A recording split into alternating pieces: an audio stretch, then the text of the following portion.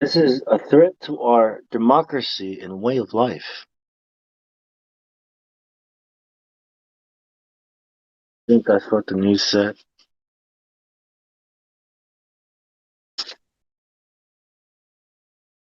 It's not okay to think the earth is flat. Michelle Thaler. She's a NASA scientist. She thinks we're complicated rocks. And she thinks life is not real. You know, there's no such thing as life. There's no such thing in my world as life, really. That we're very complicated rocks. What a fucking dunce, man. She looks crazy, man, you know, with her hair and her freaking eyes and shit, and her stare is like, you know, she's not there. Nobody's home. It's like, I wonder what the magic word is to trigger words. Abracadabra. Oh. Where's that video of her like doing a presentation, just fucking, and someone's just labeling all the psychological disorders she's listing about herself? Anyone know that one? Yeah, she's talking about being totally neurotic and sleeping with every man she comes across and all types of other stuff. She's a train wreck. It Yeah, sounds man. like something. That got played the other day. I'll find it and post it for you. These people are creepy, man. Like, it sounds like the metaverse. It sounds like the digital world to me. Because you know how people talk about uploading their conscious to the freaking universe. I mean, this is how stupid they are, man. I mean, how crazy it is. It's like space time. I keep saying we're already in like a metaverse world, man. The internet is the metaverse, you know. Yeah. That's why people have lost their minds so badly, because they're not living in reality. Because they're afraid to live. That's Right why now. they're afraid to die. Afraid to live and make mistakes and learn and then die. They're afraid of that. Mm-hmm. They're, I wanna escape. Like, escape to where, asshole? Yeah, escapism, man. It's obsession with it, you know. Yeah. Like, escape to where? This is where we are. This is where we live, our home. This is where it is. Like, this is where it's at. This is where it matters. You know, Yeah, doing that. I mean, it might sound a bit contrived, but I think a part of like enlightenment and that whole notion is overcoming your desire for escapism. You know, like the whole point is to not want to leave Earth because it's an amazing place. You know, you're supposed to want to actually enjoy it and contribute towards it. You know, but all these fucking Glober loonies, man, all they want to do is go to other planets and just everywhere else except here, you know. Like, dude, try going to a desert. Okay, now what? Okay, now try staying there for a couple of months. Now what? Scared? Too far? Try sailing out into the middle of the ocean. See how that feels. Can't even do that. Scary. Let's go to Mars. Yeah, exactly. I mean, we could just put them in the middle of the Sahara if they want to, you know, fucking live in domes and shit, like as if they're on Mars, you know. They wouldn't do it, you know. They can't even handle the ocean, you know, being out there on your own. And you think you can go to space where there's nothing, no water, nothing, no one? Like, just go to sleep. Like, if you just put yourself in a coma if you don't want to live. Damn. Thanks for the vid, by the way, old dude. You know, some people want to cryogenically freeze themselves. You know, I hear some teenagers on these documentaries. They want to wake up in the future and reap the benefits, you know, of the future. I was like what? Like flying cars living forever? Are you You know, serious? the only reason they do that is because they need to be frozen for about 300, 400 years to actually be smart in the world, you know, like idiocracy. Yeah. Yeah, they'll get frozen for about that time, come out, and they'll be geniuses, man, saying that level is curved and shit like that, you know. You'd be like, oh my god. You can rule it over, lord it over the monkeys and the apes, yeah? Yes. It's crazy. I mean, but people believe this crap and you know, just fear.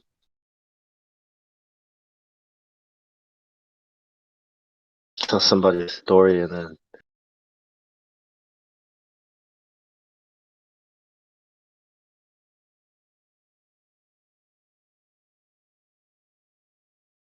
because when you were younger, you used to imagine and wonder about all kinds of stuff, but now I don't. 'Cause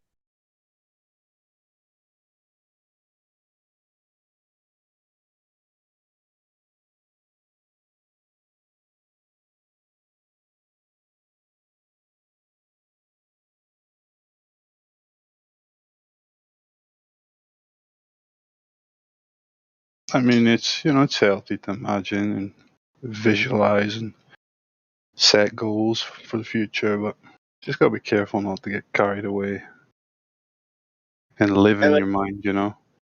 but if you Actually straight up become. lie to children and form a school, an education, an indoctrination system that to lie, you know what I mean, to own to manage the knowledge, whatever it is, arbitrary or what, but you're straight up lying to people, right? Like as a young person, your imagination, is is powerful.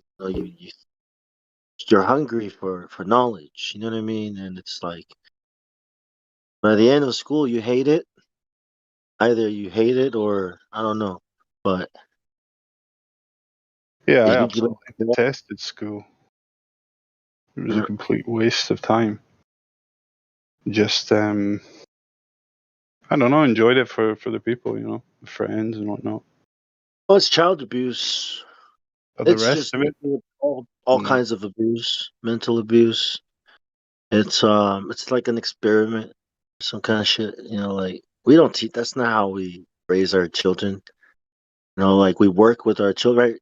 Like if you're families, you raise your children by taking them to the farm with you and doing stuff together and teaching them. Uncles and extended families, eventually communities. You know what I mean? They all like we don't Mhm. freaking force ourselves to go like like ding ding and then live miserable lives.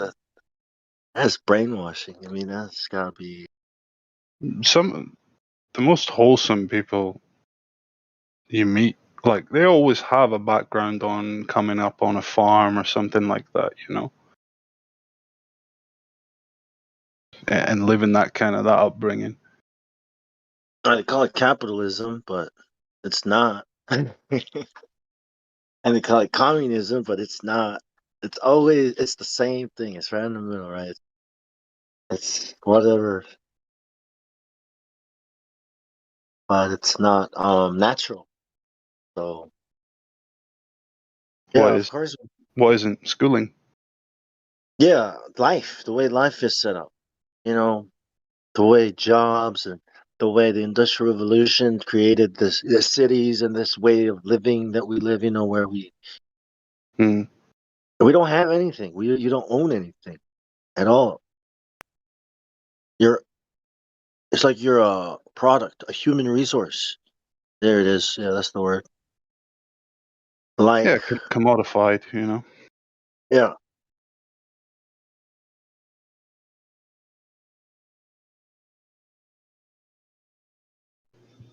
Yeah, real quick, we're joined by a boiled pork chop. There was also a chimpanzee who just left. So Oh, what's up, boiled pork chop?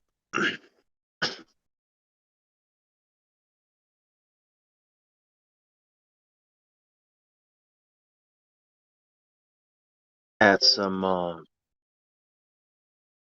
curry. I mix some curry and flour, some onions, some vegetables like carrots, potatoes, celery, whatever. And now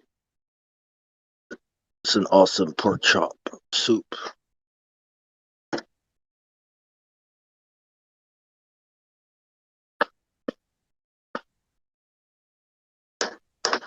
Basil, basil.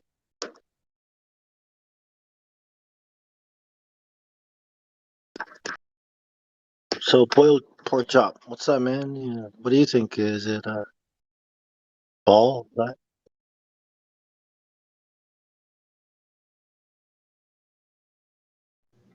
No, they didn't want that smoke bong. They ran. Oh yeah, it's all right. Nobody does, you know. Not even Neil deGrasse Tyson. I mean, look at him and Eric Dubay, right? I thought that would be nice, but then he didn't want that smoke too. So it's like, well, who does? Is there no one else?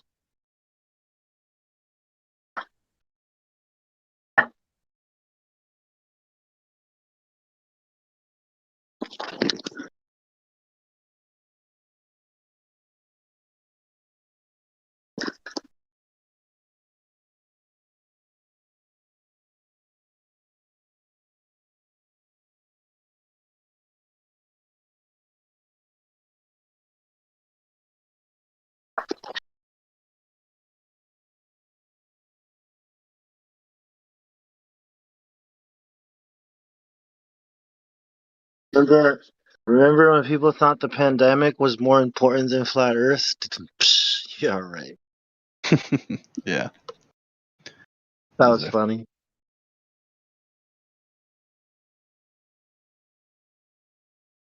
What pandemic?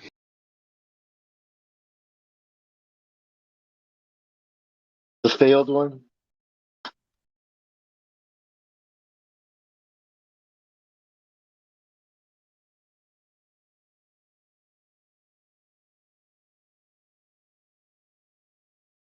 I mean, there's still climate change and aliens and other things people think are more important, like stopping wars and shit. It's like, really?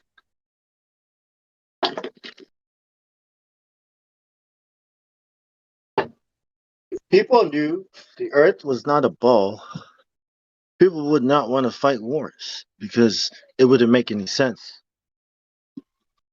If people just stopped their fucking busybodying the entire world, then everything would be better. Yeah.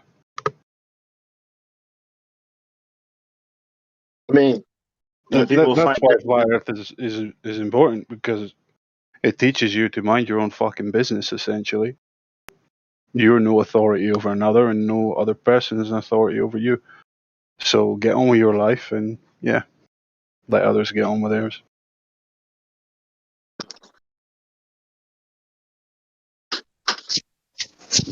Well, found out that all these wars were orchestrated by the same people that's telling them the Earth is a ball and we're all gonna die if we don't do these stupid things. Hey, Bong! Yo, How's it going? hey, you know it's going. It's getting Hey, hot you, here. How are you? hey, you guys, do you know a guy named Rebel? Mm, He Yeah, meant, maybe I'm sure we got a not. rebel. he mentioned, this channel. I was watching I was watching a, video, Dory Love, I think is his name. I can put a link in there, but he's on there live right now, and there's like probably 10 people against him with, like, he's Flat Earth, the rebel guy, and he mentioned our server, so I didn't know if you guys knew he was live over there. Only 10? No, I didn't. We need to drop a link for No, it, Christy. Could you send a it Pretty was link in like the live 8 stream people or something. voice chat? I Maybe mean, 8 people. And they're like laughing at him and stuff. Oh, it was making me mad. I mean, yeah, he'll be all right. Yeah, he's really chill. He's like, I can explain all of that to you. Just, and then they gave him like a hard time about like if he was saved first to make sure he wasn't, I don't know, to test his spirit or something. And just, I don't know. They're talking about gravity right now. Okay, okay. That's, you How is he doing with guys. gravity? Yeah. Well, I mean, I don't know how to explain it either, so Well, who it's, does? I know, that's what I What's kept the saying, like, name? it's a theory. What's the name of the YouTube channel? It's a Dory Love. Thank you. You're welcome. I put a link in It's in there. Livestream for. Yeah, it's live right now. A long time no see, Bong. Yes, long time no see. I heard you in here a couple of times, but yeah, Yeah, I was still. freaking out the other day. I popped in here. I was like, nobody cares. Nobody cares. The Canadians they're getting ready to tow all the trucks. Now they're like taking away their gas and stuff. I guess they had to give some of it back, but the judge ordered them to, as long as it's uh not on the ground or something. Like if it's on your vehicle, the cops can't take it. If it's on private property, the cops can't take their gas. But if the people start helping to give the truckers gasoline, then they can get arrested. And now today, they aren't allowed to honk the horns anymore or they'll get arrested. Mhm. It's getting more and more, tyranny. It's crazy. Yeah, yeah. Do they And still honk horns? that'll help them, First, they got all the truckers saying, "Fuck it, we're not gonna be ferrying stuff around," and then they're just gonna arrest all the truckers. That's certainly gonna, fix the problems they're causing. There's a bridge, I or hope they there's keep honking like, the horns. it's all backed up and nobody can get across the bridge. Today was bring a gas can day. So like bring an empty gas can. All the people that were visiting, that were in town. And I counted like 20 people, just from what I was watching. I saw gas cans. It was pretty funny. Now people start bringing horns. They can't honk anymore. So basically, it's like you can't protest, right? They don't want people to protest Right. or go against the narrative. And so much free speech is taken away. Like if you don't put this warning on your YouTube channel that the narratives that are in this video don't go along with the views of the WHO or whatever, then they'll take your YouTube channel. They gave me 2 strikes. So I can't upload, I can't go live. It just, ugh. Maybe you And it, should change platforms and let your audience know to join you on that platform. I don't know. You, Library, LBRY. That's all right. I don't know what do if you you can mean? live LBRY. That's another video sharing platform, but it's decentralized. Oh, okay, LBRY. Yeah, yeah. A lot of people have moved there. I started doing it on Rumble. Rumble. Just Yeah. uploading it to that one. Oh yeah, yeah. Just share the links, yeah, with your on social media, whatever. Yeah. Twitter. How many times has this one been taken down? A bunch? No, just once, Helio? right? Helio's YouTube or Yeah, just yeah. Helios. I don't know. Just You once. gotta ask. Just once, I think. Yeah, it's been taken down for. Dog snoring. I better get to bed. I can't sleep with all this going on. Oh, it's getting crazy. Deep breathing helps a lot when you're lying down. Just in your nose deep, and then slow exhale, slow deep breaths, and then Relaxed. Yeah. Or hold my breath till I pass out. Don't hold your breath. Just kidding. Well, you guys take care. I love you all. Keep up the good work with the flat earth because it is making a difference. You too, Christy. Have a good night. Yeah. Time is Thanks. short too because like they'll probably shut down all free speech before we know it. Can't wait. Have a good night. I think we'll all get to go fishing more. Yeah. Mm. Okay, good Bonding. night. Good night, Christy. Have a good night.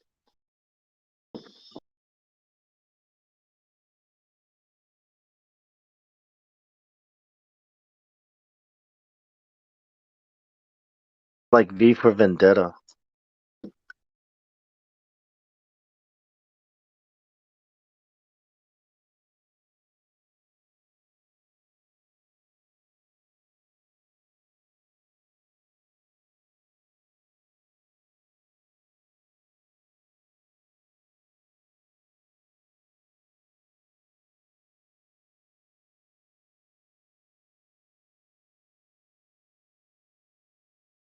It's not okay to think the earth is flat.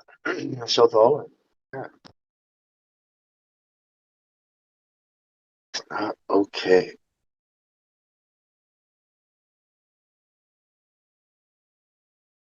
You mean it's not right? It's not legal? I mean it's not okay, right?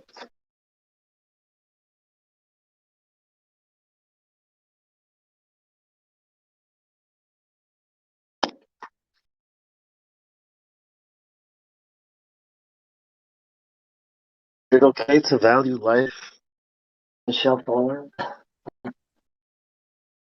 Not okay to value life because there's no such thing as life. Right? Rocks, very complicated rocks. Um,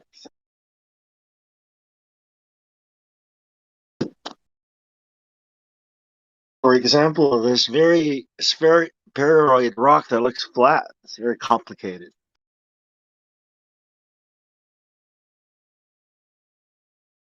I guess you could say the Earth is a very complicated rock. Why? Because it looks flat. Sounds complicated. It's complicated. For example, refraction, gravity, Big Bang, and Uranus. You mean Uranus? Uranus. Did you know that Uranus smells like farts? Fun fact.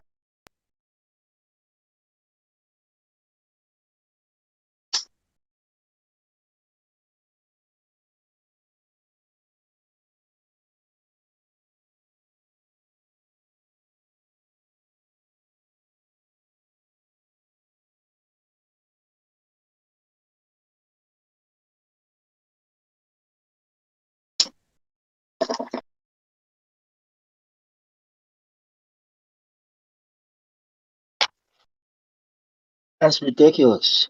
Why would the government lie about that, right? Come on, man. There are universities, there are companies, and organizations, and smart people, and NASA, not to mention, right? Like, that do things. I mean, this is life, man. Like, look at my cellular phone. Look at look at my car. Look at my wife. And what evolution, man? We gotta help it out.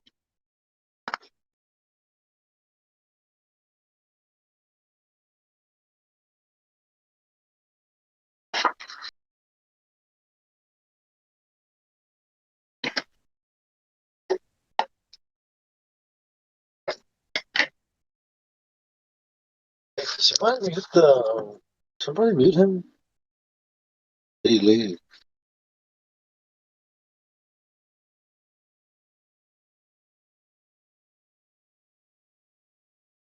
Stop wrecking Nora. Hide the horses.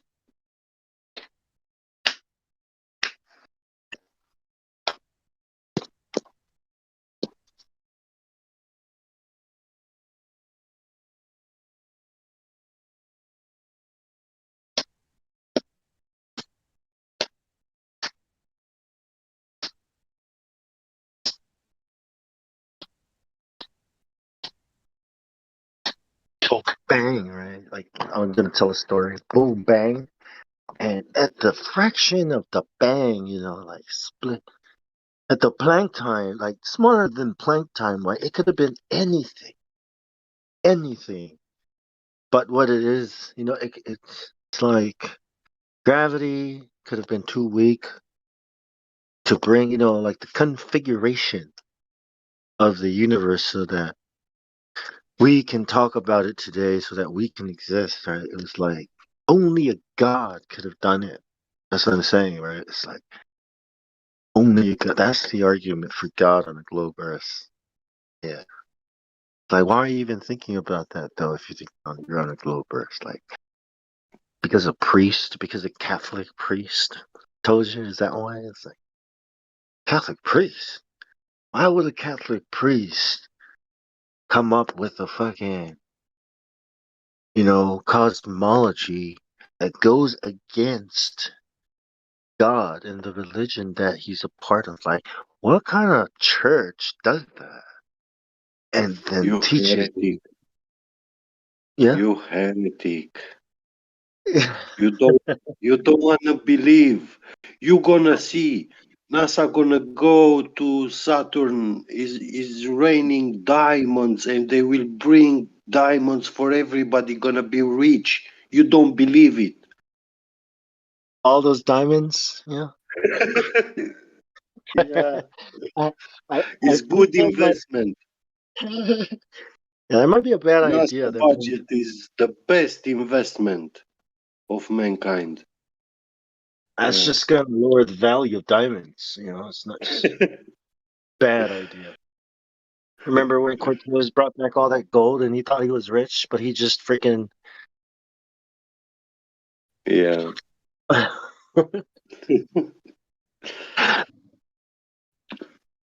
yeah. Like, what are you gonna do with all those diamonds, man? What, you gonna eat it? What are you gonna? What you Are you gonna build cut with them? Yeah. Yeah, stare at it. It's like really Mm. bit heavy. I don't think we got the gas for that. Like, you got the technology for that? What, some kind of quantum rocket? Quantum Oh, fuel? quantum rocket. So it's kind of like what's the word? What's the instant transmission thing? The uh, you two places at once, where you're connected or something. yeah, yeah. Quantum Um, locking. Elon Musk must make a starship to fly to Saturn and bring all a starship transporter so they can transport all those diamonds, to How bring long does them. that take? How long would that take? How long is the one-way trip? Oh my God. How fast you have to go though? And I always wonder, like, how big is, how do these how the Cassini and Voyager like not get damaged by debris, just stuff in space, right? And then, Yeah. But why did they send them in this long voyage, such a long distance and time? So much time. Why didn't they just teleport it? Because teleporters they weren't have, invented at the time. well, we see this technology on the ISS. They have teleportation. So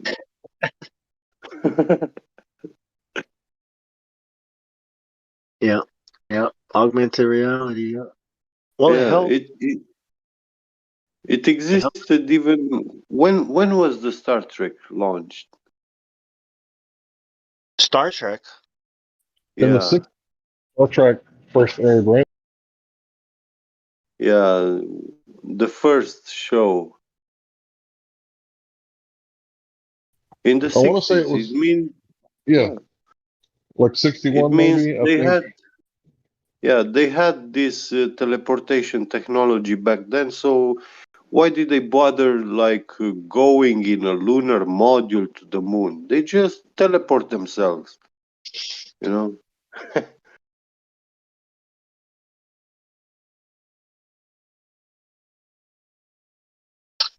Not magic. It's not voodoo. It's not some kind Yeah, of yeah. it's But they had to technology. get the snapshot of the Earth as a globe.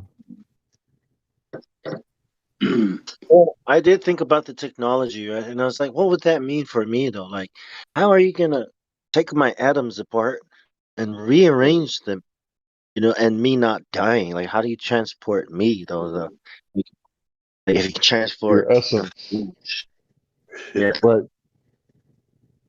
The essence in the meat suit, right?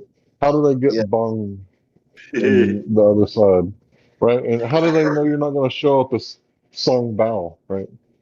yeah. Mhm. Exactly. It's like, how does that work? Have you guys figured that out, though? Like, Like it's like, all the DNA strands are in the exact same place, and right? you just happen to have everything you need right there to write a meat suit.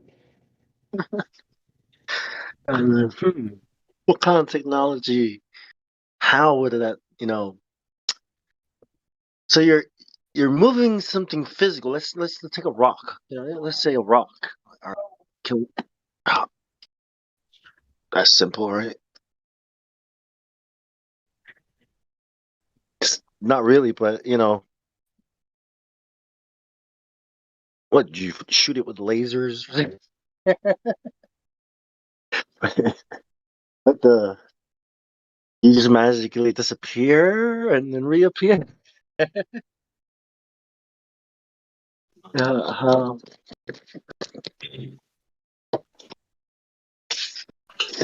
Well, I suppose. like a fluid, a liquid, water.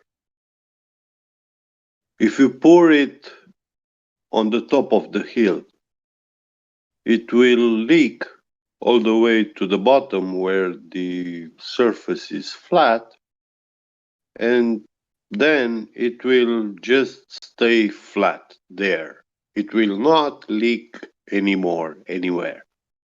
It will be still. Aquifers, yeah.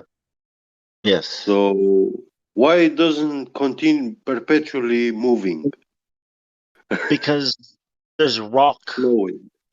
Yeah, It's, where the rock is, the water's like, oh, too dense. It's like we're sticking gonna have to to it. let Yeah. anybody want to use us to grow marijuana? You can dig me up. Well, the reason it doesn't flow is because it has nowhere down to go. Yeah, dig a Mhm. well. Uh, That's where you dig wells.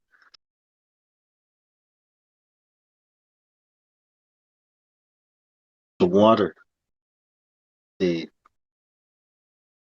Because I heard they can do things like create a virtual copy of you in a digital world. Like I wonder if they can do it with like the whole thing. But then, is it like is it really a vessel that can be inhabited if by an intelligence? I don't know. Yeah. It has to start with an avatar. Yeah, Avatar exactly. Yeah. And can it interact with the real world? Right. Yeah. It starts with building it up, from scratch, designing it, blah, blah. And later it's gonna end up with some sort of foolishness like download yourself into it. Transfer yourself. I don't And even that know what will be it. that. What do you mean Yeah. transfer myself?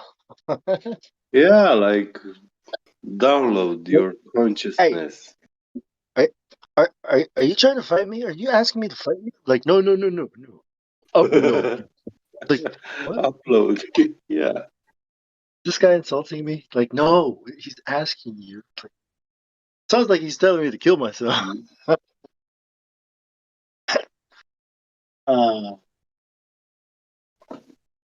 what is consciousness, right? I guess that's the question. Yeah. But I Why mean, consciousness like they an exhibit? control. Obviously, they control all these electronic impulses, like money. You know, your Visa, Mastercard, everything. It's an electronic impulse. They control it all. So why would you put your soul into this system which they actually control? Well, the Bible says life is in the blood. I don't see any consciousness being placed in anything that's truly alive without blood. Mm, And yeah. as far as I can tell, consciousness is just a generalized activity like running, but it doesn't have a concrete form like running doesn't have a block of running or a color. It's a bunch of activities that, a physical thing participates in. A person runs just like a person has consciousness, but consciousness is nothing in and of itself as far as we can tell. A spirit, then, right? Mm. More than Hey, likely. Lemon. But it does say that some people will be seeking for death, and death will be running away from them. Yeah.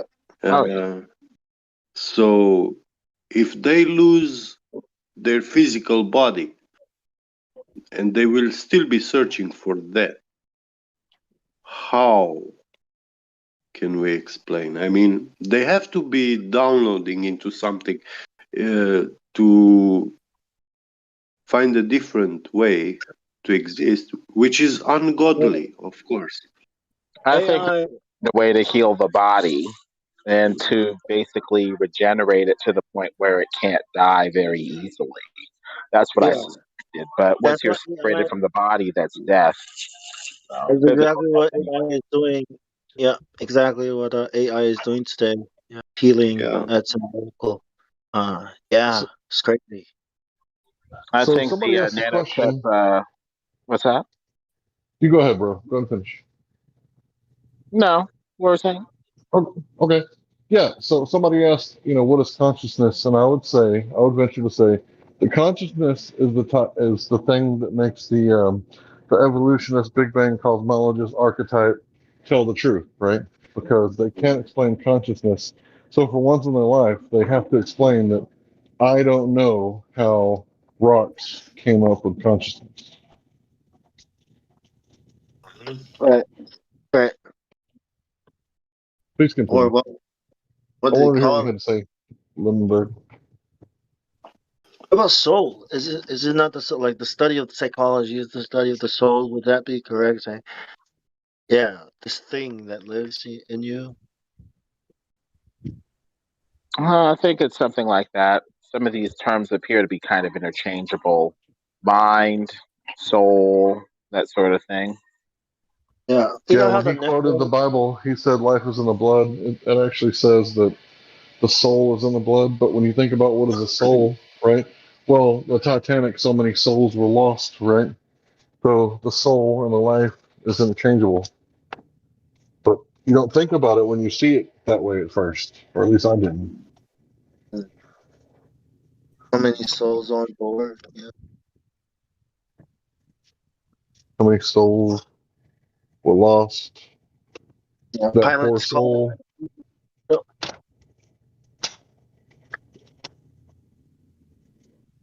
Like how evil spirits are disembodied spirits, but they're stuck on Earth because they were not, because they didn't come from God.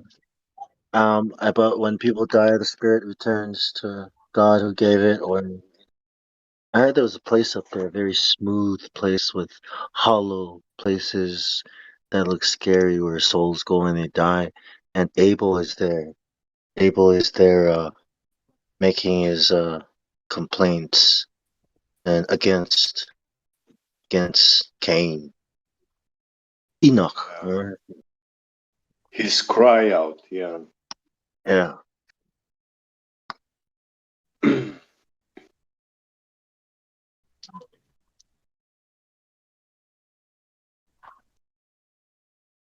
Smooth, like flat places with holes in, like a mountain, like or some. I don't know.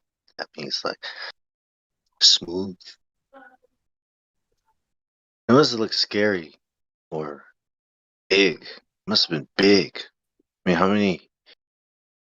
how many souls are there? Eh?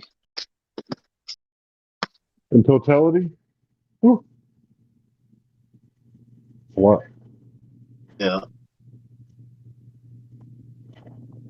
So my son played this video game one time, and he was showing it to me. And in this video game, it's like in the distant future, and what they were doing is they were taking like images of their self and putting it in a robot, and then the robot would go right, and then someone would realize that wait a minute, you put your image right, but that doesn't mean the original image ever goes away.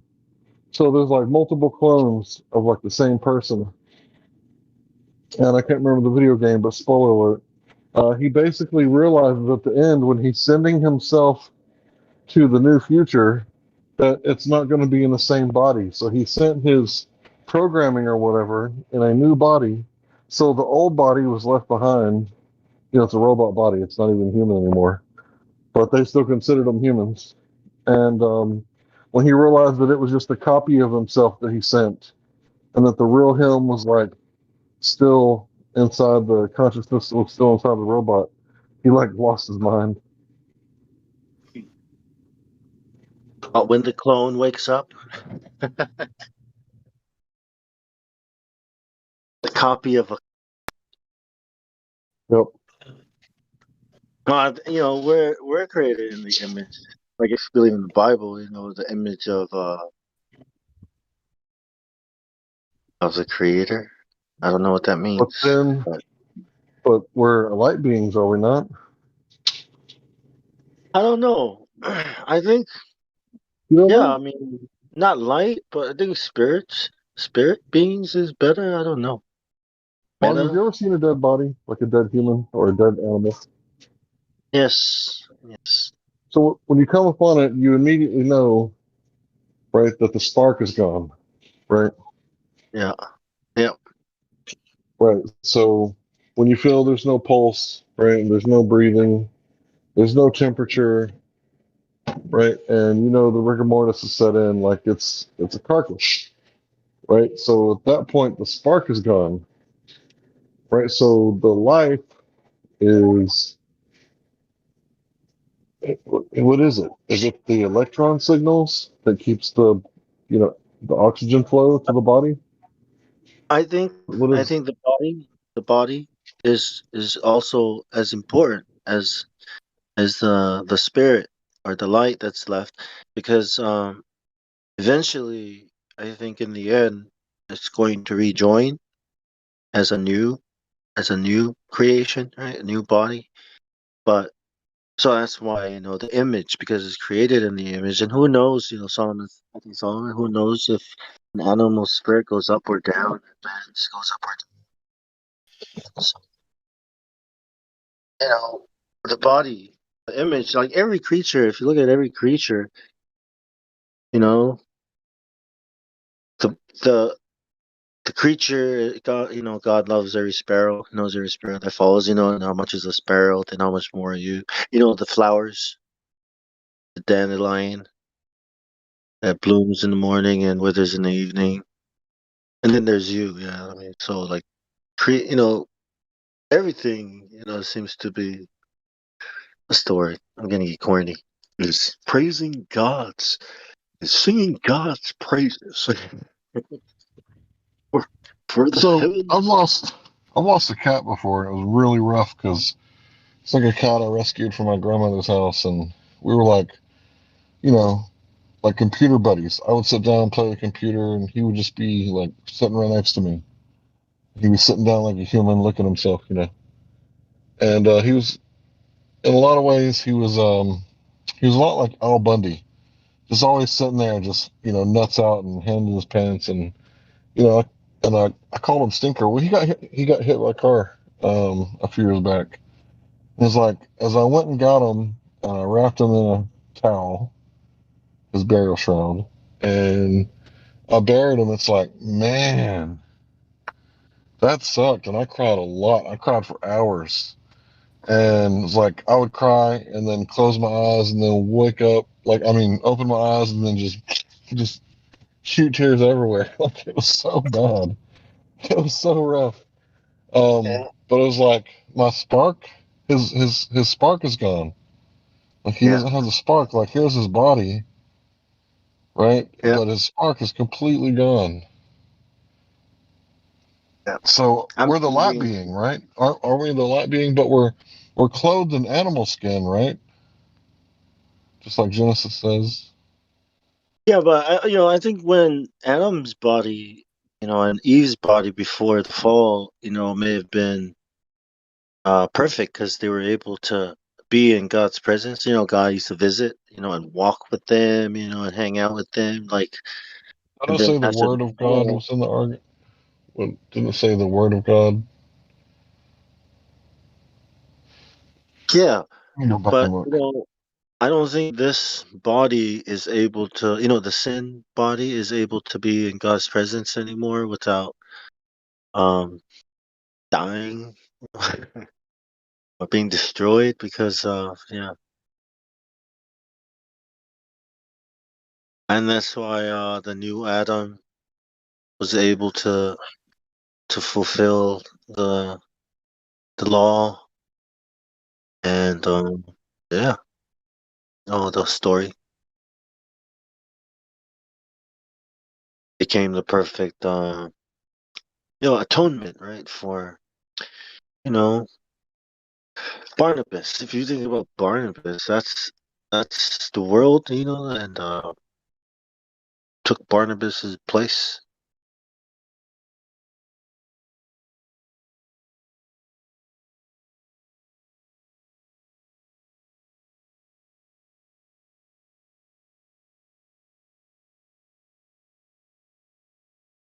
Pilate was funny. He's like, "Oh, this guy hasn't done anything according to our law. I mean, what's up with this? Like, why do you guys want to kill him?"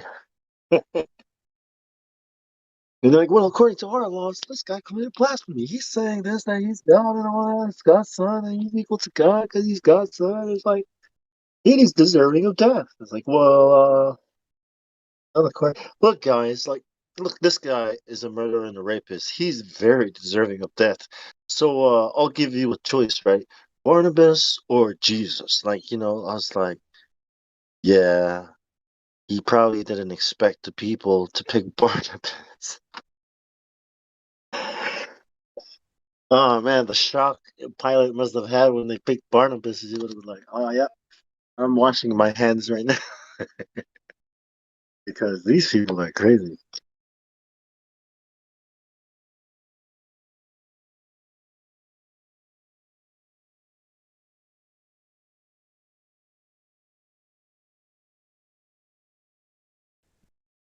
Can't find what I was looking for. Did I remember it wrong? What's up? So was God in Eden like God Himself? Because He normally doesn't come to Earth, right? He's usually hanging out in the throne room, right? Yeah. Before the fall, everything was good. Remember everything. So of course he came down and he walked. It said he walked as he was walking in the cool of the day, right? In the garden. He was walking in the cool of the day. And then he was like, "Adam, where's Adam? Wow, this is unusual." Like, "Adam, where are you?" "I'm over here." "Where?" "Over here." Like, "Why are you hiding?" "Oh, I didn't want you to see me. You know what I mean? Like, see you." Did you eat?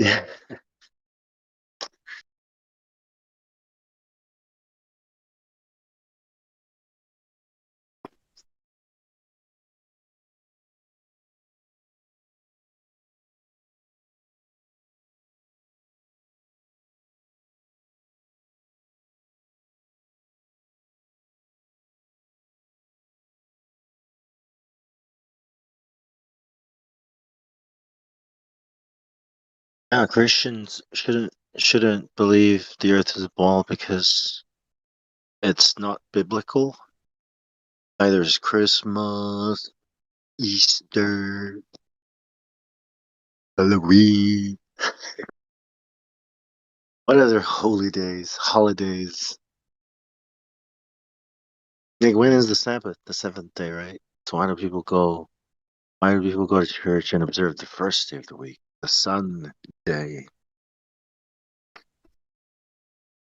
and they go party on Friday night, right? Which is when the Sabbath begins.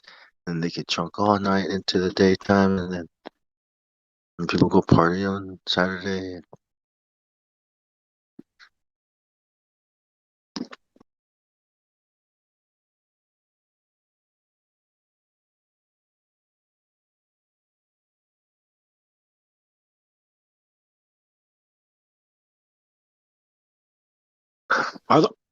Some people say, I don't think you should question, certain things about like nationalism. I think they know what they're doing. And Christians, right? Like,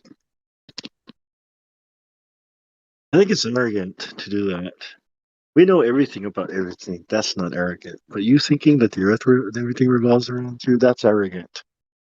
It's not what we mean by everything revolves around us, right?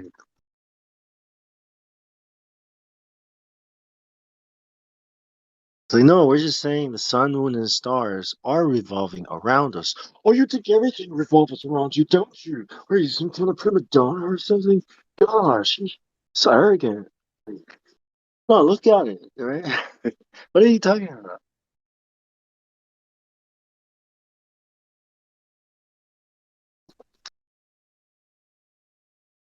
Little things should revolve around big things, right?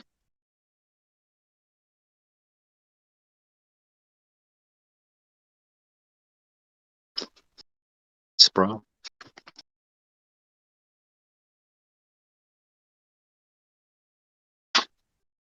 It's not even a philosophy, is it?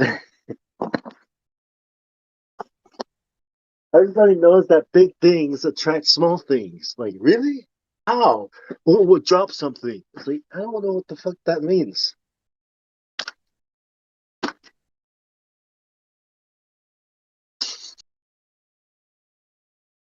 So the Earth is a big thing, right? It's so big, it looks flat. What the? What?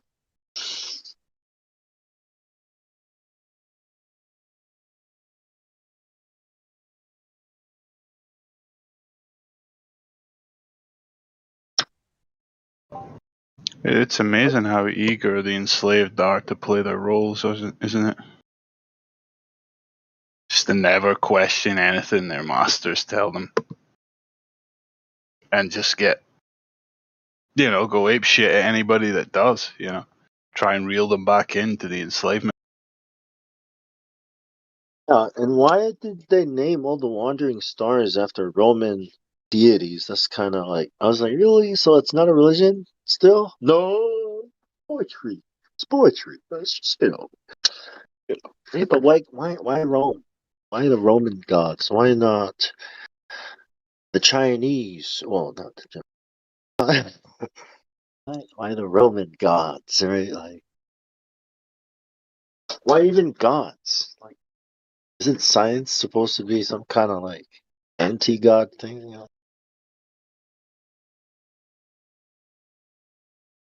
And this is Jupiter. Yeah, you should literally just be, this is star 1, this is star 2, this is star 3, this is Right, star 4. That would be the scientific terms for it. right. Star 225 dash B, C or whatever, Yeah. naming conventions, right? Computers don't know names, dummy.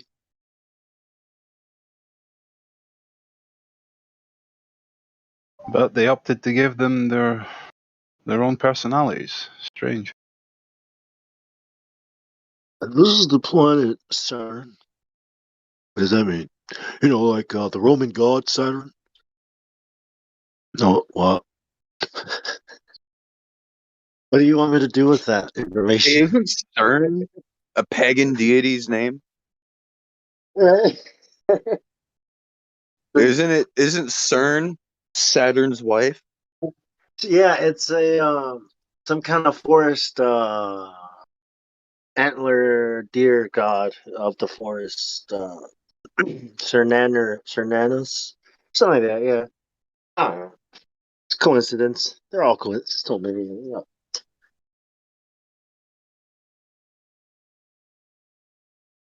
Sure. Yeah, sure. Hey, I used to have a cat whose name was Sebastian, but I quickly started calling him Sir Bastard. Because a little motherfucker would come up like he was all lovey-dovey, right? And then he'd turn around and bite the shit out of your hand. And then, like, rub on you again. And then bites you again. It's like, you little Sir Bastard. And he's like, "Ah." Well, that's what they And do. I then, know. then I feel bad, right? I feel real bad. I mean, stupid fucking cat. I mean, he should have learned. But, curiosity killed the cat. And I'll tell you why. We had a big-ass bonfire. Oh, And my. the coal. No. This was 2 days after the fire was done. Cat was wandering outside, right? And I guess there was still a little bit of warm coals, right? Because a little bit of the ashes were dancing, right? And I thought it was just the wind. And I'm sitting there picking up like all the beer cans and stuff from the bonfire. And the cat goes walking up there and jumps in the middle of that ash pile, right? Going after the ashes that are moving. Well, he jumps in there and then he just lets out this horrible cry, just and just takes off running. Burn all the pads off the bottom of his paws, man. Poor cat. But that's why curiosity killed the cat, because they're curious about things. I mean, if we could only speak cat, we can download an app that like will translate cat speak into like text. It's crazy. It's called Meow. Try it out. Glad. Try it out. But Say Meow Talk? No, it didn't.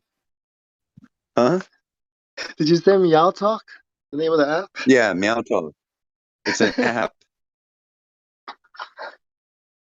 Oh That wow. way, I could have sat there and said, "No, Sebastian, don't go in the fire; it'll hurt you." And then translating is like, it's like that'd be cool. Wouldn't that be cool? No. Splash it. Yow. How do I do? I'm thinking the only thing we'll get from animals, if we could ever understand them, is them telling us how dumb we are. So I mean, we think we're so fucking smart. We can only talk to certain people. A fucking dolphin can talk to a whale, let alone other dolphins, and not just in that ocean, but anywhere. The dolphin whisperer. We're fucking dumb, dude. I'm sorry to say it. The only thing that hey, makes us catching different up, is Joshua? opposable thumbs. Huh? You just catching up? Meow Well, no, Talk. I'm trying to cut it up, Hey, but real Meow Talk though, right? Real. Yeah. Meow, meow, meow, meow. Oh, sorry. Yeah. I want to keep it real meow. I mean, right? Meow meow song. Okay, you say meow. Meow now. Yeah, I did. I said, it's a new definition to catcalling. Super troopers. Are you calling me a cat? Do you see me walking around all nimbly bimbly? Or do you see me drinking milk from a saucer? Now you shut up, right meow.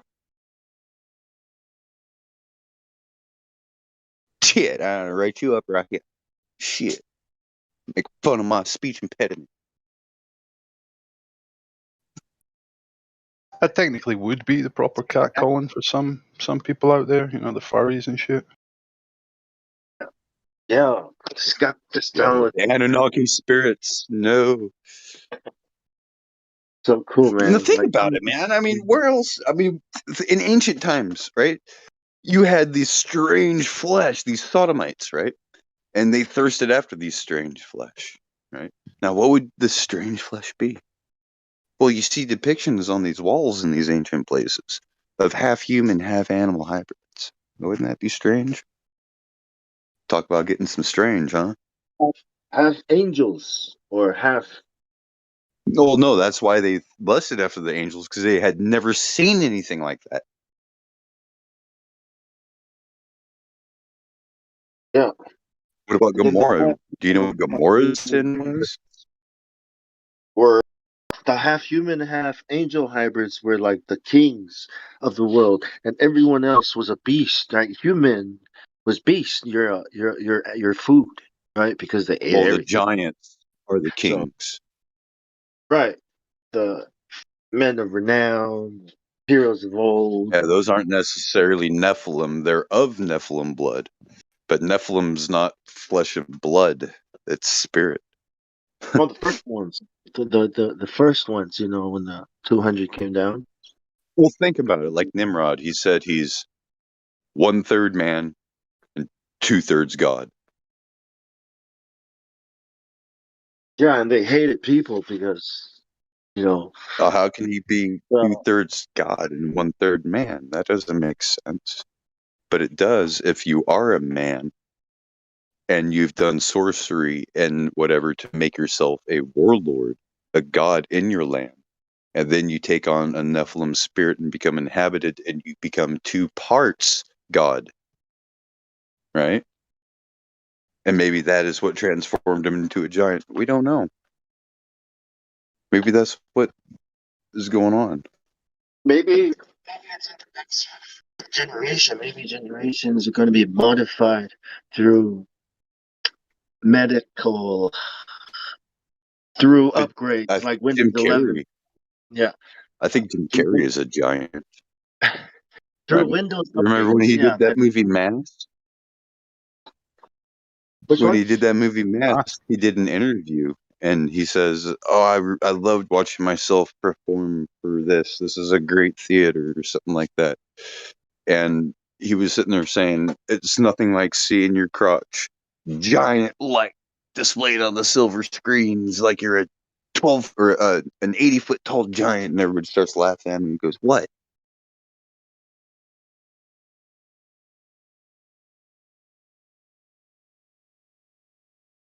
Yeah, I don't, you know, an 80-foot giant's penis could probably crush you easily just by, you know, sitting down, dropping it on your head. That's like dropping a tree. It's like dropping a tree on your head, right? On you. Like,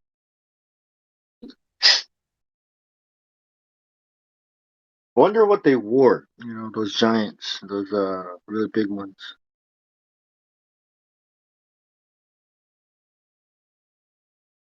I mean, they must have been really intelligent, right? Because of the stuff they built.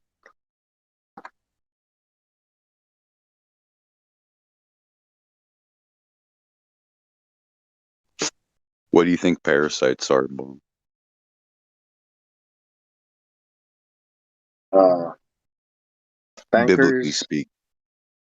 Oh, No, the bankers. parasites, like the hookworm, the tapeworm, candidus, Yeah. the things that find their habitation inside of you. opportunists. Opportunist. Yeah. Think about it. What invades a body and possesses it? Makes it a habitation. Spirits? Demons. Yeah. Hmm. Maybe that's what parasites are, is demons manifested.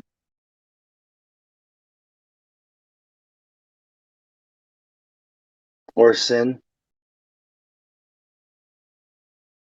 Because a demon will influence your mind, right? Cause you to do things that you normally wouldn't do. Did you know that there's a parasite that cats and mice share? And when the mouse is infected with the parasite, the part of the brain in the mouse that does the fear and survival instinct is severed through an infection.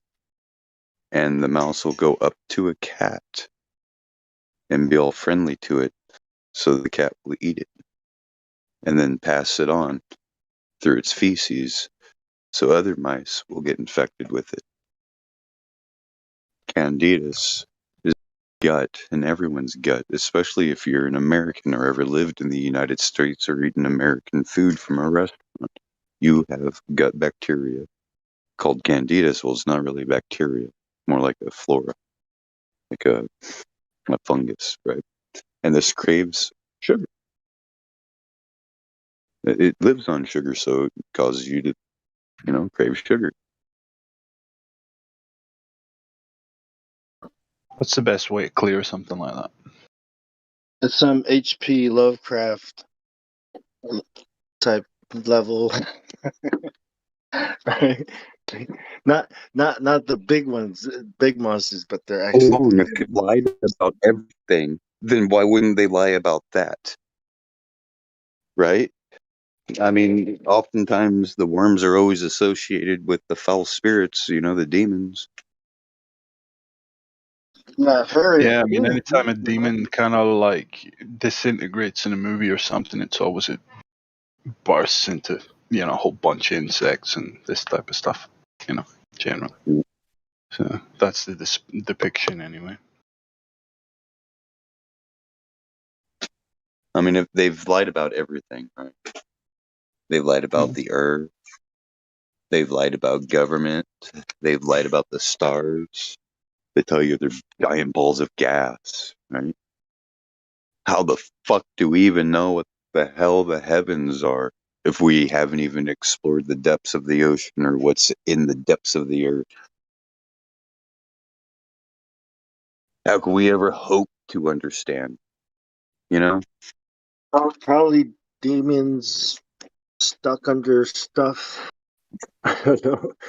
In the ocean, I don't know. There's probably, I don't know. Where do demons live? Inside you. Seen that show Monsters Inside Me? Do they, wander around in other animals until they find you? Oh, I'm talking about, like, you remember that man that Jesus drove a legion out of, and they And the all come. worms live. They never rehost. It's hard to choose which ones they'll gnaw the most. Remember Legion? The horrible When people, when the horrible Jesus people. when Jesus told Legion to go into the pigs, right? Yep. They're And like, then where "Oh, did he he's go? gonna send us to hell yet? Is it time?" And like, "No, go. Can we go into the pigs? Okay, go." And then they entered the pigs, And and the what are the pigs pigs started full of? going. Yeah, What are the pigs full of? Worms, right? Still today, they're full of worms. yeah. But they And left then they one went into thing. the ocean, right? They went into the ocean, to the sea, into the breakers. Now, what do the fish have that you catch at the breakers? Worms, parasites, legion. Yeah, yeah. I heard the new Makes Windows sense to me. 11. When people die from it, they found white stuff that looks like parasites. When they die from what, Huh? bro?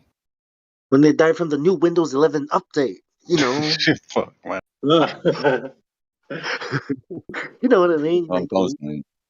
Yeah, they Yeah. found this white stuff. And I was like, really? The new Windows? Wow. Hey, I don't know. Could be just a story.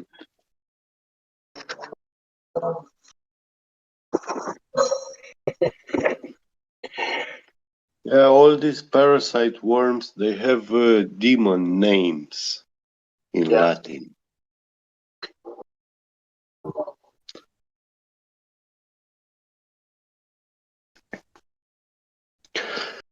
It's I saw in prison someone who had, and when you sleep at night, they come out from your behind. They take air, and in the morning they go back inside. Damn. Very gross. Yeah. Whoa. Maybe trying to set up a trap, pull them out. But they have something like they emanate some sort of chemicals which makes you not feel them. You don't feel them, their presence. Kind of like mosquitoes when they bite you, right? The opposite. It feels Yeah, good. It feels yeah, good. That's why scratching the itch feels good, right? It's like, oh, yeah, oh, yeah. oh, oh, oh, more. Oh, yeah, more. Okay, that's enough. Ouch.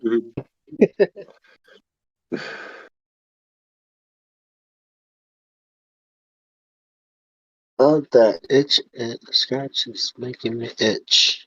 The scratching Yeah, makes you itch. these are the big ones, but there are small ones like bac- bacteria, microbes. Those are very nasty.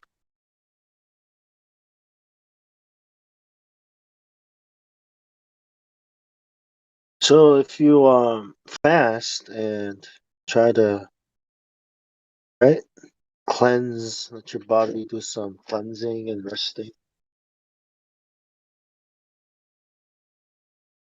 It means you get less of these demons because they are present everywhere in nature. I heard Yeah, that then you can that have your brain back. 100%, what is it, the gum spirit turpentine was good for ridding parasites. Never tried that though. You mean terpenes? Hmm. Terpenes and Mm. cannabinoids. Wormwood is good for getting rid of parasites.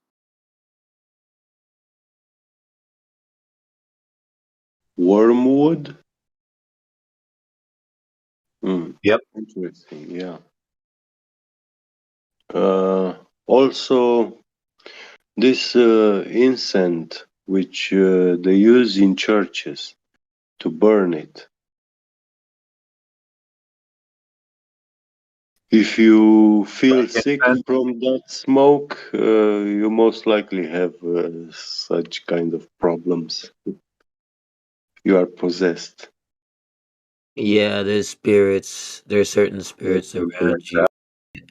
Yeah, when you have oils, certain Oh, oils you will got trigger. parasites. Right. It'll trigger Women's certain diet. demons. No, not Well, oils, Enoch. I'm talking about this incense which they are burning in churches, in Orthodox churches. The priests, they take it from a tree. Frankincense and myrrh. Uh, No. yeah, Frankincense and myrrh myrrh, is one of the myrrh, most Myrrh. expensive the scents myrrh. to Yeah, use. I get it. that's the one. I get mine from my bud. He sends me I some. mean, It's you the can use it. Does strongest. The anyone summon, yeah. remember Like the temple. Supposedly this woman? kicks out the demons. There was a woman. Folklore. There was a woman Truly. complaining of demonic That's cool. possession. So Messiah healed her and drew the demon out of her.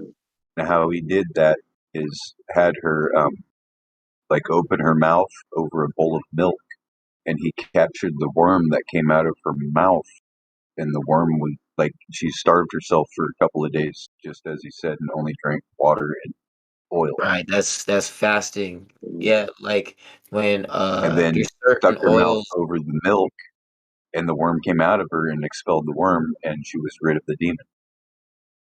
right? Yeah. Because the demon was in that worm. Mhm.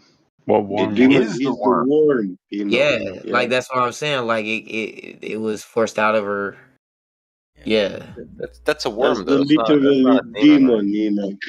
I It's a Yeah. worm. Oh, mean, that's what well, we're it's like talking how about. it's like how Jesus casted the demons out and put them into the pigs, right? Yeah, you know, this is what we were talking about. We were saying that all these parasites, they are the literally demons. They are not spirits. They are nothing.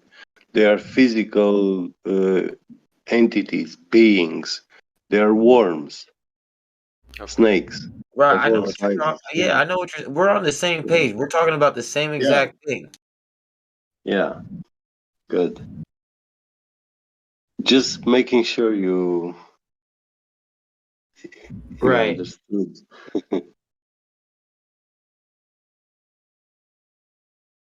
Yeah, I do. I do. Definitely, I do.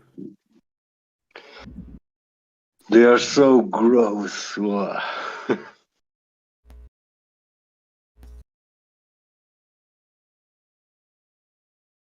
I mean, like I said, I think I said in the beginning of the server when I started in the beginning of the server, I said I mentioned I believe I mentioned I said I was a demonologist. A demonologist. What's that mean? I study You demons.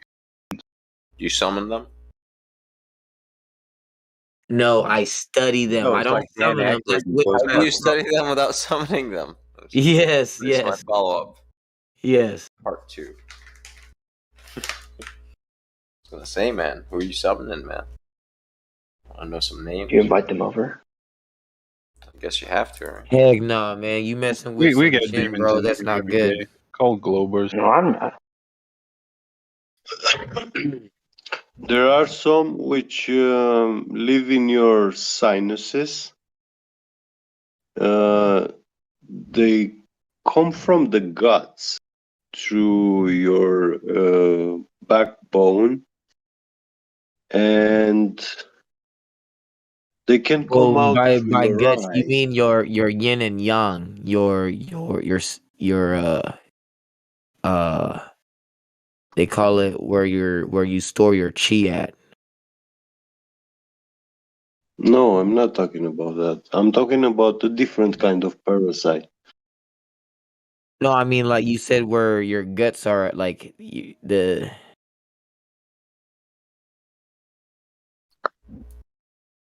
I'm Well, they trying to all look come up like from the guts because they come through food inside our bodies, like eggs, you know, and stuff like From that. eating meats or even fruits. Yeah. Don't Like, eat. okay, No food. if you're a vegan, you better stop eating figs. If you are vegan, stop A eating fig is pig. only a fig because it's full of Oh, fig. uh, maggots of a bee. Well, Otherwise, it wouldn't be a fig. I haven't eaten figs. Yeah. Plant lives matter. But yeah, you can check it out if you don't believe. Hmm.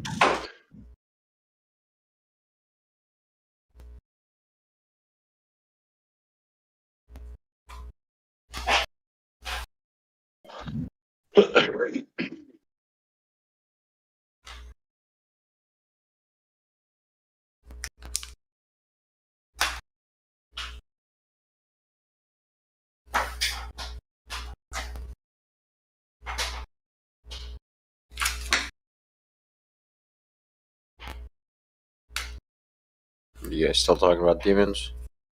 Just fixing up dinner. Mono.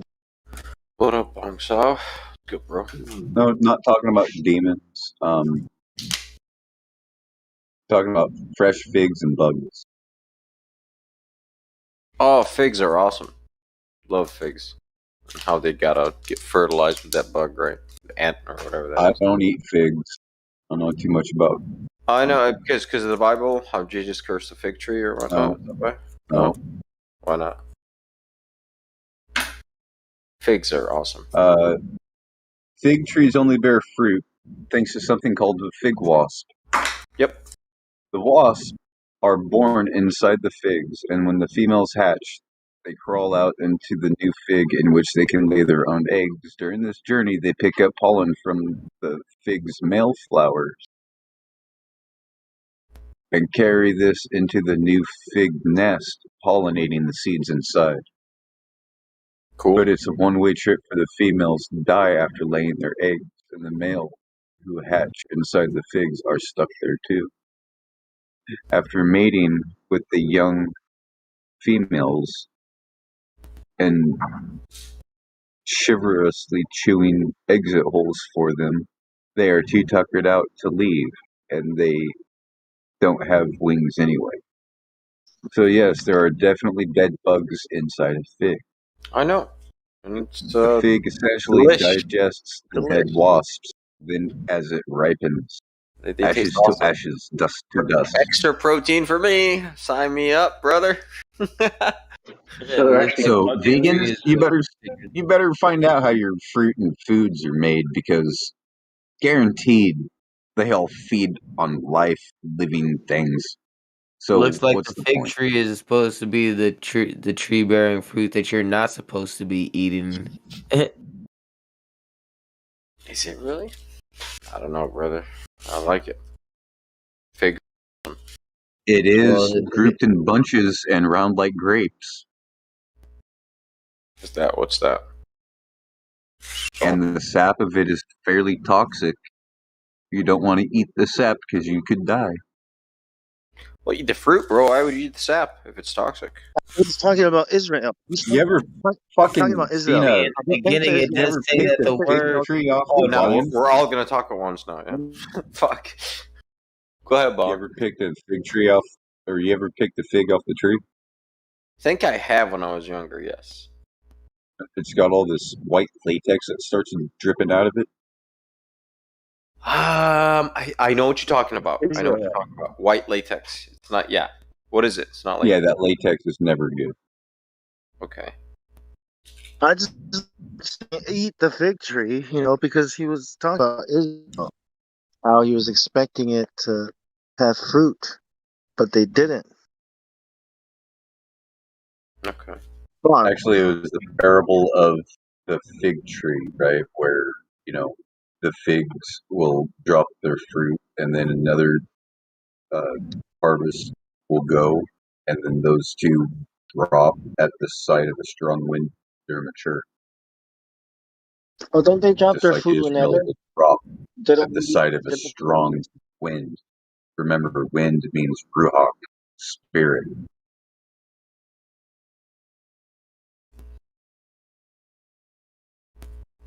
Saying eat fig. They're still pretty tasty though. Doesn't matter. Yeah, I don't think Jesus had anything against Hey, figs. so is grass, man. Grass is Using not it as grass is not tasty, and you don't have the stomach to digest Bullshit. it. Actually. Lamb No, and no. fucking cow are delicious, and they Yeah, eat they grass. they have the Therefore, you're they have, eating grass. cows have 3 stomachs too. Yeah, sure, man. Of course. Well, there's more than one type of I mean, fig. that makes about as much sense as Of the course, yeah. vegans. Oh, I only Fine. eat fucking plants and vegetables. Yeah, but those plants and vegetables feed You don't on animals. So you're essentially eating an animal. Do you see, like, what I'm trying to do here? The ground eats meat. It doesn't matter what you eat. It's all the same shit. No, my grandma said, eat to live, not live to eat. I was like, okay. which means don't be fat. For sure, I don't know. Not sure. I mean, I think when you put it to your mouth, your body and tongue will be like, yes, we need more of those nutrients. Eat that. That's dopamine. Yeah, really. You get dopamine released when you eat tasty food. So that's how you get addicted to food. It's a bio. You like, are brain dopamine chemistry. release. Yeah, it's brain chemistry, bro. That's what I believe. In the end, the demons like influence your brain chemistry, and they always cause imbalances in your body. Now, I don't think they're tiny parasites, but I used to at one point. But What is it? I've Okay, I'm going to tell you moved beyond something. that theory. Okay, So I'm going to demons tell you also. something. Well, oh, why the fuck is my computer restarting? Demons, electrical demons. I'm going to Good tell you English. something. Okay, Cyrus. Go ahead, bro. This has to do with the Brotherhood. Brotherhood. Oh no, you and your brotherhood stuff. My God, what's up? Natural dopamine, you sorcerer. It's the key is natural dopamine. Yeah, it's in your brain. Key I to mean, the secret is natural dopamine. yeah, but Senses. and of course, No, okay. nothing that replaces dopamine. Like no Nothing. drugs that No, cause they dopamine just pump. exactly they cause a Social release. media, all that. Yep, they But cause what a is release of dopamine. what Well, the is ground dopamine? followed a Flight 93. All right, Bong, you're getting drowned out every time, and I'm getting pissed off because I can't hear you. Go ahead, bro. Bong. Bong. Okay. I think his computer reset on him. He All right. gave up. I'm gonna disconnect him just in case because his connection was just shite. Or you know what? Maybe he'll just no need. He'll reconnect automatically when he gets back. But yeah, I don't know what the fuck he was trying to say. And like once That I cat's focused in in on heaven. some fresh catnip. Fuck yeah, dude. Oh, dude, yeah. See his face is like, wow. Oh, my cats get fucking You got a feisty. cat? Oh yeah. Mic check. Yep, you're Mic back. check. Do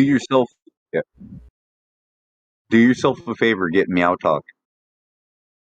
What's that?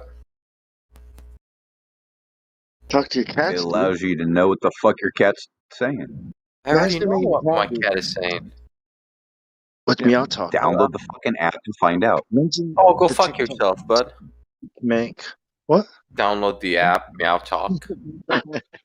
Yeah, it Good one. works, dude. Yeah, no, I just let understand it- animal behavior like Father Noah. You let it sit there and Right? like it'll listen to the Yeah, sounds that Meow your cat makes. So he had Meow Talk, Bear Talk, and every other animal talk, like, you know. Bear Talk, what? Noah. No, they don't make Noah, how dog they talk or anything like that because it's different. Dogs aren't vocal; they're nonverbal. Alright. Man, I want to go fix dinner. But cats, they talk with their breath, like we do. To us, yeah. I mean, Not just us, but other cats. like, they don't meow at other cats, really. They fucking yell at each other, really. Not friendly meows like they do to us. Like, they talk to humans because they know that we talk. Meows are more like roars than meows. You know, it's just because it's a small lion. You know, but imagine it was a bigger. Well, that's the goal is to get tigers one day. To have tigers and some tiger cubs. Yeah. Get something like a leopard, you know, or a cougar. You know, They're sweet. Okay. They're sweet. But I want tigers though. They're just large and fluffy, man. Yeah, they'll eat your ass, dude. No, they won't. It's just a fucking cat. You're gonna dude. get Siegfried. If they could Siegfried. easily be able to eat your ass, They won't dude. fucking eat your ass, Bong. I got proof. If they were big enough, they'd eat you. Mm-mm. But not dogs. You know, dogs are cool. Fuck See? you. No, they're both cool. It's the fucking owner. Here, look. Watch this. I eat cats differently than dogs. Like cats I'm is like put your own fucking foot in your mouth. Watch. Video with cats. I don't have to train them or mind them much. It's just say Oh, yeah? hi to them. Watch. Greet them. You know, Like me. Kevin Richardson? You know that guy? Have you heard of that guy? Nope. The Lion Whisperer? Alright, man. So. Oh yeah, I saw that guy. Yeah, I mean, I get that. I get that. That's cool. That's Yeah. cool. Okay, so they don't. How come they don't fucking eat his ass? Because he's part of their family, dude. You know, like That's what I'm saying. I want tiger cubs and I want to raise them. I'm gonna be the mommy and the daddy. It's like, you know what I'm saying. It's like I've done that with cats before and dogs. You're always gonna be the father figure or the mother figure. Always. yeah, Raise them. until one of them accidentally, Oh, we got Reknor, Bro, you talk see about what Peyton. circus animals are like. Okay, so circus animals they make them submit through fear, but your own pets they submit to through love, man. They don't. It's not. You're not beating them to fucking do or anything or starving them. No, you're just like I'm saying sometimes a cats are little bit different. treats. I'm What's up? saying cats are different. That's all. Mm-hmm. Yeah, every animal is different. You got to treat them all differently, yeah, for sure. They're not dogs, man. You know, my cat used to massage my dog's Horses back. are not dogs. You know what I'm saying? I had a cat that used to massage my dog's backs, and two dogs, and she would massage their back while they lied there. And I was like, "What's Nice. You going mean on your here?" cat would need Yeah, your dog. dogs? I'll be back. I'm gonna go What's fix going it. on? Is this some kind of cooperation? Is this some kind of like, you know how sharks and you know these little parasites come up to clean the sharks, and they just, you know what I mean? Like, you know how birds and cow or you know they work together, you know, to get rid of mud. It's like, is this what's going on here? Is like, can you massage my back? Is this cat massaging the dog's back, or is the cat what's the word, tenderizing it? Nah, the cat is. My teeth into when this guy does. You know the cat's like needing the dog so it can get comfy. That's exactly what it's like. Oh yeah, I'm gonna get ready with your fur. And I'm just gonna set it up so I can lay here. The animals are cool Oh yeah, I love animals. until they stick you in the heart, like until a stingray stings you in the heart with the ball barbed tail, right? It's all fun and games until the wild happens. I just say, you know, I wouldn't risk it with lions. You know, it's like it's cool. You know, even in the beginning, like animals were give like they were even eating fruits.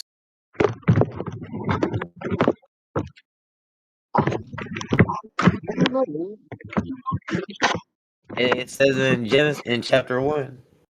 I think because He said, I think because God knew that sin was going to happen, right? Anyway, it all has to do with death. See? How sin brought death, right, into the world. So there must be the cycles, and cycles. So life can be, so life can keep going. You know what I mean?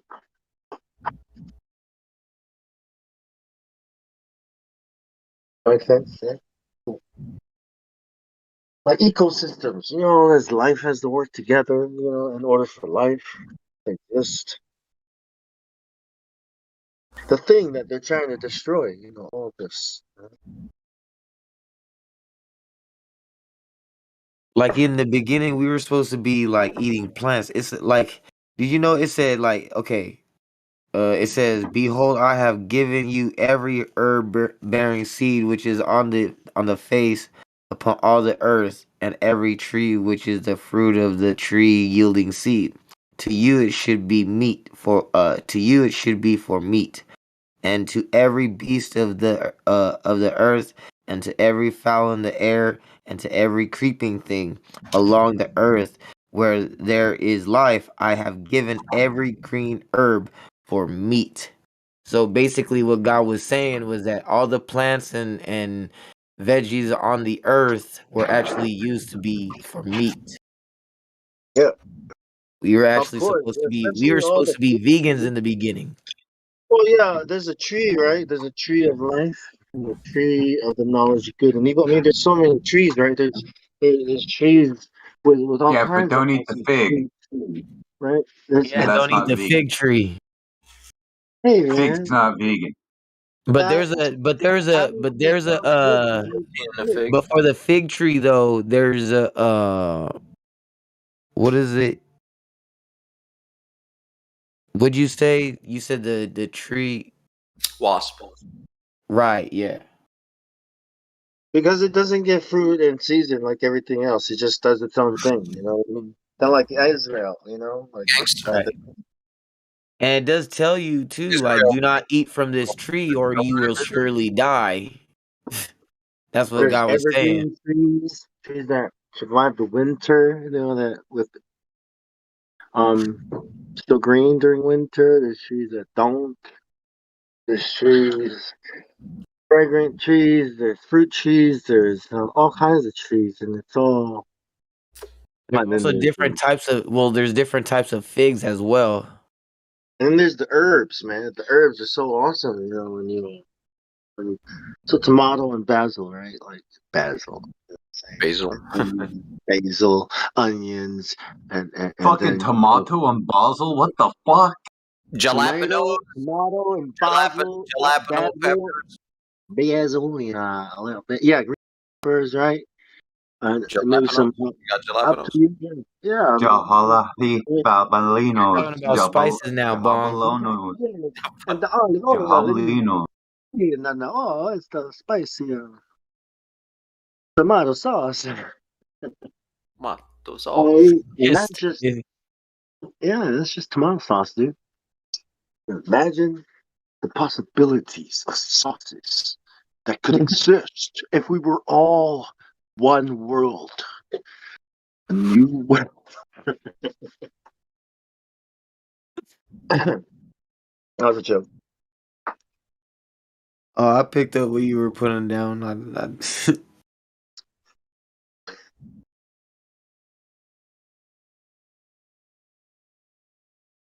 That's just tomato sauce, man. The sauce. It's all about the sauce. You know, some chef told me that. Like, bon, it's all about the sauce.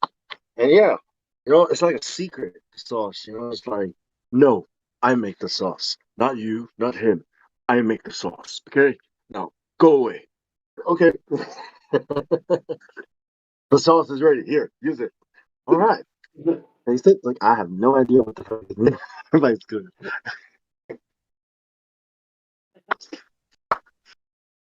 What are you going on about?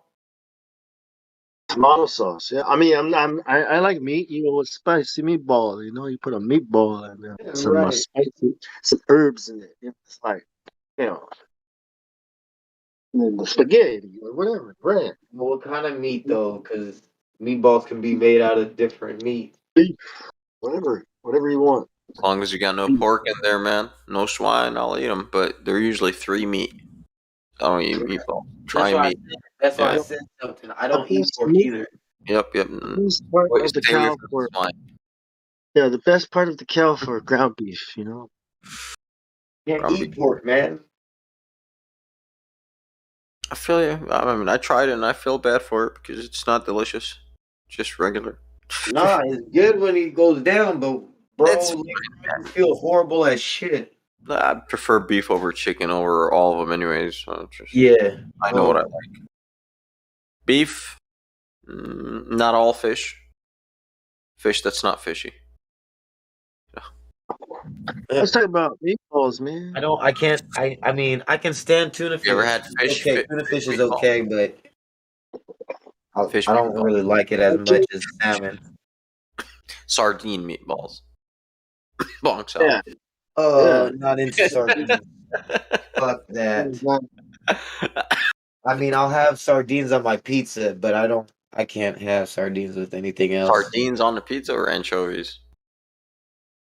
Yeah, anchovies. Anchovies on pizza is dope.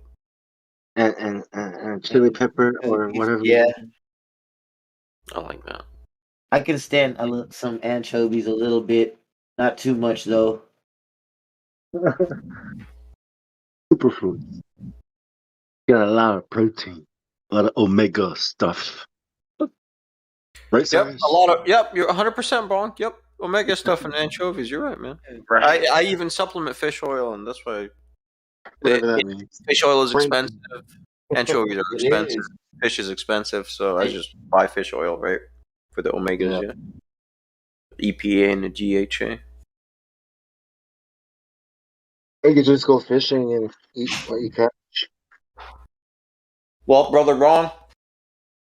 In God's free land, somehow these assholes regulated fishing down to like you have to get a license to get a simple fish out of water. So I thought they've been had that. why I I'm hate talking about, look, I'm talking about gorilla fishing, man. I'm talking like real fishing. Like this is the kind of yeah, sport. here I don't want to. I don't. I'm not trying to get into a firefight with a cop for yeah over a fish. I'm really. Right. I do like my life. Yeah, my buddy that's in this server, he's the only motherfucker that you'll ever know that went to jail for fishing without a license. Hey, Wow. man. Yeah, see, he Well, went to jail. I'm not gonna that's go to jail. Fuck that. I'm a free that's a man. legend. Fuck Well, yourself. see, the thing is, you shouldn't get caught. If you But get are you caught, black in Louisiana without a fishing license fishing? I'm still gonna you say get go caught. fuck yourself. Getting caught means you wanted to get caught. Like, look, we are not here to make a statement. We are If I don't here fish to catch fish while being hunted. So you gotta do this like a anymore. ninja, you know? Hate You know, fishing. it's like fish shit. Operation Fishing. Let's do this. Right? Ah, your fish is a quarter inch too small. Operation Gorilla Fishing. $600 fine. It's like what? Yeah. What the fuck, man? Like, what kind of hook is this? This is the new kind of rod, dude. Like, it Yeah, opens bro. up. What kind of hook? Oh, barbed hook. Oh, $600 fine. It's like what the fuck, man? This is the legal hook. Hook size, yeah. Hook size is regulated, bro. That's Catch Paul. Come on, you want me to send you the what fishing code of my state or whatever the laws? I have to read this thing every year. Fuck that. I just stopped fishing. You Fuck gotta that be shit. ready to I'm die. You hungry. know? I'm just gonna fish. Yeah. Fuck you. Yeah, come. You know what I'm saying? Shit hits the fan. Come and get it, bitch. I'm gonna fish everything. What are you doing out in the water? I'm swimming. Come on. Wow. Yep. Now you're food. And my food. Use you as fucking chum. You ever Do I went need a swimming? license to swim? Gosh, swimming. Well, 12 What would o'clock at Jesus night. do, Bong? What would Jesus do if a cop went up to him and can I see your fishing license? I don't know. Man. Tell me. I don't know, man. I Sounds don't pretty think. fishy to me. I don't think. I think he would pull. I think he would reach. I think he would be like Peter. Yeah, He'd be reach. like, my name is grab on it, these fish. What are you talking about? So give me Peter. Open that fish, right? Open that fish mouth and pull out the license. And he actually would. right. So he would pull out the license from the mouth of the fish and hand it over, and the cop would be like, "Lord," and like, "This is my license." Oh, okay. Here, it's all right. You can fish all you want. You know what I mean? It's all right. You need help? Don't worry. I'll let my boys know not to bother you. Right Go out of his ahead. wallet, he'll make him get out of his own wallet. I think the cop would end up being a believer, you know, just because he saw the license come out of a fish's mouth. But, What if he's one of those guys that even though they see the signs, they still do not believe in and you know, and he's like, you're a witchcrafter, and he starts to draw. That's exactly Yeah, what what happened. if he's a doubting Thomas? He said, "You got to pay taxes, right?" And then what came out of the fish's mouth? That's Caesar's, man. Yeah, a coin, exactly the kind of coin. So that's a license. See? Exactly. He'd pull out a license. Like, there's your license. And be like, that's legit. That's actually legit. I just looked it up. It's in the system. It's legit. I don't know how that okay. What? I honestly don't think he would allow that to happen on the creator's land. Just wave his arm and the dude would go flying like 2,000 yards or something. Like, I see it, bud. Have a nice He would day. have asked that question just as Peter pulled in the fish, right? And he would turn to Peter and told him to open that fish's mouth, and be like, I just saw him catch that fish.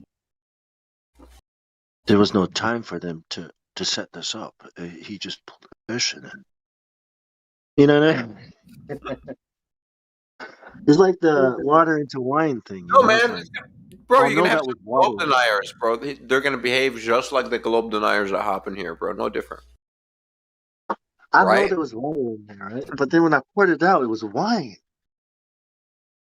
The best wine ever. How did that happen? It happened. I know there was 5 loaves of bread and 2 fish, or was it 5 fish and 2 loaves?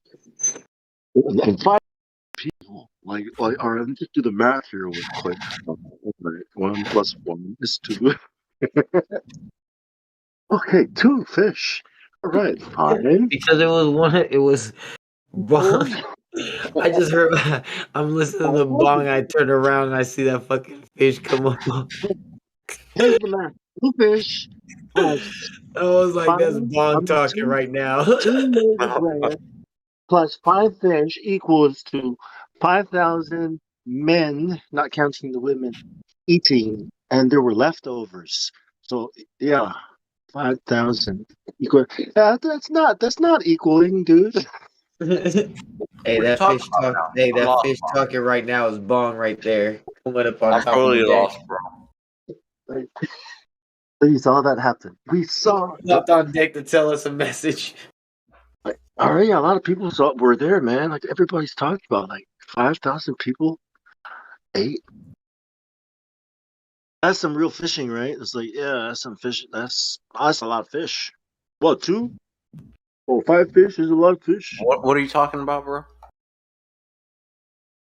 I'm talking about pulling a permit out of the mouth of a fish. And If somebody how came up how'd with you get to 5,000 people, or what's that? oh, Five that's thousand. in the Bible. Yeah, that's in the Bible. Yeah. Oh, okay. You know. You're mixing the two together. Well, I'm saying if he could pull a coin out of the mouth of a fish and feed 5,000 people with 5 fish, I'm pretty sure he can pull a fishing permit out of a fish's mouth too. You know what I'm saying? Oh, Because he for is sure. fishing, right? Like, hey, you got a permit for that? Hold up, I'm about to show you. Oh, I got one.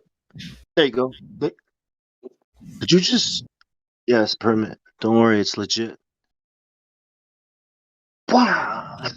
The cop be like, That would be pretty cool. "What? Oh my god!" Or witchcraft. Wow. Okay, you're going to jail. How'd you do this? All right, boom, done, son. Globe denier. It's a demon fish. Agent Smith will kick in.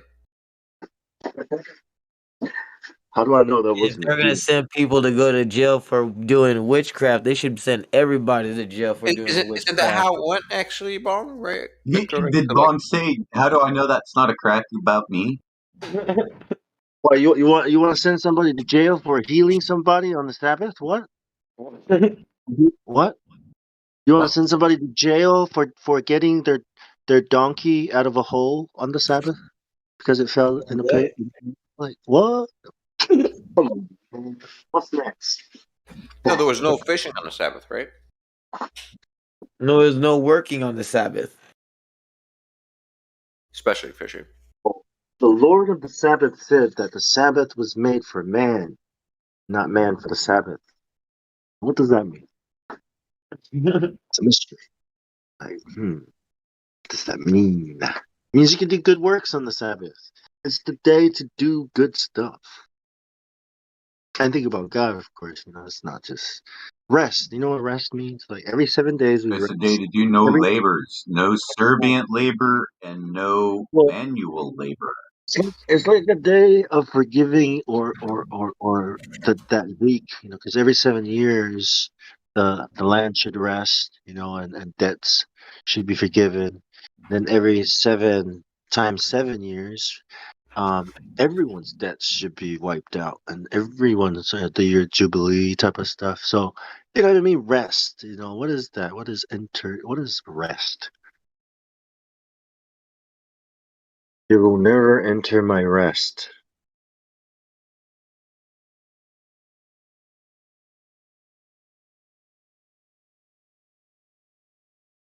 And yet there's this debt ceiling that keeps going up, right? Like nobody.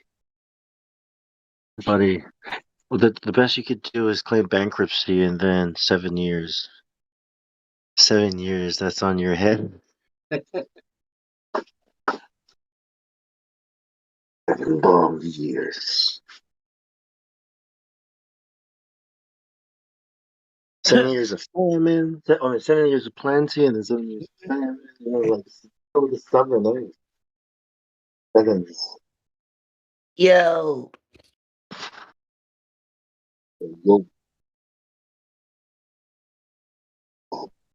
Hmm.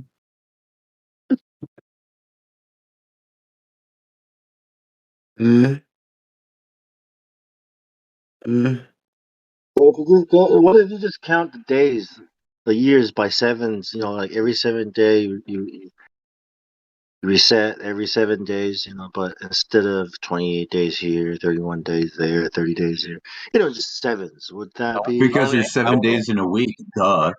I only have a 6-day calendar in my spiritual beliefs. It's only Oh, 6 really? days, 6 days a week. Yeah, that's me though. That's just me figuring things out from the beginning. What about the eighth day? Is there an eighth day? A new Mm-mm. day? No, 6 days of creation. There is no seventh day. So 6 days a week. 6 times 5, 30.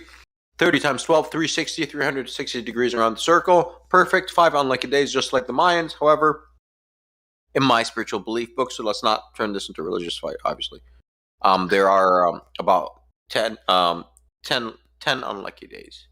So I'm not sure how to work those out yet, but there are, I believe, in unlucky days, just like the Mayans. Like I'm very old school, very super classic, ancient Egyptian. Like So they changed the 6 to 7 in the Bible. Is that it?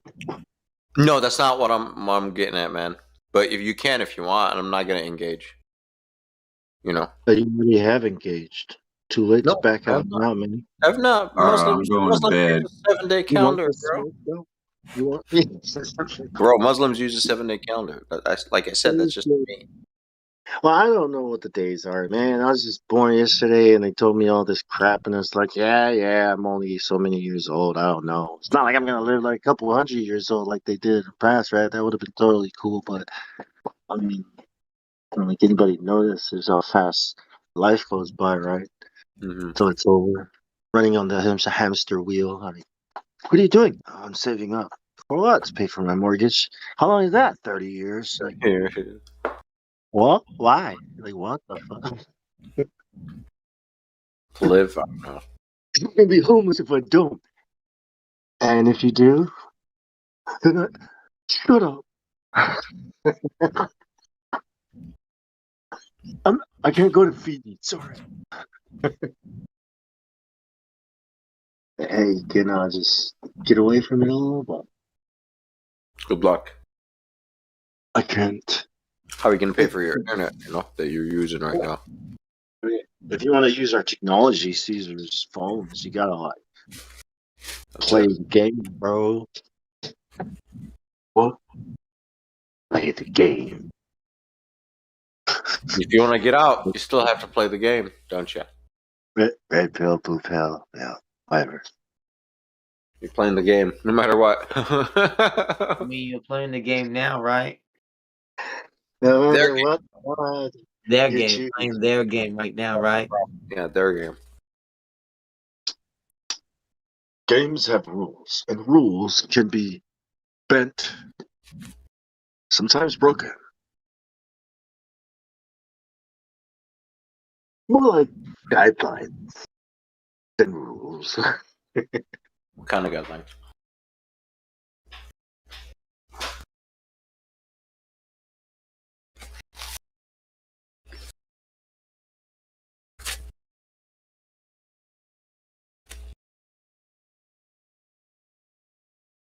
Why? Why did people take a gene from the cold fish and put it in the tomato? Why did people do that to have more tomatoes in winter? Because they are greedy or because they are fucking with shit that they shouldn't be? What? Or maybe it's both. Maybe they're both using greed or industry to hide the fact that they're doing something unethical in nature. You know, cross crossing genes between two species like tomatoes and fish. You know what I mean? Like that's not cool. or mouse and whatever, like a glowing thing from this jellyfish makes the mouse glow. Yeah. Yeah, GMO stuff or cloning and stuff is like a prophecy in in my beliefs. Hybrids? Well, the devil, as he was like leaving heaven, sort of thing, where he was saying to the creator. Well, it's not like we're doing it on humans. Come on, man. Like That's coming up next. right. Why not? I mean, why would they do that? Like, why would they lie? Like, Why wouldn't you? They really why? Yeah, it's like no way. That's against what? Against the laws of nature. I'll be right back. You think? I mean, I don't think that's ever stopped people, right? I mean,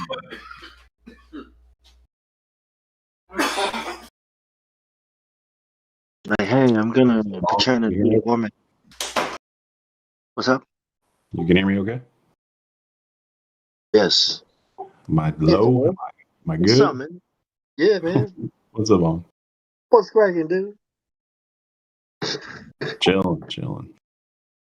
We're just talking about transhumanism and ancient mythology, I guess. You can call it that.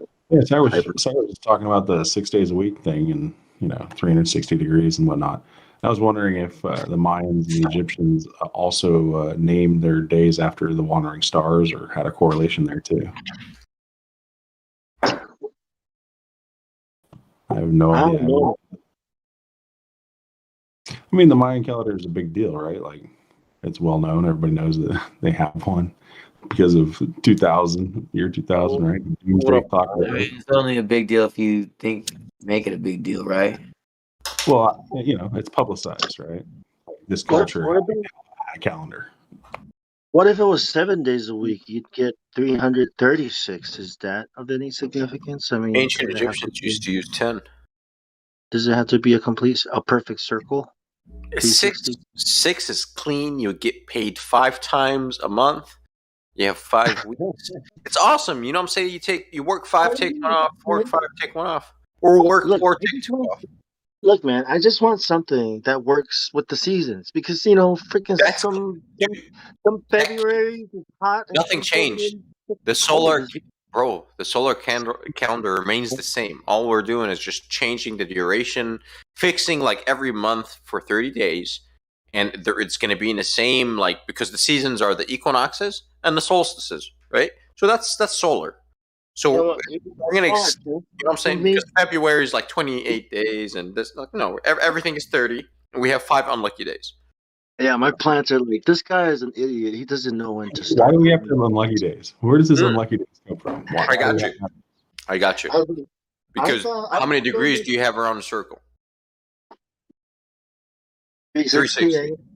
How many days does it take for the sun to complete one revolution, in the sky? You know what I mean? Like the path from, as it goes from equinox to, you know what I mean? Like 1 year. How many days is that? Or for the stars to come to the same exact location? There's a difference between the sun and the stars. The sun is like 365 and change. So where'd the extra 5 days come from? Those are the unlucky ones that the Mayans knew about. That's what I'm saying. In my spiritual belief, in my book of beliefs, they're still talked about. That's what I'm saying. That's why if I was to make my own calendar, it would be 6 days, 5 weeks. That way it's 30 days a month, fixed, 12 months. There is through 360, plus 5 or 6 unlucky days. Clean cut. Nothing, you know what I'm saying? Just like the Mayans. I don't know. Whatever works best with the seasons. That's what I'll go with. Yeah, that's the Mayans smoke stuff with. Not the Sarah cycle and all that. Mayans, you got to give them credit for their calendar system and shit. They're good. And it was 360 days. Why not 7 days a week? 28 months. Did So that why work? is the sun? Sorry, I'm drinking this stuff. So I mean, why it's does just, the sun take 365 days instead of 360 days? I mean, that's what people tell us, and No, that's no, because count it. Count it. You can it do this. doesn't feel like it, it feels weird. It feels like the calendar is off. It on purpose though. I mean the creator made it this way, right? Not It's not really. like it's off. Like I'm just going with the weather now.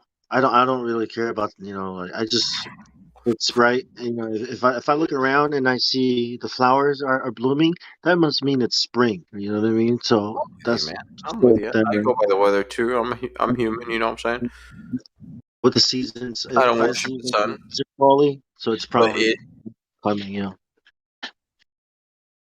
Well, if it's a story about the sun, where's the speed up and slow down, right? Because days are long and days get really short. it's the path. The path. I mean, okay, in my sky, it's the path that it takes. Well, the plants It has respond nothing to to the do with length of speed. day. Like how long the sun is out has nothing to do with Yeah. the so-called speed of the Well, sun. all the plants and trees respond to the length of the sun, right? So that's what's telling us how long the days are. Because as they get shorter, they start going to flowering, because that's what they're programmed to do. It's crazy, eh? It's cool, isn't it? But, they're telling you. Hey, what's up, Belmont? What's up? Belmont? What's up, dude? We're talking about seasons. What's up, Motherfucker. Amon? Calendar. Woke up at 3:30. That's nice. Nice and Morning. early. Roll a Oh, few morning. blunts. Yeah, I always get up before the rest of the house. Might as well. Why not? So it's also a tool so we know the seasons, but also so we can travel. Yeah, It's like a map in the sky. that's funny that the amount of hours in the day can change throughout the year, but people don't believe it changes over a long distance of time. No, they just pay attention to their phones and calendars on, stuff that No, they rely on. I live on the 47th parallel, so I'm far up north, far enough to like. No, dude, the days go from like the sun sets in the winter at like 4:30 p.m. to setting at almost 9 or like 8:50. So that's quite the difference, man. Well, with daylight saving time, it's dark by 6 here in the north where I'm at. Yeah, you're in Michigan. You're up north too. Yeah. But before daylight savings, it'll be fucking light till 8:30. It's always crazy, but by the time daylight savings comes, it's move an hour and it's still 6:30 in the fucking day when it's dark. I track it year to year. It's about 18 hours of daylight, including the twilights. At the peak. It's like 16 and 45 minutes of actual sun above the horizon, which is a lot, because the equator is 12-12, or in the equinox is 12-12. 12 hours of sun, 12 hours of night, or day and night. Yeah, we have some long days in the summer. Real long, 18-hour days. Yeah. Believe me, that shit feels long. It feels double long on the asphalt. Yeah. Oh, dude. Yeah. But you make some money if you're in construction, right? Longer days, and in the winter you hibernate a little bit. Oh well. Is it a constant change in speed? Like the days getting shorter, and the days getting longer. Does it change in speed, or does just the path it takes in the sky and change? Well, if we were to measure it in minutes, right? Is it like 15 minutes a day towards that peak? Yeah, but it moves from a southern sky to a northern sky over that period too. Exactly. Creeps north until high noon in the summer. It's directly above your fucking head somehow in the north, right? However, high noon in the winter, dude, it's above the horizon. Like you could see it just like a few degrees off the horizon. Like what the fuck is like 45 degrees off the horizon? Like, huh? What? Where are you at? Where are you at? You're close to. Close. I'm on a 46 point something parallel. I'm on Washington. Yeah, Pacific Northwest. on the I coast. thought you said Washington. I was gonna say Dakota, but you don't sound like no Dakota motherfucker. No. Washingtonian for how many years now? You 7 ain't years. even Well, I grew up in Chicago, but Chicago, right? Or how do you say it, Mike? Chicago. No, like the Indian pronunciation for the wild river onion. Bong got it about right. It'd be the place of porridge. Portage, like where you end up, but then you had to take your boat inland to move to the great waters. You know, you up Portage, the place of Portage. All the rivers stop there, and if you want to go to the big lake, you've got to carry your boat there. Wow. But native said each syllable. Chicago, Gichagumi, Chicago. Ishagumi, Chicago. Anin. So, yeah. Gichagumi is great water. Mishinomi, wise old woman. Anin, I recognize you as a light being. I see your light. Nice. What's that? How do you say that? I see your light. Anin. Noon. Wow. Light in Arabic is nur with an R. Nur is light in Arabic. Anin. That's pretty cool. Starts. That's why they kind of it's phonetic. It's whole language, you know. Yeah, that's why they old earthly languages. That and the pictorial writings are why they say that it goes back to Paleo Hebrew. You know what cracks me up about history? History will tell you natives didn't have writing, right? But if you Google ancient Ojibwe writings, you get a whole bunch of shit. All right. You know, and it'll go back before the settlers came here. But then your history says we didn't have writing. I mean, shit. It'll say we didn't have laws, but if you Google Ojibwe laws, you get a fucking constitution. So this is my belief about your people, Mike. I believe that Adamu, the man that's made from the red sharpened clay. What does that mean? No clue. No, there's just direct translation. Sharpened clay. No clue what that means. But it is red. Like dark red. Clay means purified. You got all the sand out of it. Maybe, yeah, maybe that's it. That's the description of Adamu. And anyways, so like your people, by the time Columbus discovered them or whomever, those are the remnants of like the original pre-flood people. You know what I'm saying? Yeah, pre-flood. So pre-flood, of course, you guys had writings, of course, because I believe the civilization was here pre-flood because the flood, the evidence for the flood is here. You know? Yeah. So actually, our history starts post-flood, after the flood. You know, well, there is the pre-flood too. Yeah, we can tell you why the flood came because it was snowball Earth. But hey, snowball.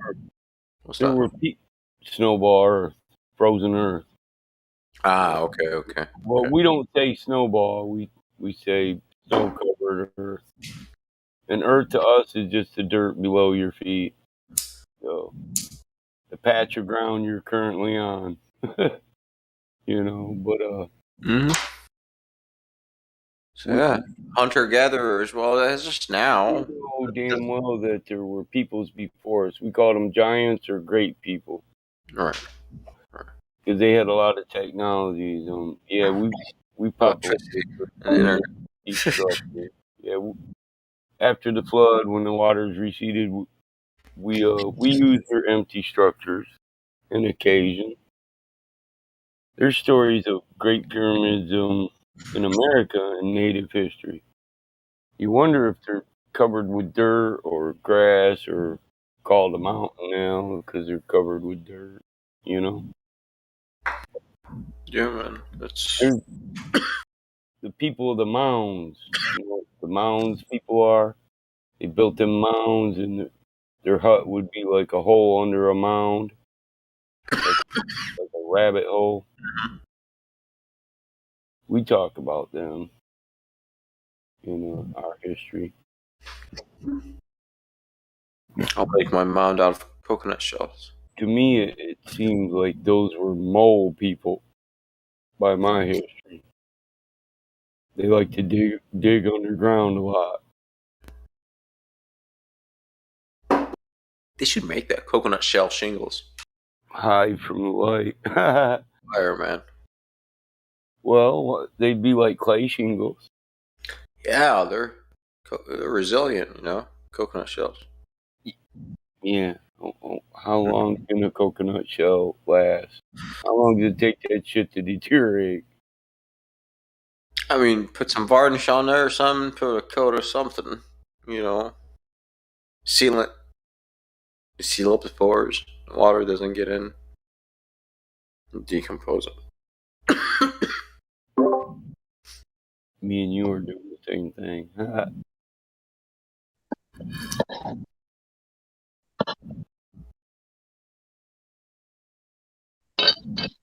Man, this honey cream soda is delicious. It's unbelievable. Wow. Oh, you know what? That's one of the only pops I really like. Still, I'll get a cream soda. Americana. Really good. That's the name of it? Yeah. It's glass bottle, brown, made with pure cane sugar, honey cream. It's really.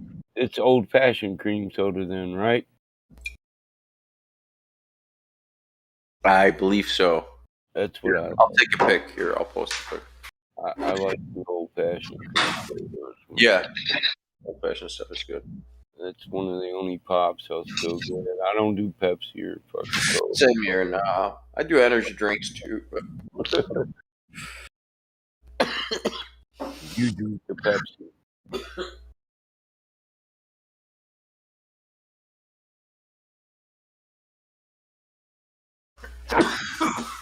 Wow, this blood is kicking my ass.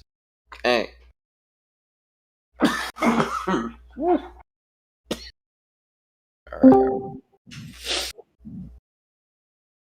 It is funny though how the day changes throughout the year, but people think we don't. We couldn't possibly go into another cycle where the days will change in length. Like the cycle of the year will change. You know what I mean? Yeah, the sky changes, throughout the year. Yeah. And that's the pop right here. When I'm high, I just can't resist. It's delicious. A lot of people don't notice that. Where is the sun throughout the year at high noon? When you work on the asphalt for 20 fucking years, you do know. Yeah, you know. Yep. You know when that motherfucker outdoors. Yep. Directly above you. Yeah. Yep. Fucking scalding hot. It's like, all right, it's 100 degrees. Like, all right, what the fuck is this, man? It's like a damn spotlight. Working on the side of a house gets really fucking hot, and it's like, oh man, starts burning you. If it's a dark one. Yeah, and on the farm, it could be the difference between you get sunburnt in the backyard, or the back 20, or the front 20, depending on what early summer or late summer. I mean, that's why you decide where you're going to put the pool.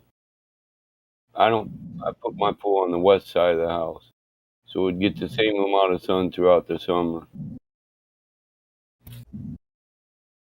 If you put it on the north side, you're only going to have sun. You'll have a shade there. On the west, that was south, like southern facing, right? Or southern facing side of the house. You have a shade at the end of the summer. Northern facing house, you have the shade at the beginning of the summer. I got you. You don't want that to make your pool take longer to warm up.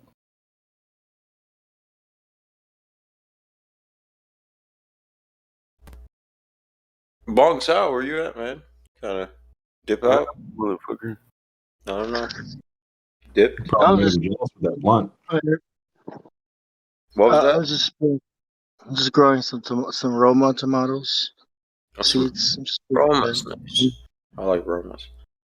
Outside or I in your got to room? focus for more minutes. That's the only tomato my grandma would buy. My mom still buys Romas. I think they have a lot of flavor, man. I like them. I could just eat them just as is. Romas are There's a delicious. lot of pressure to grow them, so I'm trying not to fuck it up. What's up? I can't hear you. There's a lot of pressure to grow them, so I'm just trying to get them to grow first. They grow just like any other tomato, right? No, it's more saucy. You know, it's more meaty for sauces. Romas are tiny. Yeah. Yeah, but it has like a more thicker, softer I got you. texture. Yeah. Yeah, like saucy. They taste the best to me. Like. Yeah, and then the least acidic. Okay, makes sense. I haven't tested my soil, but we'll see how these guys go. Not too far from the mic. I just toss some battery acid on the soil. You'll be good, man. Life is good. Living in SoCal, you don't get many seasons. We don't have a extreme change in weather and temperature, but it's always perfect. Yeah, always 75, right? That's the big meme. Mm-hmm. But yeah, definitely visiting back east in New York, Pennsylvania. I mean, your whole life is surrounded by the seasons, right? Like winter comes, you better be ready. Like summer comes, it's a totally different thing. Damn, Skippy. Michigan and New York share about the same. I don't know if it's because I'm getting old or just gardening and stuff. Fun now. You're getting old, man. Really? Whatever. That old motherfucker said, "Man, I bet I could get some green beans and some tomatoes here." It's just a smoke screen for all the weed that I'm growing. Oh, man. Listen, Really? your meals get better when you got an entire garden to throw in them. And cooking too. That's why doing a lot of cool recipes and stuff. That's what I was saying. That if you cook more now, why wouldn't you think, man? I need my own chives. Man, I could grow some herbs right here on the counter. Man, I could grow some tomatoes out there by the back door. It's more shit to put in your. I mean, like my chili, man. How many people put some cucumbers in their chili? I will. Got this little bin I use as like a little greenhouse for the seedlings to hatch. Yeah. Nursery. What temperature do you keep it at? Keep mine at 85 degrees Fahrenheit. I keep it closed for the first day. The second day I'll crack it a little bit. No, I mean for the rest, right? Warmth. Or sometimes you can leave them until they sprout, and then you can open it a little bit to acclimate them to the. I guess in there too. I guess is it always hot over there in Australia or? No. Okay. Just got hot. There's like one of summer for you, right? Yeah. So probably March. The path of the sun is in your northern sky, correct? The arc that the sun takes. Is it in the north or in the south that it draws? It's more west. It's like northwest. Yeah. Yeah, of course it's going to go west to east, right? Or I mean, like east to west. Yeah, but like that arc, it's not going to be perfectly above your head because you're not on the equator. So it's going to be tilted to one side or another. So which side, north side or the south? It should be north, according to. No, yeah, north. Yeah. Looks like it's going northwest-ish. Like in the winter, this is where you can really tell. Yeah, it's truly low. So When in like 2 months it'll probably start looking more north than west. You know what I mean? The sunset. Right. I feel you. And all the constellations as well. Like The- the Southern Cross is going to be more directly above me than south, because it's usually in the south when it's Can you see Sigma Octantis? yeah. Can you? 10 It's not degrees Sigma up. Octantis. It's not even Sigma Octantis. Yeah. Because there's a way to see it by using the Southern Cross, right? But when you look at it, it's not Sigma Octantis. It moves. It goes away. Okay. I was like, nope. Say, yeah. So what does that even mean? Like, what's curvature? It's a ball then. You know what I'm saying? Just gonna end up coming back to the curvature. All right, let's talk about curvature again here. If you gang, I believe it's a ball now. I'm going back to the sphere. Back Because to you the can sea. see, yeah, you can see Sigma Octantis. It's a ball. Done. I don't know. It's just a little star. I don't know if it's what they're saying it is. For me, it's just. Yeah.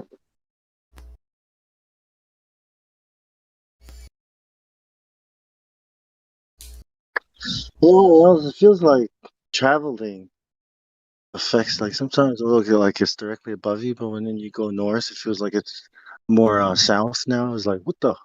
And the moon too. It's like, if those things are billions of miles away. Trillions, bro. Quadrillions of miles away is what I believe. No, I'm just Yeah, kidding. how the hell does my moving down here affect their position up there? It's like, what the hell? Actually, Bong, did you know that when you look at the sun, you're looking at the sun actually 8 minutes in the past? It's 8 minutes ahead of you because it's 92 million miles away. So the light takes 8 minutes to reach us.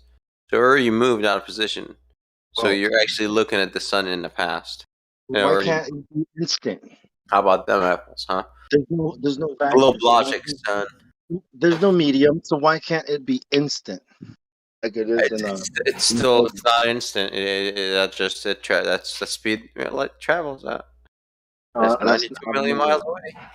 I have never seen light do that. I've never seen light travel. I just. Of course it does. You know. I mean, yeah. When you turn on the laser, right? Mm-hmm. So like when you drop a rock in a pond and then ripples, right? It's like, look, it's traveling. Light. I mean, the wave is traveling. That's really slow though, right? Compared to light, yeah. The energy, yeah. So Like a rope. When you're holding the other side of the rope, right? I'm holding the other side of the rope, and I kind of flick the rope, right? And the rope does this wave towards you, and then we're like, look. See those stars when you look up? Well, you actually seen those stars in the past. They already died. But that's the light still traveling because the light still didn't die. How about I should be a fucking PhD astrophysicist, man. Right? I sound good right now. Sound like Sounds like a there's some unresolved issues there, Cyrus. What's that? You get some things to process, man. What? What are you talking about? You're holding on a little tight to this information. You just need to let it go. Just let it go, bro. No, dude. You can't. Never. This is a religion. Just parrot the verses. Parrot the holy verses. The Big Bang started everything. The universe came from a speck of dust that occupied no mass, had infinite heat. I'm telling you, I got this, dude. I got this memorized verse by verse. Genesis of the Hawkings, and or Genesis of Lemaitre, the Lemaitre Genesis. You know, I got it. You down. preaching some antichrist stuff now, bruh. That's ball science. that's just you know what I'm talking about, bro. Ball science, man. What do you want, dude? If you're a Freemason, it means it's okay. Oh, it has nothing to do with that, does it? But if you're not I'm Freemason, thinking about all the great meals you're missing out on, Cyrus. I mean, like a Hawaiian luau. It's Oh like man. where at the Oh, dude. lodge? That's No, all. in Hawaii, man. Oh. Go to Hawaii. Go to a proper luau. They'll do a pig upright for you, man. They'll. I don't need swine, man. And then there's the Midwest. You know, just a pulled pork sandwich from somewhere in No Texas. pork, no pork. Can we just replace that by something delicious? Oh, the Koreans. The Koreans do a pork belly. You would just melt Fuck. in your mouth. Yeah, I know it's swine everywhere because it's cheap meat. They can put some lays on you. You know, get laid. Well, any farmer will disagree with that. There's nothing that's cheap about a pig. They fucking eat everything and anything you throw at them, and they have a voracious appetite. They'll just eat everything in your garden if you let them. Have you heard of this? Yeah. Camilla wanna lay you? Who? Camilla wanna lay you. No, I don't know who that is. No, when you see the girl coming at you with the lay, she's gonna be like, "Come here, I want to lay you," and then you let her put the lays on you. Thank you. Like, yeah, you just got laid, dude. Yeah, bro. Oh, they smell so good. The flowers. Yeah. What flowers? In the mood right away. The lays. That's another aromatherapy. You know what aromatherapy is? Okay. That's therapy. I don't know why still. Burning weed is aromatherapy, sort of. Well, not really. It's more like it smells nice, right? So that's not really. You ever wanted to go to Hawaii, Cyrus? Hawaii's not on your destination. Sure, why not? You guys like the smell of lavender? Yes. Yes. Yeah, it can be that can be therapeutic. Yeah, sure. I just go to Catholic church and you know. Why? No, I'm just fucking with you. Why? Therapeutic, bro. I thought you were a Freemason. What? Why are you going to the? Why are you going to the You ever wear Catholics? cologne? To worship idols. Idols. All your idols. Yeah. What idols? All those crosses and all those idols. This guy said. Yeah, kiss their feet and shit. But like, what the hell is going on? Why is that lady kissing the statues? No, I get you're riding the goat, right? Or... I saw it with my own eyes, dude, in America, in LA, in California. I don't know what the fuck you saw, man. Mexicans. Even Italians do it, you know? It's like, yo, what's wrong with these people? Why are they kissing statues? Oh, I don't do that. Yeah, idols, man. I don't do that. Do you? I think we all do it. We just don't know we're doing it. I think Cyrus worships the pig. Of course. I eat the pig for breakfast. You have idolized the pig, man. Yeah. Music can be idols. Idolize the pig as swine. Like, music is a form of worship. Schwein. Of communing. Music is like communicating. I don't listen to music with lyrics anymore, bro. Well, that's the problem. See, unless it's holy music. Yeah, I just listen to holy music. You know, if it's what is even that? What even is that? Holy music? Yeah. Oh, that's just like proper. You know how the Torah in Hebrew is supposed to read it in a musical way. That's it. That's what I call holy music. Reading God's word properly and modulating certain letters. Like almost like like you know how you know the Buddhists, right? Almost like the Egyptian thing. Like you're attuning, right? Like right. Exactly. You're trying to get on the same wavelength. Your cellular structure is reacting to the music. whether you like it or not. That's why it makes you move, right? And I listen to stuff that makes you move now. Like, it's all EDM. Genetically modified by the sound of this music. Just Well, jamming when I get, that way I can get stuff done. What's up? And then you drop the beat like. But no, that lyrics. Let's sell some crack and get some pussy and No, he's whatever. talking about them sound checks. For the next 15 minutes, you will now be taken over by this beat.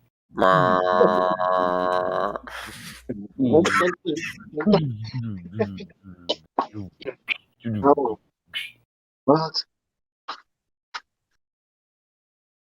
Yeah, it's like that trance, has that that spiritual, you know what I mean? It kind of like, Yeah. Well, all music does, but it depends on the culture. Depends what you want. For me, it depends on what I want to achieve. If I'm trying to get stuff done, organize, work on a project, EDM. Relax. Some Bach, you know what I'm saying? Triggers. Some smooth sinusoidal. What's called in the zone, right? Something to get you in the zone, right? Some Bach like rock and roll. A sports player, yeah. That's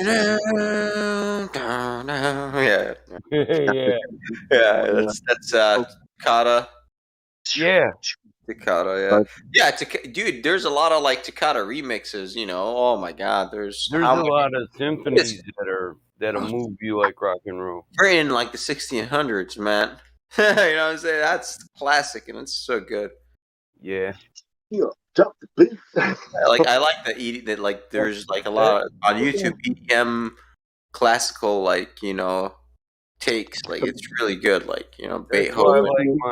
That's why I like my 60s, 70s high-phonic stereo systems with tubes. Because you can get total harmonic balance and sound separation out of a 32-band EQ, Oh, nice. 32. Wow, I can really control that. Right. Nowadays, it's too synthesized. It's digital, where 4 different sound waves are supposed to exist in one. And it just doesn't happen. I gotcha. Musics. Yeah, that's what it should be called these days. Musics, because it's about people to fucking cause more sexual immorality. It's demonic, bro. The world is fucked up because of it. It's monotone. To the demonic. You sell them beats, Bond. What's up with that, bro? Yeah. You work for the devil himself. He's the devil's beatsman. That's right. He's one of the horsemen, damn it. Mm-hmm. I see. Oh, Jesus, think about you, Bond. Ride on my beat or die. Cucumber and weed.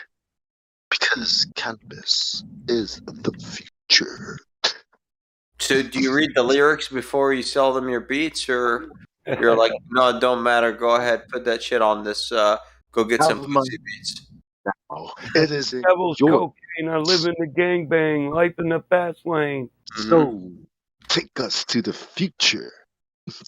Selling demonic. Like, hey, I'll pay you more if it's, more demonic. Let's go. MK Ultra coming at you. Feel my funky groove. I see how it is, Bong. Let's get down. Hey. Today, on this beat, we're going to teach you to rape society.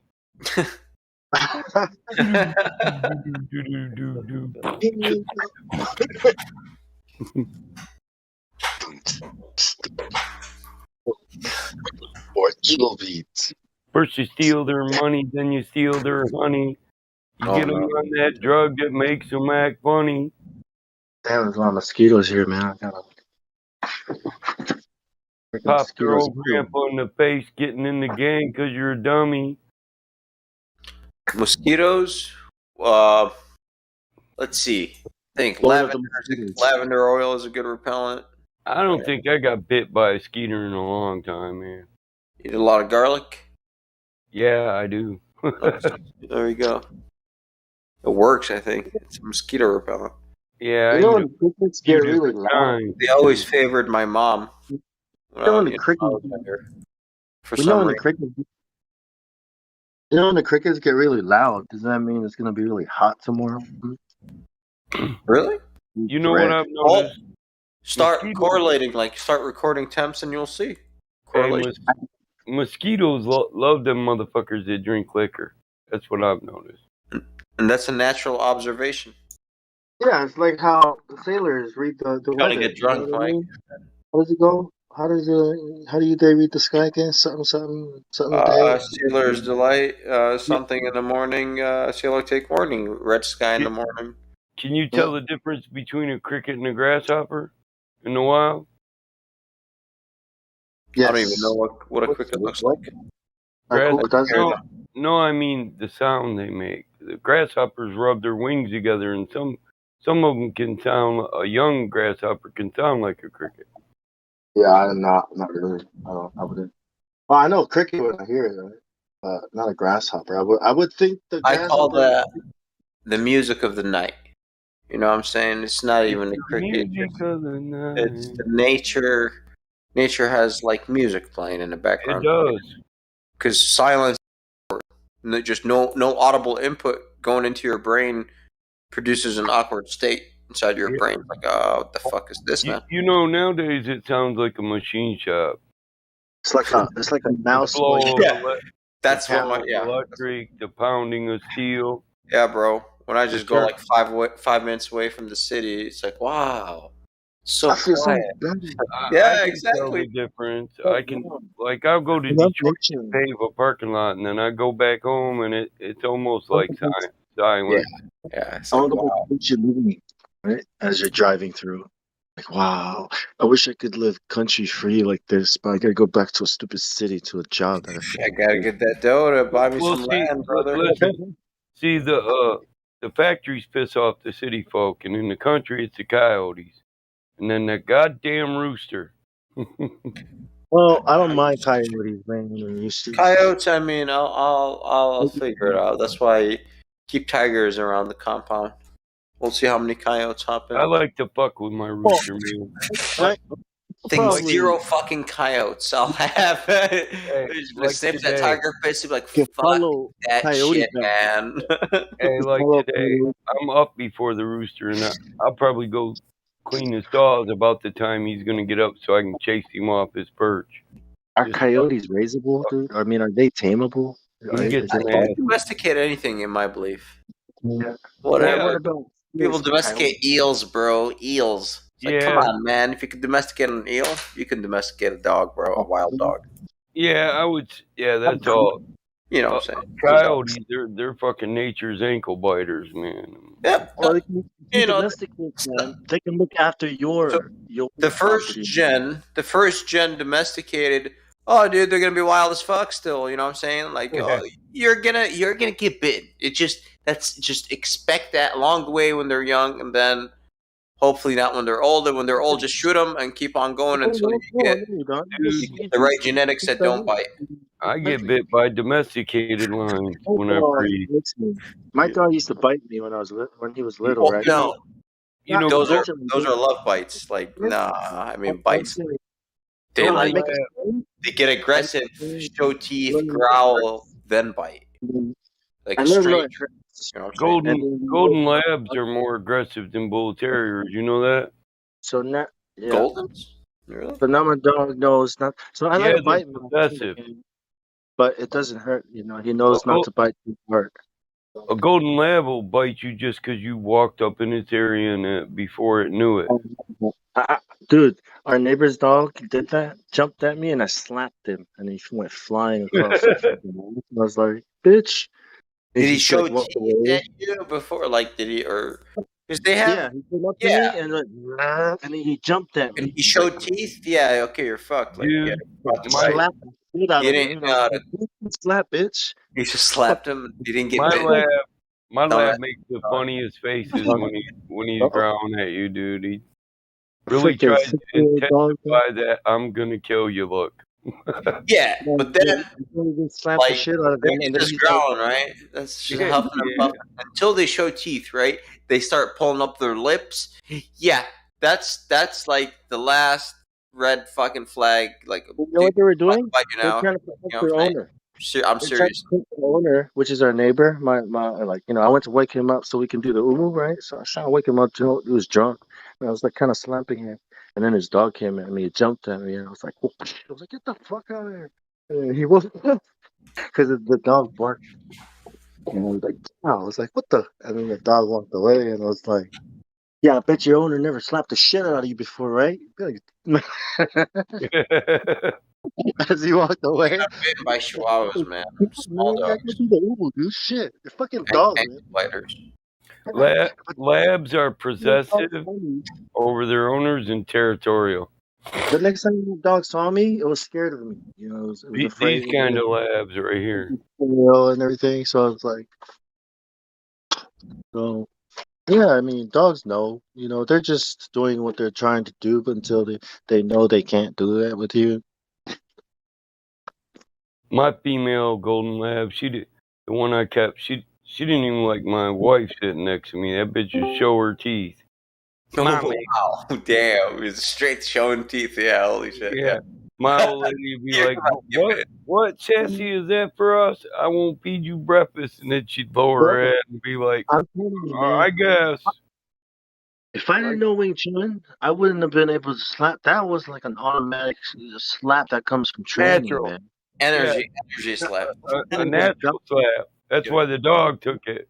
Went with the flow, right? Yeah, he was like, oh shit, that shit was natural. You just went You with know, the flow. it's like a That reflex. motherfucker's on auto bitch slap. Yeah, exactly. I was like, if I didn't train, man, I would have been dog would have got me. I did that to my boy Shepherd. He ran up and stuffed his nose in my ass, and I slapped him before he knew it. And when I turned around, he said, "Watch out for his dog." And it was a big ass Shepherd. I was nervous. I was like, well. And he kind of looked at me like he second thought it, so I just went with the flow. I was like, yeah, get the fuck out of my ass, man. The fuck? We can be all right, you and I, but not with your nose right there. Yeah, Wing Chun dummy, man. I even trained my dog too, like, you know, with my hands, and it's pretty good. His reflexes still good, you know. Just can't see. It's just I blind. box with my dog. I get Yeah, high and go. I thought you was a boxer. I grab him like his Start neck. making I him grab suck. his neck like teeth, right? Like I'll try to get him. Don't get like, you know. I just go hard with my Wing Chun with Yeah, him. it teaches He him to gets that, protect their dude, and neck. he got a finger, and he freaking caught, you know. And that's how he kills all these birds in the backyard. I was like, this dog is got It skills, man. teaches it teaches your dog to protect his neck. Oh, reflexes. It's called chi sao. In Wing Chun, we call it chi sao. It's called reflex training, right? And once you sharpen those, you don't need to use your eyes. You use your sense, especially because he's got whiskers and the ears and movement. Yep. You know, like the sense of touch is amplified and automatic.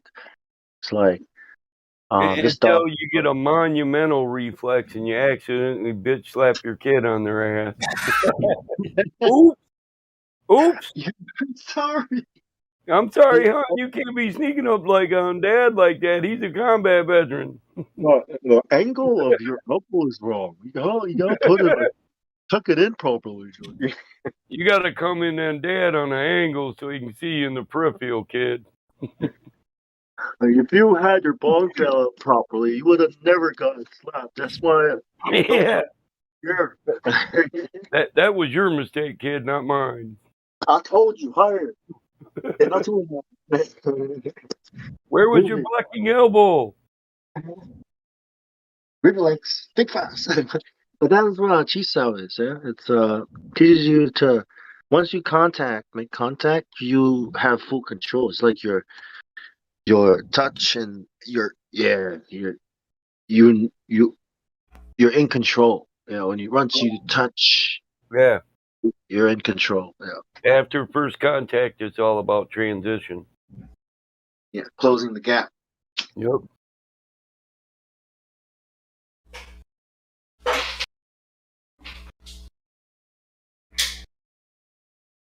It's like these Globers, yo.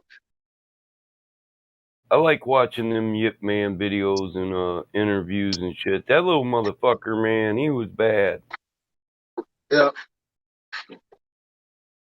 His younger son, Ip Ching, he's pretty badass too, man. He's got these videos. Yeah, I don't mean the dude that plays him either. I mean the old man, little Yeah, short motherfucker who could just kick your ass. yeah. I don't know, man.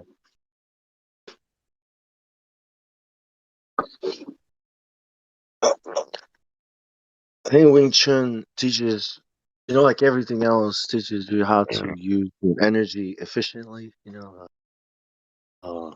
Conservation of momentum, energy. Like using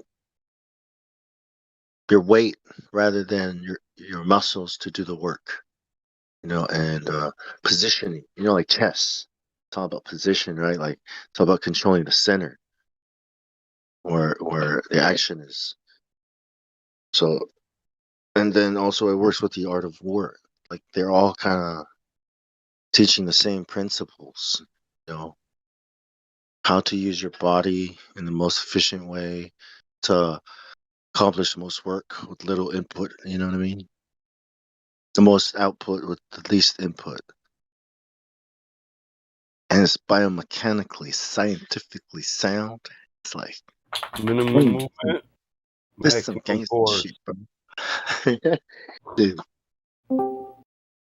when you figure out Wing Chun, man, it's like you unlock a whole world of thinking, way of thinking. It's cool. It's what the moon is, the finger pointing to the moon. That's what I think it is. It's efficient. When somebody masters something, the skills get so good. Like your skills are probably really good with the auto mechanic stuff. So your kung fu would be considered really good. Yep. Skill acquired through hard work. That's what kung fu means. Kung fu.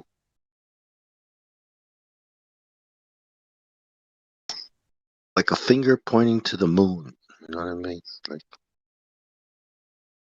and when you think about it that way, like you can use this throughout your old age. So as you get older, you appreciate it more. Like, oh man, this really helps me to keep going. It's like, hey, use stuff longer. Like use your body longer. Just like use your legs instead of your back, right?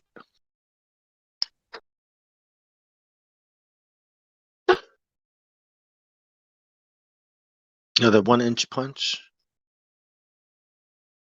Yeah, minimum movement, maximum force. It's like just leaning in and transferring your weight into your hand as fast as you can. It's like snapping it. It's almost like forming this wave inside your body. So you turn into this lightning, wave, like wow, and it just snaps out. It's like this tension, and then it releases. And then boom, snaps out. And your whole weight goes into it. You know what I mean? It's crazy. It's like, hey, kung fu. Hello.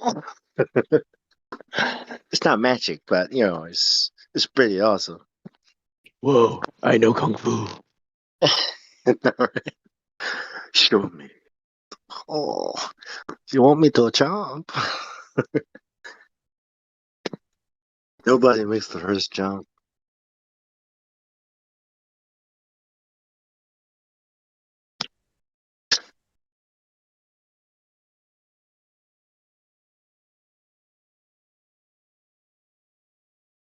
It was all awesome until the gun came around, right?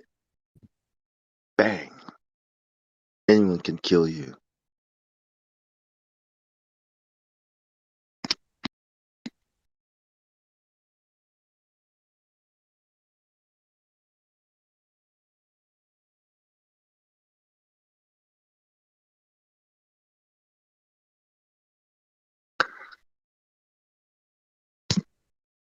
That boomstick. Stay away from that boomstick.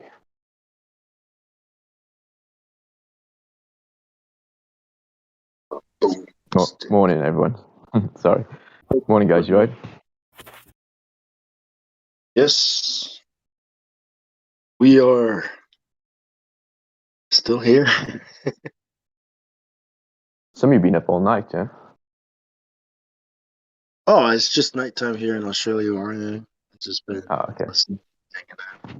I leave it. I go to sleep in the UK, obviously, and I just leave it my headphones in and just like let you go all night long sometimes.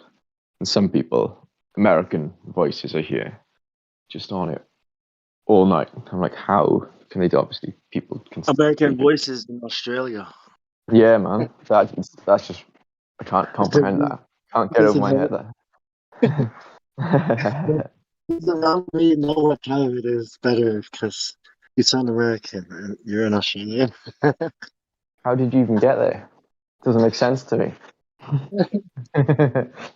Sort of like why all the Aussies sound like English people. It's like, how'd that happen? All those criminals that we sent over there.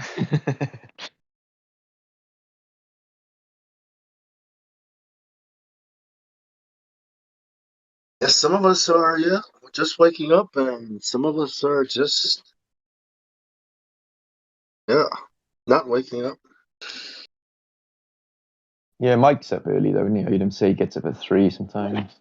That mod. So some of us have always been awake. Yep. Some of us don't sleep. I got up at 3:30. Yep. I mean, who sleeps anymore? Not me. Wait, people still sleep?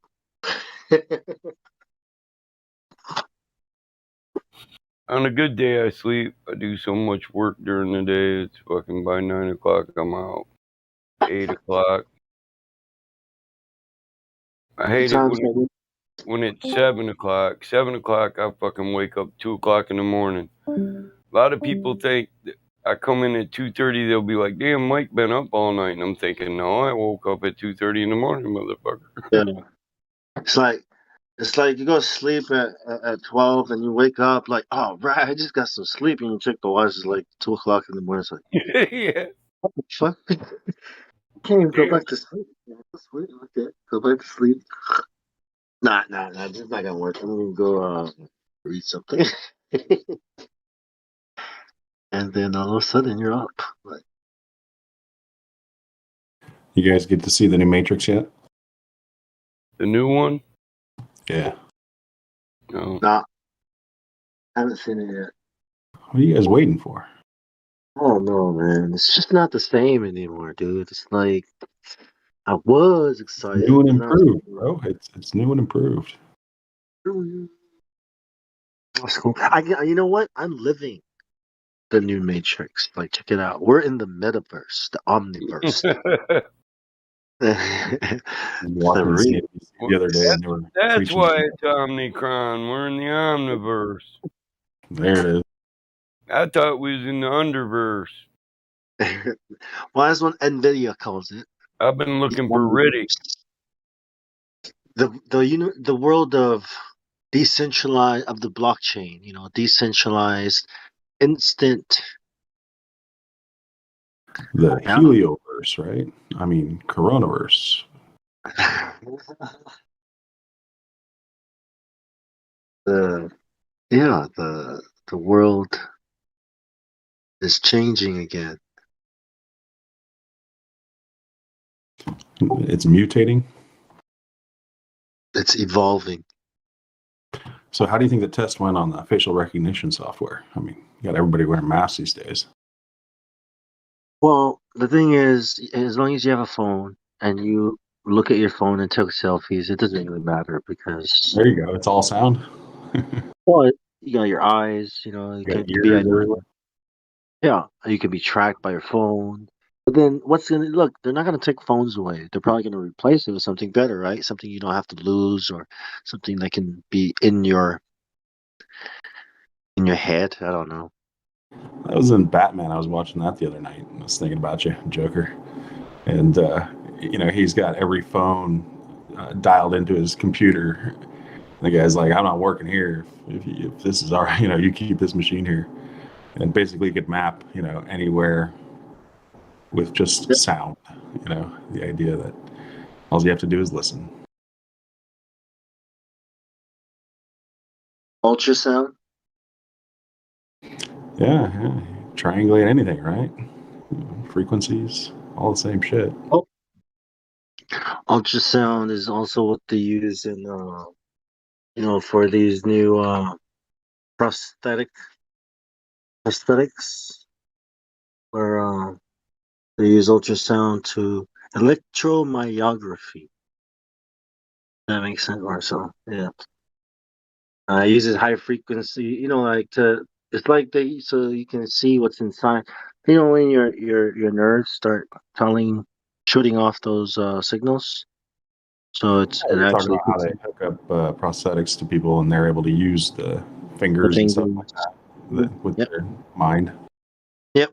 It just doesn't have the nimbleness that real hands have yet, but I think they'll figure out how to do that, because it's all about fooling the mind to think it's real.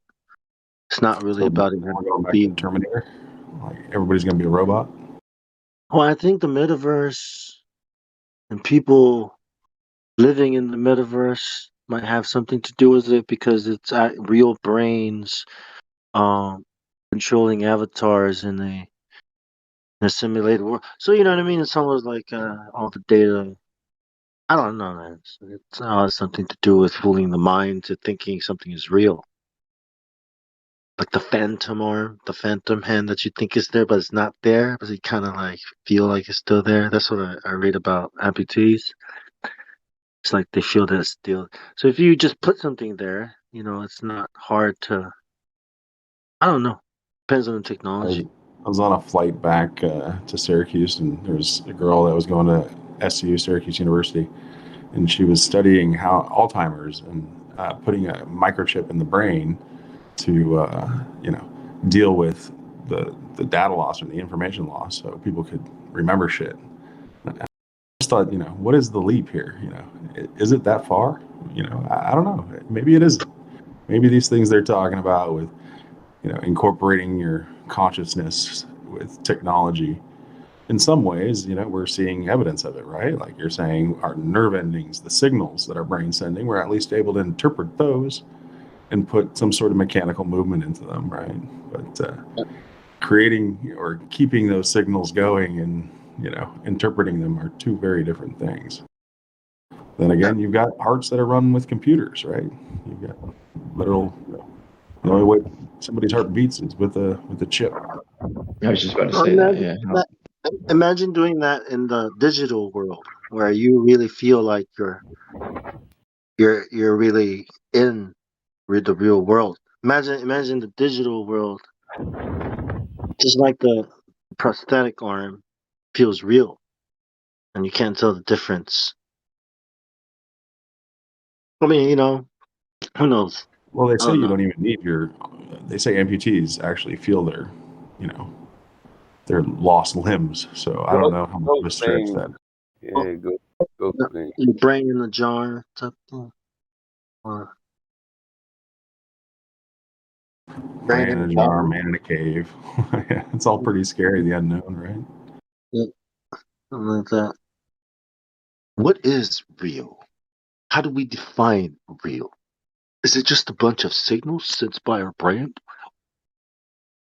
What is real? What is truth? Why are we here? All these, like, why does it matter what anyone does?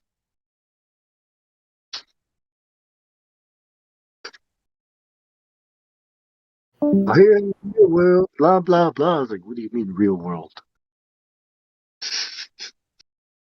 And it's pretty crazy not, recognizing how intertwined your purpose and reason are with the Big Bang. Like that literally says it's all by chance. And, there is no beginning. So the beginning, is random. So the end is random. There is nothing more than this.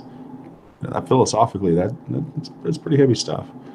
But then it gets even heavier when you have to ask the question again, right? Because now you're stuck with Well, knowing that that's not reality. So now you're trying to figure out what that means. And yeah, that took me a while to digest. What does it mean now that I no longer have this all by chance model? You know? in the globe world, in the Big Bang world, death would be more of an adventure than life because you're just a speck and it doesn't matter, and everything is meaningless. So death would be more of an adventure. Like people would want to die. You know what I mean? To escape the real world. Well, Because I think it's hard to think that there's more than this life if you came from dust. demons. Like if that's all you are and all there is, then there is no more. This is it. Yeah, freaking Michelle Dollar, man. She's like, oh, I don't believe there is such a thing as life. That's a good one. She said that, man. Like, she had this weird. I don't know, man. People saying some crazy shit no matter where you go. Oh, she's a complicated rock. There's such thing as life. She'd sleep with everyone if she could. I was like, "What? You're a scientist? What? Why is this the content of your like? Why is this what you're known for?"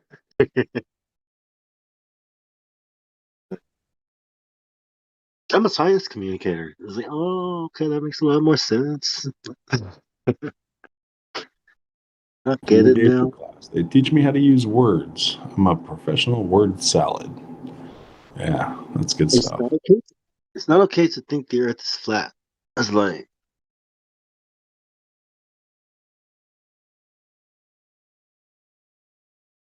Yeah, we seem to be getting a lot of permission for things these days, right?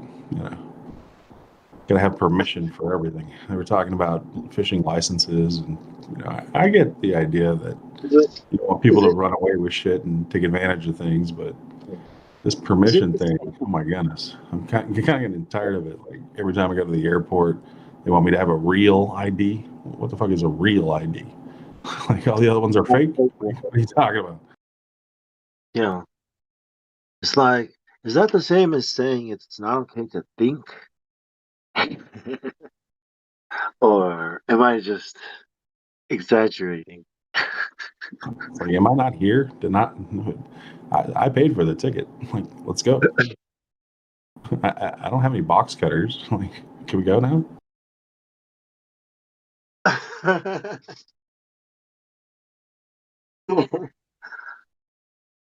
Box cutters. I'm sure you'd find those if I had any, right? But I don't have any. So what's up? Why am I a threat? It's not like I have some kind of ID that's, you know, and Well, you might not have a box cutter, but I'll take your toothpaste, man. You yeah. can't bring that with you. Don't worry, my ID will melt if you put a lighter under it. It's not one of those indestructible IDs that won't melt in lava, say, or the burning thing. Yeah, cuts buildings.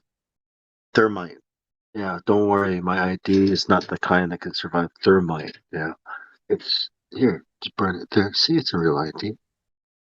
Real ID and no box cutters. I should be okay to go, right? Thanks. I was talking with a buddy I've known most of my life, and we were talking about conspiracies and just getting introduced to the word versus looking into things and then coming down into something that you could prove, right? Like, and 9/11 was the first thing to me that I could prove. I was like, wow, I can actually prove this. And my buddy remembered, I said that, and he remembered the exact moment. Yeah, man, when you showed me that 8 seconds, like buildings went down in 8 seconds, there's just no way around that, right? Like that's science. That's something you can prove, right?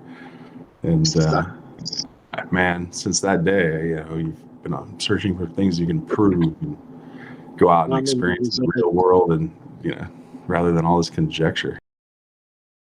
There's always magic, though. I'm like, what about magic?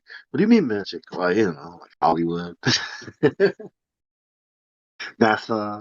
Like Who knows? Technology, I don't. Wait, are you saying that the government will actually use technology to fool people into believing like narratives? Yeah, they got a lot of 9/11 in the Matrix. Like I It's was like, possible. wow. A little bit. Yeah. It's like you guys didn't stop at the passport with 9/11, like in the airports. Like that wasn't. We're going all the way this time. You know, I Yes, was shocked. I heard they didn't want to go along with the money system. That's what some of the stories I heard, but who knows the real reason why. The money system. Yeah, that's an interesting conversation, isn't it? Where do you start with Control. Yeah, because you don't want to be going against the program. Not getting with the program will get you in trouble. So you gotta get with the program. Always be programming, as they say in prison. It's a program everyone follows. Know your role, jabroni. I think that was The Rock that said that.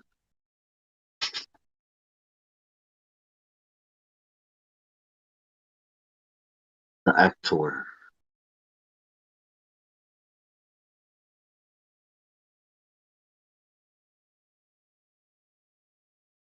Yeah, he's Samoan, big guy. He's not. No, he's not. Dwayne Johnson. Oh yeah, okay, well, okay, his mom is, but he's not someone, dude. Come on. Whoa, okay. He doesn't even speak. He doesn't even know how to say words properly. It's like, I was like, white people say it more properly than you do. Like, why are you saying it like that? He's not an island boy. He's In been that disowned. way. Those freaking kids, man.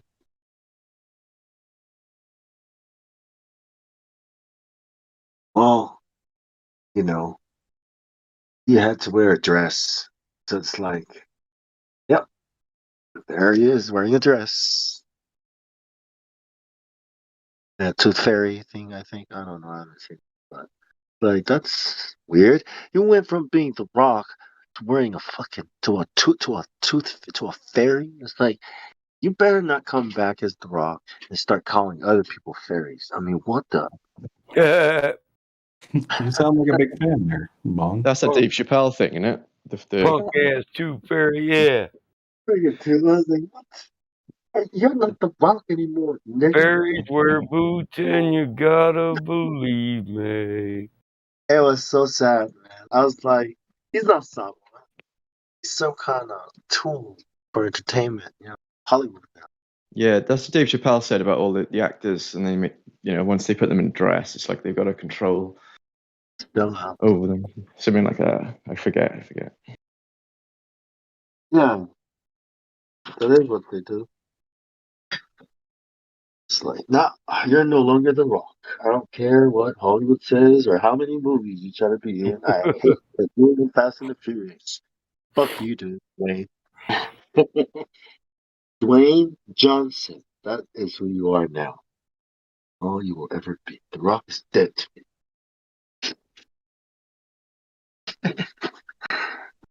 Yeah. Dude, he was so much funnier than The Rock. A pink tutu. You said a dress, and this motherfucker's wearing a pink tutu. Oh, that's what I mean, man. Like, what the hell? That's not a dress. It's a tutu. I can't even look at that, man. That's I'm like, definitely a Samoan. That's definitely a Samoan. Yeah. All he needs is a coconut and a paddle. look, he's American. He's American. Okay, he's the American Brahma. American He's the Brahma Samoan. bull, right? What do they call him? The Brahma bull. Yeah. He's an island boy, gonna wear those pink tutu. He's an idol, like idol. It's an image, like stars. I can see how many young men that picture can inspire. Absolutely. I know, right? It's like, man, I don't know him. No, man, he ain't Samoan. Come on. That's a sellout, man. Embarrassing. He was desperate. He needed the money. And Fast and Furious, that made me even angry that he brought the whole culture into it, right? And I was like, man, it's so corny, man, and cringy. Fuck this movie. I can't even watch it. So, what do you really think he said when he got the script for, being in a tutu? I don't know, man. I don't know. He's not, when you see the interviews, he's not really The Rock. You know what I mean? You can tell that he's really just an entertainer. He's a performer. It's the leverage. It's, Rock, you either wear this pink tutu or we release the footage of you eating the baby, drinking the Well, adrenochrome. I didn't even know about that. I mean, I heard, but I I didn't. know. I I'll was go with like, the man, dress. I'll go with the tutu. I'll go with the tutu, man. yeah, yeah. Once you see them in the dress, it's like I don't really want to know any other weird shit they're into. Man, that's enough for me to see to know the weird shit. Yeah. You're on Jeffrey's flight logs, Dwayne. Yeah. Like who? Dwayne Johnson. It's like, yeah, because The Rock is dead. It's like, of course. That's why nobody says The Rock anymore. They say That's right. Dwayne Johnson.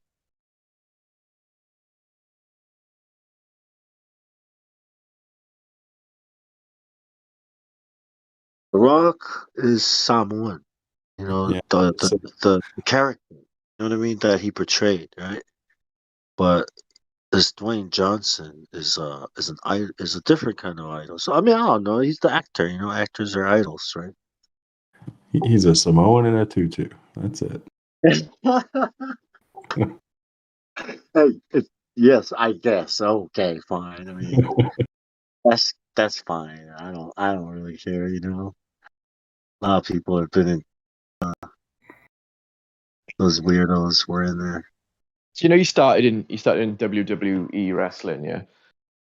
So and Yeah. then we kind of we know it's like acting, and at some point that they move on Can to you Hollywood. smell what the Rock is cooking?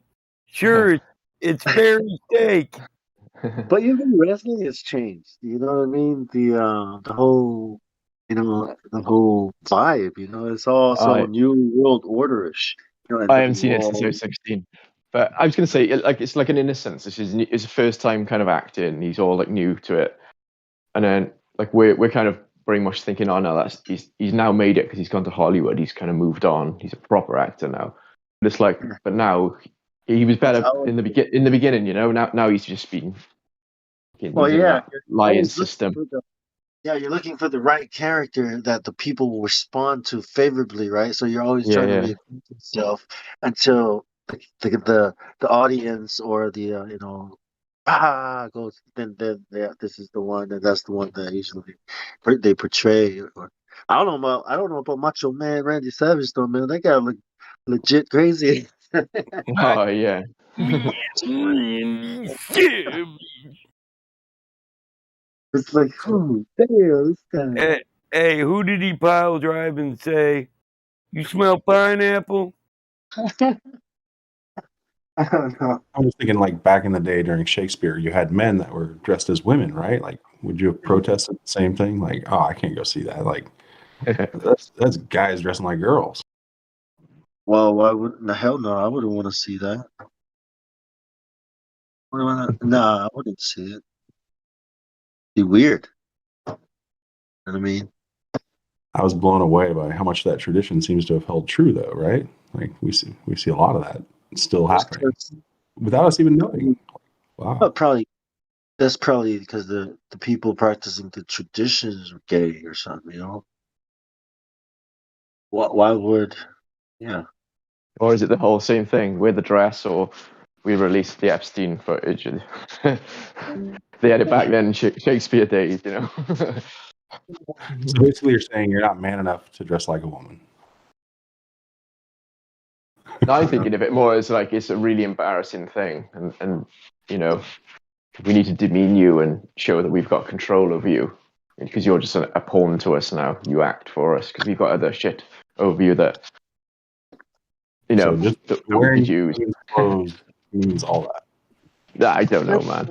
It's an idea. It's an idea. It's the kind of stuff that, kick somebody's ass for. You know what I mean? It's like, I don't know. It's like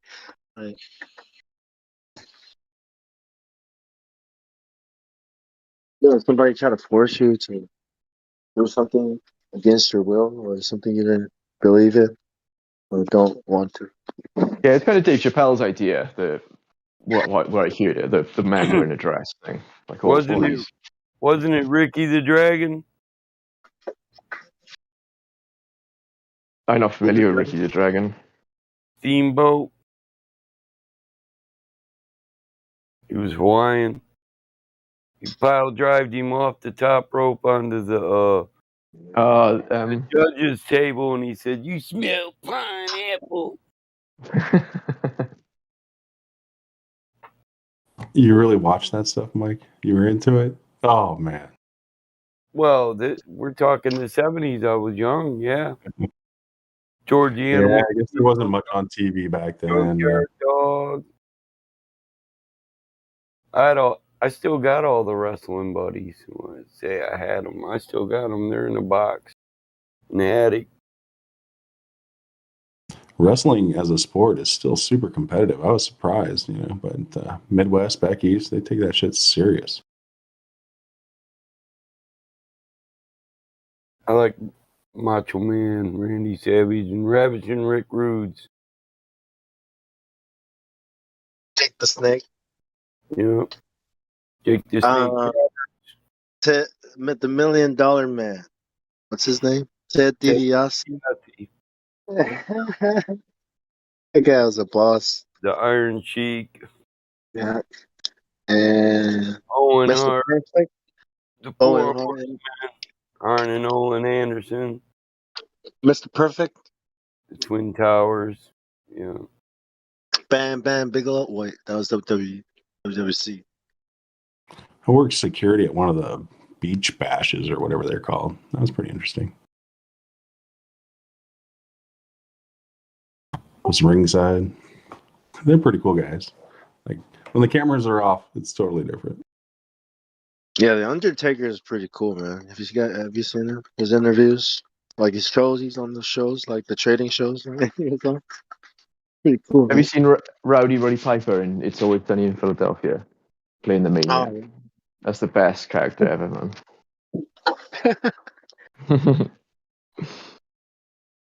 Who else? Hacksaw Jim Duggan. Oh. The Bushwhackers. The Bushwhackers. Bushwhackers. Remember that? Country boy, country boy, country boy. Who was the police guy? The policeman in WWF. Big Boss Man. Yeah, that was it. Yeah. Yeah, the big. Yeah. Sorry, you just said that. That's the Ultimate Warrior. Yeah. Which one? 5th edition or first? All right. Did they reboot? Did they reboot the Warrior? Did they? Shawn. Yeah, Shawn Michaels. With the Rockers. Bret the Hitman Hart.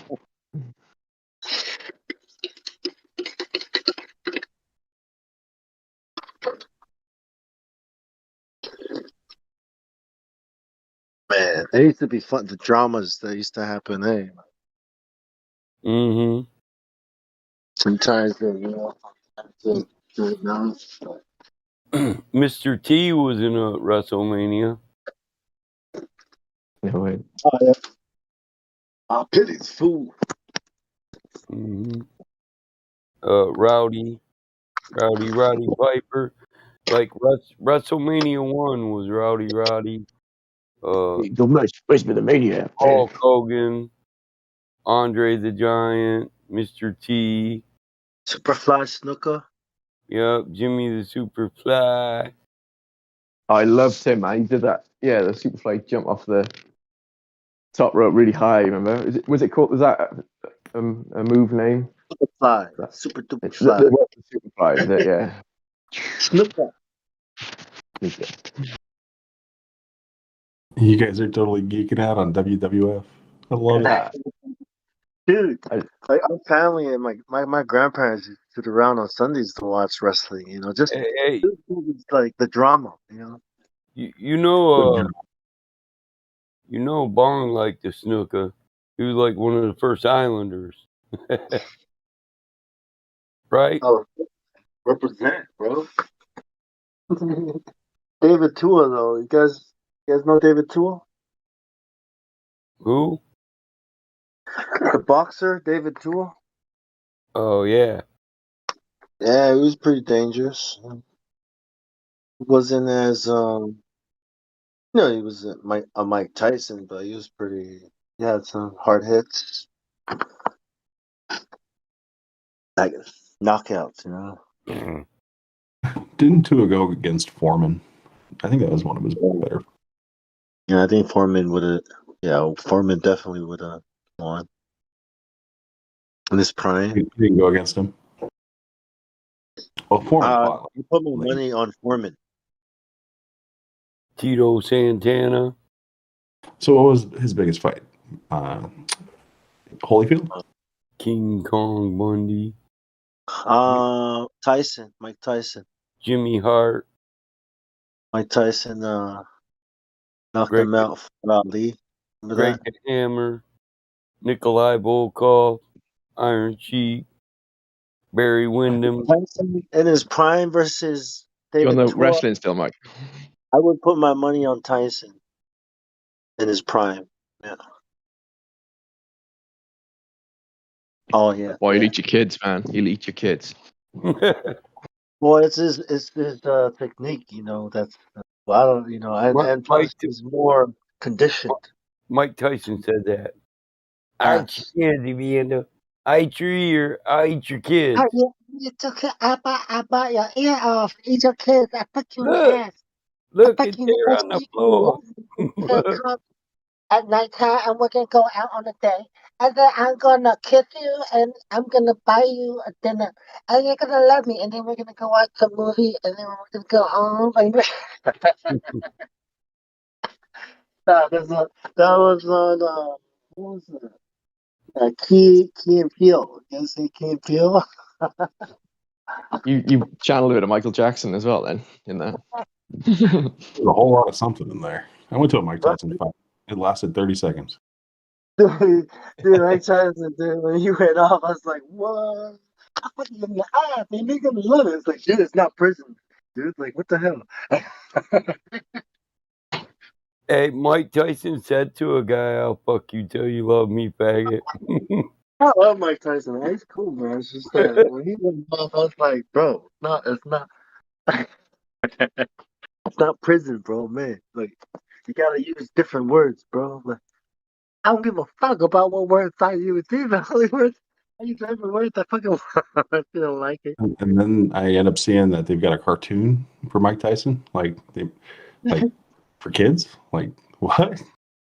You guys out there saying I'm gonna eat your kids? Like, there's a cartoon for him. I think his rage, you know, in his prime was enough to probably win most, if not all, of his fight. You know, if he fought David Tua, I don't know. It's just In an interview, they asked Mike what he thought about Floyd Mayweather saying he was the best ever, and he said, "This guy can't even take his children to school. He needs bodyguards. He's just a small little scary man. He's a scary little man. He's a scared little man. He needs bodyguards.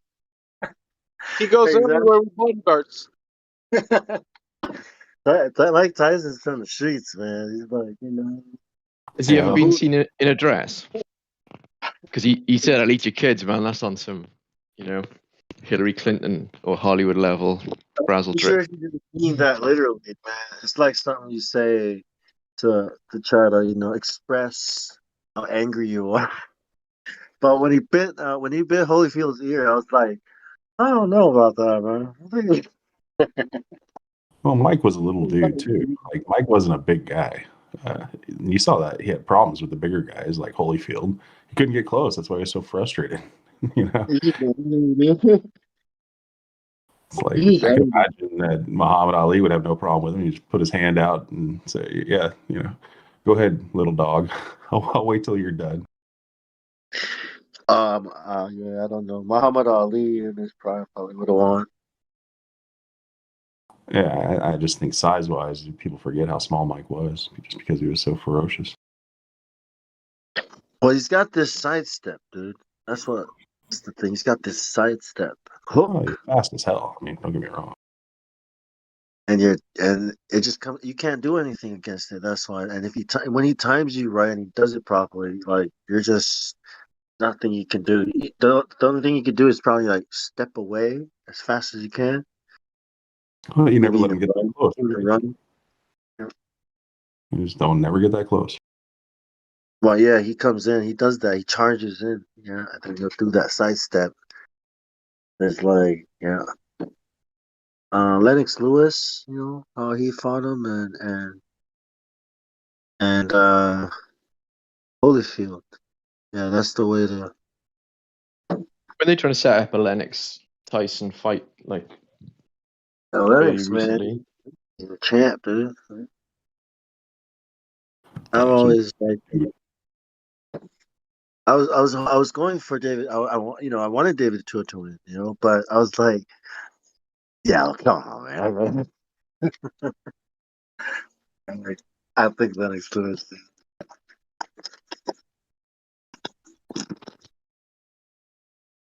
Yeah, boxing's not the same anymore. Not seeing More nearly. fight. He's a more refined boxer, like Tua is like just he's can't keep the weight down, I guess. I mean, I can't explain. Samoans, man, when we get older, it's like Everybody's into MMA now, right? That's where it's at. The big money. yeah. If you were always like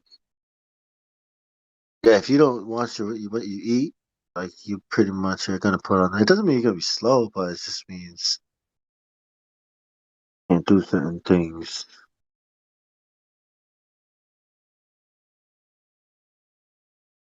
People bashing each other's head in. Yeah, I know, right? It's stupid. Like, so you want me to fight to entertain people? For money. I don't know, man. I don't really feel like punching somebody's face in. That's why. Well, how much do I got to give you? Till How you. about I punch? How about I punch your So you're face and you inspired. pay me? How about I punch his face and he pays me? You think he'll go for that? Well, he'll get paid too. Yeah. No, the guy that's trying to pay me to fight this. I mean, I don't know. It's just not a good feeling to punch people in the face. It's not even a professional thing, It's just Yeah, I've never done it. Never will. because I can punch really hard and I can really hurt and put on a show. But it's like, why? Like, why do you enjoy hurting people?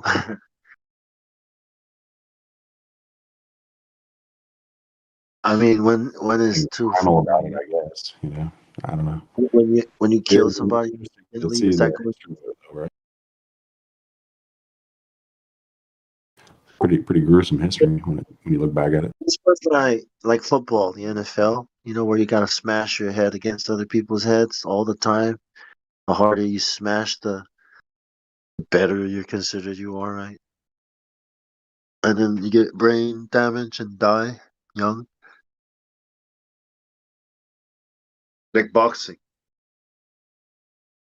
Yeah, they teach you not to use your head in football, but I get what you mean. Well, the defensive line and the offensive line always have to use their heads. It's the first thing that collides when the ball gets kicked. It actually shouldn't be. The first thing that glides should be your hands. Oh, don't you hear the sound? Those No, are I get it. heads. I get that people are doing that, but you would never do Yeah, that to me like but that. I over wouldn't. a long period of time, that's what causes brain damage.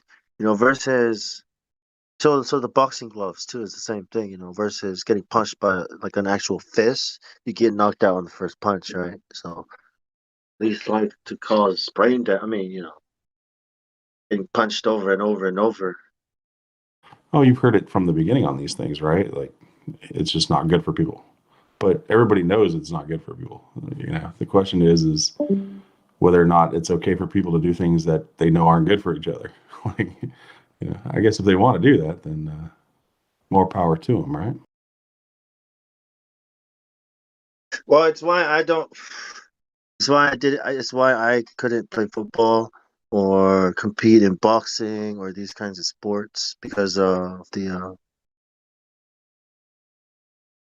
damage.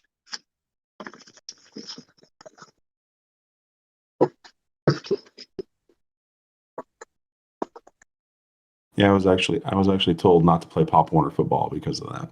Like, from a college football coach. And I wanted to play football, but he says, no, don't even play Pop Warner. You don't even need to get into pads. Don't do it. It's not worth it. Play soccer. Play something that doesn't involve contact. Work on your cardio, that kind of stuff. And that surprised me back in the day where you didn't hear much about it. That was, late I like 80s. basketball because the hand-eye coordination. Having to shoot the ball, right? Get the ball into that hole. It's like, so you got to get the ball in the hole. That's all you gotta do, dude. Oh shit, that's cool. Oh, you can't travel. Oh, you can't do this. Oh, you can't. You gotta bounce the ball while you're moving. Oh, now you have to shoot. Yeah, so it's like pool. When you play pool, you gotta get the ball in the hole. My buddy I've been talking to a long time, and he knows a few things, 9/11, that kind of stuff, and he's anti-mask and that kind of thing, and it really confused me because of the politics. He bought into the politics, and just the word itself is like, politics, really. But yeah, you get into flat Earth, and it feels like you sort of shed these things. Maybe it's because you take a bit more time to get into the topics. But what do you think about politics? Like, is that even a hope? Is that a way to deal with any of this? It's a trap. Politics is the art and science of power, in my opinion. What do you mean, Flatty? It's a trap. What do you think? I was being a bit silly, sorry, man. I was just a distraction, You can get into politics, and like I got friends, and that's their whole 24/7. That's all they talk about, think about. It's like it's like a narrowing of kind of your worldview in a way to concentrate on all that. Where we kind of, as a flat earthers, kind of step back and see like the bigger picture, I suppose. You know what I mean? That's what I meant by it. Yeah, no, I just was hoping to hear a little bit more articulate about it, and I agree. Yeah. Your energy and your philosophy and your focus, right? Like, if your focus and philosophy surround yourself in making change, is it really politics? Is that the answer? Whether it's local, that's an interesting question too. What about local politics versus bigger politics, your local sheriff or something? Still power, right? It's still manipulating power, right? Yeah, I suppose because we kind of say, you need to be local, you need to start local is where you kind of build the power or whatever. So maybe I'm a bit silly, like kind of writing off kind of like national politics or whatever. To affect change, like you have to kind of manipulate. The art of war says you can't go to war without the support of the people. So it's kind of like that's politics. You know what I mean? Yeah, you know what I mean.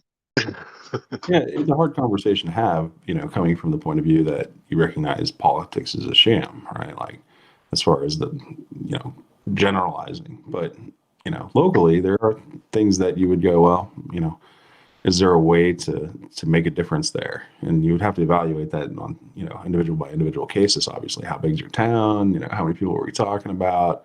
Do you know this person? There's a lot of variables that come into it, but you don't want to dissuade somebody from trying to make a difference, right? Like, that's the whole point here, is we're all trying to make a difference.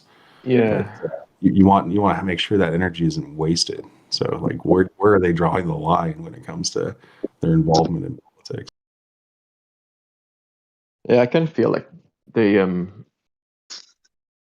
well, definitely me. I kind of just write them all off as just power hungry idiots, you know, and they're just like elite, like in the UK, like all the prime ministers or whatever have all been from like these elite schools, like from Eton and whatnot. And they're all they're in the Skull and Bones Club, and they all seem like look at Boris, a bumbling like idiot, or Tony Blair was just this power hungry war machine who was just in bed with W. Bush for me. And yeah, so I kind of in my way of dealing it when I was younger was like they're all just power hungry idiots, and I'm just ignoring all politics, which is probably a bit naive and silly because there's got to be like real people in there who really want to try and do good, you know.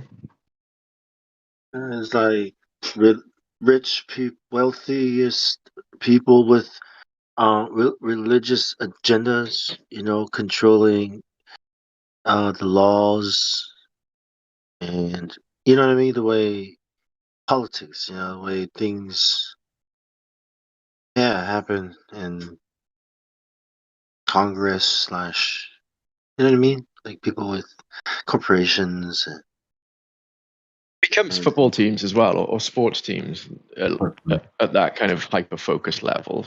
Those the people who are into politics, it's just they've got a team, you know, left or right, it seems to be, and they just like. I was like, don't you can't I like you can't choose a side, isn't there? There's got to be a subject in there on one side that you disagree with, and then like or something on your side that you disagree with, and on the other side they've got to have some kind of like policy or idea that you agree with. There's no way you can just force yourself into the like the blue or the red. You know what I mean? Yeah, once you know, as far as the larger scale governments are concerned, once I realized they were basically not representing the people, but representing the corporation or the power structure that is in place, right? Like the Senate and the Congress are designed for the corporation of America, not for the people of America. They make decisions based on that. And they actually have studies of the policies that have been drafted and passed that nobody agrees with these policies. You know, it's more likely that the public will disagree with the policy if it passed. And so, you know, recognizing that they aren't making decisions for us, they aren't set up to or designed to help us. That's not the way they work. You know, and and they sort set of up changed. they stage events and crises to even to force the opinion. If people are against something, they'll just cause some kind of the right event, you know what I mean, to change that opinion or to force people to change their opinion and to accept their rights being taken away because safety, you know what I mean, and public national security and you know what I mean, like terrorists and Yeah, it's sort of obvious when you watch it, though. It's like, okay, why are all these people agreeing? Like, I don't have a group of friends that agree on anything. And now we've got all these people in Congress saying the same shit, or, you know, all these people in politics, Senate, they're all coming out and saying the same stuff. You know, we got to do this, we got to do this. It's like, wait, nobody disagrees? No one's questioning this whatsoever? this is our democracy and way of life. Like all the news channels saying the exact same thing. Yeah, that's what loses me. Like, you can't all agree. It doesn't. Yeah, even me and my wife disagree on certain little things. You know, we live together. You can't. Wise woman. And why do we never hear the negative? You know, it's like The Windows Yeah. 11 update is safe and effective. The Windows 11 update is safe and effective. Yeah. Does anyone who uses PC go anywhere near a new operating system? Like I'm on a Mac, and I'll avoid, you know, OS 12 at the moment. I'm not even on 11. I think I'm on 10 still. But with a PC, oof. It's just an analogy, you know, like a metaphor to the Yeah, I know. Sorry. the real update, right? Upgrades. We do a really good job with medical and updates. we can fix Yeah, that. No. true. So Flatty, does the UK politicians talk about America as if they own it? Oh no. It's Hmm. a very, most people here think it's like I've seen some stuff that makes me think it's a company of Great Britain, like a business. But most people are just like, oh, those Americans, them over there. That's not like any data that comes out, medical data about what's happening now. The whatever you want to call it.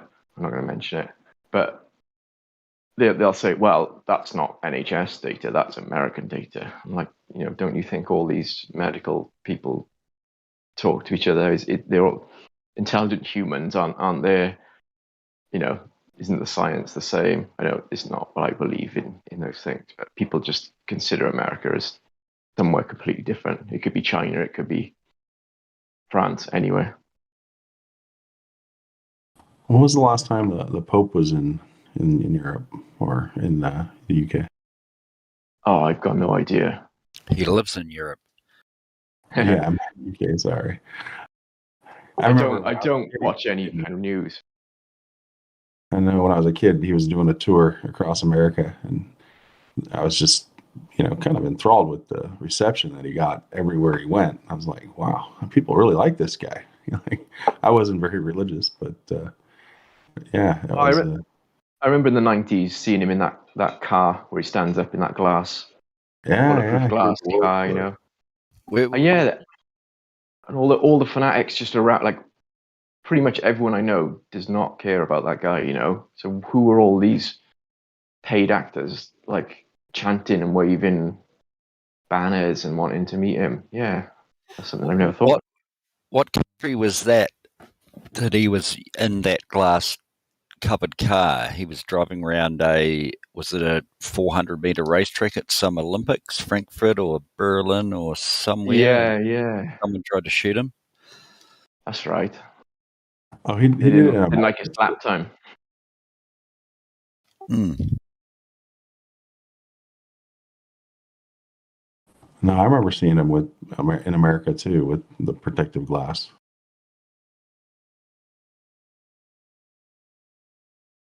That car reminds me of, do you remember in the original Total Recall, the Johnny cab? It's that kind of same like tall, kind of slightly angled shape. But at the end of the day, how come you guys, you flat earthers, because he would have to be the closest thing to the creator, wouldn't he? The Pope? If his role is what we're told it is, yeah, I guess so. Yeah, no, I was just wondering that. Yeah. Yeah, I don't subscribe to the Pope. No, there's too much weirdness with the birth certificates there and all the vaults with all the artifacts and books from all around the world, and it being its own country, like the City of London and Washington DC. Yeah, but you don't really know that, do you? No, that's true. And at the end of the day, I'm not speculating, but at the end of the day, every single one of us come into existence from a big bang, from our parents. That's a great idea. Did you hear that from the Pope? No, I philosophized that myself. I think that's what the Pope said. The Pope said that we welcome science and rockets. Do you welcome aliens too?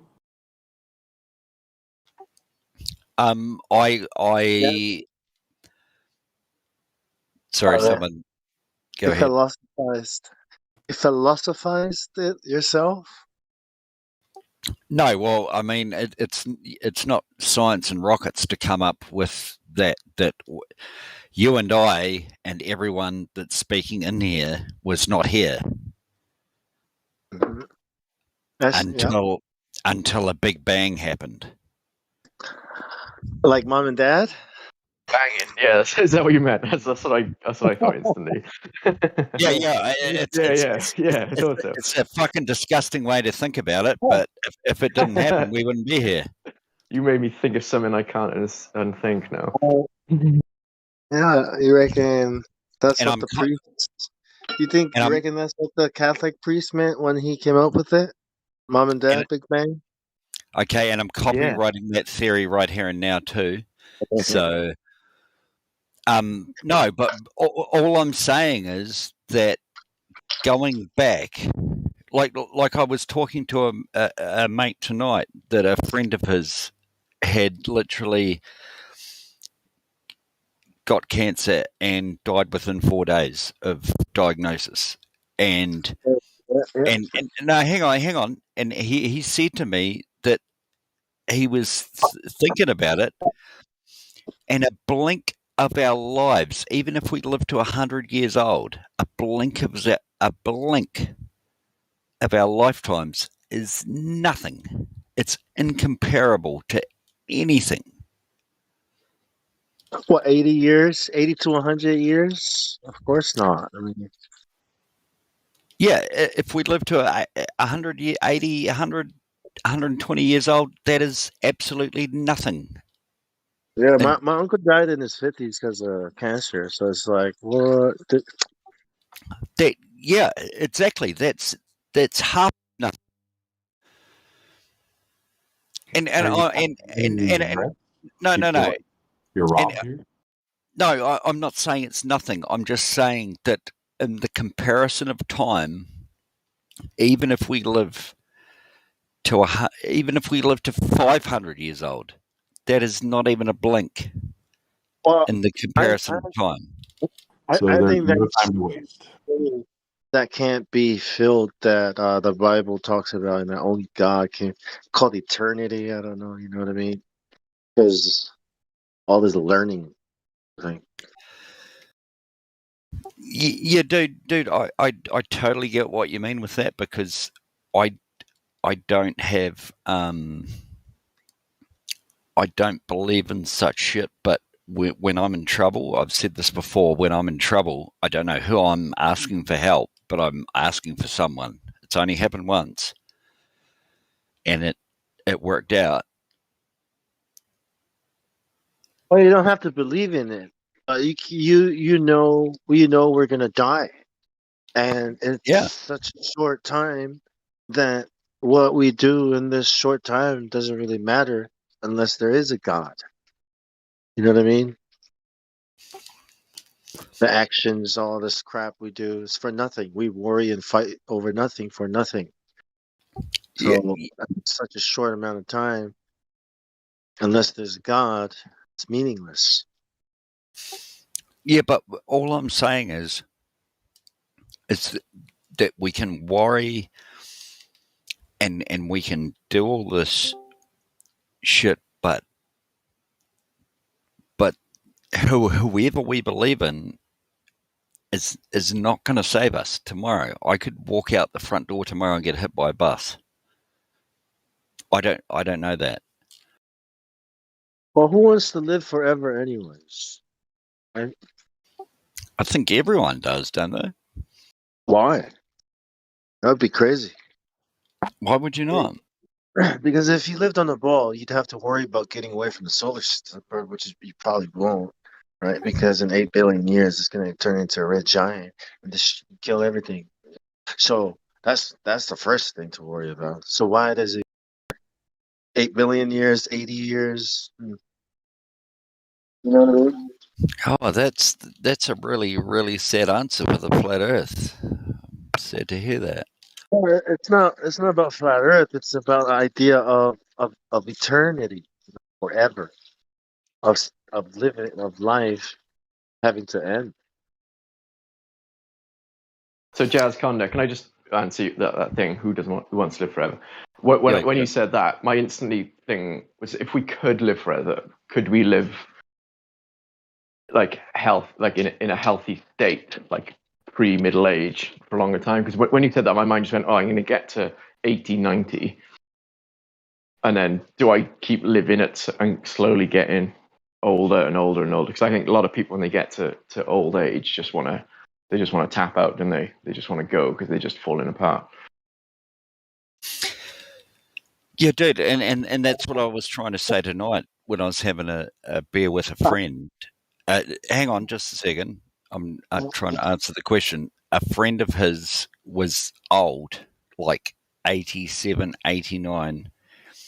Just got diagnosed with the C word 4 days ago, and within 4 days she was gone. And he was saying the shock of, someone you know and love is within 4 days they're here, normal and proud, and then they're gone. And I said to him, she's that old, she's had a good innings, but in the fraction of time and life, 87 years old, that's a good innings, but it's not even a blink. It's not even a blink in time. Well, how long do you think would be a good length to live? 1,000 years? Because in the Bible, people used to live that long. Yeah, hundreds of years. In the old, pre-flood, pre-ice. Yeah, well, no, a normal amount of time, I would think, because of the shit that we have. I'm not going conspiracy theory on you, because I'm definitely not. But preservatives and shit, and you've heard. If you get to 80, I think you've had a good innings. I blink every day, many times a day. It'd be interesting to live 500 years. So, the theories about the Great Reset, the mud floods every 200 or every 400 years or whatever, just to see if that happens. I know no one can prove that. It's just a theory. But, yeah, it'd be interesting to find out if we do reset and we're all just put back on. If you live through it. Yeah. All I can say is here's another thing for the flat Earth. There's so much technology everywhere, whether it's on the ground or halfway up a hill or in space or fucking anywhere. Like MSG, I don't even know what the fuck that stands for, but it's in our food to make it last longer on the shelves. That's all I know about it.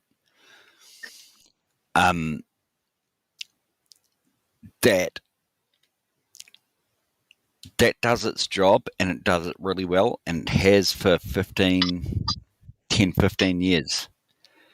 There hasn't been a mass culling of people around the world that have eaten this food that meats and preservatives that have this MSG in the food that's killing everyone. Damn, that's a hell of a flat Earth thing.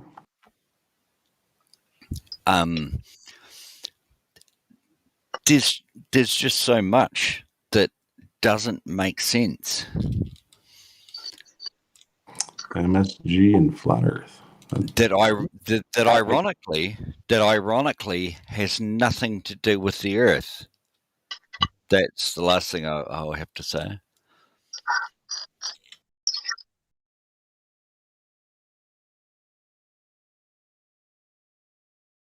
Why should it make sense if it doesn't have anything to do with the Earth? Sorry, what was that? Why would it make sense if it doesn't have anything to do with the Earth? Well, because I've listened to you guys every single night for the last 5 or 6 years, and as soon as I make, or anyone makes observations away from the Earth, i.e. the moon, the stars, the planets. What? Don't play dumb. Hold on. You got some photos? Links? 5 years, man. That's a long time, bro. Still haven't figured out it's pseudoscience. That's interesting. Yeah. Okay. That great point you just made. So I've been here for 5 years. This place hasn't existed 5 years, but okay. No, I definitely have been. And I will say to you right now, please don't be offended. Please don't be offended. But I completely understand that every single flat earther I've listened to has said that we have believed the globe. Literal religion. We have believed the globe. Now, what I'm going to say right now is that I completely understand that you believe that. What I'm going to say is that you never, ever understood it. Otherwise, you would not be here right now.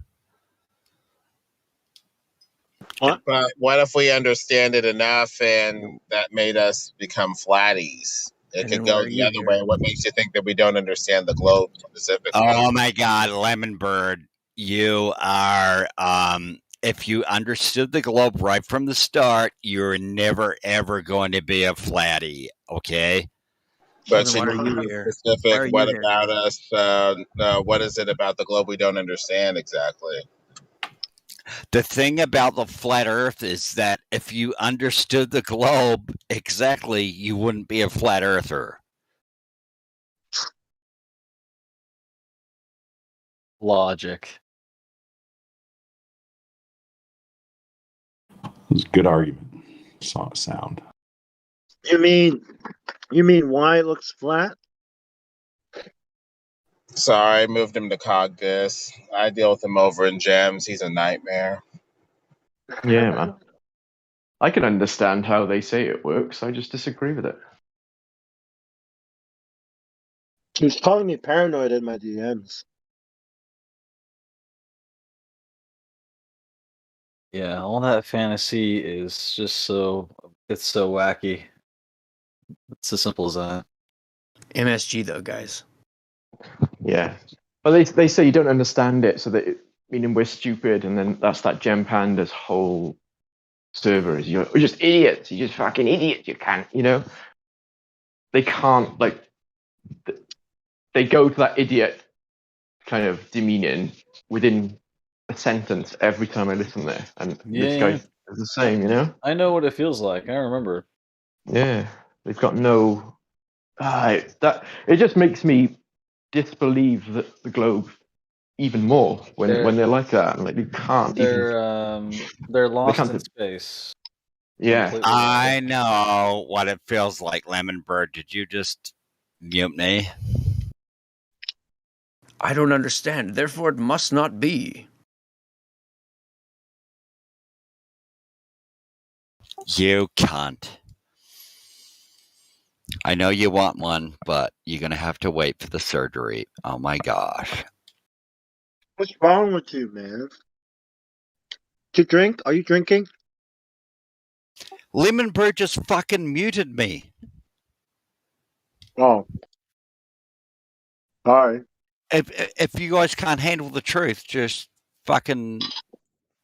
I want the truth. You can't handle the truth. What is this truth you speak of? The very things that I speak that you can't handle. Very Show simple. me. Good performance. Jack Nicholson. Show me, please. All you need to do is look at like a. I know you can. I know you can. Even one proof. No, there's many. There's many. You can't even handle the truth. All you need to do is look at 24/7 Discord, Flat Earth of the 365 of the International Space Station, but you can't handle that. So you're just a troll, man. What? No. Yeah, he's a demon troll.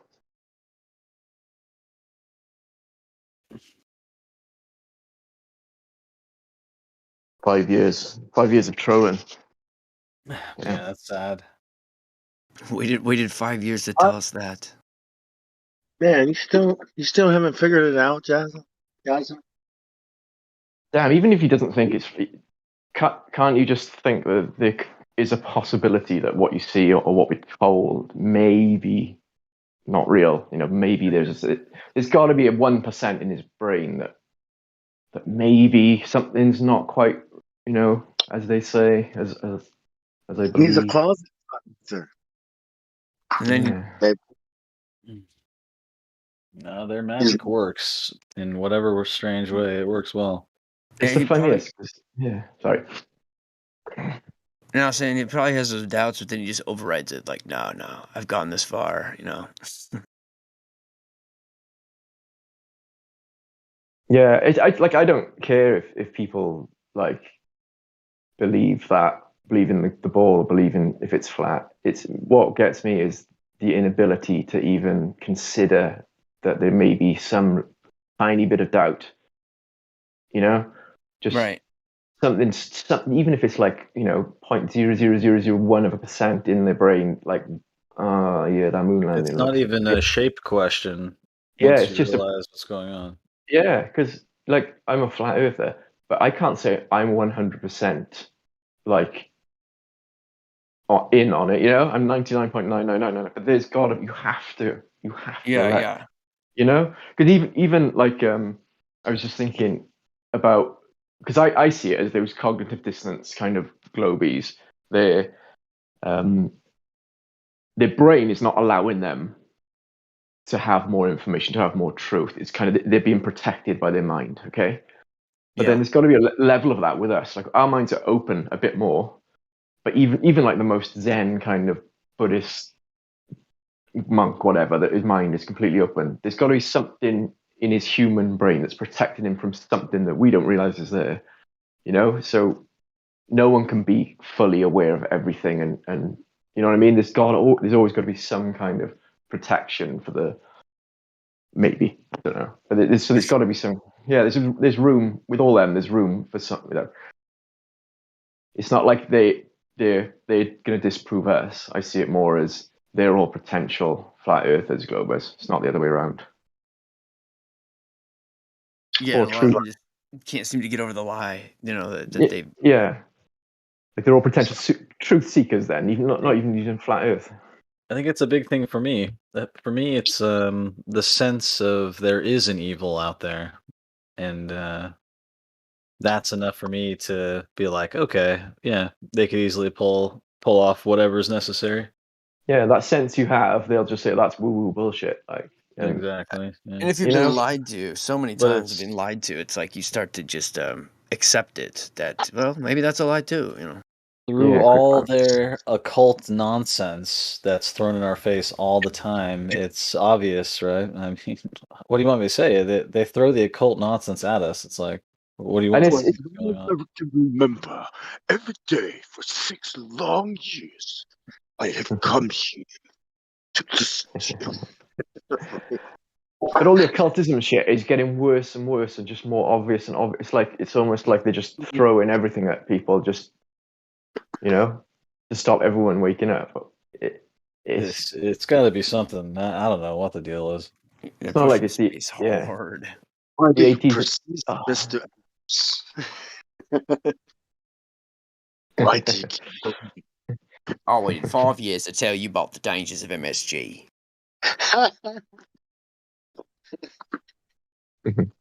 He started off all right as well for a second. I was kind of like going on with whatever he said first before the MSG stuff. I was like, okay, yeah, living to a, you know, however old legendary. Sorry, I was going to say the legendary Pandemic's meme. not exciting enough. Got boring. Now you're back on board. Yeah. Yeah, I was willing to talk about you know, if we did live longer, what would it be like, and what, you know, what were the potential to see and know and learn, what as a thought kind of experiment. It would be hell. Yeah, it would. Dude, I mean, there's some kind of gun, right? Dude, I'm in my mid-40s. My back hurts. I'm already kind of half thinking, dude, this can't go on forever, man. When was the Just last keeping time up you with the did some yoga? technology, man. I'm not feeling as good as I used to when I was in my 20s, right? Have you done yoga in like? Let me guess. It's been years. No, I did it yesterday. I had a back injury. I broke my back like a few Oh, years you ago, had an so injury. I'm quite up. Yeah, it's an injury rather than just old age kind of creeping up with me. But This is why we must upload our consciousness into the computer so that our avatars can live on after we die forever. Oh, don't worry, bro. They got a pill for that. Your digital so, back so will never yeah. be sore. So they haven't got the question of the then, you know. It's too woo woo. Just thinking, what's next? You know, if there is anything, don't you want to know? Like, if you stay alive forever, you're never going to know that Yeah. question. But Well, that's too woo woo. There's no such thing as life. yeah, I think it's an easy answer for me. Yeah. Or even if it's a simulation or a matrix, I want to wake up and then pull the plug out the back of my head and go, Right, how was right. that? How's Oculus 12? Is it any better than Oculus 11? Your body is just it's just a simulation of decay and rot, but actually you're not really dead. Yeah. Really? Yeah, I'm pretty sure I'm dead. Yeah, I'm lying in a hospital bed with tubes and oxygen being pumped into me, but really I'm completely healthy. I just don't need, you know, it's just a simulation of that, you know. It's not reality. Oh, stop holding me back. Let me go. Yeah, yes, fuckers. You know I what? gotta live my afterlife already. It seems like this is what we all wanted, this whole Earth realm experience, but it's been corrupted in some way. That's kind of what it seems like to me. Yeah, like it's a big escape room.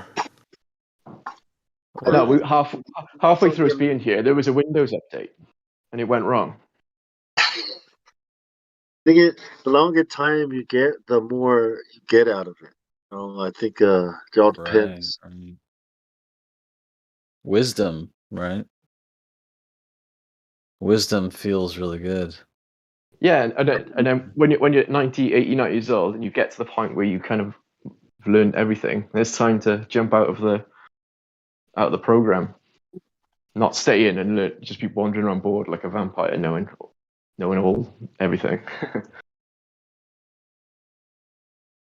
That's what careful to make that mistake, right? I think you can't How learn much everything. can you know? I think you can't learn everything because I think it's what the creator is about. It's like if you're gonna spend an infinity with him, then you're going to be learning forever, like eternal, always learning. And if he is eternal, then there's no end to the learning. You know what I mean? So like, oh, the angels the sons of God shouted and rejoiced, sang songs when they saw the earth being created. So it must have been an awesome experience, learning, from, and like when so the Jesus thing, that's also angels watching and learning. You know, like I don't know, it's like learning. Eventually, learning stops, but I don't think you can learn everything. You made me think then. Remember in The Matrix, he's talking to Agent Smith, and he says, "We tried a previous program where everything was amazing and everything was happy, but you just rejected it. Humans rejected it, so they wanted misery and pain and suffering. Maybe that's where they're now in the pain and suffering matrix, whereas the previous ones, it was just too nice, and people kept popping out of the thing like." Yeah, it's like their minds rejected that reality. It wasn't real because Yeah, you needed yeah, that's it. you needed the suffering. We're here for the pain and suffering. That's the thing. This reality is so real that it doesn't matter if it's not, you know? Yeah. Your mind, your mind can figure it out, right? Like you can look around and learn how to survive first. First I have to eat, drink water, you know what I mean? Shelter, safety, food. And Make a big deal then, about that in the Matrix. What is real? then what? After you provide for your basic necessities, then what? Then compete with your neighbor, right? To see who can gather the most rocks, like shiny rocks, right? Yeah, that's it, and it's all that is it from there. So everything shiny rocks that we have in our houses and things, isn't it? We drive and Like, hey, play with. investigation.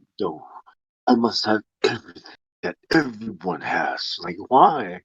Like, it's in my nature. What? In your nature? Nature of sin, like this.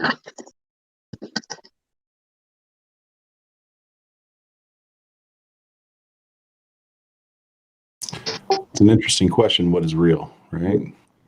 I think that's why we're all here, because we were able to draw that line.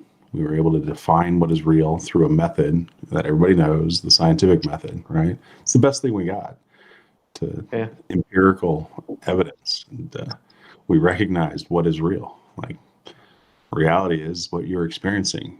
Don't deny this, embrace them, recognize they're a tool, Yeah, 100%. to define reality. Reality. Affect change in reality, right? Like, you have to interact with it, right? Like, you have to cause change, like, do things, like, science is all cool, until you start using it to manipulate and control people and call it a government. And they'll say, oh, you have rights, stuff like that. Yeah, those scientists, they're all locked into contracts and NDAs and just a standard of living through their pay that they don't want to give up. And that's how I see it, I think. Same with the doctors. Anyone. And then every college is freaking Hogwarts at this point. Yeah. It's an opportunity to do good, to fight for what's right. Ooh, shiny rocks. Ooh, I like it. I like shiny rocks. But what about Spoils war? That's right. Shiny rocks. Remember all this information in my books, and then you shall have shiny rocks. Everyone Your wants hard to work. do good until they see a bunch of shiny rocks, eh?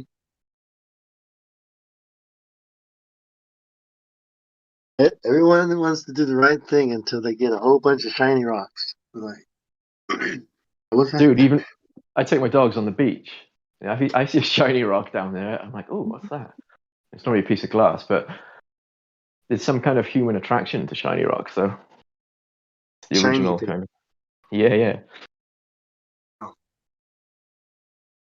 When the sun hits it, ting. It's just, heard or is it the term the one? level-headed the other day. I was like, that's a pretty good one. Level-headed. I guess I was bent before that. Yeah, I love all that. Level with me, man. Everything like that. To be truthful and knowledgeable is all based around level. Yeah. And then you can replace your teeth with shiny rocks. Oh, my shiny rock fell out of my tooth the other day. Gravity, man. Yeah. Gravity plus toffee equals no shiny rock in mouth.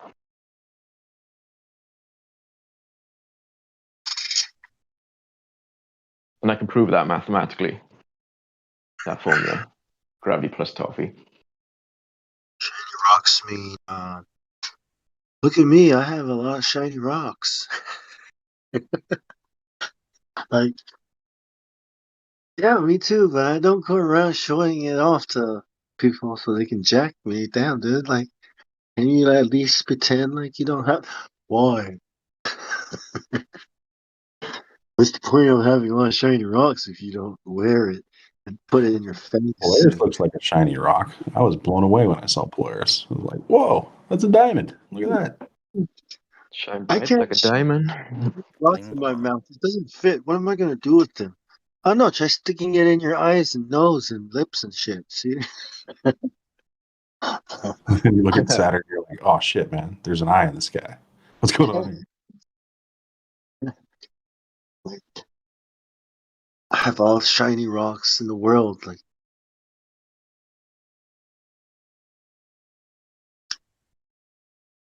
What tests have you done on your shiny rocks? I made a grill out of them. How do you know which one is the best?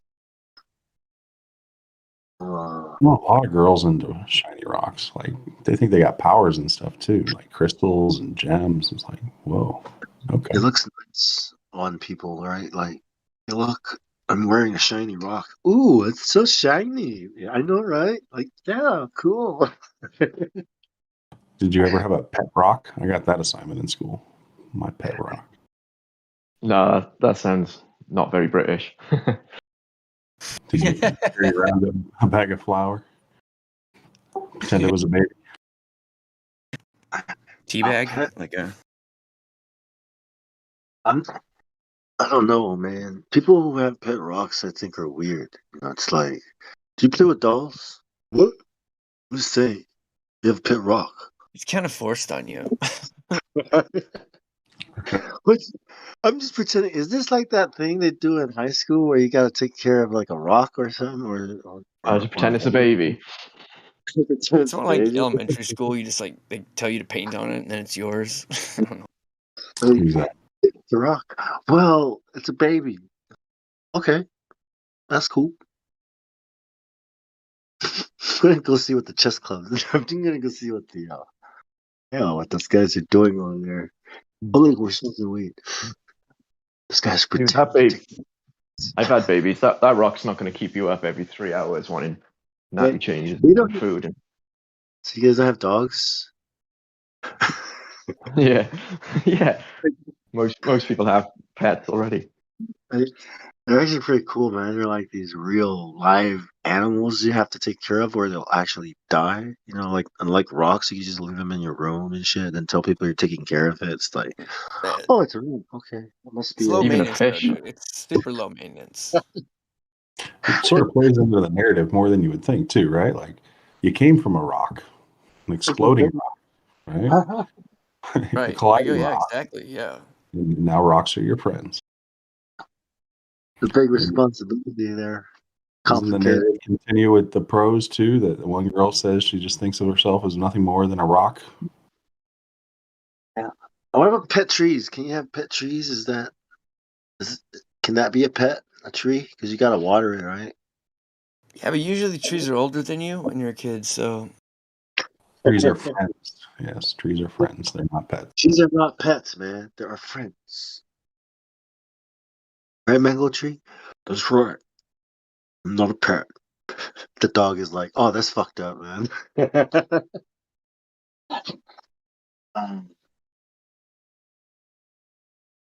You know how dogs are I always think I like, came from Stardust. That wasn't that bad. I thought that was pretty cool. Stardust, man. We're nothing more than Stardust. man, she thinks her consciousness came from Stardust, too. Like she's on a whole nother level, man. Like I'm talking about metaverse, like past transhumanism, like into uploading consciousness as a collective into space time type of reversing frickin' the Big Bang type of shit. Like, what? What if all the trees are like waging war on us and they're just so slow we don't even know it? Because when the universe stops expanding and starts imploding, that's what we're really up against. And we have to upload our consciousness into space. Like, this is what she really needs, man. Like, I'm serious. I don't know, man. It's like, To what end? Like, what's the? to save the universe. I was just thinking about the moment of realizing that space rocks are fake, like meteorites and stuff like that, and just how that just made me laugh internally. Like that's kind of funny, right? Like there's no rocks hitting the Earth from outer space. People pay top dollar for them. I was gonna say, then you see these people out there hunting them, right? Like they're out there. You're just thinking to yourself, oh fuck, man. Like, He's are they really chilling. doing that? Like, is that funny now? Is it funny when you see guys out in the middle of nowhere looking for rocks that came from outer space? Is that I funny? mean, there's so many people that would be really bummed out. Right? Oh, we're looking for rocks that fell from outer space, dude. They're gonna keep clinging to the globe much longer than anyone else, at least until they can sell their rocks. At least until the inventory's gone. I guess. It's very. It's just rocks from space, man. Like think about it. Space. Fell from space, dude. I sell space rocks. What a meme. Like, wow. Yeah, we're basically giving stock tips to all like meteorite owners. So the meteor must have hit here. That's why there's a big crater. But where's the meteor? The what? The meteor that made the crater? What are you It's like, talking well, about? Jimmy found a pebble. It's probably a mountain over there. So why aren't we studying the mountain? Look, man, focus on the crater. You know, it came from space. Like the moon?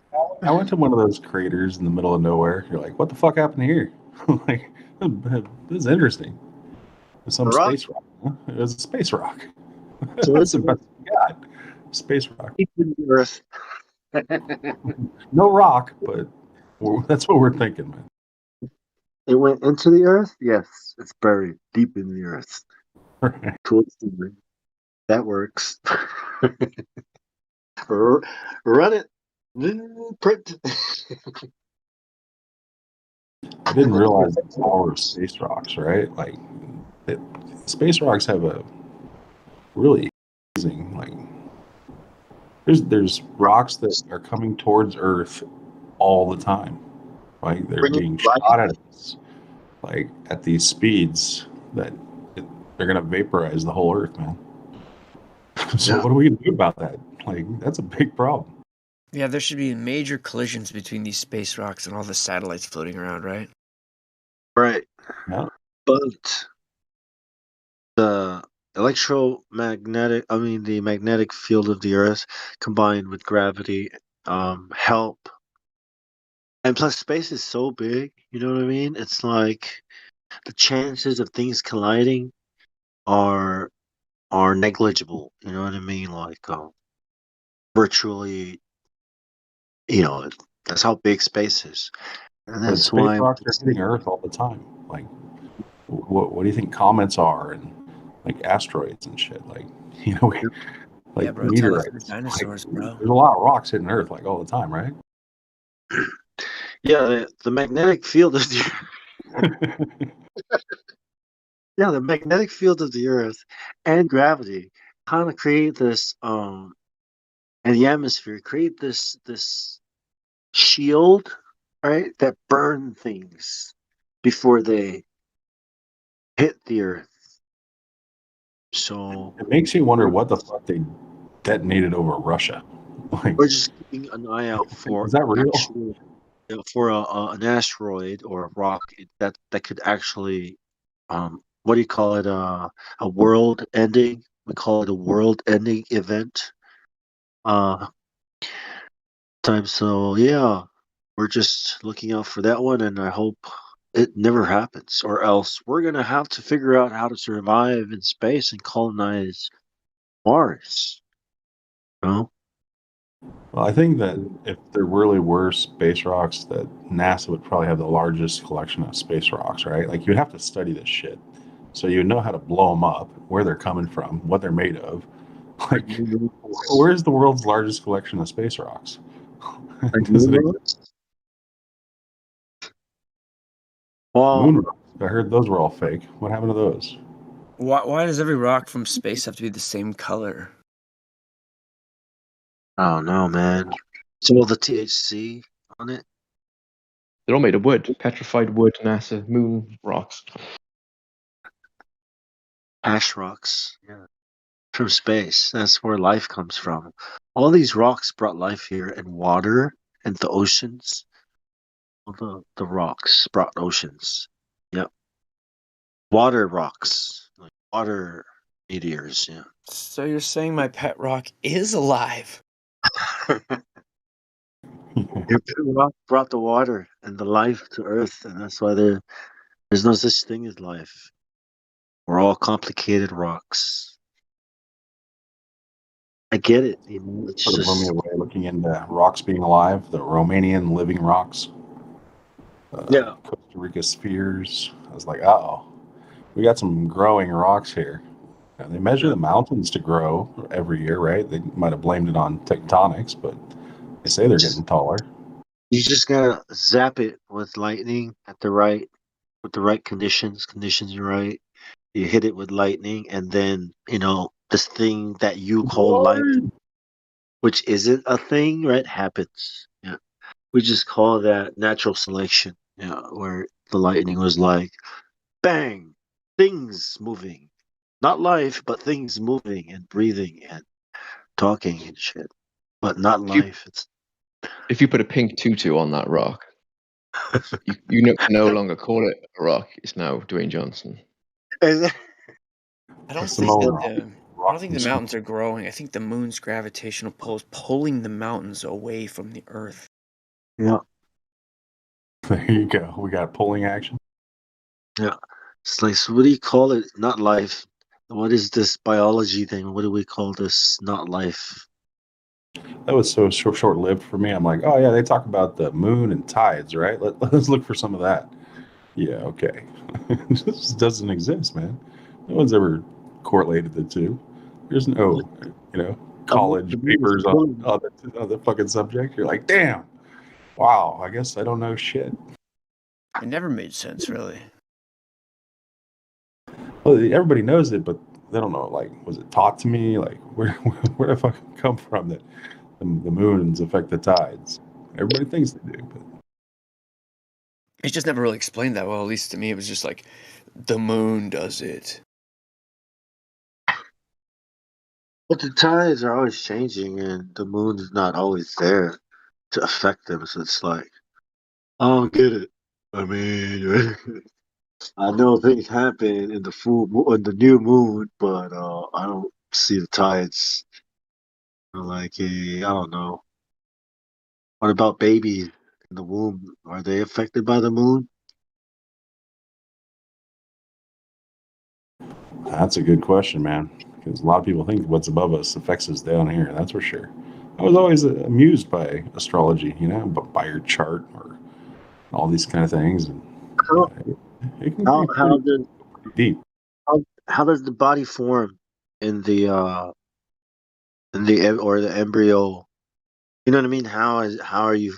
Is it all based on just mom and dad, XY chromosome, or is it also affected by the environment and the position of the season or whatever? So people call horoscopes or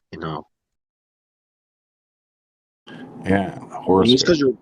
because you were born around this time. It's like, what? What? How does that even? Your calendar is wrong. Like, what are you even talking about? You talking about the seasons? Yeah, the seasons, dude. Yeah.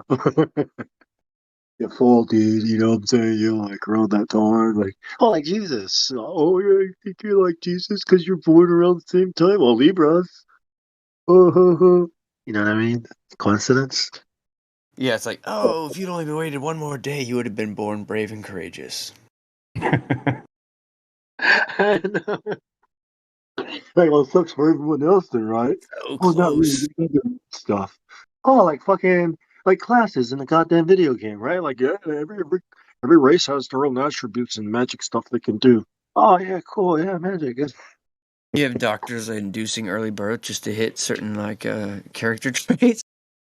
I gotta admit, those girls scare me. Like the ones that ask for your horoscope. Like, what's your sign? It's like, oh shit, man, you're gonna judge me off my sign?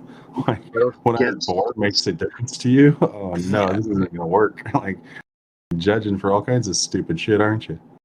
You say based on which calendar?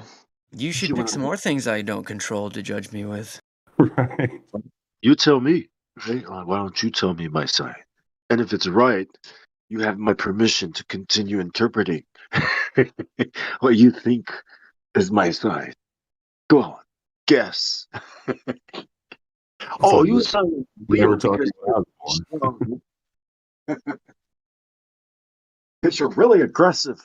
Yeah, like a lion. Yeah, no. Oh my god, you're so like a Virgo. Oh, like the ones that, say like, oh, if you're born in this year, you're like this. It's like, nah, dude, I got friends born the same year and they're not like me. It's almost as bad as asking if you're like Republican or Democrat. It's like, oh, well. A little bit of both. Maybe a short date. Like, we're not going to have much to talk about. It's complicated. Let me read your palms. Let me look at your hands. Look at your eyes.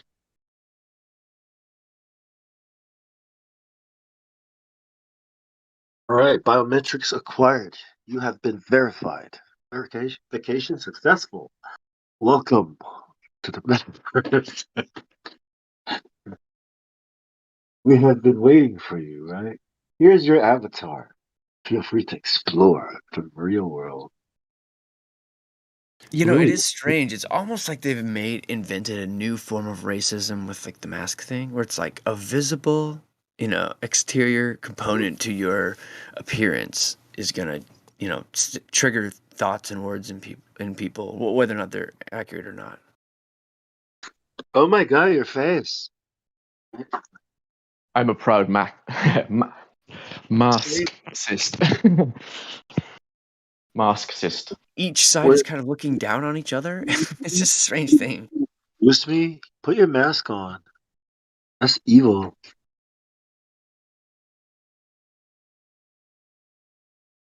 It's a dirty trick. How are you gonna show off your stash, your mustache, if you have to wear a stupid mask, right? It's like, lady, my mustache does not fit any mask. Look at how awesome it is. Look how nice 20 it years is. ago. You want to look at it. Look at it. Oh, nice mustache. You're welcome. To mustache man. This is my mask. My mustache. Look, it covers my whole face. Too big ass mustache. What about your wife?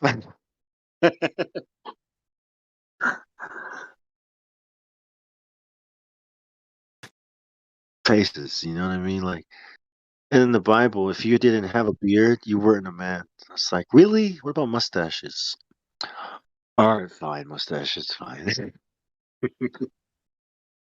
Some people can't grow full beards, Some people are mustache people.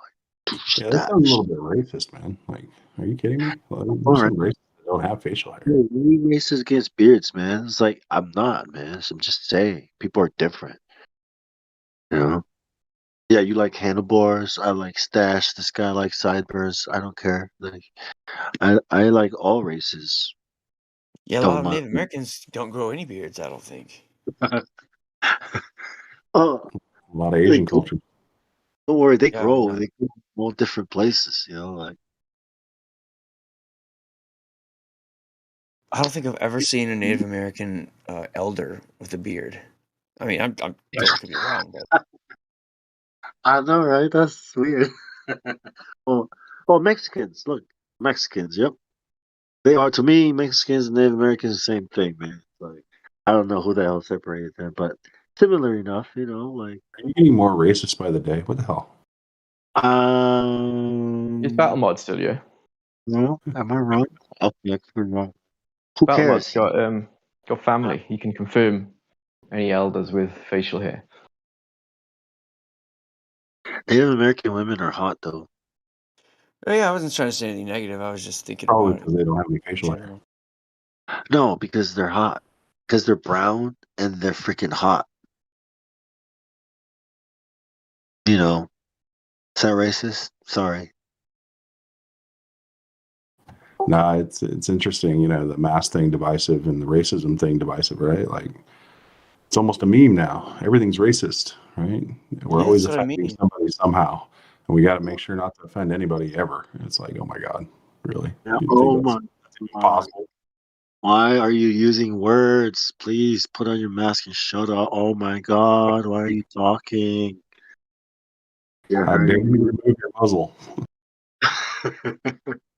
Yeah, and the truth of the matter is, people wear them for all sorts of reasons, but it's so easy for both sides to just come to conclusions. Like you see someone in the grocery store and it's like, you think something about them because based on this mask that never existed a few years ago. It was never Evil people. Like these people here shopping could be all evil terrorists. Oh my god, trying to kill me. It's just a You know, dirty trick people are they played on dying. us. Why are you guys doing this? What? I'm just trying to get some milk. People are dying. So in the Okay. future, there'll be people saying, "My great granddad, he offended someone once," and they'd be like, "Oh, that was terrible. They were such savages." Yeah. Well, I blame Patty, man. That guy's British, and it's all their fault. Because people aren't dying from drones and wars and shit, right? Yeah. Okay. Hey, Well, I'm Welsh, man. We've been fucked over by the English real bad too. yeah. Or somebody acting through the English, I don't know. Maybe it's that damn Pope. Some fishy about the Pope. Yeah. Definitely his hat. That's definitely fishy. Even shaped like a fish. His ball. Beyond fishy, bro. That dude is evil. Yeah. He just looks like Just looks evil. just a demon. A demon. Like picture like what you want a kid to like be like cheered up by, like picture like Santa Claus, and then look at him next to the Pope. It's like, ugh. It looks like Palantine from Star Wars, the Oh, evil yeah. thing. Oh my god. Is it the same guy playing Palantine? Are they the same people? I think so. That's pretty right on, dude. Like that might be. In horror films when someone's got like a normal face and suddenly for like a split second they change to like looking evil. Like an Interview with a Vampire, Tom Cruise does it when he goes into the water, and I think that if they used his face, the Pope's face, that'd probably be pretty scary. Like to cut to. Yeah, the witch and the Disney, or maybe it's the Wild Witch of the West. Yeah, quickly. Yeah.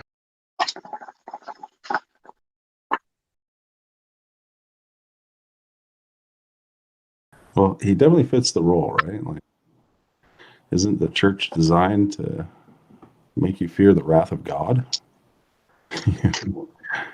God's word is a burden. He's carrying a heavy burden there. Two can't understand it, and we must interpret it for you. And give us money, please. Like scientists. You have to make up these words like gravity.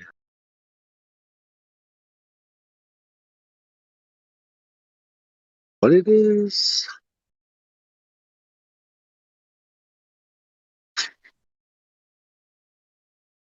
Yeah, I mean, all that whole field of like quantum particles and all that, that could all disappear tomorrow, and I don't think I would be affected at all.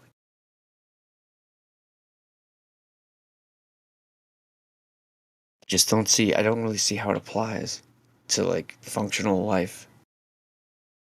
Well, technology is interesting. I'm still on board with that just because of how much I've seen in my lifetime, from black and white TVs to color TVs to beepers, cell phones, I do wonder what the limitations are. It almost feels like we're peaking out on a lot of this shit. Like how much more instantaneous does instantaneous need to be, right? Like, so how much better can a phone be? I don't know. But at the same time, I do recognize that there's some pretty cool shit out there that they don't give us too. That flyboard looks amazing. I don't know if you've seen that. I'd love to try that. But yeah, hopefully, the ones that want to use technology for themselves, I have a lot of hope for truthers finding those solutions, right? Yeah, I mean, without it, a lot of information would be hidden for sure. Because you recognize there's a lot of secrets that aren't so secret if you just are aware. You're like, oh, well, they're not doing that. So what are they doing? Let's figure it out. Can't hear you, Mom. You're bad right now. Like slow release. Can you hear me? There you go. Yeah, like a slow release thing, where you Yeah. way ahead in technology, but you just slowly Yeah, I condition mean, people through obsolescent. What's the word? Well, it it's the feels give it ridiculous and that take it away too, like the Concorde program, and Russia had one too. Same exact aircraft, basically. But supersonic speed. Flying to New York to London in 3 hours. Let's go. How much nicer would that be? But yeah, And obsolete. Yeah. there should also be like a public domain. You know how there's like a time frame where a song is just around for 100 years, it becomes like anyone can use it. Like there should be something like that for patents where they can only hide them for so long.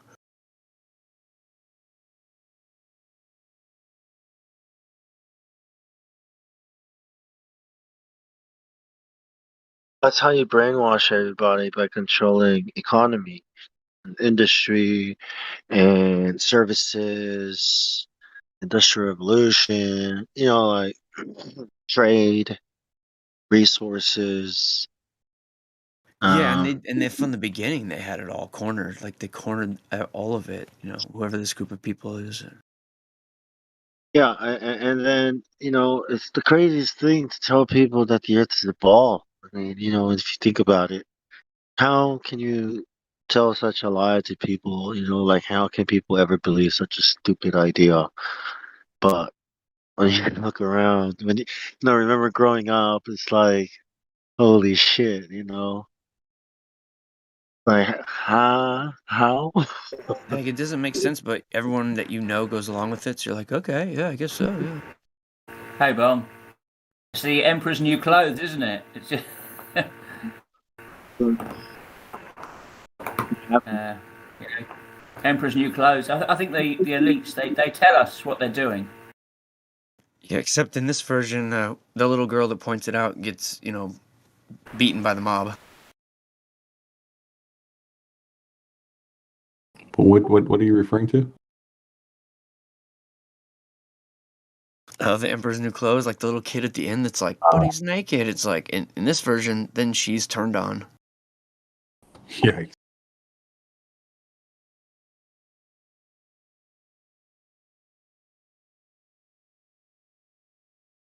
It's so deep too. I know a lot of people that are so-called anti-vax, but like, what does that mean?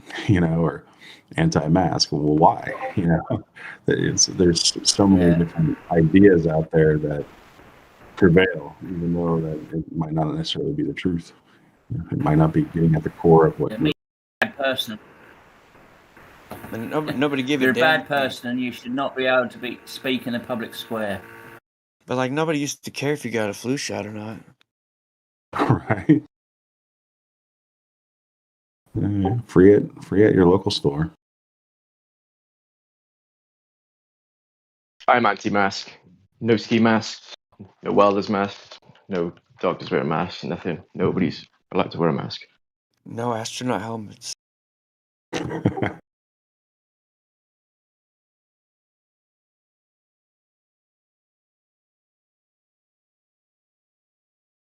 That was funny when the guy came in and said they have a 365 camera on the ISS. I looked for that, man. I did. I looked for a lot of things on the ISS I didn't see.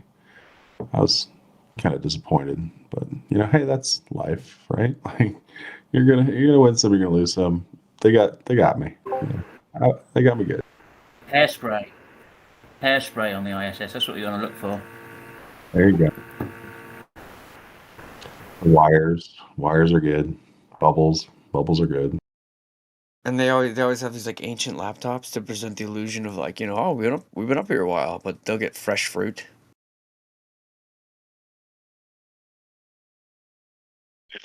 Lenovo ThinkPad, the ultimate NASA computer. Exactly. I try to find one experiment like ever done on the ISS. I was like, damn, not one. Come on, man. And when you see it, you're like, why does everything look so messy? Like, how can they tell what anything is? I can't tell what anything is. Like, what does anything do that I'm looking at?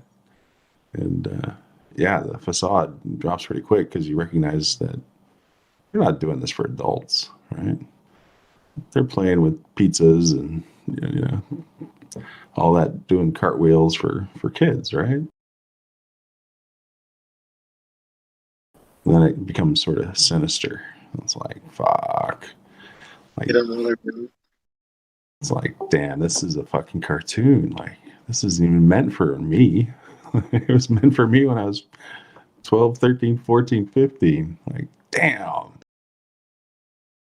Yeah, all the equipment, all the like the 70s looking music modules, wires, and like a Moog. I mean, like it's all like really old looking. Like it should be like minimal and modern, sleek looking now. It's the future. Yeah. I mean, they're beaming this into classrooms, right? What's happening. They're not. This isn't professional grade anything. Like, have you ever walked into a fucking server room in a corporate office? Like, come on, man.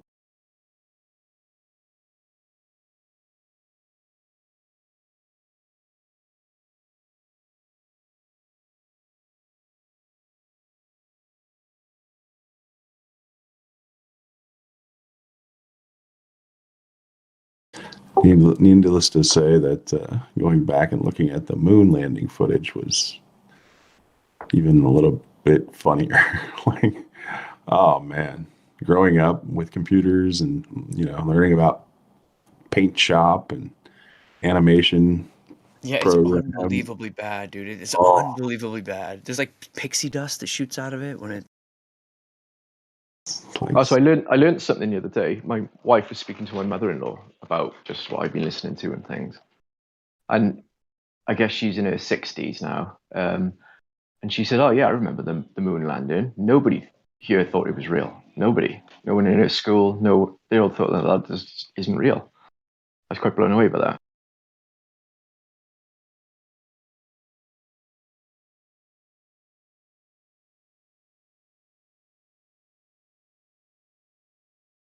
sort of interesting. You wonder how the propaganda differs from country to country, right? Like, wonder what the Russians thought. Yeah, I guess it's more global. We're all kind of getting the same info now, but yeah, it was definitely compartmentalized back then. So maybe in the UK, it was just like, oh, look at those Americans. What are they doing now? Is this Star Wars? I don't know.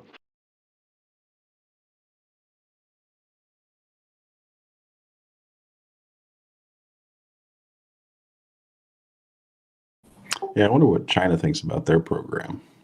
Like, they've said to have done some pretty crazy shit. Like, I don't know, man. I find it funny to see how other nations are participating, or what that participation looks like on the other end, and it's pretty interesting. Yeah, it's the same people that will tell you there's no way all the nations colluded on the Antarctica Treaty. But it's like, but they all colluded on the space station. Yeah, everybody built a piece.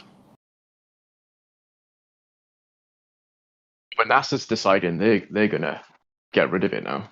It's NASA's, even though everyone worked on it. So all everybody's NASA's deciding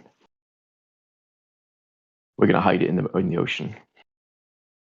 America's number one. That is true. The thing is, those actors will do anything for money, including lie to everyone. So if only there was a really wealthy flat earther that could sort of peel one of them away and like give them enough money to blow the whistle, dude.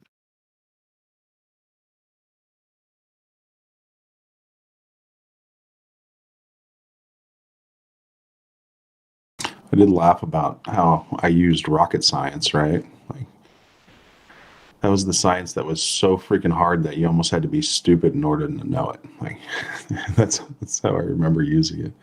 Like, that's rocket science. Rocket surgery,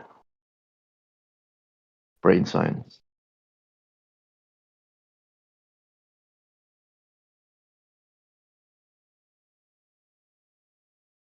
Stanley Kubrick may have been telling us some things. Yeah, he gets a lot of credit. I like the "I'm on Top of the World" by Imagine Dragons video. That's fucking hysterical. Like the whole Yeah, thing's yeah, about Stanley. It's like, oh my god. yeah.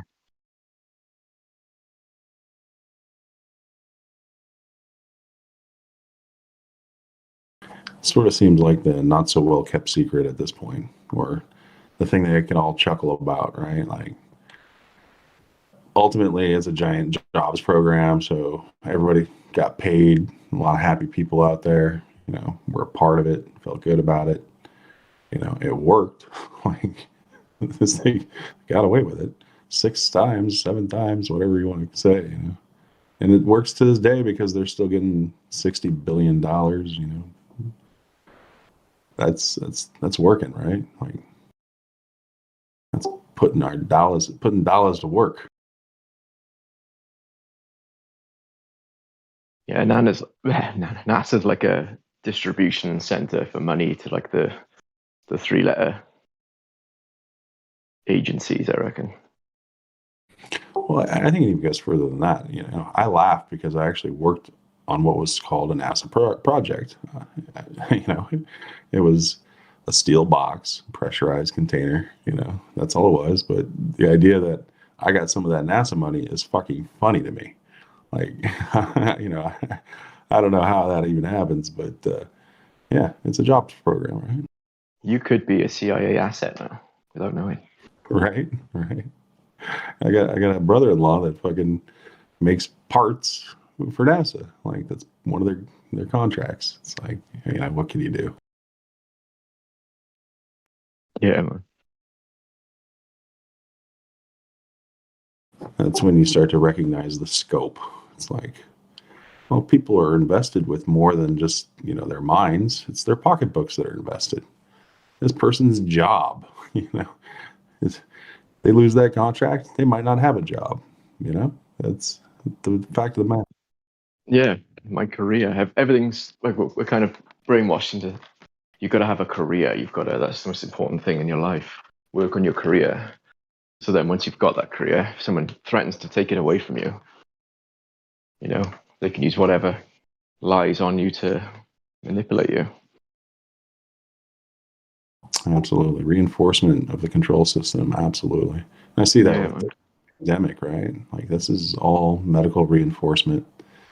Enforcement, do what you're told, Yeah.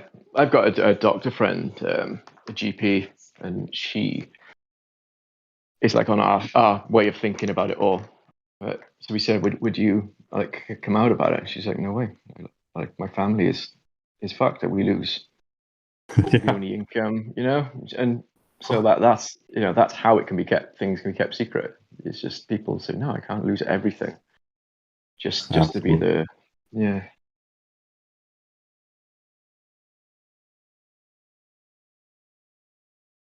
Tough situation for a lot of people to get out of it. I was talking to my buddy and I said, yeah, they make it so you can leave the system at any time. You do not have to participate in the money system and the identity system, the law system, the medical system, the whole thing, right? There's ways out. And he goes, well, I can't do that. I got kids, I got, doctors, I've got, yada, yada, yada. The list goes on and on. And, you got a bank account, I got identities to travel. And it could, like, the only way it's even remotely possible is if you're just a single person on their own with no other family existing to think about. Perhaps, but I also recognize that there's ways of addressing each situation differently, right? Like you don't have to fully expose yourself, I guess is the whole point, right? Yeah, you can still, you could be like keep it on the down low. You can still participate, but also have one foot out the door as well, maybe. You recognize it's always your choice. And if you decide to make that sacrifice and give that choice up against your better judgment, then, that's what you have to live with, right? Like, that's just the way it is. a lot of people sacrificing to propagate lies, and they know it, and you see it on them, and they try to get it out, in one way or another. They're trying to tell other people that fucking wake up. This is bullshit. I laugh when I hear it. Flat Earth dropped in TV shows or something, right? Like they're dropping it. Is anybody paying attention? I don't know, but there it is again. Yeah. And the more something's in the media thing, the more you think there's something to it. Yeah. The more they kind of, shitting on it. So the more you think, okay, maybe there's something to this, or other people. Well, we already know there's something to the ball lie.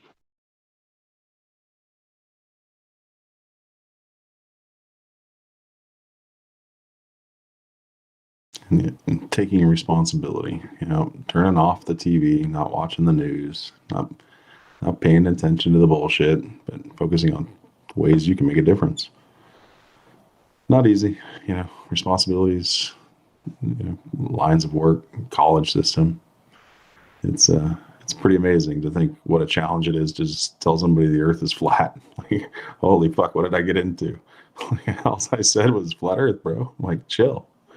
But yeah, it's kind of. I heard a good one that the other day, something I haven't heard in a long time. Is I was talking with a friend, and I said, "Where did you hear that?" And he said, "Well, it's on the news. It was on the BBC." And I was like, "Oh, you trust the BBC?" I said, "I didn't even listen to any of that." And he goes, "What? You just listened to some random guy on the internet?" I was like, "Well, all your mainstream media is on the internet, so." But that was an old one that just crept up from nowhere, and I was like, "Whoa, I remember that one." The old, it's on the internet kind of. Yeah. I got that one from my dad. You believe everything on the internet. Yeah, everything.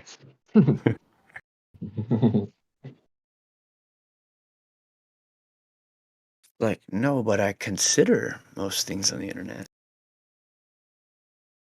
Yeah, question. Yeah, that's right. Well, you can't disagree with something if you don't know what it is. Well, and the rebuttal to it is like, what? Google doesn't work for you? Like, you can't find the answers you're looking for? Like, what are you talking about? Like, you can't find answers on the internet. What are you getting at?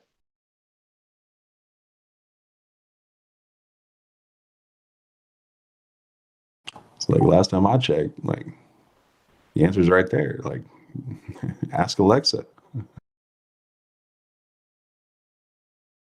Ask Siri.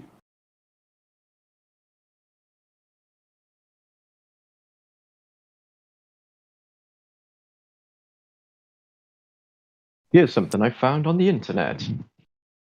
But which bit of the internet did you find that on, Siri? Right. The filters. Oh my goodness. Everybody knows about the filters by now, I'd hope. But yeah, I can imagine, not growing up with search engines working for you every time you use them. Like, if most people now are convinced when they ask the question, they're getting the proper answer, right? They don't recognize it. And you're like, especially when you get into this topic, you try searching questions, you're like, holy shit. Look, it's that bullshit narrative again, Just type in Google, gravity. Google's become the authority, like the teacher, the expert, the doctor, So it's like, why would you question anything else? If my car's broken, I'll go to a mechanic. The first mechanic I see. Well, haven't you used Google Maps? It works, right? It tells me to take a left when I need to take a left. It tells me to take a right when I need to take a right. Like, it works, man.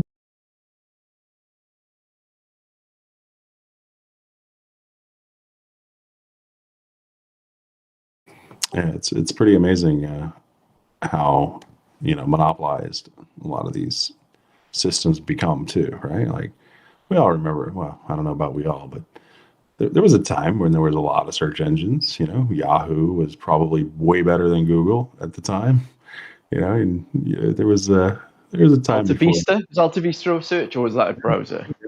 Even AOL, America Online, had a search engine. Yeah. MSN, Microsoft had a search engine. It works. Like, I don't know what they're calling it these days, but Bing. Bing, that's it. there's a Bing. big right. Yeah. Yeah, I was gonna say. Even Internet Explorer's got a new name now, isn't it? Still the same thing, but it's called Edge or something. Yeah, there's still choice in search engines. Just most people don't do it.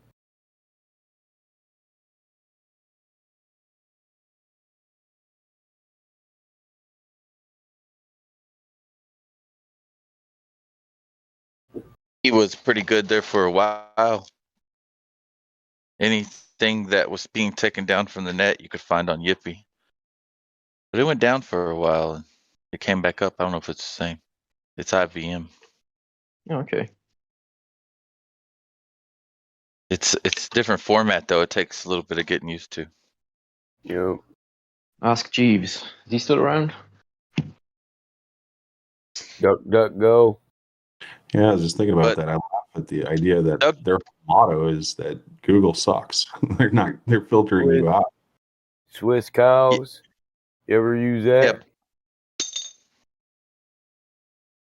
But DuckDuckGo and Start Page, their backbone is Google. Yep. Yeah, he filtered for a. Catherine Albright, she's smart. She was on the ball way back in the day. She owned Start Page. One search. Yeah, she's sort of always been connected. Hey, you could use wiki.com.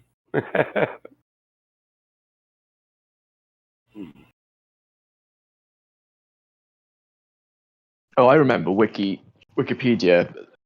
People used to say, like, I think my university friends, when that was around, they were told you can't trust Wikipedia. There's absolutely no way you can use that to cite anything. But now in schools, Wikipedia is, oh yeah, that's a good form of information there. Use that. Really?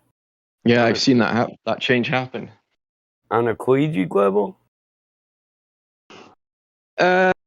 Well, no, collegiate level was don't use it, and that was back when it first appeared, Yeah, I you suppose. fail an assignment if you gave wiki for a citation. Yeah, but I Instant know. fail. I noticed maybe in high school level, comprehensive, we call it here. Yeah, say they we, call you know, they they're say told to use it. Well, the thing is, you can use it for a starting place, but you have to follow the citations given. You have to give a real citation, not a wiki site.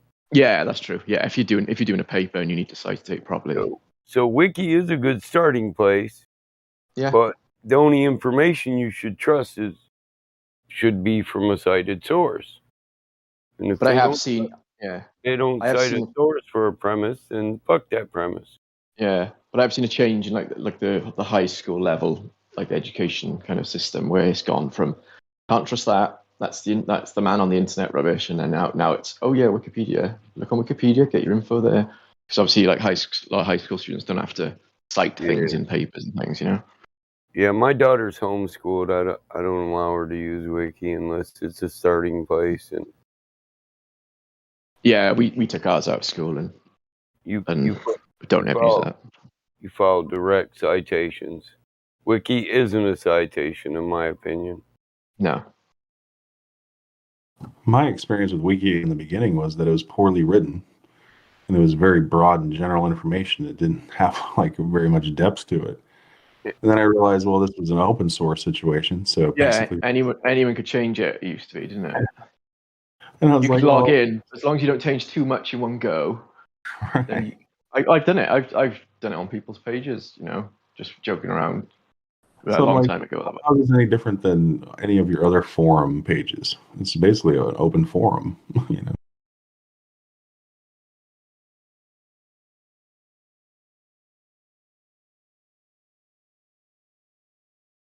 Yeah, I remember trolling a musician friend of mine who's got his own wiki page because he was semi-famous, and I changed everything, where you came from, his date of birth, everything.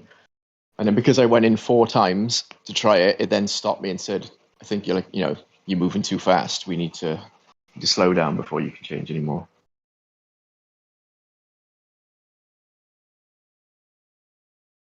Yeah, it wasn't until they got resources that they actually started putting somewhat good information in there. Like today, it's actually kind of useful when you're totally ignorant to, a particular phrase or that kind of thing. It'll give you a good starting point. I find it useful these days, actually. Yeah, it's like your base level first. What is like you'll accept Google's thing for some subjects when you'll just Google it and just all right, okay, that's the kind of basis around that. I didn't need to look too deep into it. So it's a starting point.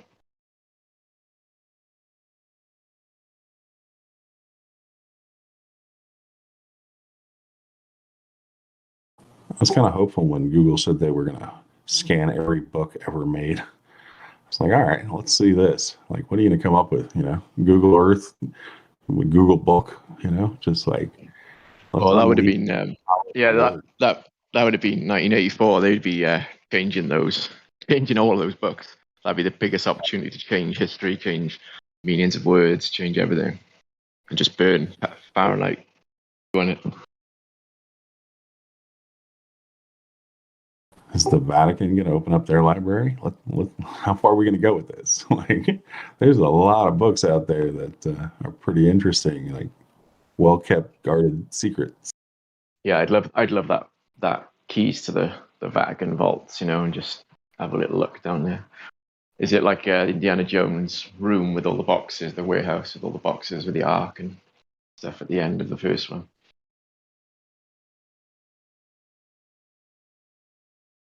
Well, we know they kept a lot of records. That's one of their things, right?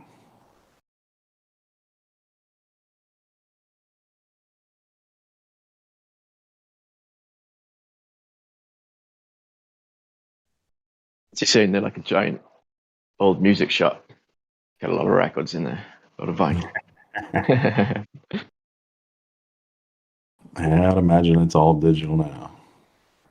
Yeah, I mean, if the situation were reversed and you were them, would you keep them? Like, I don't think so.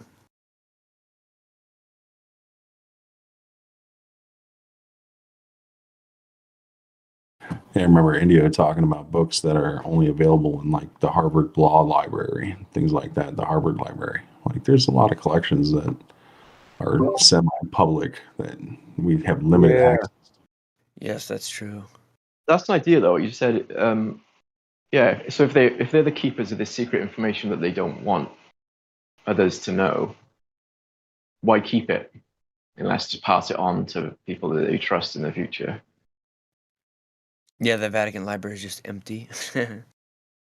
Yeah, just a shredding machine with loads of shredded paper everywhere. Little index cards telling you what was there.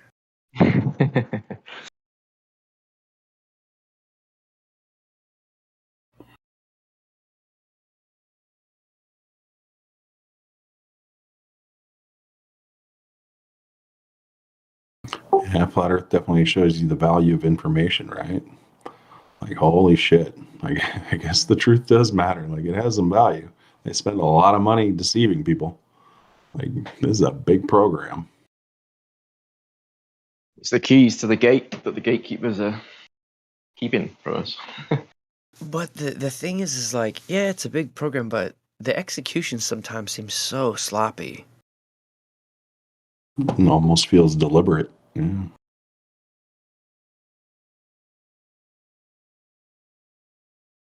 Yeah, you wonder, what it's like making the decisions versus being put on the payroll, right? Like, how inspired are you when you know that you're out to deceive? I don't know. Like how big a problem that is within the organization. It's an awfully big one. How much dissent is there? It'd be interesting to sort of measure that. And I think they do. They keep tabs on, who their employees are. Like who needs more money? Who needs a raise?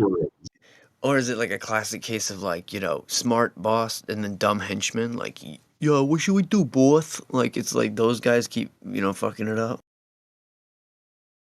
Or maybe they put info out there for us to find because they need, like, because all the elites that know all the knowledge are all inbred and kind of just getting dumber and dumber. So they need us non-inbreded people to kind of work with them. So they put this info out there, and whoever cracks the code, like gets the most knowledge, gets to be in the gang, gets to see it all.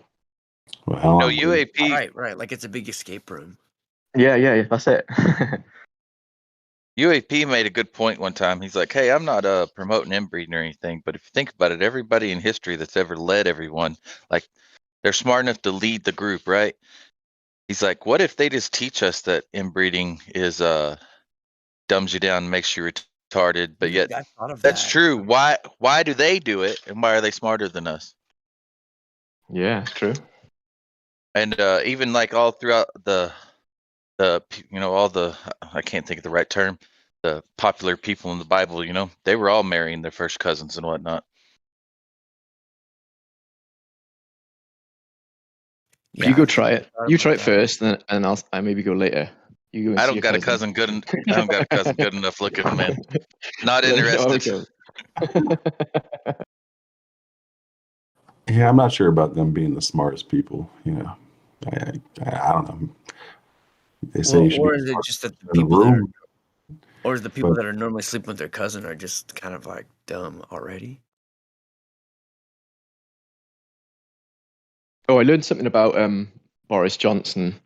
So my brother's neighbor, his brother, does some kind of large projects on railway lines, and Boris Johnson used to be in charge of that of the rail network or something. So he'd have to deal with him in meetings. And he says he is absolutely not this bumbling idiot that's portrayed in the media. He is sharp. He is kind of in control. So what we see on TV is not that's not Boris Johnson. You mean the media can portray a world leader incorrectly? What? No, man. What? No, but that is interesting because What yeah, about they do Gaddafi? portray him like a dumbass. What do you guys think He's a about good Gaddafi? actor. He's a good actor, man. He comes across like an absolute idiot, but yeah, apparently he's not. What do you think about George W. Bush? Same, probably.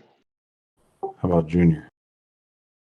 Yeah. Fooled Junior's man probably. can't get fooled twice. His dad was like this super, like, well, he's the JFK kind of guy, and then W is like this super dumbass, but he's pretending. Gotta be, man. It's gotta be the Boris thing. No man can be that dumb. Yeah. Well, yeah. I mean, some people are very smart; they just can't articulate very well. I don't think that's the case with George W. Bush, but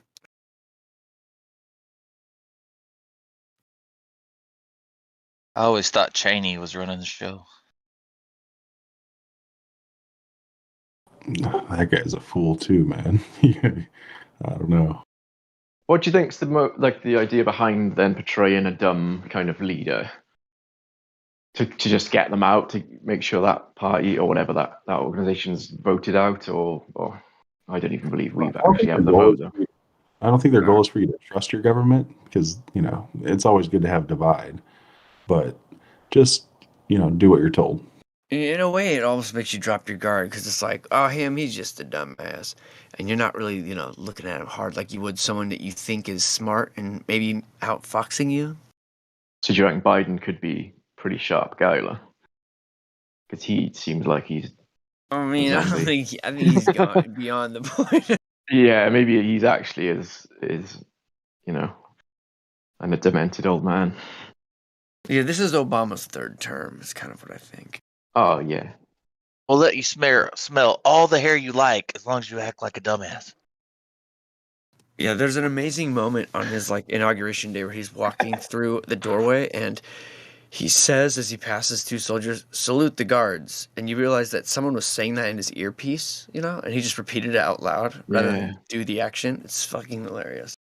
Dude, do you reckon he's got some kind of attraction to the smell of a particular shampoo, like Pantene? He's got it. Oh, there's that girl who's got that shampoo on. I need to smell that. You've been watching too many Biden clips on YouTube, man. He probably has some type of sexual fetish, and he can replay those fetishes while he's sniffing the hair. I got hairy legs. it almost was like, it seems that Pizzagate was planned just to introduce you to Biden, right? Like, wow. Yeah, yeah. It's like, really? Creepy. And his creepy. son, in no way, like the president of the United States, his son is in such like there's so much kind of nonsense around, with the Russia stuff, the laptop, cokehead. Like that's not a real story, man. No way is that. I don't know. It's hard to tell, man. Yeah, the warmongering between America and Russia is starting to pick up here, and Putin. I thought Putin was a good guy. Like, wasn't he Do you reckon talking about? James Patterson is like their writer or something? That they've got these. Isn't he's like a neighbor of like Trump and Epstein, wasn't he, or something like that? He's in that wherever they lived in Florida. Like he's a neighbor of theirs. Maybe he is the kind of the script writer, the story guy behind it. Yeah, I think Russia and the United States are ran by the same people. Yep. Yeah, and the UK, it's all the same. Control might be a better word. Because think about and the what we United know. States have been allies in every war. Yeah, we don't know anything. We're not told anything about Russia. It's like they could hide anything there. We don't know. We're not given information. We just think it's like cold or barren land and just hard living and we're at what's war up with them there? for 20 years, but we never had a single conflict, really. Yeah. The Cold War was just like a financial ruse, get everybody to make it okay for them to spend a lot of money on their military. And blow up a bunch of random countries, like Laos. Well, I know everybody's afraid of China and cyber terrorism. Yeah, China became the new Russia, didn't it? But Russia seems to be having a little bit of a comeback for the moment. And then the North Korea story dips in a little bit. They have a little arc in the story. I've always thought that one was a bit odd. If you're Chinese, wouldn't you hack Chinese companies? Like, why would you hack? I just don't. Like TikTok? Yeah, TikTok, no problem. Like, worried about cyber terrorism. Here's an application that they're letting everybody use. No problem. Yeah. We just sell it to the kids and make it popular, and then bang, everyone's got it. You dumb down the generation with it too. If you have patience, you reward them for dumb stuff. Oh yeah, everybody think that's the wave of the future, right? You're going to be a cyber celebrity, ruler in the metaverse. Everything that happens is a movie trailer. So they started off with YouTube, didn't they? Like people getting money. People would get money to be YouTube stars, and then the money started disappearing. So people on TikTok, they don't get paid now. They just want the likes and the views and the attention. They don't care about the money. It's like they introduced it with YouTube to get people interested in, like, if I'm an internet celebrity, I can get paid. Sorry. Quite Yeah, it's like a weird form of validation.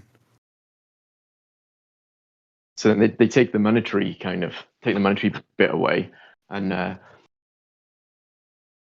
people don't notice. They don't care. They're like, well, I wasn't getting that money anyway. I still want to be internet famous. Like, you can even talk to people that are not into tech and social media, and they almost can't help themselves to be like, yeah, I put a picture on online. A lot of people liked it. Well, that's a good idea, but we really need volume for this to work. So how about we close all the schools and keep them all home for a while?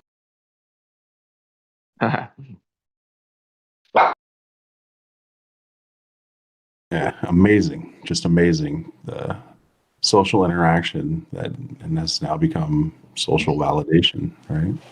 And the force into interacting in this way that's freaks you out the most. It's like people aren't going to be able to relate to each other anymore because they're only going to communicate in this virtual way that's trying to leave, the most triggered impression so you remember it among all the other nonsense.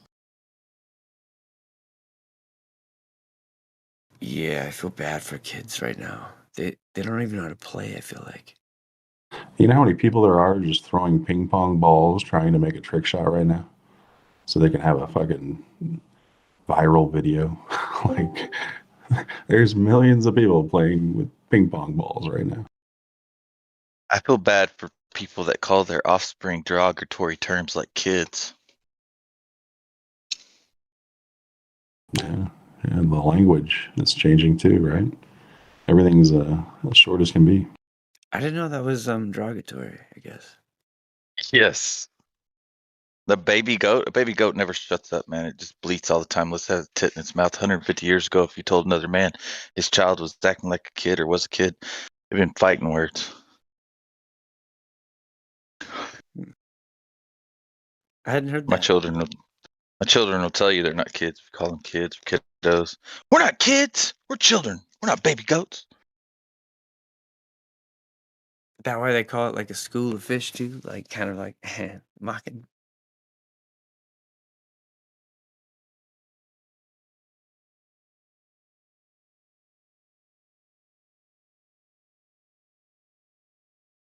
Is Michael still in here?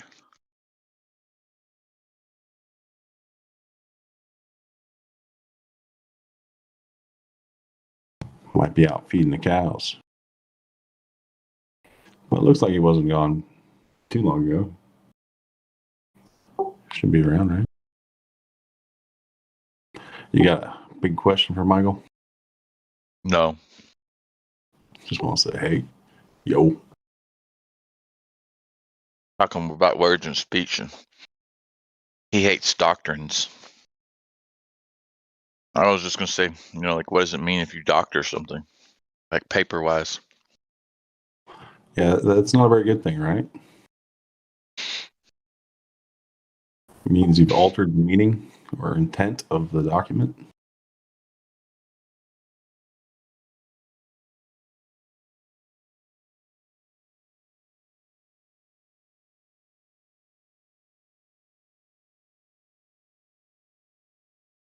I just put their oil filter in the craziest spots. You can't change oil filter without making a huge mess. Oh crap. So I guess we're all wondering if Kamala Harris is really running the country. Does that sound right?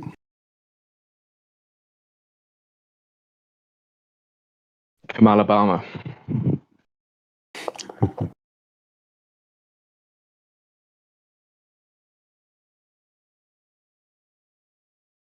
Who's the lady who does like the press announcements in the White House? Jen Psaki, is that right? I have no idea what her name is. No I don't know what any of their names has been. Oh, she's a bold-faced liar. She just lies, man. You can just sense everything. She's only catch clips on like. She's so trash, so disingenuous. Oh, weaves away from the questions and that. I guess they're still making a big deal about the invasion of the White House. Like, how was that portrayed overseas? Is that something that was as dramatic as it was portrayed here? The insurrection, the January 6th thing. Ah, yes, there's that. That's the word. It was an insurrection. Yeah. Okay. Was it the Capitol? No, it wasn't the White House. Was it? Was it the Capitol building in? Yeah. I think. Was it the end of the? Not, yeah, there's not much. Not much. I think I actually pick up more American media than I do British media, to be honest. So I'm very aware of it from podcasts. I listen to like Truth the podcast and stuff. But I mentioned it like in passing to someone that I was with, thinking they'd know, and they had no idea what it was, what I was talking about. So I know it's being like bigged up in it as bad as 9/11 and stuff by them, but yeah, I don't think the world is seeing that as the Americans are. Yeah, I'm over here praying that the Canadians kick their government's asses. Oh yeah, there's big protests about that now too. I'm not sure exactly what the whole insurrection thing was all about. I didn't watch it on TV or how it was portrayed or whatever. But well, yeah, who are the groups that are being given? Like what was the cause? Like why did they do it? Like were they? What was the intent? What's the story? Have you watched the latest season of It's Always Sunny in Philadelphia? No. They cover it so well. It's amazing. I think watch that if you can. Okay. How all that work, how they work it into all, the guy that they kind of threw under the bus with the horned hat and the buffalo guy. But I can't remember what they call him. they work that into it, and so it's so good. It's such a good show. Like some Viking was storming the White House. Like, what's this Viking guy doing taking the White House? Yeah. That dude's not even a Republican.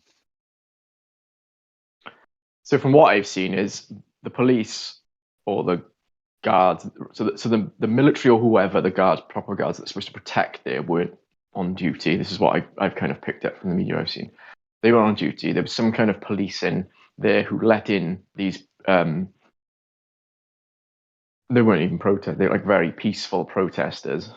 And then I've seen videos from inside that look like they're just from a game or something, just people getting shot and all nonsense. And yeah, it's obvious. It's Only one person got shot. That female.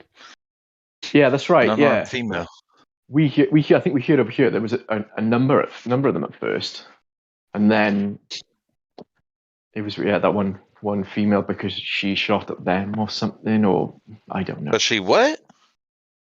That she shot at. Was she? No one was armed. No one was armed at all. Yeah, nobody. Yeah, that's right. Originally it said that the person who shot her said that she pointed something at her that seemed like a gun or something.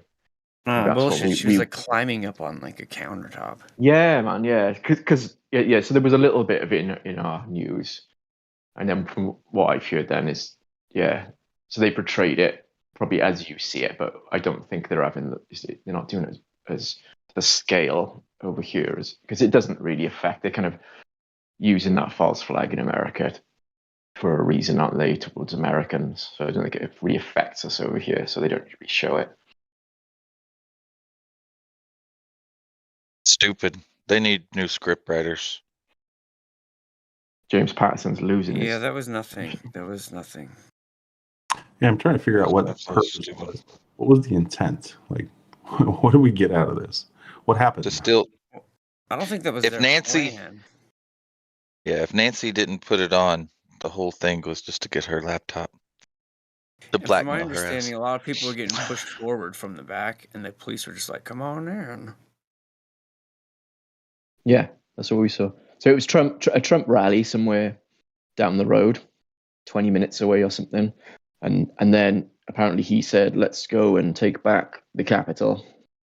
And then they walked up to Capitol Hill, but the timing doesn't work out because I've heard people who were there talking on podcasts, and they say there were already people there. Yeah, we didn't have enough time to walk from where Trump's thing was to there. There was it's impossible. So then it was that. So it was Trump. Just a setup. It was just a setup. Yeah. It's about 4 people that went there, and they just went to go to protest. They didn't go to do nothing crazy. They didn't do anything crazy. And people saying that there was obvious, like, not military, but what would you call someone who's like all in black, like some kind of like combat ready kind of person. It's like the DC has their own police force. But there was people like that who were agent provocateurs. Then like start like smashing windows and throwing things when they were like, "Why are you throwing that?" There was people walking, chatting about nothing to do with anything, and then all of a sudden, like something would fly over their heads, and then they'd see some guy scurrying into the shadows dressed in like military gear or whatever. But I don't know, that might be bullshit as well. Did we get any? I went to Did we get any? I went to Occupied. Actors? Go ahead. Any famous crisis actors show up? Who was that then? Said they went there. Who was there? No. I was just saying that I went to Occupy Dallas, like whenever Occupy Oh, thing was okay. going on, just to see Yeah. what it was like and whatnot, and to check it out. Did you see the agent And provocateurs there? yeah, that's exactly Yeah. why I'm Sorry. saying this. Yeah, I was Sorry, man. camping. I camped out with them and everything. I only found 3 liberty-minded people out of everybody. I'm still good friends with one of them, and everyone else was like socialist or communist, and I was really surprised. But the 2 people that were the loudest and like caused the most trouble, one day they got arrested. They got arrested twice, but one day both of them got arrested, and like in less than 4 hours they were out of jail. And I was like, dude, those are your narcs right there. Those are your feds or whoever. I'm like, Oh dude, my I God, can get comrade. They are I snitching. I can get arrested for some absolute BS and be in jail longer than that. Yeah, 2 days just to get arraigned. They obviously escaped. They're just masters of escaping jail. Cool. Do you notice Ed He Sheeran? hasn't been to American jail. I've never been to any jail. This is a good thing. I've never been put in population because I don't Yeah, cooperate. I've only been in booking and solitary when I beat up a Yeah, couple me too. booking. I get put in solitary because I won't answer any of their questions. If you don't answer any of their questions, they put you in solitary because they put you on suicide watch. I just beat people up when they put me in booking with a bunch of dumbasses. I tell a EV lie. about drives me crazy. Somebody's stayed in getting stalked. I stayed in a cell. I stayed in a cell in a local police station because my friend was stealing Mercedes badges off cars because he wanted to be in the Beastie Boys. Good He ornament. liked the Beastie Boys. That's a hell of a thing to be locked up for. You could have went to the junkyard. Yeah, I know, man. I know. And it wasn't me. He was just doing it as we were walking along. He was like, "Oh, there's one. I'll grab that." I was like, "What are you doing, man?" Snatch.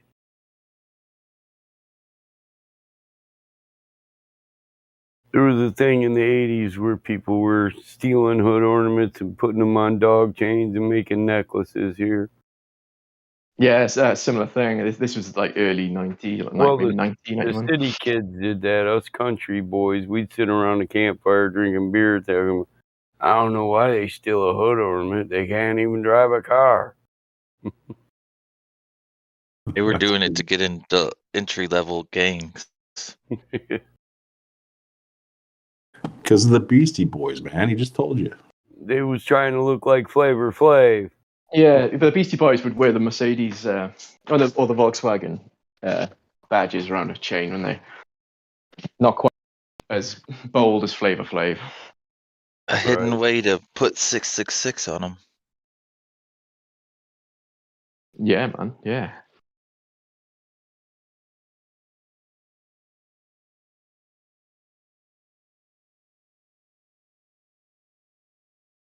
Just thinking of those pants that guy made famous. The Z pants or whatever.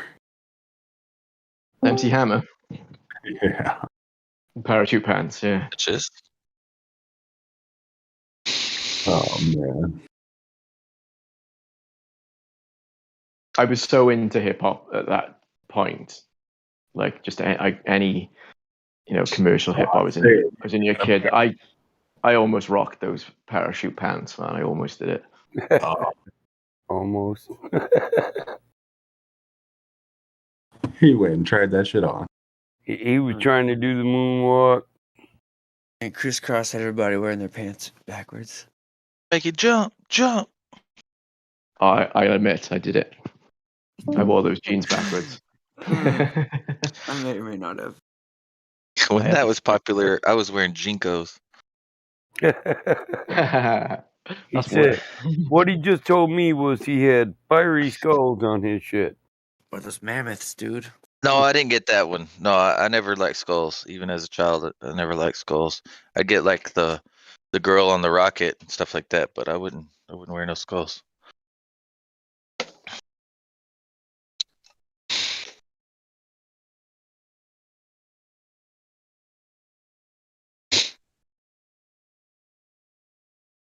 Jeans cost a lot of money, man. $80 in the 90s. But I wonder what that equals to now.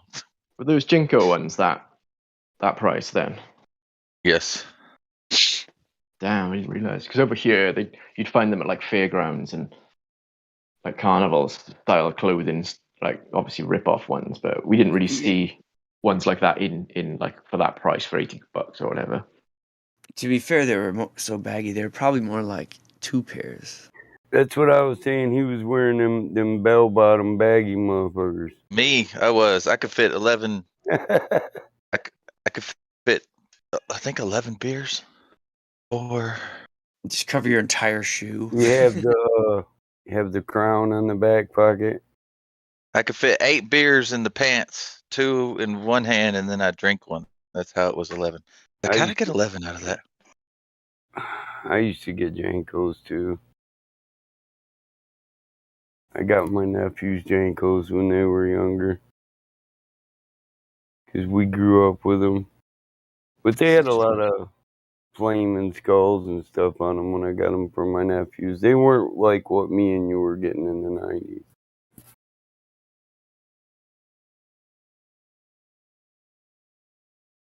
I would say in the 90s it was kind of grunge. You know, it went good with your chain wallet. Yep. Made it easy to do tricks on skateboard. Yep. Airwalks and Jankos.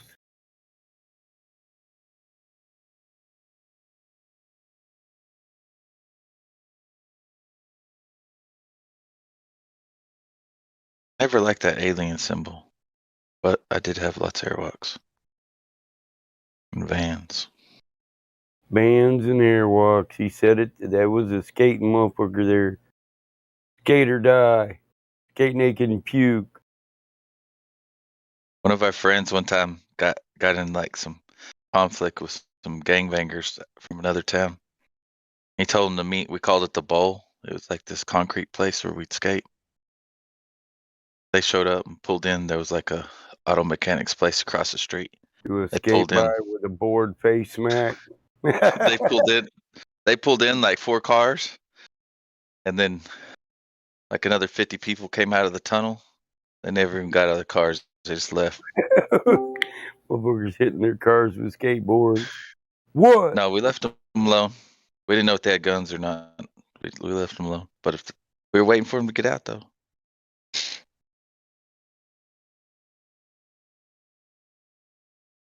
As we left that day, I saw this guy that had snitched out my cousin. My cousin was selling acid at school, and this dude, he had a bad trip, wigged out, and knocked my cousin out. Saw him leaving. And I remember I grabbed this Dr. It's the middle of summer too. I grabbed this Dr. Pepper out of my cousin's car. I threw it at him, hit him in the back of the calf, and it still exploded. I was aiming for his head.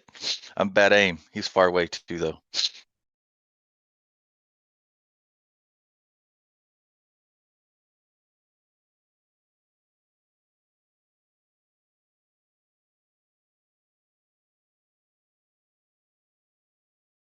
It's pretty crazy watching that skateboard thing spread. When I was in grade school, I watched Tony Hawk and Navarro skate in the park in Hermosa Beach.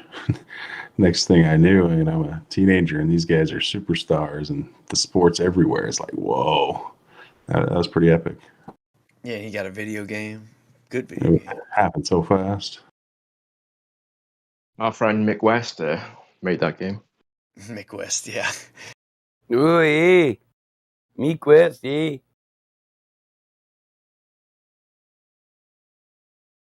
I bet he didn't know what the fuck a board slide was before that. Or a kick flip. It's just like listening to music while looking at the Black Swan is like, yeah, I get around. Or a ollie. I Yeah, get the whole around. California pool is empty as oil prices go through the roof. What was that? Do you remember the 80s boom of skateboarding, Mike? Mid 80s. It was a huge. Sport sucked. Yeah. But it was big. But I don't know. Like, it was big. It was big over here in the UK at one point, like mid to late 80s. So I was in America. I just wondered if it was anywhere near as big as like the Tony Hawk video game era. Matt Hoffman, Pro It was BMX. big, but it was different. It was different kinds of boards too. See that backyard? I tore that shit up with the quads and the snowmobiles just 2 days ago, and you can't even tell. Yeah, I guess I was saying, that's when I saw Tony was the early 80s, like before that happened, and definitely happened so fast. Like these kids were just using not skateboards that we would recognize to, boom, everywhere. I always went. Actually, I've Yeah, been they went skateboarding from since. having one tail to two tails.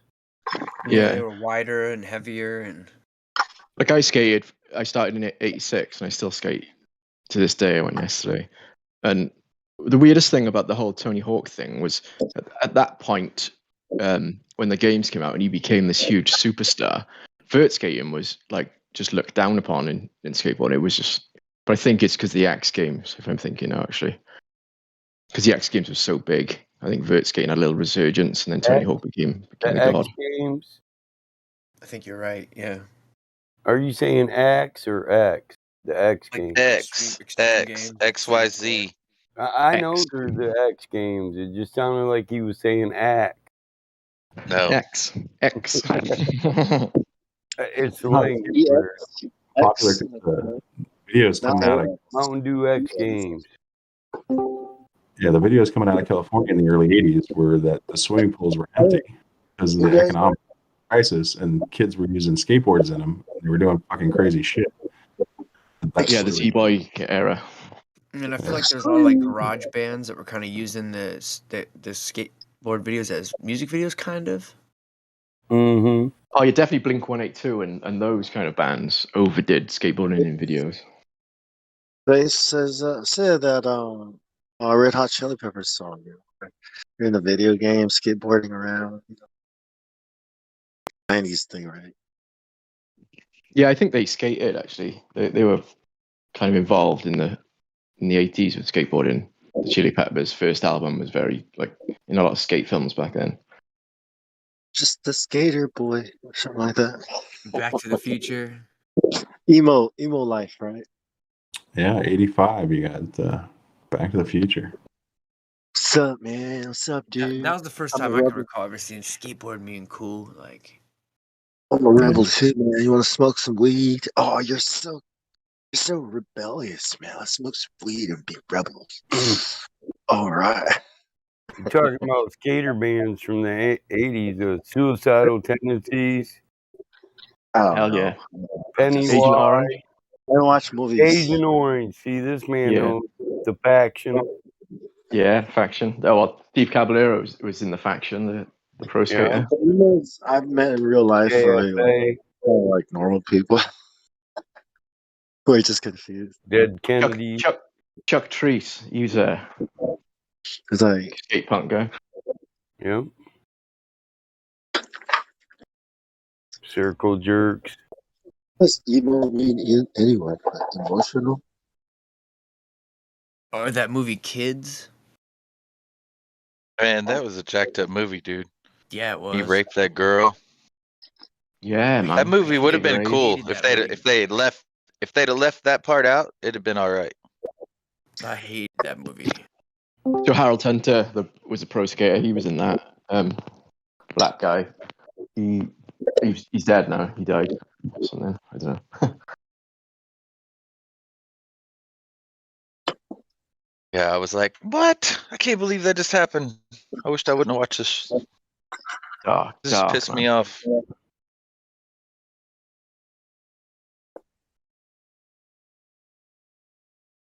Yeah, there was no reason for that to be in there. They were just trying to promote that type of activity, in my opinion.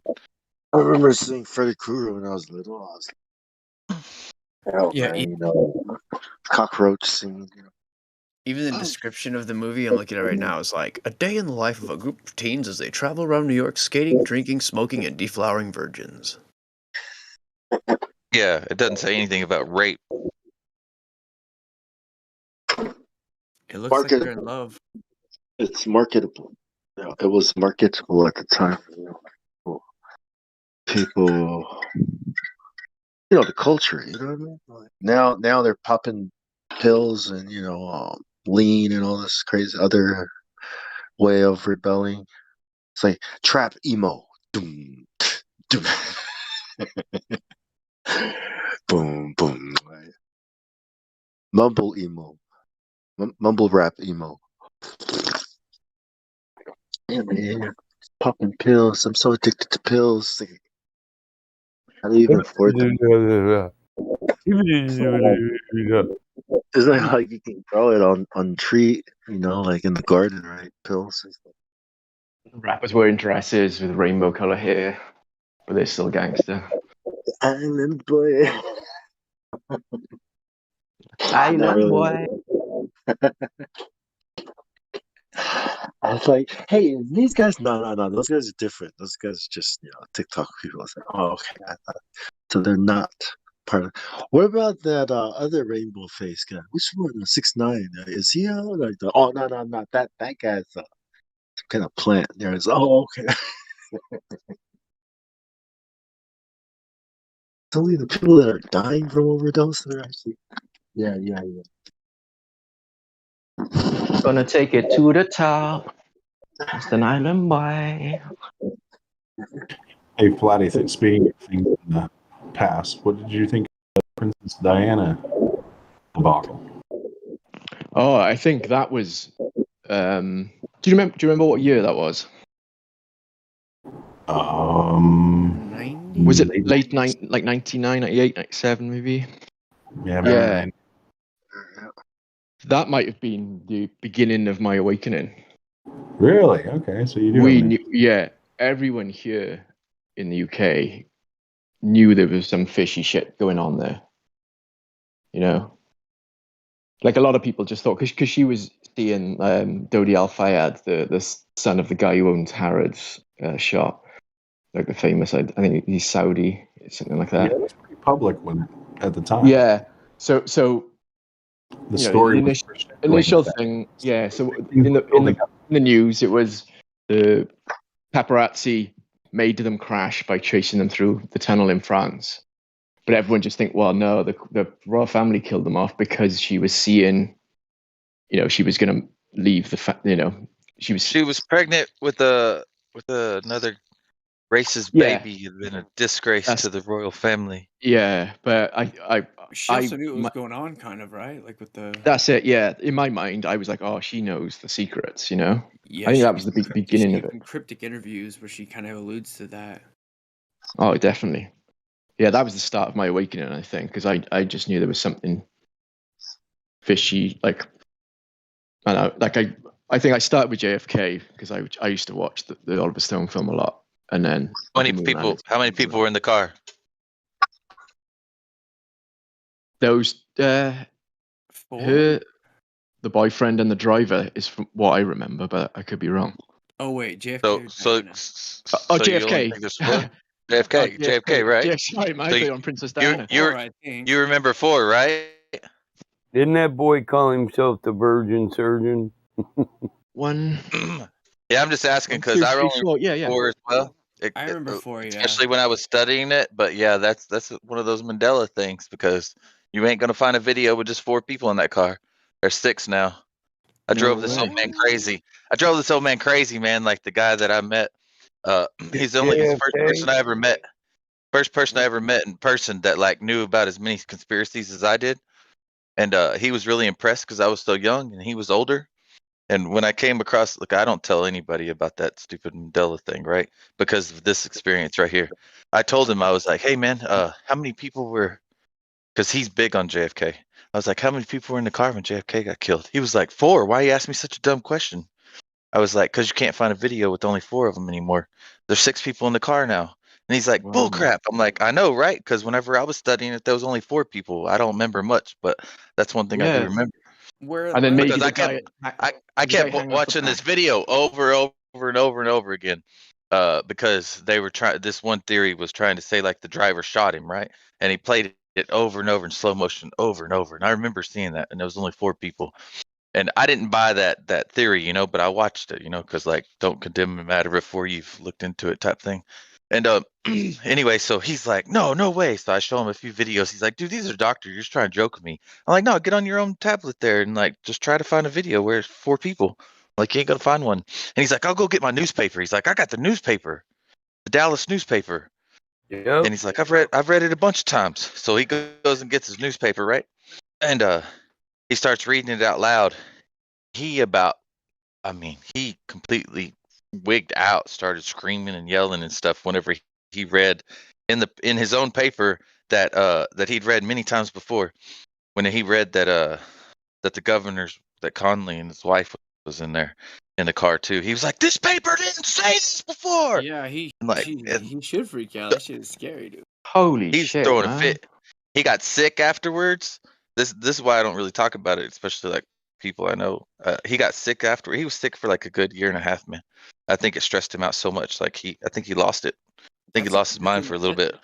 That's a good reaction in Whoa. my mind. Like that's how people should react. Really. Yeah, Cog Dis, he didn't like, nah, that didn't happen. He went with it, yeah, that's good. Hey, Ben, I don't know about everybody else, but you seem a little bit low for me. I don't know. Is everybody else hear Ben pretty low? Which person? You mean my volume? Yeah. Oh, okay, cool. Thanks. I'll fix that. Yeah, no problem. Just want to be able to hear you. But yeah, the JFK thing, and one of those conspiracies that is a deep rabbit hole. I remember getting into that one, and the first things I questioned was the video itself, right? Like, there's only one video, and that's called Zapruder Film, and it was debuted on Geraldo Rivera talk show on TV 13 years after the event. 13 years after. And there's always been questions around that video. Like, we're talking about one video, we don't know the source. Like, we don't know where it came from, how it was, manipulated. We just know that it showed up on a TV show 13 years after the fact. So I definitely question that, and I question the whole freaking event. Like, you just have to wonder if anything is as depicted in the media. Like, if you look into false flags and hoax events, that's a heavy one to take, but you got to question the whole thing. There is an excellent documentary on it called Everything is a Rich Man's Trick. I think it's YouTube only. I think it was made in like 2014 or so. And I never really cared too much about the subject, but I found that documentary to be fascinating. It covers a lot of ground, but super good. That's the one that shows Daddy Bush, a picture of Daddy Bush in Dallas that day. Yeah, and it goes back into like the World War II Bush connection and yeah, with the Nazis and stuff. Yeah, he was CIA or money. FBI. CIA.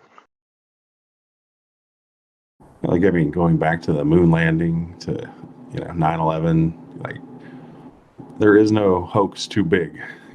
Like, there is no hoax too small, for that matter. So it's amazing how much nonsense we know, like, we can prove is nonsense, and then how much more there is that we have no idea about. And that's why I stick around with these kinds of places. Is you never know what you're going to hear. Like, if you're open-minded, you hear about all kinds of topics you never even thought about questioning. It's like, yeah, it's iron sharpens iron, you know.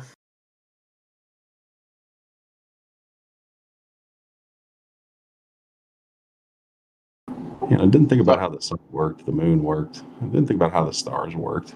I just knew that they were up there, they're spinning around. It's all good. Maybe I should question these things. So the moon landings, JFK and 9/11. Like, I'm convinced they're all like false flags, inside jobs, whatever. And in my mind, because of how much time's passed, I think that other people, like, stupidly, I think other people feel the same way. So I was talking to some random guy in the skate park the other day, some dad of a kid who was skating. And I was like, oh, yeah, you mentioned something. I said, oh, yeah, just like 9/11. And he looked at me, he's like, what? And I was like, oh, whoops. Yeah, I forgot that other people still go with the official Forgot I'm not on narrative Discord. Yeah. Forgot I'm not talking to myself in my head. Oh, right, box cutters. Yeah, sorry about that. But there are a lot of people who I never would have suspected to, I guess, think about that in that light that have now. That it is surprising to me.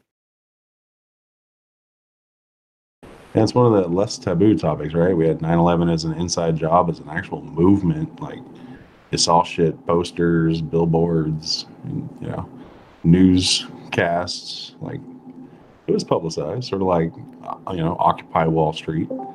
So there's some Yeah, interesting. Michael Moore did the thing on it, right?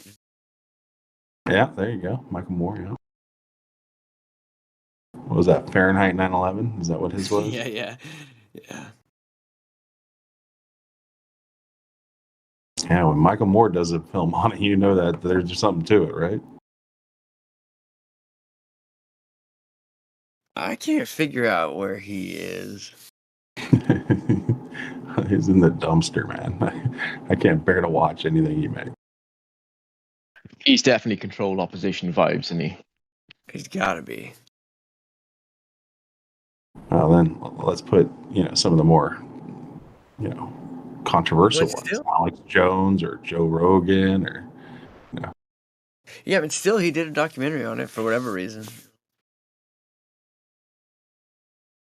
Yeah, Joe Rogan had Flat Earth on his platform multiple times.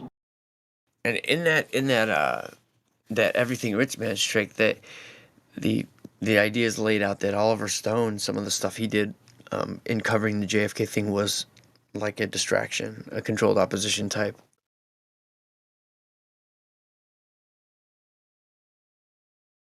Yeah, the stories upon stories. Wonder if in his contract it says like you can't have Eddie on. Was on mute, but Yeah. I'd said lying to his mama seemed to pay off pretty good here lately. Joe Rogan, you know, him saying he'd lied to his mama. Right. I got quiet, like Yeah. like I gotta explain myself or something. We'll give you this $11 million contract, but you can't have Eddie on no more. So the 9/11, like what you're saying about how there was like a movement and there was like posters within 9/11's inside job. That kind of, when that was happening, seemed a bit. Are they controlling a bit of this narrative? You know, there's some kind of insidiness to this. Yeah, I mean, what choice would they have other than ridicule? You know. Yeah. I like the 9/11 change movement. It made quite a few, you know, like underground journalists. We Are Change. That was a big one, yeah.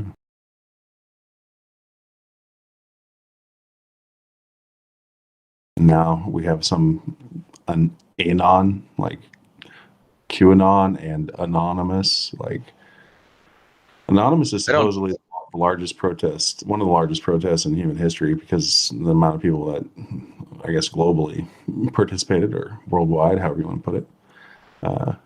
But yeah, you know, that was a little bit more under the radar, right? The massed marches across the country, but it still got a little bit of publicity. It all Lots gets of my friends subverted, I had feel those. like. Yeah, lots of my friends had those masks, but I'm like, dude, I'm not wearing a Jesuit mask, dude. That's who runs the world, man. Why are you wearing that? That dude was a Jesuit. I mean, I feel like it all gets subverted. I mean, look at the Flat Earth Society.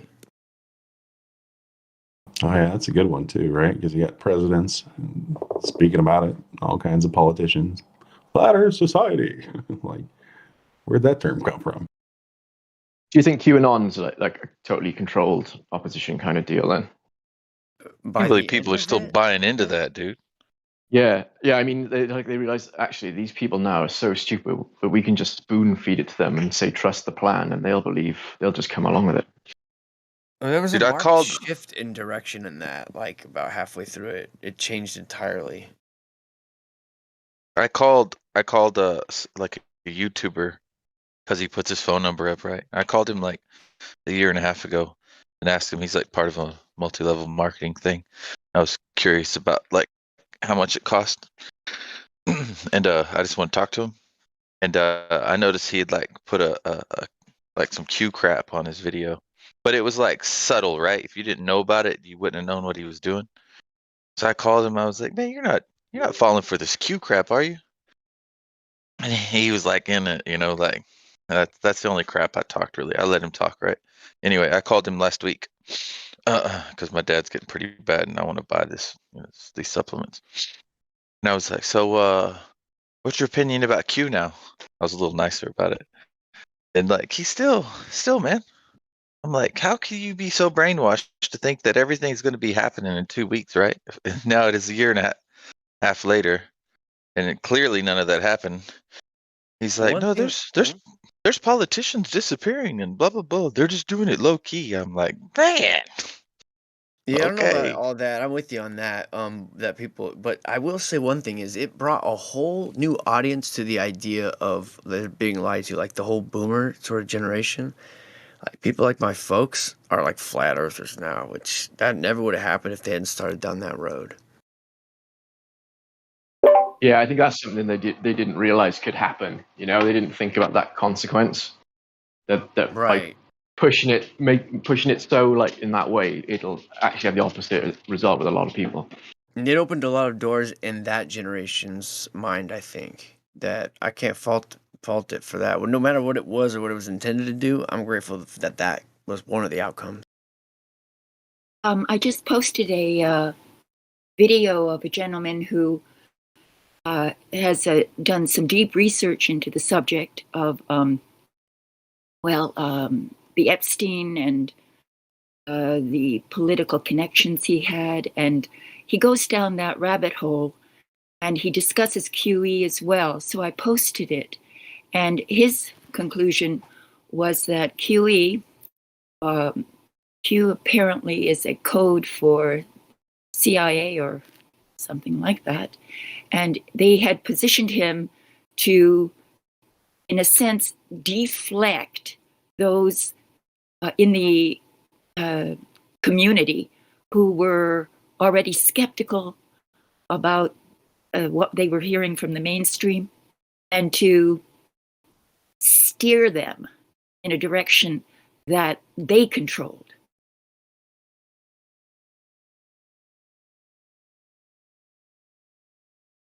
Yeah, that makes sense to me. Yeah, I can see that.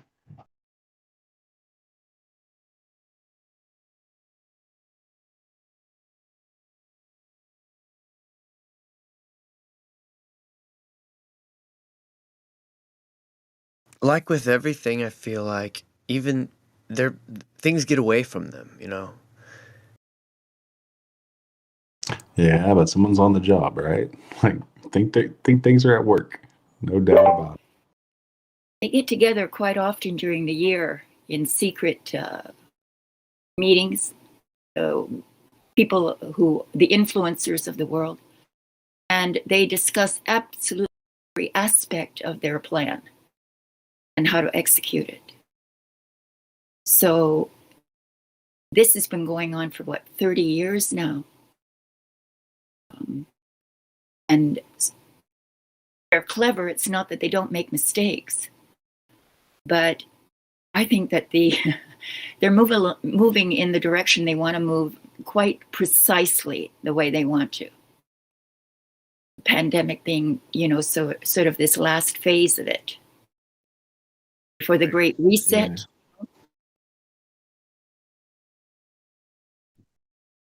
So, just out of curiosity, do you feel like the current event was executed in the manner that they would have liked?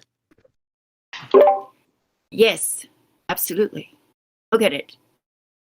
Has it not had the effect worldwide lockdown? How are they? Could you have ever conceived of such a thing before happening? Within the a very short time parameter, the entire world shut down.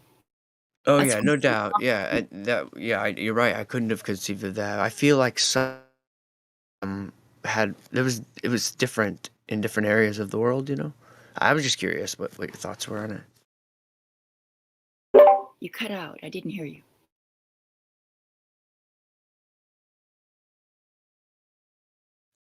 I'm sorry. I was just saying that I feel like the effects were greater in certain parts of the world, and I was just curious what your thoughts were on that. You know, Yeah, if you felt like they did it correctly, or if it kind of got away from them a little bit. Well, I think they've accomplished what they've wanted. First of all, the pharmaceutical industry has made more money than it ever has in its entire history. Those people who are connected with that industry at the top have made an enormous amount of money. So they've accomplished that. They've accomplished they've furthered their totalitarian agenda, scaring the entire world into thinking that their neighbors are their enemies, isolating everyone from each other. That's been accomplished. There are now many very powerful rebellions going on around the world, but it comes at a time when they've already instituted the plan as they want it. They're really headed for a one governmental agency that runs the entire world. That's their aim, and they're going to introduce the cryptocurrency very soon, which will give them the power over everyone's livelihood.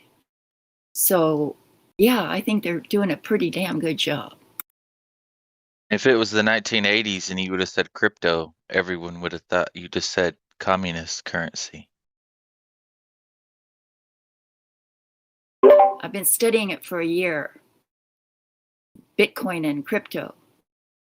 And there's Bitcoin, and then there's everything else. Bitcoin is an entity unto itself. Cryptos are different. They're just startup tech industries. That's all they are.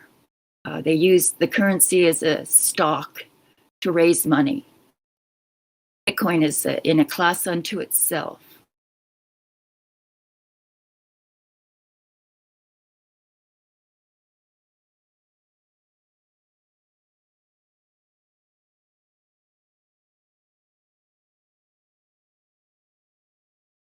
So, do you think we are losing the fight?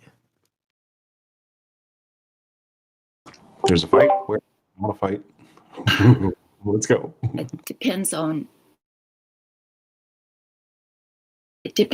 I think that the mainstream, the people in the mainstream, the normies, as you call them, yeah, they're about defeated.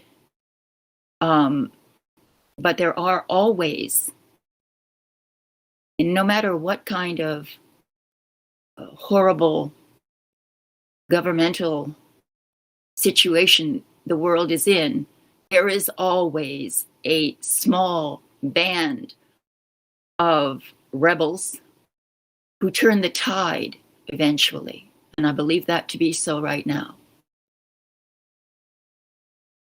It has to be that way, because this is really a more of a, if you zoom out, you see it as a sort of a part of human evolution, spiritual evolution. It's almost a necessary part of the materialistic philosophy, scientific materialistic philosophy that has been embraced for the last 500 years or so. It's a natural consequence of it. And I think it's a necessary evolutionary, spiritually evolutionary event. So yeah, I think it's necessary for the growth of the human psyche to, I believe we're all divine. And this is a school we're in to learn how to be more divine. Well, that was refreshing. Hope. Nice to hear once in a while, that not everything's shit hitting the fan. Like, yeah, it's pretty. When we start seeing all the amount of lies and the magnitude of them, and the idea that in every school across the country, in the world, kids are being lied to. This is a morality thing, right? So, what kind of morals do you really have? Interesting. To see where you choose to live your life, right? Because it starts there. I think you gotta keep hope somewhere inside you. Yeah, you can't just give in. I think I'm sure the civilizations have gone through massive tyrannical kind of things, and there's been like rebellions and kept in small pockets, and and not died, just carried on. Well, that's what Flat Earth really opened up for me, was I am here, right? Me being here, this reality is all I'll ever need. I mean, it is just magnificent in and of itself. If I don't pay attention to all the bullshit that's being spewed, all the nonsense, I'll be able to appreciate that beauty each and every day. Like, it's magnificent, just it's a beautiful place. That's right.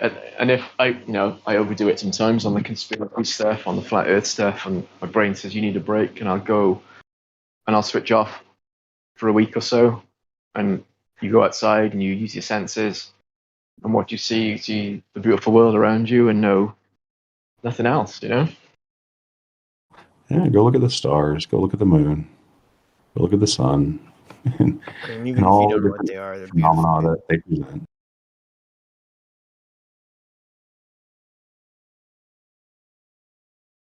You can go to the places that are known to be able to experience them the best, right?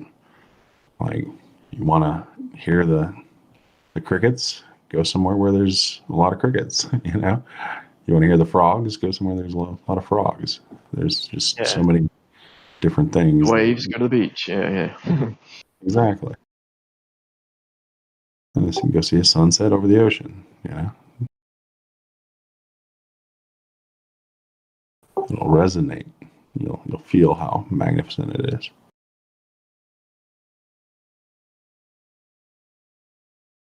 So do you think they calculate us into their plan at all? Do you think they think that they will be these non-believers, or do you think that they're just so pig-headed and arrogant that they just think, yeah, we're going to take over everyone? I think they just think that we're never going to be enough of us to make a real difference. I like the way Alan Watts put it, and there's a little caption: "Society needs outsiders." Right, and the idea that there's always going to be people that are thinking outside the box, so to speak, that they're presented with. And yeah, I mean, they go through extreme discipline to keep track of each and every one of us. So yes, they're well aware of how many are in the herd and what the herd's up to, where it's at all times, what it's getting into. Facebook. Oh, absolutely. Now, yeah, they've got all their info. Just they listen to us now. Yeah. And if they can lump a group of like-minded people together and put them down, and by default elevate the others into thinking like, well, we're not them, so we must have something figured out. That kind of a dynamic. Have y'all ever seen the documentary Human Farming? No, is it pretty good? It's worth watching. No, it's on my list now, though. The first 3/4 of it is pretty good. Like, it's just a different mindset of thinking about like how they potentially control the world. But then I don't know, it goes off into some mumbo jumbo that I can't really buy. But I can buy like the first 3/4 of it as being true. It's hard to find online. I don't know about BitChute or Odyssey or something, but you're not going to find it on YouTube. It hadn't been there for years. I find the more experience I get discerning all this nonsense, like, the more I see it everywhere. It's like, wow. I was watching House the other day, pretty well known, medical TV show. And in the first episode, they bring up the Tuskegee experiment. You're like, all right, let's just drop that one in there. In the second episode, they're talking about baby vaccines and baby coffins. And you're like, whoa, like, where are we going with this? You know, it's really just like everywhere you look. It's like, wow, there's a lot of people that know shit that aren't actually, you know, verbally putting themselves out there on the ledge, so to speak, but seem to be finding ways to communicate it at least. Interesting connection with that is Hugh Laurie. Is that the star of that, the British guy?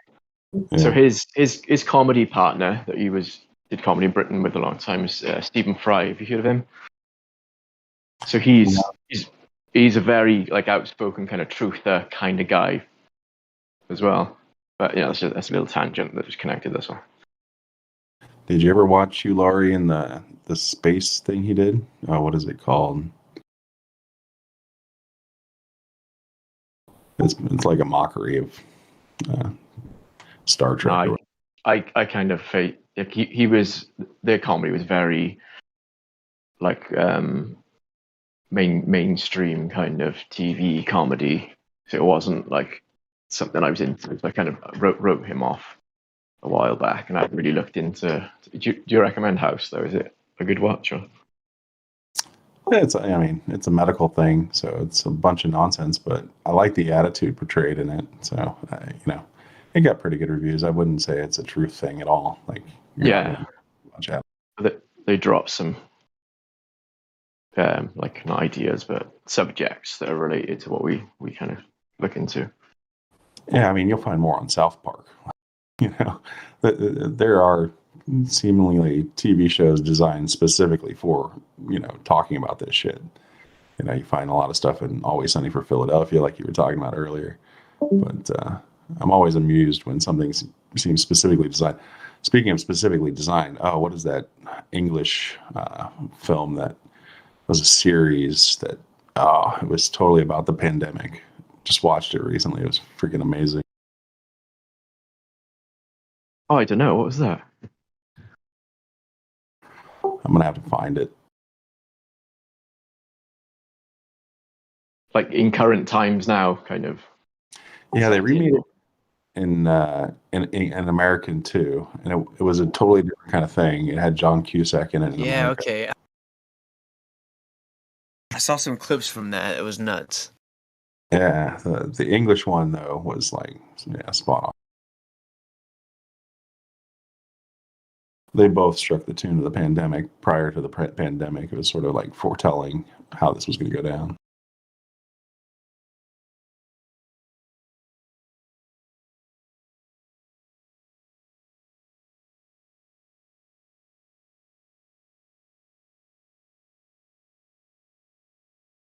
I think The Strain is the only TV show I've watched that's kind of similar to any kind of outbreak kind of thing.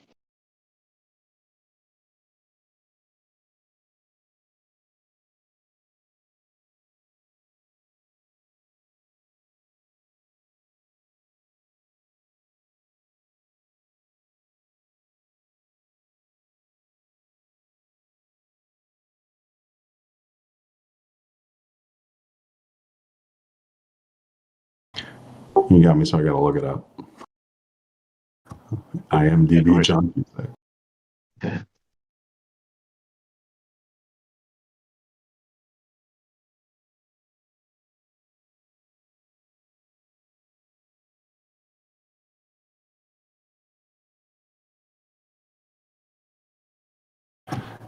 Utopia. Okay, yeah. I've heard it's pretty good. I knew there was two versions of that. I think it's on Netflix. Both versions might be on Netflix for us. Should watch Europa. It's about stars. It's only 11 hours long. No, it's a documentary.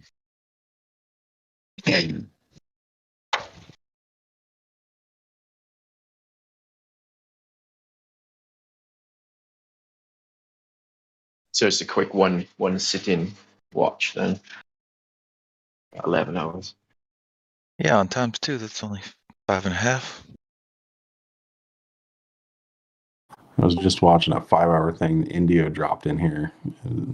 I think it was India. I shouldn't say India if I'm not sure, but someone dropped in here, is America free? Like, all right, here we go.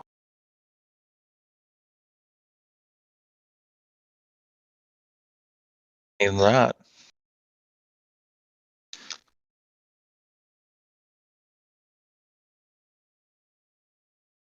Oh, no, you ain't. Yeah, I guess there's some paperwork somewhere that says differently, right?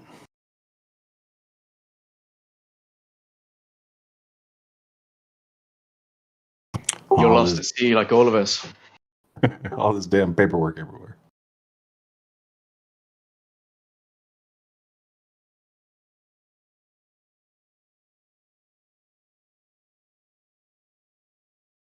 Just in case that paperwork matters, my children have no paperwork. That's pretty cool, man. Good, Congratulations. man. Yeah, congratulations. That's awesome. All 4 of them. They've never seen a doctor in their whole life from conception till now. How'd you pull that off? I had them at home. Feed them good. Found the truth. Humans are the only species that thinks that they can't reproduce without help.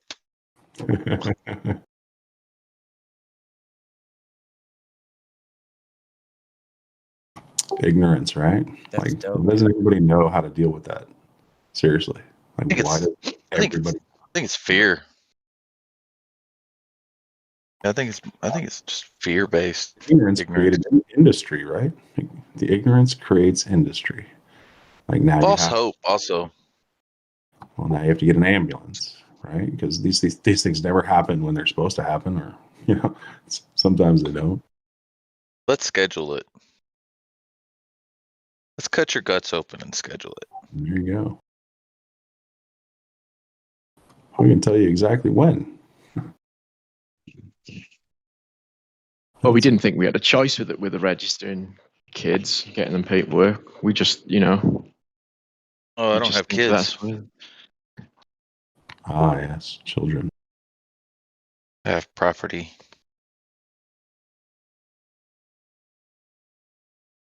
But yes, I definitely don't let people call them kids. They'll tell you they're not kids too. They don't have horns like goats. No, none that you can see anyway. Cut them off like Hellboy. Yeah, I was just thinking about how righteousness, it really starts with language, right? How you choose your words, what they actually mean, and if they're misconstrued or not. Isn't that on you to be clear and concise with what you say and how you say it? Oh yeah. It says every idle word that comes out of your mouth, you'll be accountable for.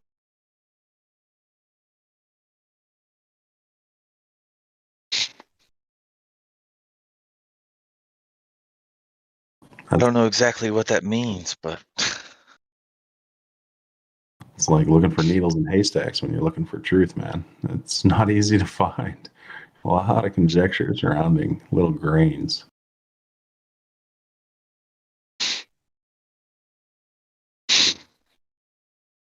then down in biblical, we get in trouble.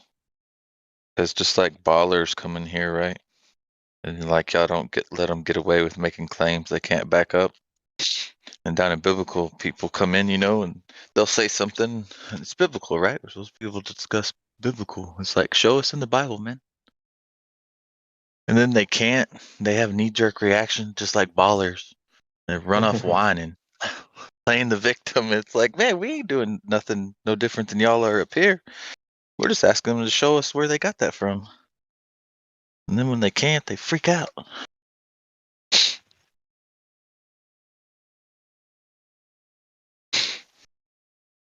Reminds me of the NASA quote when they were describing what a supermoon is and how it works. One of the employees says it's an illusion in your mind. Lots of illusions in people's minds, that's for sure. Don't believe your senses. I dropped the crater question on my 12-year-old son this morning because we were talking about that earlier. And I said, I got a little kind of puzzle for you. I said, these craters that we're told that meteorites fell from space and created.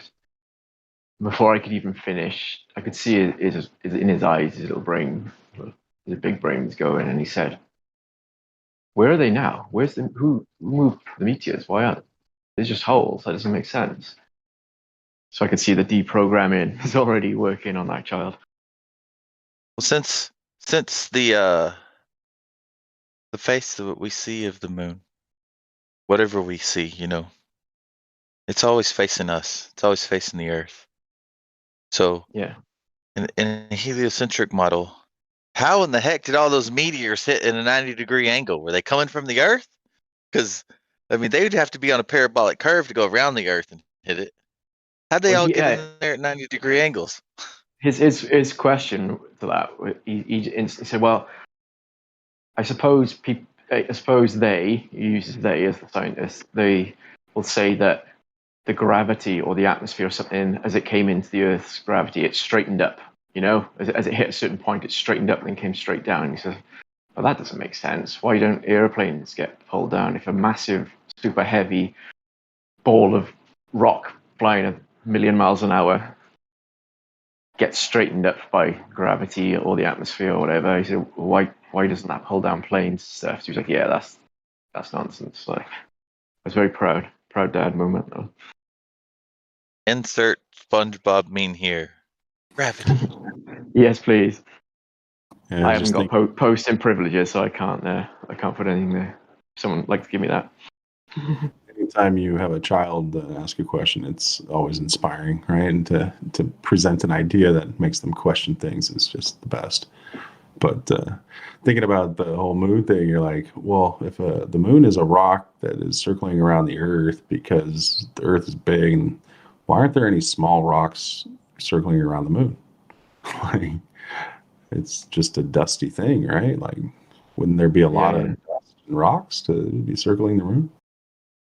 Well, they've all smashed into each other and just turned into dust on the moon. That's why it was dusty there. The moon's gravity is so different there, right? Like, it doesn't hold things as firmly to its surface. Hey, it pulls our whole oceans. This is sort of off topic question from y'all, but where do we get a 7-day week from? Oh, we touched on this a little bit earlier. Say it fast. Come on, don't Google it. Where do we get a 7-day week from? Oh, I don't know. Someone else go. The sun, right? No. It's the moon. The moon changes phases every 7 days. Ah, yes, 28. Quarter phases. It's actually 28 and a half day cycle, but yes. And a half, okay. From conjunction to quarter is 7 days. From quarter to half, 7 days. From half to back to, I meant from full, I messed up, sorry. 7 days from conjunction to, somebody's echoing bad, to quarter, 7 days. And then from then, 7 more days, it's half, it's full moon. 7 more days, back to half. Then it's back dark again. I got a quick question on the moon that I haven't heard the Glober's argument about the hotspot. If it's a sphere, shouldn't there be a hotspot from the sun if it's a certain distance away? Or am I getting that wrong? Well, if it was a sphere, yeah. We can demonstrate that, right? If light source on a sphere. Yeah, because my other son brought up the so that the hard kind of shadow, the light to dark, and he was thinking if it's a sphere, there should be more of like a gradient, but we couldn't kind of really work out that. But then I mentioned like the hot spot and showed him an example, and but I haven't really heard on here or anywhere about how they account for that magic. Well, we have one on Earth. How could we not have one on the moon? Same way they account for how far away they say the moon is and the amount of luminous it puts out, but yet the astronauts didn't go blind. Yeah.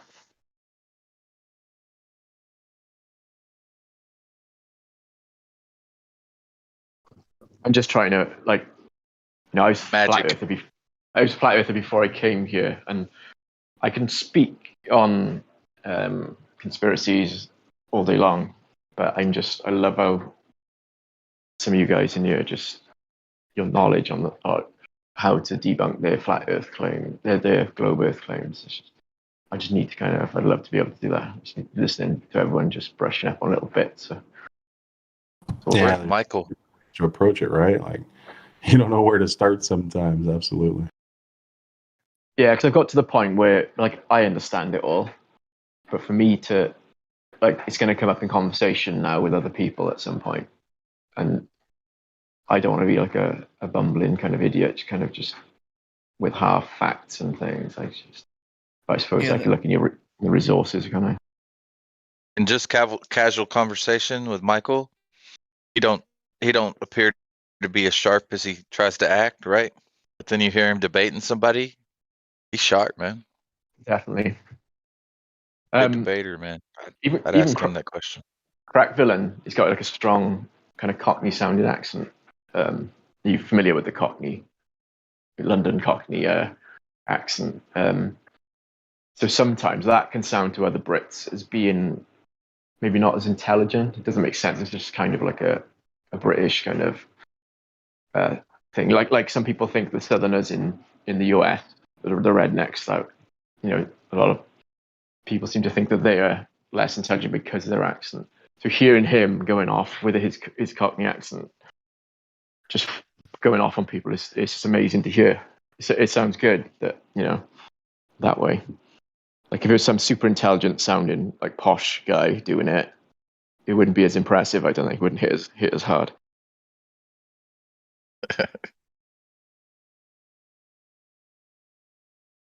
My girlfriend thought, an old girlfriend of mine, she went to private schools her whole life and going to college, and she just thought it was absurd that I couldn't read very well. That I can read, but I can't spell hardly at all. Hardly at all. And I told her if English followed rules, it'd be a lot easier. She's like, it does. I'm like, no, it doesn't. She goes, No, yeah, it does. I said, spell wait. She's like, well, it depends on which kind. I'm like, exactly, but they're pronounced the same. Spell toe. I'm like, they're all spelled differently. But anyway, later on, she came to realize that can't judge somebody's intelligent level off whether they can read or spell like she thought they could. Because after a while, she figured out that I can't speak very well. And I dang sure can't spell. But it didn't take her long to realize I was more intelligent than she was. Yeah, the language doesn't stop your brain understanding things, and the inability to say things doesn't necessarily mean you don't understand. Certain things. My intelligence is being able to figure out stuff. I can just figure out stuff even if I don't necessarily know what I'm doing. I can figure it out. Yeah, I can take it apart and put it back together. My wife hates me for this, but I've kind of got that brain where, we'll have an idea, even as simple as buying some new furniture for the house, but my mind goes to, right, I can't go that way because it'll stick out there. I can't go that because we need to walk through that. She's like, oh, you're so negative all the time, but it's like my brain instantly goes to the problem solving before we rush out and buy something. I just go to the potential problems. Have you ever seen the where they get men and women to take everything out of a trunk and then put it back in, and it's completely full? Most women just can't. Most women just can't test. They just can't Tetris, man. The way their brains are made, they can't play Tetris. They can't put it all back in. Almost all the males can, but the females only 20% of them can get it all back in. I'll look that up. That sounds cool. I definitely believe that. What is the word for it? So when you're driving a car, I'm not sexist at all, but this is a fact that I've observed with previous girlfriends and my mother and other family members and things. But women can't seem to judge like the speed of an object moving towards them, as well as, you know, if you're at a junction and a car's like going past, you could pull out like before that car gets to you, but they can't seem to gauge that object getting to you and how fast, how long that'll take.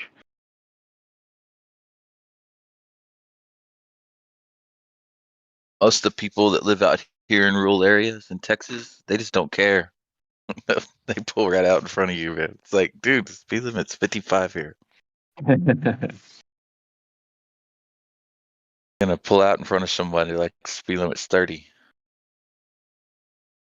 But it's really, they just don't care. They just expect you to slow down for them. Like they all have like this "my shit don't stink" attitude. Yeah, is that like a California or a bit like that from what I've seen from TV shows? You know, obviously that's no real gauge of stuff. And then some other states are a bit more polite, or Well, if you go to the city like Arlington, people there, they clearly drive differently because I'm from a small town, right? You're supposed to be polite. And so you let people, go before you, you wave them on. In Arlington, you sit there for 5 minutes telling somebody to go and they think you're tricking them or something. They will not go. yeah. I find that And here, difference between Wales and England. It's the same. Wales are quite polite, and then you go over the border to England. It's like you wave at people for letting you through or letting you in, and they just look at you like, "What are you waving at me for?"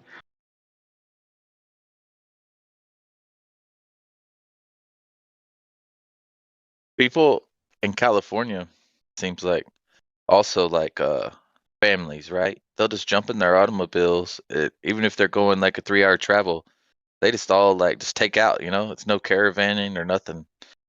People from smaller towns and whatnot, different states, like if families going somewhere far away, like you all stay in sight of one another, you don't just take out. Yeah. My wife just doesn't get it. I'm like, look, I need to see you. Like, if you're not going to keep up with me, then I'm going to follow you. In the convoy.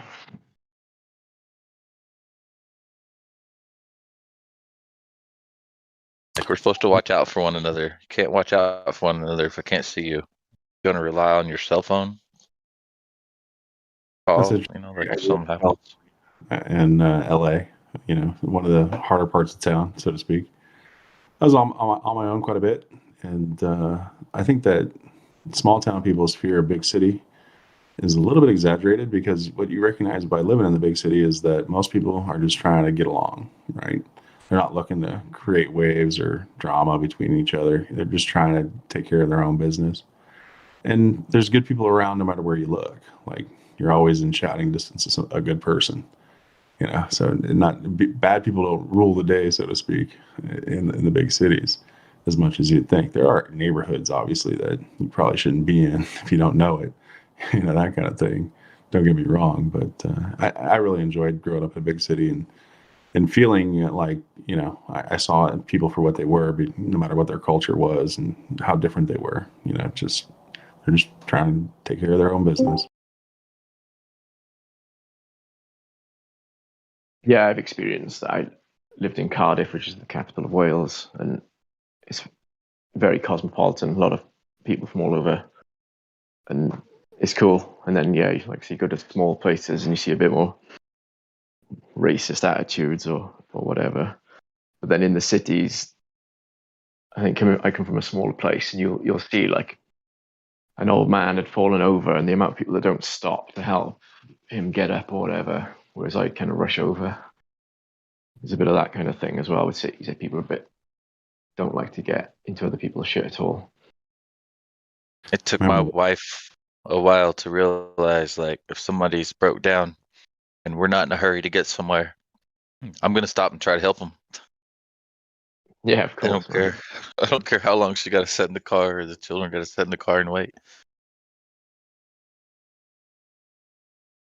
That's awareness of where you are, right? Like, you know where you are and the people that you'd find on that road, and that kind of thing. Definitely different in the city when it comes to that. You don't know who those people are, and there's always someone on the way to help. that as a professional to help them. So you usually don't take that on yourself. But yeah, Yeah, I just don't care. I've stopped on the highway and tried to help women, and they're all scared and shit. And I'm like, look, just stay in your car. If you're scared, get in your car. I'll change your tie out for you, and then I'll let you know when I'm done. Like, I don't want no money. I'm not here to harm you. I'm here to help you. I'm here to help you get off this dangerous side of the highway. Okay? You're in the middle of nowhere. It's the middle of the night.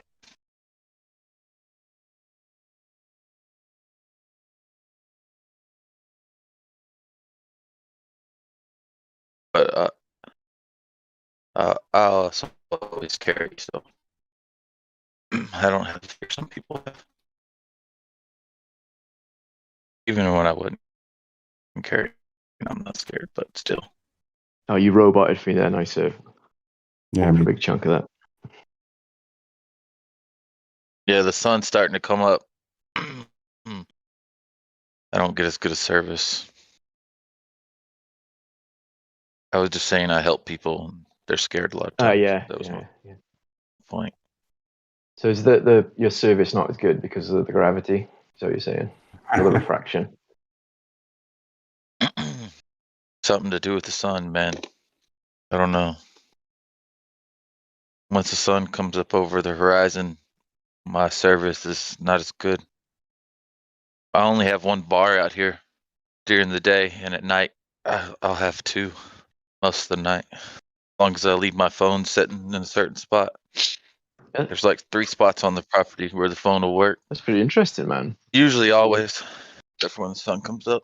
But if the sun was billions of miles away, that wouldn't make any difference, would it? But if it was local and it moved a bit closer to you occasionally, then that could affect your phone. I think it's some type of like static electric, some magnetic type thing. Same thing that makes the sky all those different colors as it's coming up, exciting all the different gases. It's just my opinion, but Yeah.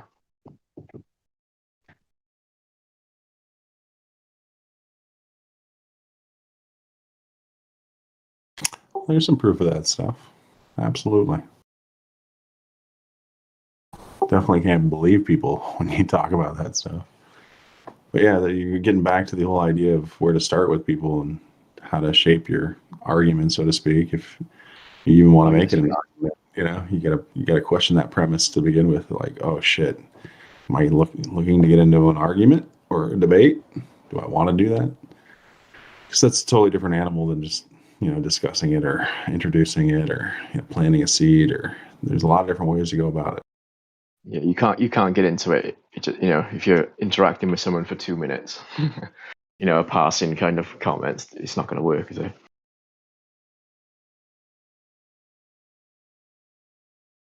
Yeah, but language is a powerful tool, right? Like maybe it only takes a word or two. I remember the person that ended up sparking the interest in me didn't talk about it with me. They just used the term flat Earth, and I got triggered, and I recognized I got triggered.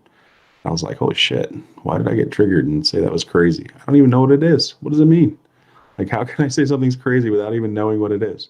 And that's I what see got what you me. mean. So they dropped the little seed in there, and then it kind of grew. But yeah, just from saying that one word. Yeah, that one word was a trigger for me. And I was like, holy shit, this isn't the first time that I've dismissed this term without even knowing what it means.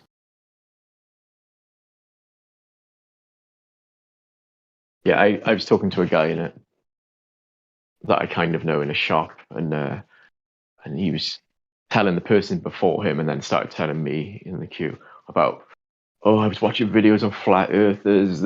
How can people in this day and age be so dumb? And I looked at him and thought, no, it's not the time or the place for me to. But I probably could have said one little thing that could have sparked something, but I decided not to.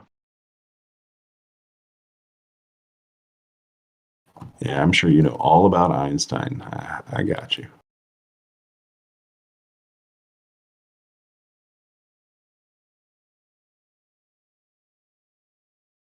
Yeah, the level of certainty we have with this belief system is phenomenal. Like, that made me cry, man. I was like, holy shit, none of that was real. Like, none of it. Not the launch I went to, not watching the Challenger blow up.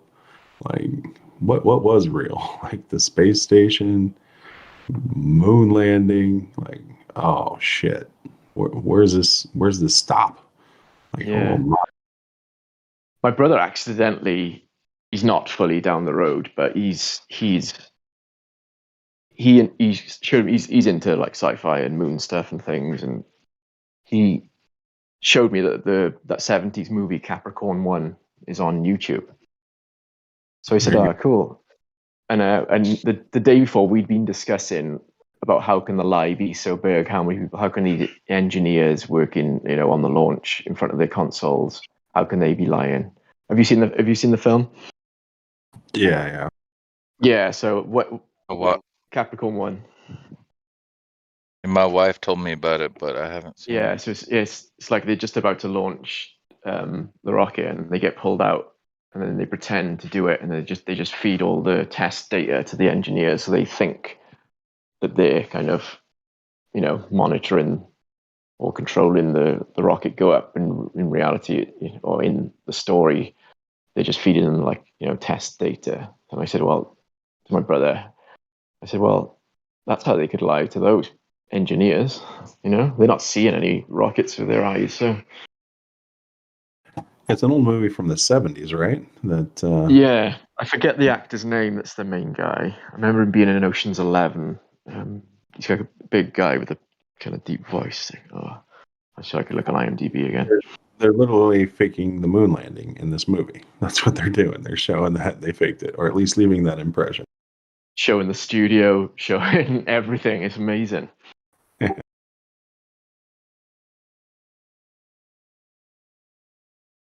The movie's more real than reality. It's like, what's going on here?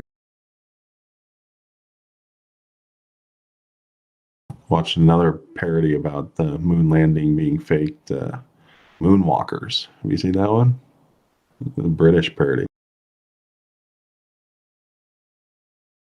It sounds. It takes a lot to. Sorry, it sounds familiar. That does, but no, I haven't. But go on. Sorry, I interrupted. No, it's fine. It takes a lot to make me laugh, like a whole lot. But if y'all haven't ever listened to the audiobook Wagging the Moon Doggy, dude, that guy's dry humor had me cracking up like almost the whole time. He is so witty, and like the common sense stuff that he brings up about the moon landing. It's worth reading or listening to. It's called Wagging the Moon Doggy. That's not on the list as well. I think I'm gonna listen to it again because I keep telling people about it, and I only listened to it once. But I remember like I was laughing the whole time, and I really don't laugh hardly at all. Elliot Gould is the guy from Capricorn 1. I just, sorry, just dropped that back in there. Wagging the Moon Doggy. That dude just died not too long ago. I think maybe he died a long time ago. For some reason, I think he just died. Maybe somebody told me that. I don't know.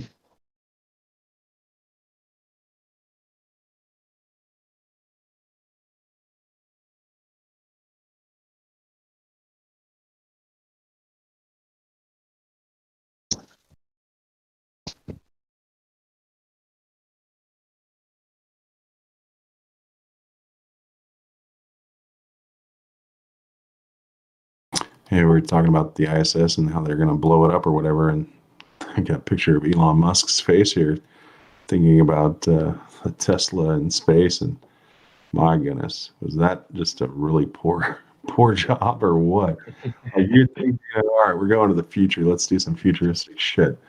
Like, What did he say? It looks so fake. It's got to be real. Oh, Okay. yeah. And I mean, it doesn't work, man. It didn't work. Like, it doesn't even look like they put effort into it. It's so bad.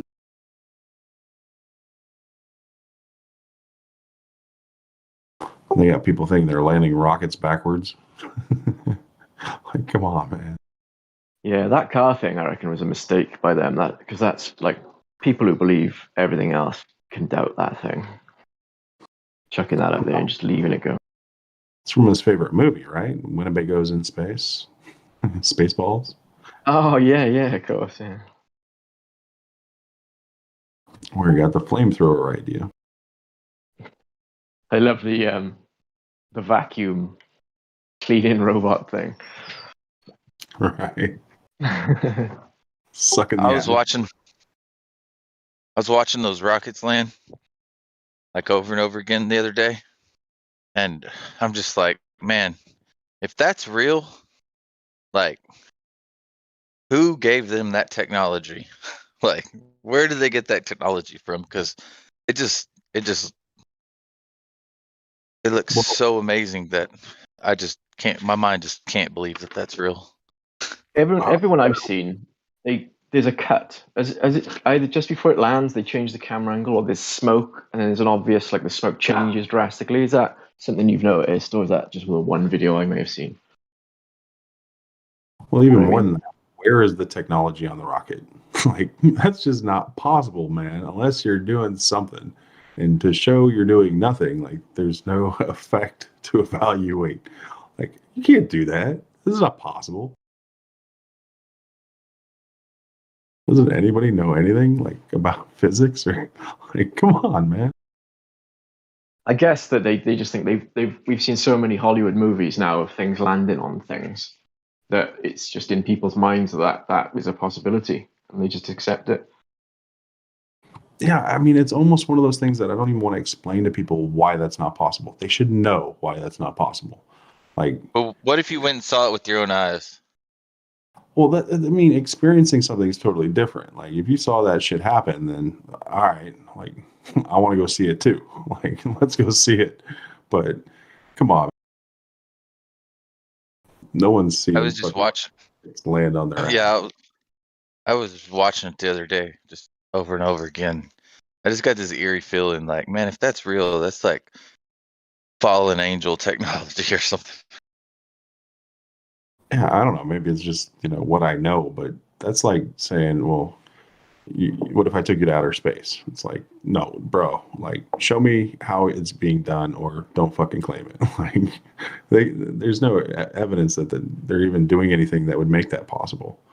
Like, the amount of adjustments you have to make for all sorts of things, the payload, distribution of the forces at the top versus the forces at the bottom. Like, the wind isn't the same at the top as it is at the bottom of a rocket. Like, it's just not. Like, pushing up through it is one thing. Falling down is a totally different thing. What do they show in the videos? Do they show it just coming straight, like arse backwards, downwards? No, it's coming at an angle, and then the ass end sort of like straightens up. Okay. Like it's coming in like a parabolic, almost. Not exactly that much of an arch, but coming at an angle. And then when the bottom rocket kicks on, it straightens up and then lands. Like, it's crazy. It's crazy looking, man. So I was just thinking, if I was there in person, I'd want to see it from as far up as the eye could see, or through a telescope. Sorry, my dog's going. Do you know what I mean? Though, as far as I can see, I'd want to see that, not just like, oh, there's a cloud. There it is. It's like they've cloud seeded, put a cloud there, and then they're dropping it from above. I don't know how that would work, but yeah, I think the one I was watching, I think it did come through the clouds. It pierced through the clouds. yeah. So they've got like Avengers style helicarrier just hovering, hidden by a cloud, and then they say, "Oh, there it is, coming through the cloud." Perfect descent.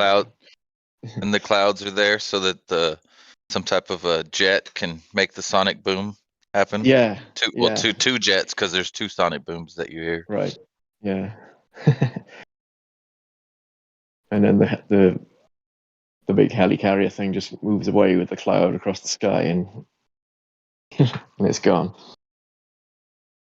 I'd want to see that coming as a little dot from space, as far as I could see, to believe it fully, Or Bro, I just need to see it land. Just show me the fucking thing land on its ass, straight up. Like, please. I don't know. Maybe I've watched too many people launching rockets or flying a kite or too many different things to recognize that the wind has an effect. If you're going to ignore it, like there's no aerodynamics to a pencil, bro. Like a cylinder has zero aerodynamics. Don't tell me those fucking fins are doing something. I can model that shit and show you they're not. Like that's it. I remember this is like one of the only times my dad was cool. I was in 7th or 8th grade, and we were going to shoot our model rockets for school. And I just sort of thrown a package of D rockets. I knew my rocket would only weigh in almost to a C, but still in a B class. They call them motor, but it's not a motor. It's a little rocket thing. And I just sort of threw him in his lap as we were going to my school, and he put them in his pocket. And on the way to the launch thing, he took the motor they gave me out and put one of those D's in there. And the wind was blowing real hard that day, and I saw everybody's rocket was like just doing this. The wind was just making it mess up, and so I bent my fins on mine like really bad, all 3 of them. And when the rocket took off, it instantly started spinning. Mine was the only rocket that went straight up, man, and it went out of sight. That was the only time in like pretty much my whole life I was ever like really. I thought my dad like was cool because he words spoken or anything, like just on the way there, I threw these D rockets in his lap, and he looked at them and looked at me, and I put them in his pocket. He didn't know. It wasn't even nothing. He just looked at me. He looked at him and then looked at me. And then after we weighed our rocket and they give us our little deal and we're walking to the thing, and he put that D, took that B one out and put that D one in. I was like, I can't believe he did that. I couldn't believe he did it. That's right, man. Cheater. It wasn't getting no reward, just I'm just messing. But it made me think of that because you talked about the aerodynamics of it. Yeah, and I think that's the only reason why mine went straight up, because I saw how bad the wind was blowing and how crappy everybody else's were doing. So I bent those wings to make it spin, and it went straight up. There you go. You got to have fins on a cylinder to have any aerodynamics whatsoever. Those things got no fins. Like,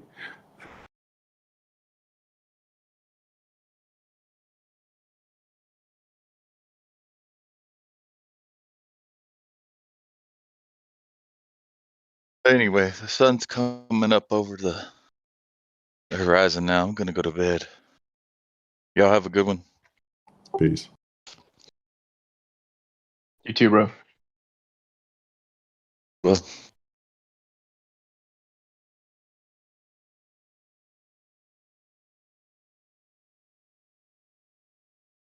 Flatty, what was the last good protest that you wanted to be a part of? Oh, I don't know. I've never been to one. I thought about going to those, big ones during lockdown in London. Thought about going to those, but just couldn't. Had other stuff to do, so couldn't make it. But I don't know. What about yourself? No, Occupy Wall Street was interesting. I've never been motivated to go to any of these things. It's kind of interesting, I remember hearing about nuclear waste protests. That's an interesting one, right? Like, how far do you go with your concerns? Are you gonna protest climate change? Most of this always feels there's some controlled aspect to it, and that's it's disturbing. Yeah. That's what scares me a bit. Yeah, like it could appear peaceful, and then at any time some agent provocateurs could just do a 180 on that, and it could just turn into chaos. Or yeah. You see that, intentionally happening too. I think that's why they're present at all these different, so-called protests, right? And all of a sudden, you just don't know what's going to happen. So how can anybody get behind something where they think it's going to get out of control? Yeah. Basically, anytime that people are gathering to fight the system, there's some element that is being portrayed as out of control, even though it's probably very scripted. There's always those black Escalades with the blacked out windows parked around one street away. Oh, we're getting back to black cars. So now I got to go back to Princess Di. And do you think Princess Di died? Do you think JFK? Did you ask? Yeah, I don't know. Yeah. You know, that's the thing about JFK and her that I never questioned was, did they actually die? You know? Yeah, that's the ultimate question, though. Right. Let's start there. Like, how fake is the hoax event or conspiracy? Yeah. How deep does it go? And that's asking the hard questions, right? Did they got to the end of their usefulness? And or to make a statement, right? We're all very aware of the JFK speech, right? Yeah. Yeah. Oh man. Secret societies. I'm sure Yeah, did sell going to the moon though. Was it Eisenhower that did the military-industrial complex speech as well? When he obviously didn't get killed, but was it him, or am I thinking of another? It sounds right, but I'm trying. Beware the military-industrial complex. Pretty sure it was Eisenhower. Oh, thanks, man. Yeah, that sounds right. Yes, there's a possibility that they were just actors in on something for a while, and then they give this kind of cryptic kind of speech at the end of their time, and then they disappear off. Like, your job's done. You can go to the island or wherever. Retire off. Are we buying that they're all related? That they're all part of the same family?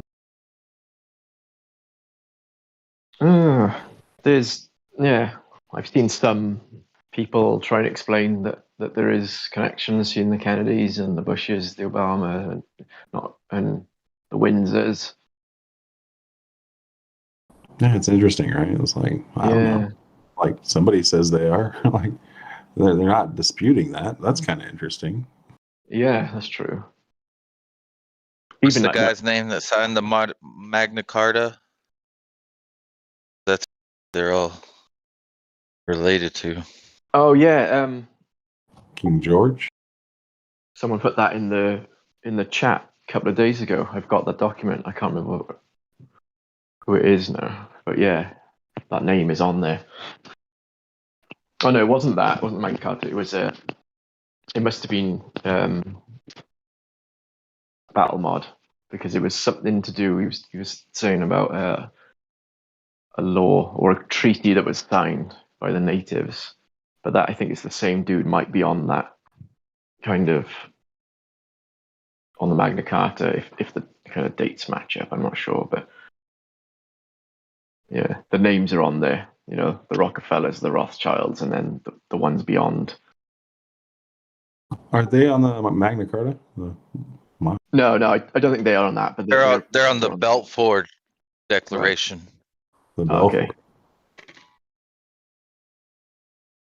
Yeah, these important documents we didn't learn about in school. We didn't pay much attention to, I guess. Yeah. Damn, I knew something was up with history when I was in school. I did not pay attention to a lot of that because I don't know. I had bad vibes from the teacher. Felt like he was lying to me. I knew there was something up there. Yeah, unfortunately, I was a little bit the opposite. I guess because I had a dad that was in Vietnam and a grandpa in World War II. Both grandpas, actually. But, just not being close to them, living on the opposite coast, it was more a story to me. So I was drawn to the stories and what they were all about and things like that. But talk about that's whoa. like you had a slight bit of emotional investment, I suppose, because your family members were part of things. Sorry, my dog's just gone nuts. We can't hear it. No, awesome. I'm surprised. He's a chalky, a cross between a Yorkshire Terrier and a. Oh, heard him that time, but before we didn't. Oh, yeah. There he is again. Yorkshire Terrier and Chihuahua mix. The ultimate. Intruder alarm. They're giving me shit the other day because Helio was talking about Bluetooth or something. And I was like, my Bluetooth's badass. And they're like, yeah, everybody says that. I'm like, no, my Bluetooth really is badass. Like, I'll be on the tractor and people ask me why I'm yelling at them. And I'm having to yell because I can't hear myself think because the tractor's. And they're like, oh, crap. I'm like, there's a chainsaw 3 feet away from me, and I guarantee y'all can't hear it. They didn't believe me. They thought I was BSing them. I had to go turn everything off. They just don't hear like that on Discord, noise. you know, Yeah, turn yeah. all the Sound and make it suppression. hot mic. Yeah. Yeah, they just And didn't I hear was that like, can you background hear it noise. now?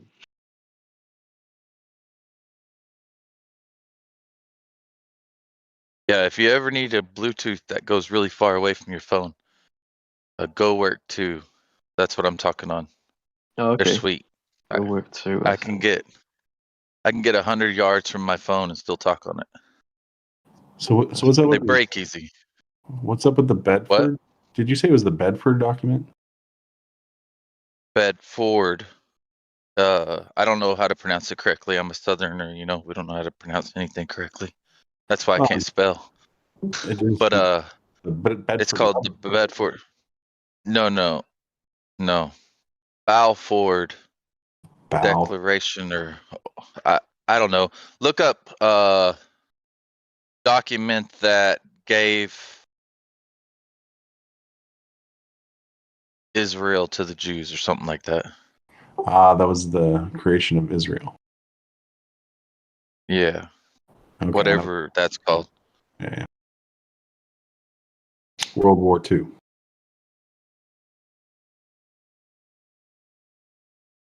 After, yeah.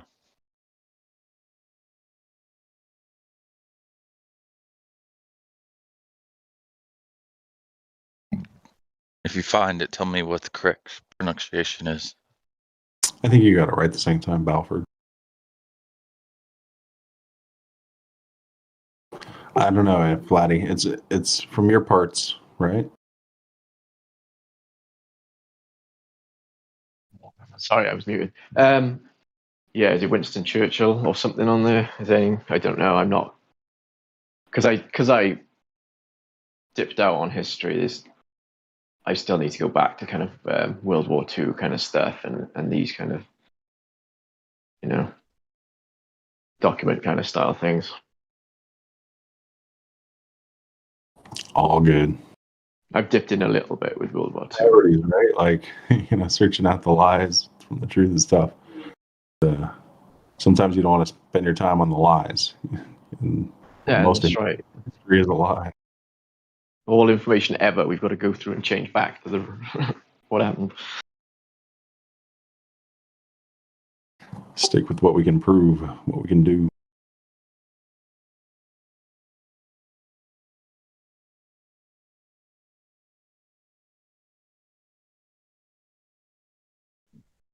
So you were a black belt flat smacker. You can say I've been around a while. Cool. Yeah. I think I've been in, I don't know, maybe 6th day it might be, maybe a bit longer than a week. I can't remember. So when I first, it seems like a week ago, there was a lot of Globers coming in. There's a lot of activity here. It was amazing to hear. My introduction was so good to it, and then they all seem to have just run away now. It comes and goes. Mud, did you say hi? I think I heard Jenny, maybe. I thought I saw Mud light up. Oh, okay, yeah, I see Mud as well.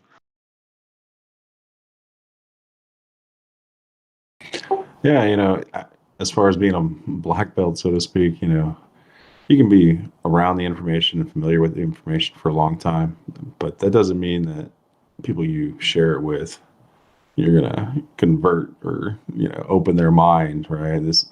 You recognize the longer you're in this, and the more people you do try to share it with, that it's a very personal thing, and people have to come there, on their own accord. You're not going to be pushing them down that road. Oh yeah, absolutely. It's a huge just mind changing kind of thing, isn't it? So yeah, there's going to be a lot of people that just aren't So, ready yeah, for it. I actually think the people that are becoming flat earthers are more interesting to me because a lot of them are still susceptible and haven't been in the game that long, right? And where are they on their path, and do they want help with that?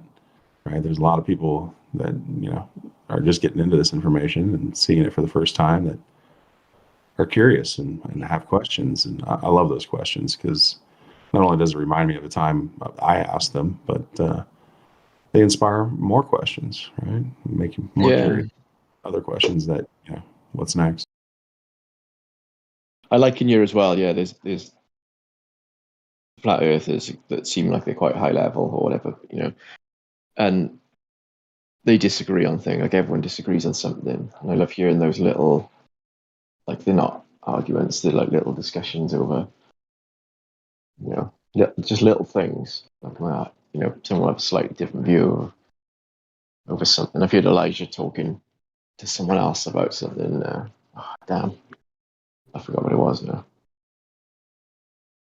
But it was good, nice to hear two people on the same page, but with slightly differing views on one little thing, and then they kind of just like went back and forth, and I'm not sure if they kind of changed each other's minds, but it was just nice to hear like the little kind of intricate detail things. Yeah, there's people around here that have been juggling this information a long time, and the words they choose to use are very specific for a very specific reason, and the language that the way they shape it, and it's interesting how people portray the information. It's a personal thing, right? Everybody's going to come at it from a different place. That's pretty Yeah. good to hear where people are, emotionally with it, and articulating it. What are they able to get out? I realized pretty quickly that the hard debate between absolute globers, like I always use the Gem Pandas server. I've seen a few people hank over there and get and a few people like that, and just there's no point. To me, it seems like there's no point because those people, their mind will never be changed. They're just so like pig-headed and just childish. It seems to me, just the way they go about it. Instant insults. They prayers people for that though, right? Like recognizing that that's going to happen to you in reality. Like people are just going to shut down, close their minds, not want to hear anything, go on with their own narrative, and you're not going to get through to them. And that's where you have to make the choice. Like, am I going to continue to put effort into this, or how long is it worth it for me to put my effort into this? When you recognize that, well, they're just going in a mental circus kind of thing where they're looping around and again to sort of dismiss anything that anybody else is saying. When you do that, it's pretty obvious, right? Yeah, and like I was saying, on this server where everyone's like, when there's no Globers here or new people coming to learn, and it's just kind of people on the same page. There's nice discussion over different topics and things, and you go in, like we have this morning. We've gone, we've covered a lot of different subjects, conspiracy kind of stuff. But over there on that server, all they talk about is how they can prove the globe and how stupid everyone is. And then if there's no flat earther there to discuss it with them, they will turn on each other and start using the same tactics on each other. And I'm like, what are you people? It's insane. Sorry. I know exactly what it's like over there. And that's why I'm laughing. Good morning, everybody. Sorry to come in like that. Please continue what you were saying. No, it wasn't anything. Oh. Okay. Yeah, you're exactly right. When there's no flat earther in there, they just turn against themselves and they cannibalize each other. I mean, it doesn't always happen that way, depending on who's in there. But yeah, I can't be in there for more than a few minutes. It's all I can take. Unless I have somebody in there with me or something. But yeah, you guys know me. I'm too thin-skinned to be in there too long. No. Yeah, I tried talking when I first went in there, and I'm like, oh, I'm not cut out for this at the moment. I think the Queen of Trolls was in there. Yeah, they're That lady is professional. special. She is something else. I've never experienced evil Wait, like that. who? Queen of Trolls. That's Oh. what her name was at the time. I'm not sure if that's a unusual name, you know. Wait, you're talking about a female troll? Yeah, Queen of Trolls. Her Oh, it's been a username. long time since I've been over there. I have not heard her speak. Unless, is she... Australian accent. Australian accent she had. Okay, then maybe I have heard her. But at length, no, I haven't heard her. She's I'm got some sure she's anger, got that a lady. silver tongue. Oof, she is. She's got some evil in her. Ooh, yeah. I mean, I am even careful about the music I let in my ears, let alone some person like what we're speaking of. And I'm sure they're nice in real life to their family, hopefully. But yeah. Yeah, I'm the same with the music and things you kind of you eat or you know anything's the Yeah, same. I try to be really careful about what I eat. You know, like maybe once a week I might, kind of go off the wagon like last night. I had ice cream and brownies. Oh man. So good. Oh, you got to indulge a little bit now and again. You can't be too strict always. But even like Oh, well. the stuff you put on your skin, like suntan lotion, could be harmful for you, and there's everything affects us in a way. So definitely the sound, This is sounds my going in. question here. This is my question. What is it in our existence to which there is absolutely not a conspiracy about? I think you might have asked me this before, Jenny, but and I think I said everything. There's a conspiracy about everything. So Yeah. But I really Yeah. want to know if there is one thing. I want to know that one thing. we talked about this. It was nighttime for me a couple of days ago. I think it was, and you asked. We were on with Elijah, and I thought about it for days after, and I can't think of one thing. Wow. That's cool you thought about it after. I appreciate Yeah, that. man. No, you hit something I've never been asked before. It was amazing. Well, because it's a shorter conversation. If you talk about what's not a conspiracy, that's how I see it. Yeah, it forced me to think of everything, and yeah. Oh, I can't- yeah. You might yeah. as well start from birth to think of everything. I mean, That's 'cause it. it Yeah, happens it from went. before we are born. It happens. Yeah, that's Like I what think flat Earth did for me though, was Yeah. define that, right? Like I needed empirical information. I needed absolutes, right? There's no question about it. So yeah, finding an absolute is not easy, and it takes work, and it's not just an answer. It's a process, right? It's a method. It's the best we got, I guess. And I stupidly brought that up when I was on that Gem Panda server. I asked, I can't remember who it was, someone. I said, "Well, how can you be sure of absolutely anything in your life is 100% real?" And then if they said, "Well, if you don't, then you're obviously just an idiot." So that was the answer. So Yeah, that's how they do over there. Yep, that's how they do.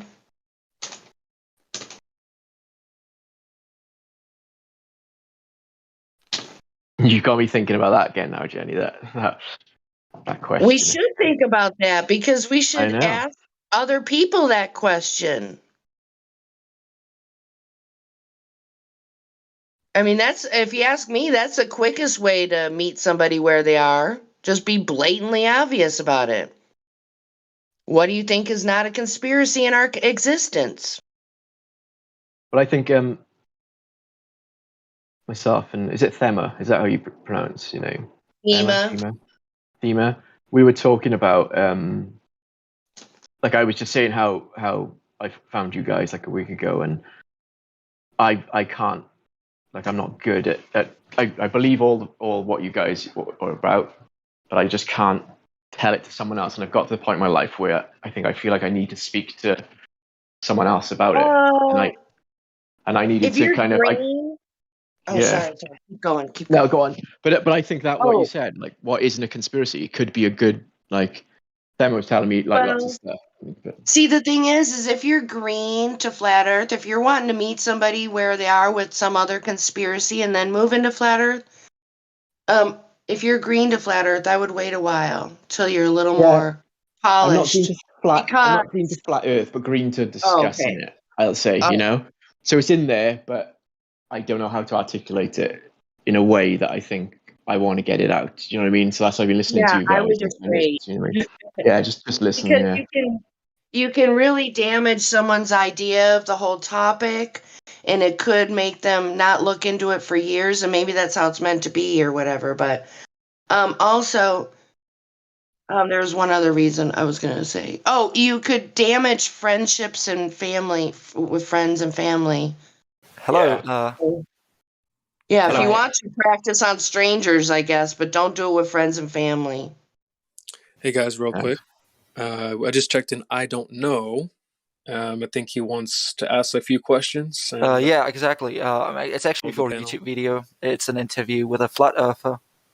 It's going to be professional, no trolling. Everything is going to be normal. So I just have a few questions. I got them here. So can you tell me what a flat earther is? Are you writing a research paper? We don't start like that. It's actually for a YouTube video. That's it. What do you think a flat earther is? Do you understand? Well, I'm asking you. You should tell me. But you have to understand the nature of your question. Are you looking for a human being? Like, flat earther is a human being. Okay. I can go to the next question if you ask me. Let me add a little bit to that. We touched on this in the VC check-in a little bit. I would say that you could almost safely say that a flat earther is or was a globe earther who took the time to look into that those claims. So I would say that a flat earther at one time was a passionate glober who looked into their model. So you could add that. May I add to that?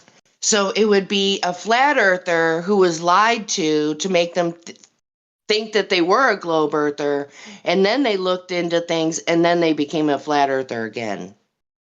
Yeah. So I'm going to go to the second question. So you guys basically believe that the Earth is flat? No, we don't believe it. We know.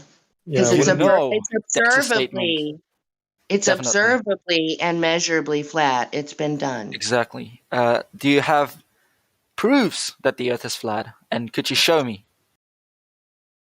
Yeah, we have citations. Okay. So you guys got proofs? Yep. My next question: Can you guys show me those proofs? Like, yeah, we have them handy. No. Or maybe send a link in the chat or some shit. I'm sorry, I didn't want to say the bad word. If you feel offended, I'm sorry. No, we're not. Okay. Do you guys have any pronouns like they, them, or something? No, we don't do that here. Oh, okay. So you guys are religious? No, we're not. Oh, so atheists. Okay. So one thing that all flat earthers agree upon, and that is that it's just not a globe. Okay, so it could be a donut. Okay, this is a little going off the rails here. So. No, I'm sorry. I don't know. I really didn't want to interrupt. Remember that I told you to refer to the rules, so that's clearly stated in the rules. That's I trolling, apologize. So. I apologize. I'm on my knees. I'm sorry. So the next question is. Let me search up one sec. Please don't start a sentence if the Earth was flat. Please don't do that, because I feel like that's coming on. No. But okay, if the Earth is Please flat, continue. no. Continue. Just ignore that. No, I'm not going to ask such a question. Promise. Can we make it a two-way conversation? Can we ask? So no, it's going to be quick. But I don't get it. Like, if you are on a plane, for example, or on a high ground, why do you see that? Like, bulge or whatever it's called. Like you can see it's a fucking circle. Shit, That's bro. not true. What the fuck are you talking about? You brain we dead have to bitches, do dude. Man, you're fucking 50 years That's old, not man. true. Dude. So even the smarter globe earthers will tell you that's not true. So Why are you so angry about it? he wasn't this upset. I want to hear the full meltdown. Like, how far does this craziness go for him? Like, Aww. Why is there crazy enough to lie about why he's here? I don't know. So I'm sorry, I got keep in interrupted mind by my that cousin. there are other globe earthers in the server, and the Yeah, smarter definitely. ones, Yeah. they don't say that you can see curvature from an airplane. So just be careful about, the claims But that you're making. you know, like these videos Not where they everyone agrees with you. like throw that balloon to the sky and then you can see that circle. Jesus, what I don't get it. Like, what altitude though? He's talking about a GoPro lens. So I don't know what altitude. okay, I'm sorry, boys. My camera just fell down.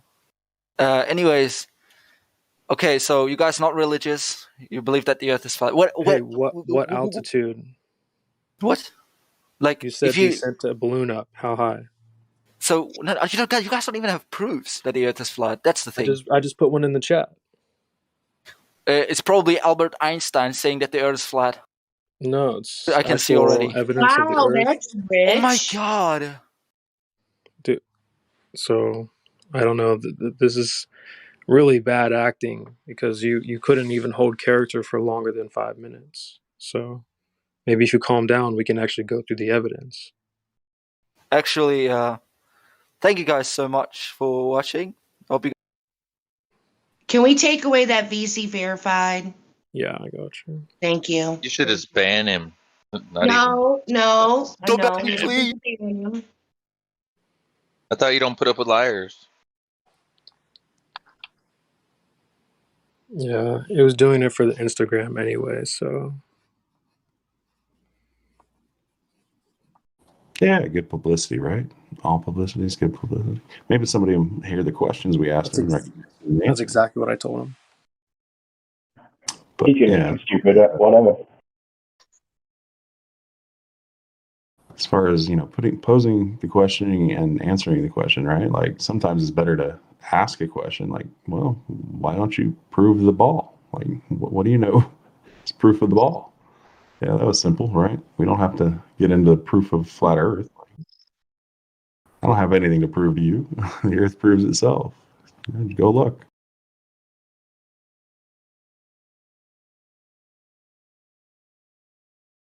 I like the ploy though. I don't know.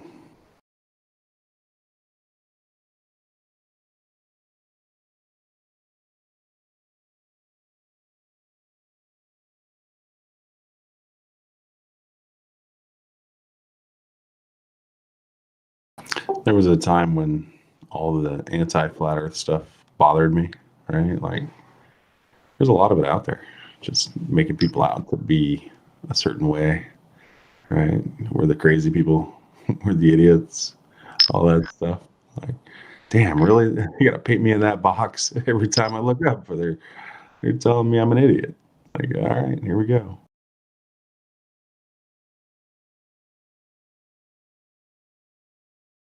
I don't think anybody was prepared for that. That a simple fact. Like, no, there's proof. It's a fact. Like, shit. Now I'm stupid. Guys are just angry about.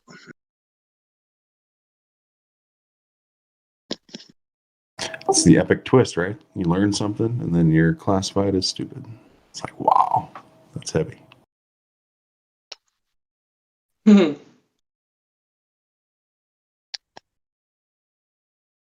Oh no, I mean, we're not classified. I mean, it's just you know what I mean?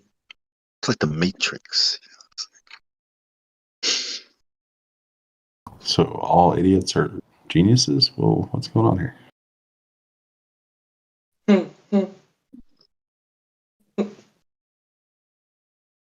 All Yeah, I don't know. Nope, not really. More like brainwashed people. Is that what you guys? So you guys religious? Oh, what? You're the one acting religious. I mean, he's the one acting religious, right? Yeah, he's believing in scientism and he doesn't even know it. That's kind of really uncomfortable to think about that's happening to people. What do you Sure. guys think? I mean, Yeah, the great minds of okay, so definition of a flat earther. What do you guys think about my 2 cents that I added in? what is. A flat earther is someone who was born on a flat plane and then a group of people conspired together to tell us all that it was a ball, to which we lived our whole lives believing that. And then one day you heard something, you looked into it, bam, you remembered that you've been a flat earther the whole time. That should be the real definition of a flat earther, in my opinion. Because I that's like telling the whole story. Thank you. Right? Yeah, that's the story. I like the proof you gave, though. I mean, it's as simple as we know there is no observable, measurable curvature of the Earth. That's all. Like we know it. We know there's no. That's what flat Earth means, right? No, he said flat earth. What does that mean? So is that asking about the person or? I Well, I mean, mean, if you're asking otherwise, it's self-explanatory. And so what do you think? I don't know. Maybe I'm approaching that in my brain incorrectly. Help me out. well, when asking what is a flat earther Right. is someone who knows there is no curvature of the Earth because we've observed and measured the Earth. Okay. So, all right. I guess this is where I'm confused. Help me, please. All right. So, what is a flat earther? If you're using common logical sense, you shouldn't be asking that question. Am I wrong on that? It's someone who lives on Earth that thinks it's flat. I mean, sure, you can elaborate and make it sound pretty and say that there's no curvature, but why would you even need to say that out loud? You know, I mean, why is that even a valid question? I'm not trying to be unkind here, but what the heck is going on? Am I being weird and unreasonable? If I am, I can recalibrate. Oh, insane questions make a sane mind sort of go a little haywire. I guess so. But you can't get more simple than that. There are people on the earth that think it's not a ball. I mean, I'm still, the light bulb's still not on why that was really a question. What is a flat earther? Why is that a question? I really want to know. To confirm the box, right? To confirm the ideas that are created about such a person. I Most didn't people don't understand think. that. I didn't understand what you just said. Well, it's a label, right? You're right. Yeah, You're absolutely. identifying a person as a flat earther. It's a label. So, what does that label mean to the person that's using it versus the person that's being called it? You know. Oh, wow. Oh, yeah. Yeah. We got to consider that because that's the basic components of language, right? I think the problem is that they don't understand language. They No, I don't meant the understand the words basic. they're using to ask the question. Oh, no, the basic components of communicating language. Yeah, I didn't say it right the first time. Um, yeah. Yep. Oh, I'm they're pretty just sure that there's a ignorant video for that. Oh, sorry. Go that they ahead. would. They're just that ignorant that if you were at a restaurant and they ask you where the bathroom was and you said there's no bathroom in this building, they would not understand that you're being pedantic.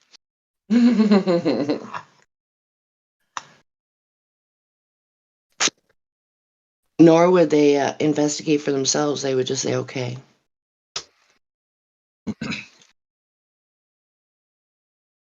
Where's the outhouse? Right. Where do y'all go to the bathroom? That would be my first question. What do you got to do? Go outside, down the street? I mean, I'm a question person. I've always been a question person. In order to go to the bathroom, there has to be a room that has a bath. Oh, then there's that too. You didn't even get what I was. I'm sorry. No, okay. So I try to talking use about. when I'm at work. Oh, sorry. Who said something? You were talking first, Jenny. Oh, Yeah, you were talking. okay. I was So just when I'm at giving you a hard work, time. I try to use the word restroom instead of bathroom because there's no bath in it. There's no bathtub in there. It's a restroom. I'm not certainly not going to say the toilet room. Well, what else would you say? There's a potty room. I got to go to the can. Lube. I think you're referring to the water closet. Oh, okay. You see? Water closet. That wouldn't include a bathtub, would it? No, I don't think so. I think it's the Okay. toilet. Yeah, Hmm. predates me, even that. It's different over here than it is over there. Yeah, I think it might be a bathroom thing. Sorry? I would absolutely love it if we in the United States called it the loo. Yeah, the loo. That would be cool. That's a cool name for a bathroom. I see. I fuck if still it call is. it a bathroom regardless. I mean, it's an effort for me to call it otherwise. Yeah, the only boot on our autos over here is if you parked in the wrong place and they put a boot on your tire. Boot. Yeah, that doesn't make sense to me. I've said it all my life, but thinking about it now. A trunk makes more sense because it's like something you put things in, like a trunk. I think Vladdy went to the restroom, Louvre. What's going on with your mic there, buddy? Is it weird? I'm on a different set of headphones. Did you have that's why you got broken mic gang tag.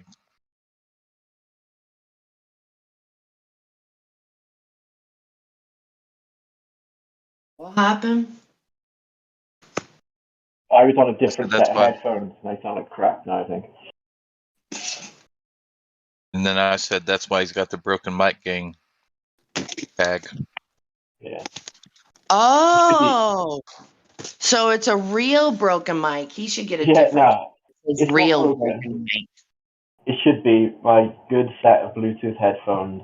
Battery doesn't last very long, so it runs out and I've got to charge it. But I thought instead of not having a mic and being in the broken mic gang, that I'd put a crapper pair of headphones on. Hey man, if you like using Bluetooth and you're gonna be on Discord a lot, look up a Go Work 2. It has a mute on the headset. Ah, perfect. So you don't get to carry your phone around and stay Yeah, open my- mic and mute Okay. yourself. Nice. So, Flatty is new, right? Yes, ma'am. Okay. So he sent me a friend request and I saw that broken mic gang. I'm like, oh, no, I'm not putting a friend request for somebody that ain't got a mic. Nope. But so you took it off then? It was my only one, apart from VC verified. It was my only other. Right, yeah. Yeah, I saw that. Mhm. I was quite proud of it for a bit. Well, is anybody game for giving him a seem sincere or some positive tag so people know he's been spoken with before? I've spoken to him a little bit. I enjoyed I the haven't seen any conversation. real problems with him, but that's just my opinion. Yeah, can somebody Me neither. Go ahead, whoever was trying to talk. Oh, I said I've enjoyed conversation with him tonight. Been talking to him Okay, for so like three hours or more. okay, so we got 3 people that have spoken with him and determined he's a pleasant person to talk to. Okay. Oh, thanks, guys. Too many Gem Panda references. Yeah, I'm not going to mention that anymore. I'm done with that place forever now. All right, so I'm going to take off the broken and put on Seem Sincere. Wait, I'm Yeah, so if he's a troll. I'm sorry. Go ahead. What'd somebody say? Somebody say he's a troll. I was just gonna say. I was gonna say if he's a troll, he's the best troll that's been in the server in a long time. Ooh, okay. Yeah, well, I'll have to keep that in mind. Yeah, there ain't a troll that good. He would have to be so intelligent to have the conversations we've had tonight and have all the right, responses and whatnot Hey, without maybe we should come up with ever a top having 5. Oh, sorry. Go ahead. without I've having even any kind of joined it. emotional responses. I've even joined in on singing with Senny with his guitar. We were singing Pearl Jam the other night. But we can't Nice. understand what you're saying. It sounds like that microphone's in the back of your throat, dude. Hey, oh man, that sucks. It's all good. It was just this last bit that he had this bad mic, so it's all good. Maybe we can make one that says bad mic instead of broken mic gang. That's very bad. Is that I was better? gonna say Discord Yes. has been wacky lately too. I've been getting a lot of static through mine, and I rarely get static through my headsets or anything. And lately, I've been getting all kinds of breakups and like not being able to understand what people are saying, even though everyone else seems to hear. So it might be something to do. It might be something to do with Discord, not just necessarily him. Okay, I'm still trying to find that damn tag because we got too many rolls. And before you look, I got the roll that says too many rolls complainer. I'm off headphones now. I've just got my iPhone. Can on it just loud. be alphabetized? That's all I want. It can be as long as you want it to be. Just alphabetize the son of a bitch. This is ridiculous. Are there really that many roles that you have to scroll Dude, through there all of them? is. Oh There my god! is. Jen, you can't alphabetize them though. It's a hierarchy Oh, system. can It's we a hierarchy alphabet? system. So Okay, can we simplify the a role list? that's above. Yeah, well, we could probably delete like 70 roles. Like most of those Yeah, are just maybe for we should fun. put you in charge. Oh, no, we're not. No, we're not. Sorry. Rewind, delete, carry on. Careful. I know. I slipped. I told you. I told you. Anyway, well, yeah, you can't alphabetize it. Yeah, there's a All right, I'm gonna have hierarchy. to Like start that's complaining why more to admin the owners at the higher top, ups admins up there. because this is ridiculous. I've spent like 2 minutes trying to find this damn roll. This is so unnecessary. Now I'm getting mad. You can focus all your Is it complaints to the in like complaint importance department. or hierarchy? Is that how it works or what? I found it. Oh my god. What was that, What would the Jeez, mods that's tell us? real. Oh my god. Jenny, isn't that what all the mods tell us? What? You can focus your complaints to the complaint department. Yeah, I might. I just might. I'll figure out how it works so then I can direct people appropriately because I did it. Mm-hmm.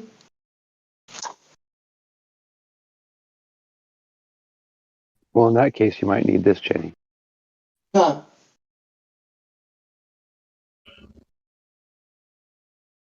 Hang I on, might I'll need post it. I'll post it in the Okay. voice text. Hang. I'm looking.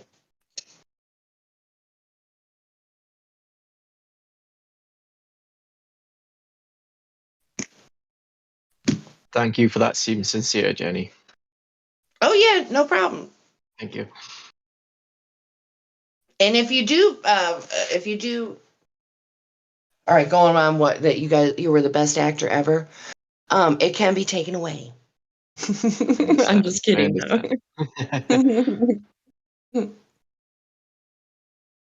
All right, I'm in anticipation for what somebody was going to post, and then after that, I got to go get ready for work. Oh yeah, there we go. There you go. There's your All report right, for you to date of turn in. hurtfulness. All right, I'm going to fill this out. Just talk it I out here. love this. Date of I love it. hurtfulness, February 9th. Time, I think it was like, I don't know, 8:10 What caused the butt hurt? Someone posted it. Offensive picture on the internet. Oh, no, I can't do any of those. Was a tissue needed for the tears? No. Will you be able to move past it? No, I will not. Damn those rolls. Reason for filing the report. I am an idiot. I am a crybaby. Thin-skinned. I could check that, but I have to do another one. I am a little bitch. I want my mommy. I felt picked on. I'm better than anyone else. I'm a prude. It wasn't my joke. Never heard that one before, but okay. No one liked my selfies today. Life just isn't fair. And then there's plenty of room to put other. And what would I put? Right, reason for filing the report. Too many effing rolls. It takes too long to find them. But yeah, I could come up with something better than that. But that's funny. The butt hurt report. I took that for my own records. I think we have another one like that floating around here. I like the one that says, I am a little bitch. I want to make a new one, but I didn't have time to mess with it. But somebody gave me that. I think it was Lou or somebody that gave it to me. Nice. No, I didn't do that.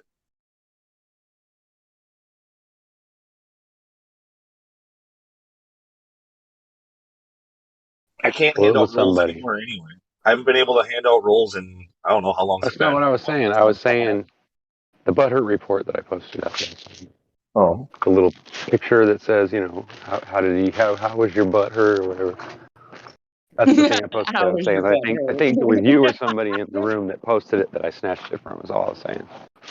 That sounds so bad when you say it by itself. How was your butt hurt?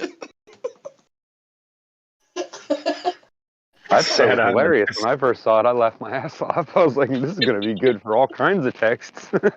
Can't wait to use this one.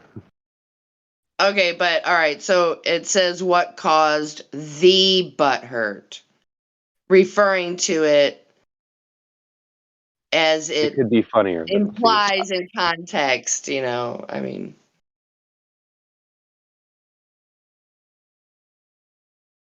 Was a tissue needed for the tears? Was a tissue needed for your issue? That's how I always like to say it like that. The Do you need a tissue, yeah. Do you need a tissue for your issue? That should help you.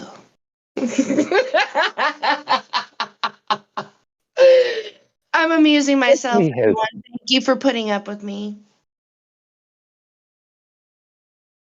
What are you talking Especially about? Lou. We like you, Thank Jen. Oh, well, thank you. I appreciate that. You know what? I had a random Well, you know why I always say customer. hi to you? It's not because I'm flirty. Well, I'm flirty, but I'm married. Oh, So. yeah, no, I never It's got because into I your like you. I think you're cool. I like the way you talk. I like, I'm not trying to blow smoke up your ass. I'm just saying. No, You seem like a really, yeah. really friendly person. I like the way you handle yourself and that you keep your cool 99% of the time. Thank you. Well, I Of work course, at I always say hi to all the girls when they're in the room. Yeah, of So, course. Yeah.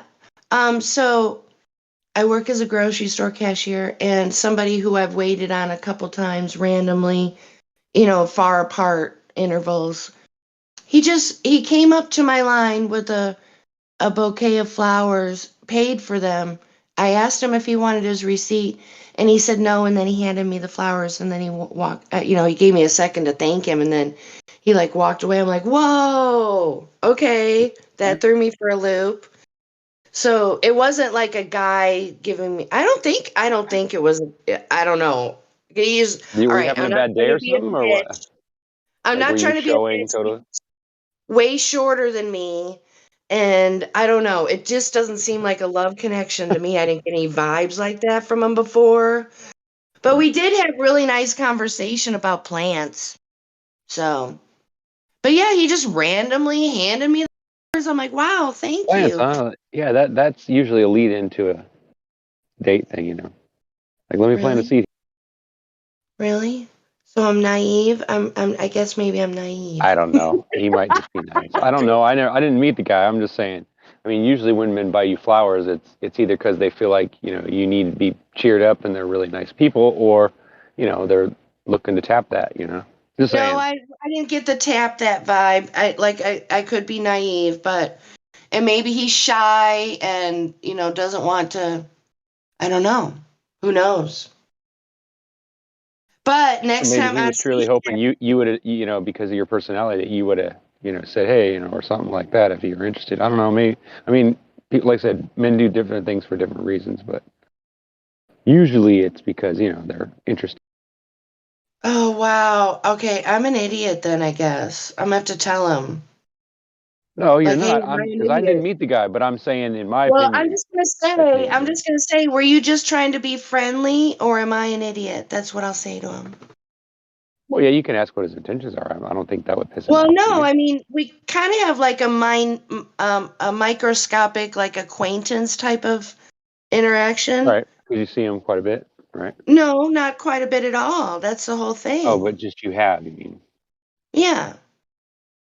Like I've worked there almost 2 years now. And I don't Right know, on. at best, I think I've waited on him 3 times, maybe 4. Okay. Yeah, so I didn't get the. So if I do something like, were you just being friendly or am I naive about something? And then he'll probably laugh. Well, that might sound a little bit desperate. I don't know. I didn't meet the guy. No. I don't know the situation, but I'm saying Yeah, I you don't want to definitely seem don't want to desperate, but be at the same time, you want to desperate. know what his intentions are. If you're interested, in Right. the guy, I'd say ask him. He might. No, You're I'm right. not Maybe he's just too interested. shy. Well, Yeah, then if I'd he's say too just let it shy, go. then yeah, okay, thank you for that. I appreciate it. Yeah, Yeah, I don't don't feed want into somebody it. that's Just shy. be nice and just make sure that you're kind of like forceful enough to let him know that I'm not really interested in a relationship, but I appreciate everything, and we're friends and all that. It's just that's where you want to keep it. I don't think you need to say that Yeah. necessarily. You just kind of give off the vibe. Yeah. I mean, all right, what if I said something like what if he asked, all right, I don't want to think about it too much because it hasn't happened. So never mind on all that. Moving, I took it as him just being friendly and that I don't know, maybe he heard something, because there's a lot of drama at work with the cashiers. So he could have, Yeah, it might be that he heard you, upset or something, and thought maybe you yeah, needed to cheer up. that's how I took it. Because I've had other customers do the same thing, give me really good compliments and stuff like that. So, yeah. Why did I even bring that up? What were we talking about before that? I We're hate talking it. about I go butthurt. I way don't know off. where this came from, but I was just Oh, we were I was talking just about the butt feeding it. hurt I don't know. report. We were talking about the butt hurt report. And About then there you being brought up too the many flowers and the fucking guy. Yeah. rolls. When it takes me 5 minutes to find something. Ugh. Well, for me personally, if it takes a lot of time to find something, I change it. But that's just me. Yeah. Yeah, I get in trouble for that shit a lot. For rearranging stuff to make it easier and faster, and then everybody's like, "What are you doing? Really? You can't Okay. change this." I'll be like, "Dude, it takes forever. Why are we doing it that way?" I mean, the point of it is, something doesn't have to look organized to be organized, but you have to be able to go right to it for it to be organized. If you got to rifle through shit, that means you ain't organized. That's all it is. Or you just got too much shit. That too. I don't have too much shit. I'm tired of that. I do. I'm kind of a pack rat when it comes to If I have parts too and much shit, tools. it's too much kitchen stuff. And that's not necessarily bad in my opinion. Because I do have a kitchen cooking. So. I have boxes of shit in my garage that's full of kitchen stuff we never took out from when we moved. Dude, that means you don't need it. Get the fuck out of your house. Well, it's Oh mostly man, like I'm a crap. It's purge mostly like, queen.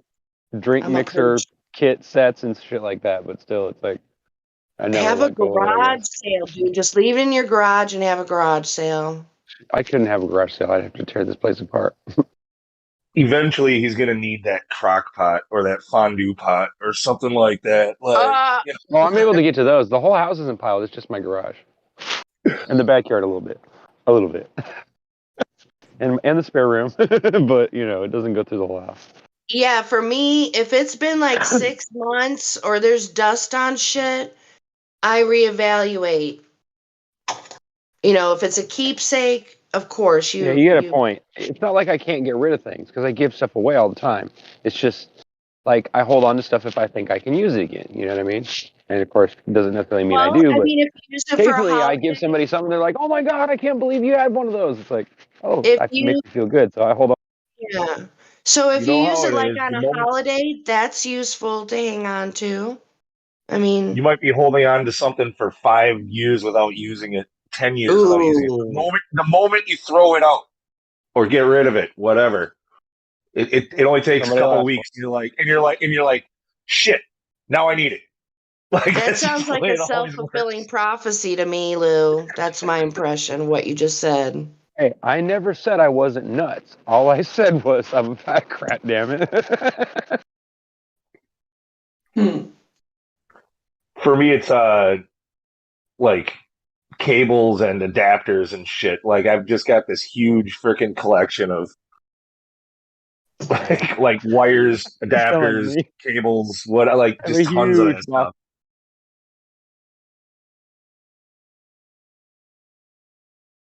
It's Well, the really crap hard. things break all the time, man. You don't even have to move them. You don't even have to unplug them from the TV or anything. They just break. They're all junk. That's why I keep plenty of them around just in case. I think I've got like 3 old routers, maybe 4 sitting around. Like why? I don't know. I took mine apart. They're just parts now.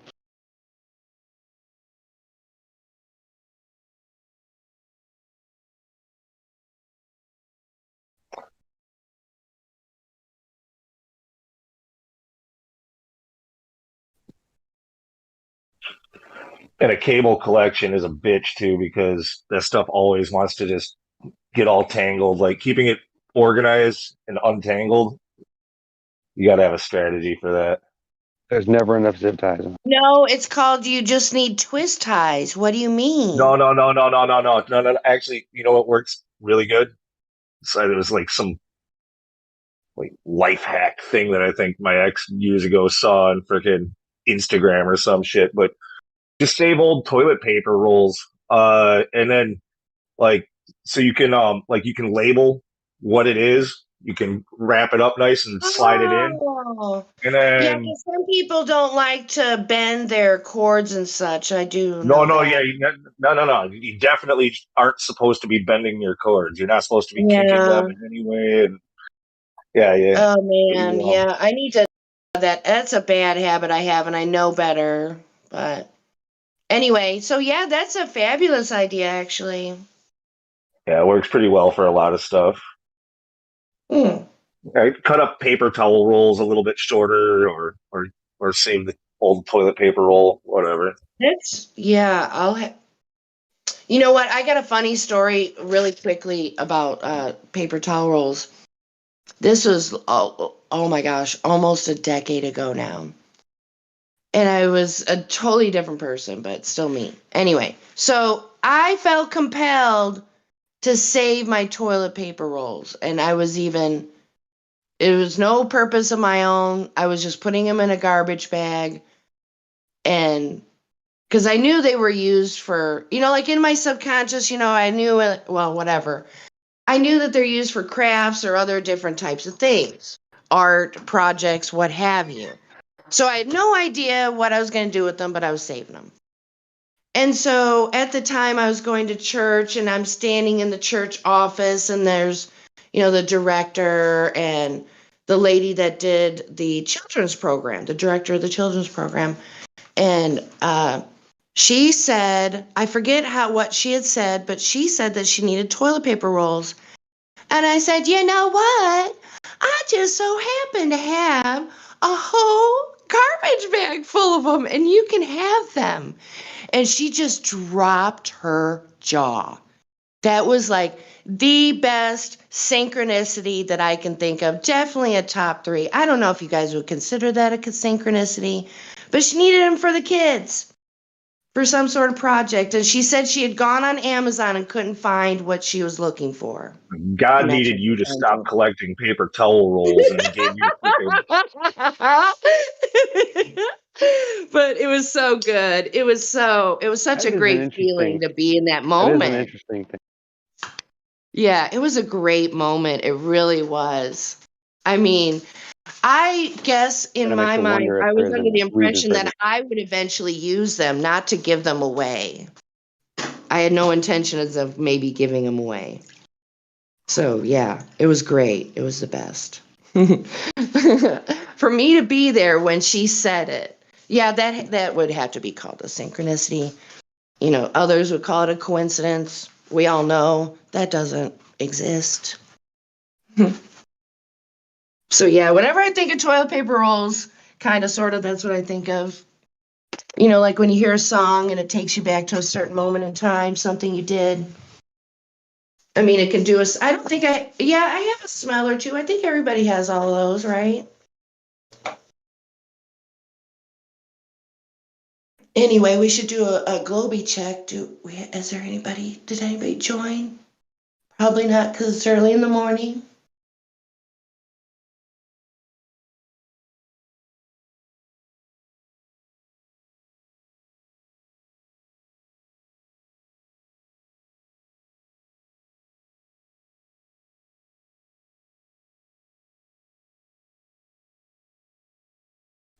Well, that answers your question.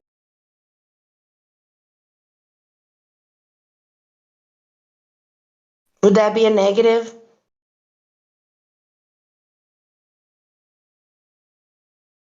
I'm not looking at the board, but I'm assuming it's negative. I know, but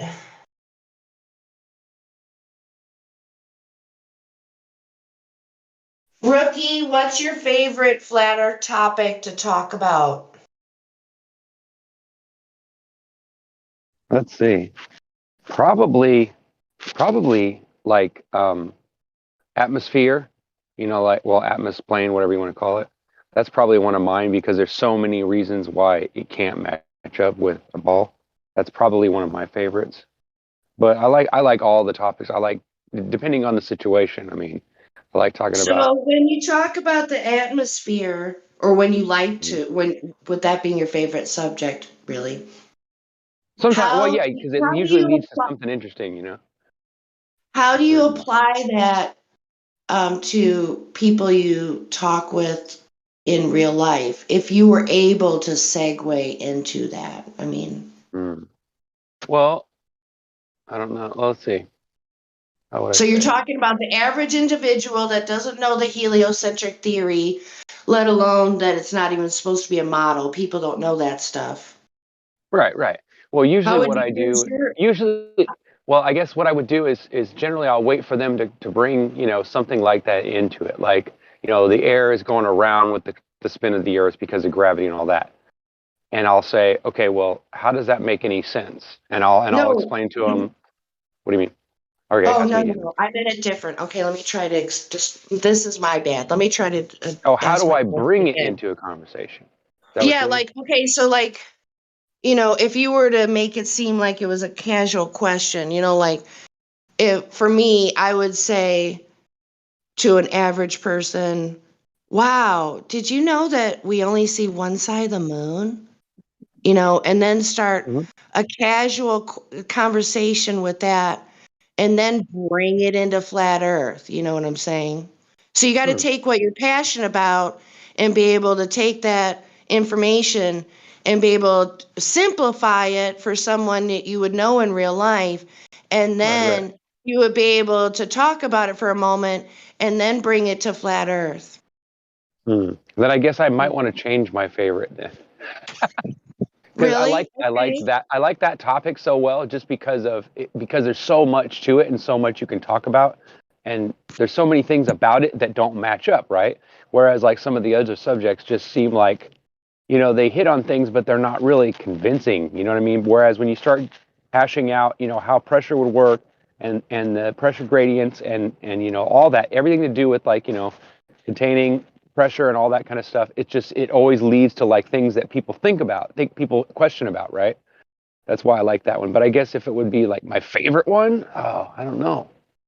Like, I usually bring it into a conversation very carefully, though. I usually won't say flat Earth at all. Absolutely. And it's I'll just different bring up every something time. like, have you ever noticed that when you're on, like, because I live near the ocean, so I'll ask people like, you've been to the ocean, right? I'll bring up something like that. They'll be like, yeah, why? And I'll be like, well, have you ever noticed that when you're standing at the ocean, how flat the horizon is?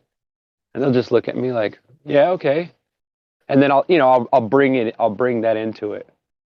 But I don't know. I Yeah, have so you many just I got have to so many ask a favorites series though. of That's questions. it depends on the situation though. It all depends on the person, and The team. I'm very careful about sharing because I get rejected a lot and I don't like Absolutely. rejection. So But the key on here it's a little different. the Right? trick is to ask a series of questions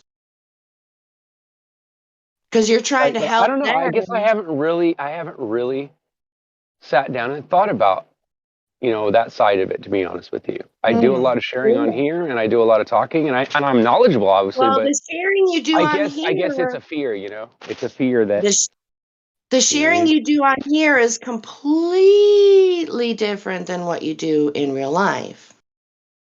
Of course. All you have to Of course. do is in real life is make a connection with someone on what they consider to be a deception. You need to figure out what they think is a conspiracy. Well, I talk about conspiracies more than I talk about anything.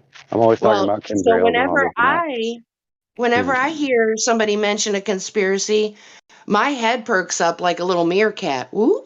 And I'm like, okay. So does mine. And I then love that conversation. that opens the door. That's a door opener. When somebody mentions conspiracy, I slide right on in. Oh, this is a better picture. I slide right on in like Tom Cruise in Risky Business. What'd you just say? Right, yeah. What'd you say? Yeah. So you have to make a mini connection with someone, if that makes any sense. And once you get that mini connection, Makes absolute then sense. you can Without the take it. connection, they're Then you not going to can. listen to you. What's that? I said that's the most important thing, because if you don't bring them to your level or stoop down to their level to pull them up, or whatever the case is, depending on the situation, they're never going to listen to what you have to say. They're just going to No, consider you're just absolutely going to be not. talking to themselves. Yeah. So It's I like try to you got. make sure they know I'm talking to them, and that kind of thing. Just get It's their like attention you and get have them. to navigate carefully around the virus program that is controlling their brain. You have to find a back door in And to that's very release difficult. You're them. right. It is a psychological type of thing that you have Yes. to yeah. So it That's doesn't why I think always that's why I think work. we all come here, is because we all have kind of a knack for that, or we feel like, Hmm. we feel compelled You to have to use your share the truth. spidey senses. Yeah. Yeah, right. Well, I got you. Yeah. yeah, you have to use your spidey senses. So you may have to turn the conversation around. If they say some major sheeple kind of comment, you got to be like in your head, warning, warning, back out, or whatever you say to yourself. You know what I'm saying? Because you don't want to damage that acquaintance relationship. Because it could be, a week from now, they could hear something from somebody else, and then their mind is blown, and then they come back to you and ask the real But they question. won't if you're an ass. Yeah, I know that. I try to Yeah, keep that in mind too. But there are some yeah, people that just rub me the wrong way, and I just tell them to go stick it. yeah, yeah. You are not meant to But then it interact with that depends on person. my mood and No, no, everything. no. That biological response that you have, that's your Mm. signal to know that you are not meant to interact with that person. That's my opinion anyway. So, Yeah, I agree. yeah, I can usually tell if somebody's not gonna, yeah. Same thing just here. from the look on In their here. face and their response. It's like, I don't got time for you, but Yeah, and the same thing in here happens. Usually within 30 seconds, mods in here can pretty much predict what's going to happen. That's my the kind of what I see. But I could be wrong on that, but I don't know. That's my opinion. well, I'm sure we all make mistakes. I mean, I'm not a mod yet, but I'm just saying, I'm sure that everybody makes mistakes and kicks people that are just having a bad day or whatever the case is. But there's been a lot of people lately that I thought were at least genuine about curiosity anyway, and they got themselves kicked somehow or another. I Of course, mean, Some of them were drinking. Some of them, were just being an asshole. I mean, it does happen. I mean, when I first I came in here, bet you somebody yelled at guys. me and it pissed me off. I almost just, just quit completely. But I just I think it was bet. somebody came along and told me, give it another chance. I just bet one of the mods in here could do a troll assessment flow chart, which would happen over the course of probably 20 seconds, a conversation. You know what? So, like, depending Grace on has what been they working on stuff like. say. Sorry, go ahead. I was just going to say, Drace and I were doing a little thing the other day where he had this sheet that he was going to go by. He was talking about, updating it and trying to work it, to get it to where you could kind of use it on anybody. And so we were role playing with it. And it was funny because people kept coming in and Get going, back "Who is to this me if guy? you guys When did come Rookie up. become a ball earther?" And I'm like, "I'm not, dummy. I'm role playing." And they're like, "Oh shit, you had me convinced." I was Oh, like, "Really?" wow. Okay, so if you guys are ever ready to share that, I'd like to see it. That'd be great. Yeah, check with Drace. He's got the sheet. I don't know what he's done with it, but let him know. Okay, Send I'm him writing his name down. I'm going to ask him about it. Okay, cool. Because unfortunately, there is nothing new under the sun. And so I've always been, occasionally interested in abnormal psychology. It's never something I've gone gung ho over, but, it's really difficult for people to be original unintentionally, So when people come in here, they're just doing the same damn shit other people have done before them. Oh yeah, I'm sure. I've only been here for like a year, so I can Wait, did imagine if Lou I was just here for laugh at 5, how me? I'd be frustrated. Lou, yeah. did you just laugh at me? It's okay if you did. Might have been I me. know that laugh. Was that you? Or was that I don't know. Rookie? Might have been me. I don't know. I swear that sounded like Lou, but okay. I'd be interested in his opinion. Or whatever happened. Anyone? Did anyone see? All right, let me check. I have a bad habit of not even looking at my phone. He's not even in here, so it was you. Okay.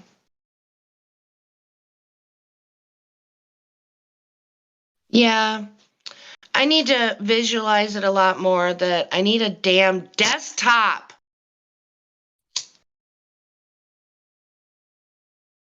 You still need a computer? Yeah, yeah. I don't have a tower. I have like a cheap Walmart laptop and a phone. That's what I use mine. I Maybe don't I know if should I just really want go to with the spend any cheap. more money on it. You can directly plug your internet into it, though, right? Yeah. Oh no. Actually, it does not. Wait, does it? No, it doesn't. It uses Wi-Fi only, and it doesn't have a disk drive or anything. It has a card reader. It has a headset. It has a couple of what is it? Couple of USB ports, and there's some other kind of port over here on the side. I don't think it's for a hard drive or something. I guess I could buy a It cheap. doesn't even have a disk drive. I was really surprised. I was like, what the hell? Paid $400 for this damn thing and it didn't even get a disk drive. I was kind of disappointed. I could get a $200 Chromebook maybe till I get a desktop. I'm just fucking tired of my phone. It's getting really old. Yeah, you know what? I'm so used to the phone part of it. I like the I phone know, better me too, but I'm really because tired of I don't like having to sit down and and I like being able to carry it around with me so I can listen and just cut in whenever I feel but like. I'm You know at what I the mean? stage in my life where I'm thinking I don't need to be connected to the internet at any given time. I get it, like if you're traveling, maybe you might want internet or something, but I'm kind of thinking I want to be a stereotype meme and just have a flip phone because I'm 50 now. I should have a flip phone. Really? I didn't know you were that old. Your Yeah. voice makes you sound really young. I was thinking 30s, Well, late I 30s am maybe. really young. I am. You're right, though. Well, I am. I'm not trying to say you're old. Don't get me Oh wrong. no! That I wasn't don't an get. insult. I I was don't just get gonna say, wrapped by up your in picture any and of your that. voice, you sound like you're in your 30s. You don't sound like you're in your 50s. That's all I'm Yeah. trying to say. Well, up until like 5, I have to be really careful with my how I take care of myself, because like up until 5 years ago, people did think I was 30 and I was 45. Yeah. But I mean, I still look. I'm very happy with how things are going. I mean, well, so for the most part. But yeah, I refuse to act my age. I've never been this age before. You got kids, right? Yeah. Yeah, that's what I thought. I wasn't sure, And but most I'm sure people they're don't grown by think now, I right? act my age. Most people don't think I act my age, and that's fine. Because I don't Nothing want wrong to with act like no buddy duddy with, reader glasses on a necklace. No. Then again, maybe it's No. just because of my age, and maybe you sound younger to me just because of my age. I know a lot of times, some people will say you sound like an old man, and other people will say, "Man, you sound like you're 20 something. You don't sound 50 or 48." I'll be like, "What? You're Really?" 48. You sound Yeah, I'm good. 48.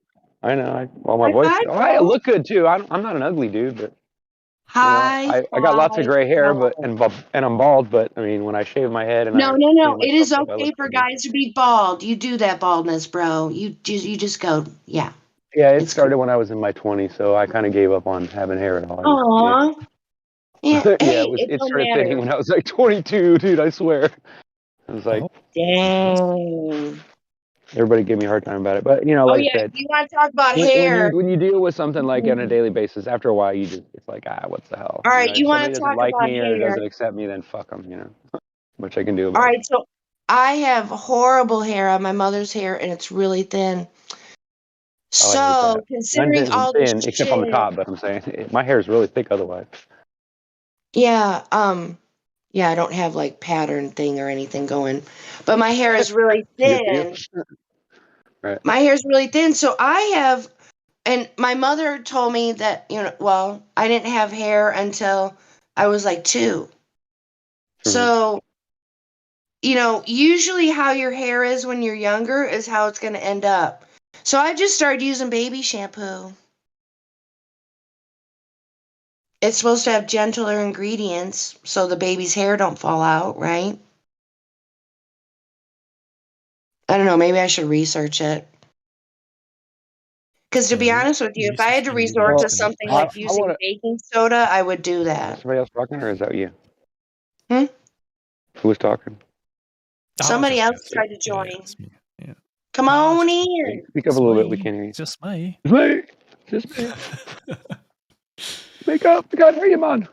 Yeah, What what were were you you gonna say? trying I'm to sorry. I say? didn't mean to run you over. Oh no, just saying the same thing you were saying. Look into the ingredients, basically. Look what's what's good and not good for the body. I don't trust. So to say. Well, I guess the only thing that you can do is find what's least bad as possible. That's the only thing you can do. Does that make sense? I probably could phrase it a Oh lot yeah, it better. does But make sense. Yeah. I've heard that there's things that you can buy and use on your hair that aren't like that. That like distilled water, and there's different kinds of like lanolin. There's different kinds of things that are natural that you can get from plants to put in your hair that makes it that makes it shiny and all that stuff. Makes it thicker or fuller. I need to do It's not. something You don't real soon. necessarily have to use those chemicals that they sell you at the store. You know what I'm saying? Well, until I do have a new category of things that I need to focus on my life, and that would be something like in that category.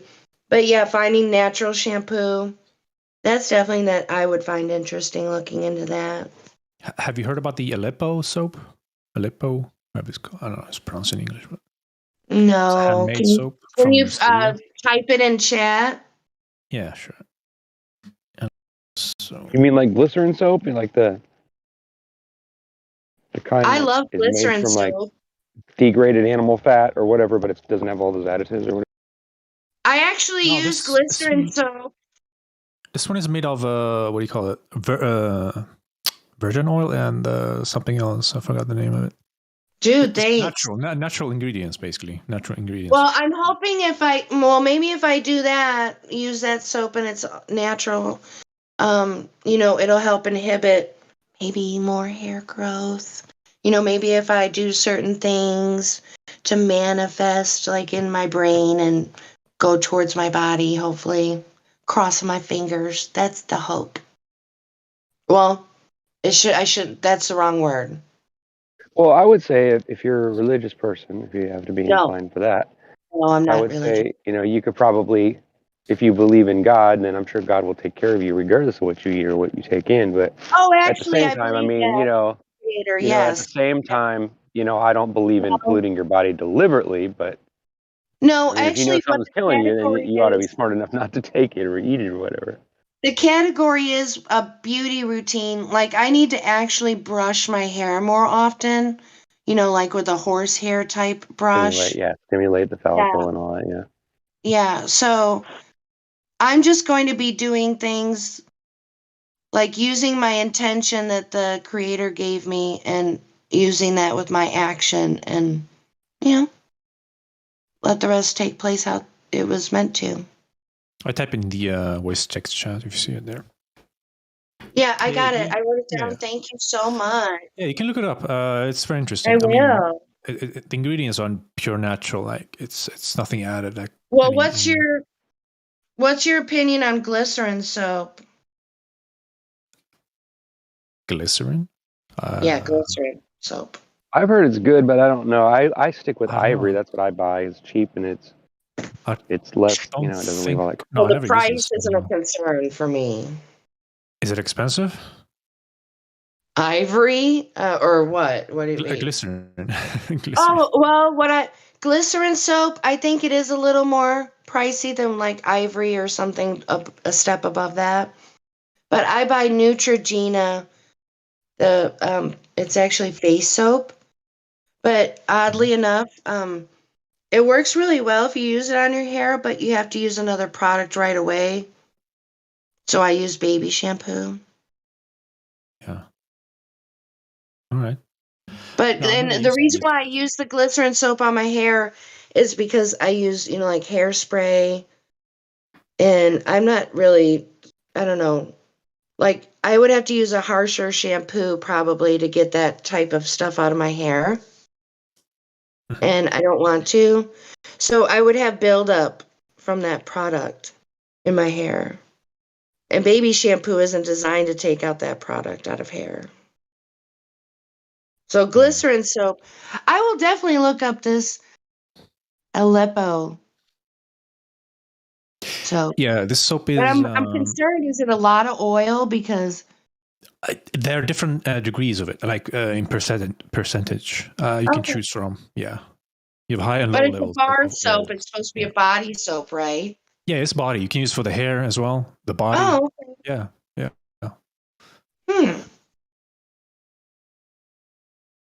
But yeah, because I'm 50, I'm just putting more attention to taking care of myself. Because I really don't want to go in the hospital or have any surgery or take medication and all the other bullshit that people have to do now. If you guys saw people in the grocery store, it would motivate you to do the same because there's so many individuals that can barely move. It's so disheartening. You mean out of old age? Pisses me off is what it does. Old Makes me age very or angry. bad health. People are morbidly obese. Super morbidly obese. I think there's a title above that, and I'm not exaggerating. Yeah, I think that's what America is known for, obesity. I think. Ugh, Oh, it's just in America, but yeah, disgusting. it's definitely an issue.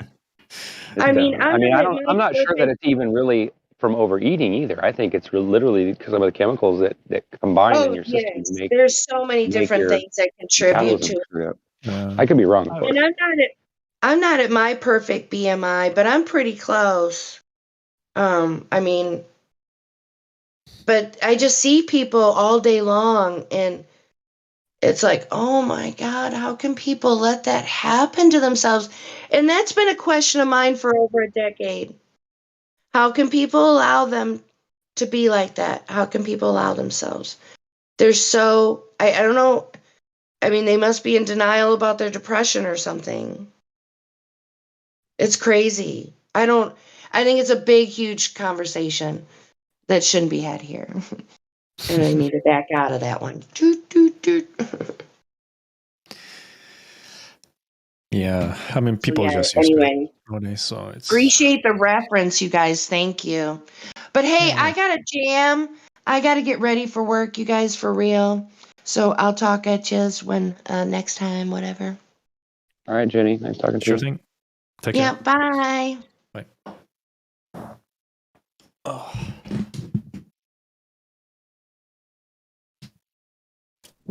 Now what are we gonna do? I don't know what we're talking about. I don't know. I'll let you bring up a subject. I'll just go with whatever you. I got nothing at the moment. I'm just looking through the glycerin part of soap she was talking about. I've always got basically so the same much concept, to like talk olive about oil extract. until somebody asks me what I think, and then it's like, hold on, let me think about it. You know what I It's just mean? I It's have like, nothing no new topic to bring up. Essentially, like there's right not a now. whole lot of but new maybe topics. it'll Yeah, come up that's the problem. eventually. But if you do, I don't mind listening. I don't know if I've got really anything. I mean, I could probably come up with something, but usually it's spurred by someone else saying something, and then it triggers me. Yeah. Funny part is, I've been thinking about writing all this stuff down. You know, like make a list of all the things. You know, because I know there's many more than 200 proofs. But it would be, I always thought it would be cool to like put all the information that we absolutely know for sure together in a book or some kind of a thing we could pass around. You know, not necessarily make money off it, but you know, just make it available for people to use in their day-to-day, you know, debates or arguments or whatever, you know, chat conversations. Yeah, the more you look into the flat Earth subject, the more questions are rising. Yeah, more questions come, but a lot of answers do come too. You know? Yeah, with it, yeah. Eventually, when you start looking into it, each one of them, of course. But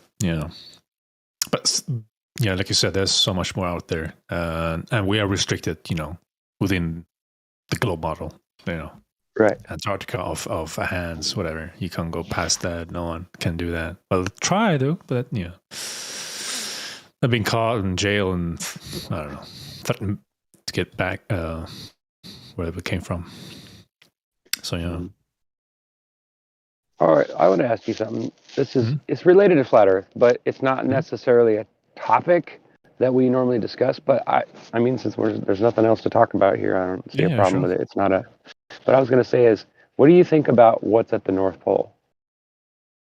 Really there, like, because I'm sure that nobody that I know has been to the North Pole. I'm just curious, like, what do you think there is there? Do you think that it's just the ocean and there's just a pull towards the center piece, or do you think there's actually something there to cause the pulling magnetic field? I can only go off based of what I've heard and such. I haven't looked into it myself, but they say people live up at North Pole. They have been settling down there as well, and more. It's kind of crowded in a way, to a certain extent, of course, up there, North Pole. But then you have the part where you can't cross over the North Pole for some reason as well. You're not allowed to do that. Like planes are not allowed to fly over North Pole. Have you seen that video that's online that shows an airplane flying around some big giant black hole, and they claim that's the North Pole? Have you ever seen that yet? Yeah, I think I wish I had a copy of it. I should get it and post it. But I saw that, but I couldn't tell if it was real or not. It was kind of weird. I've never seen that. As something it's definitely like, I don't know. I tend to think there might be some credibility. I'm not saying that I believe it. I'm saying that there could be some credibility based on the way it was filmed.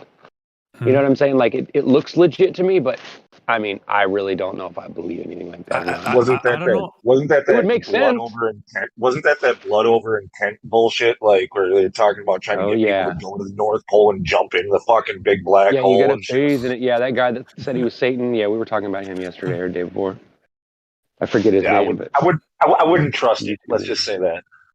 No, I'm not saying that, but I'm saying I was just asking him, what does he think is at the North Pole? What do you think? Like, there's obviously something pulling towards the north, right?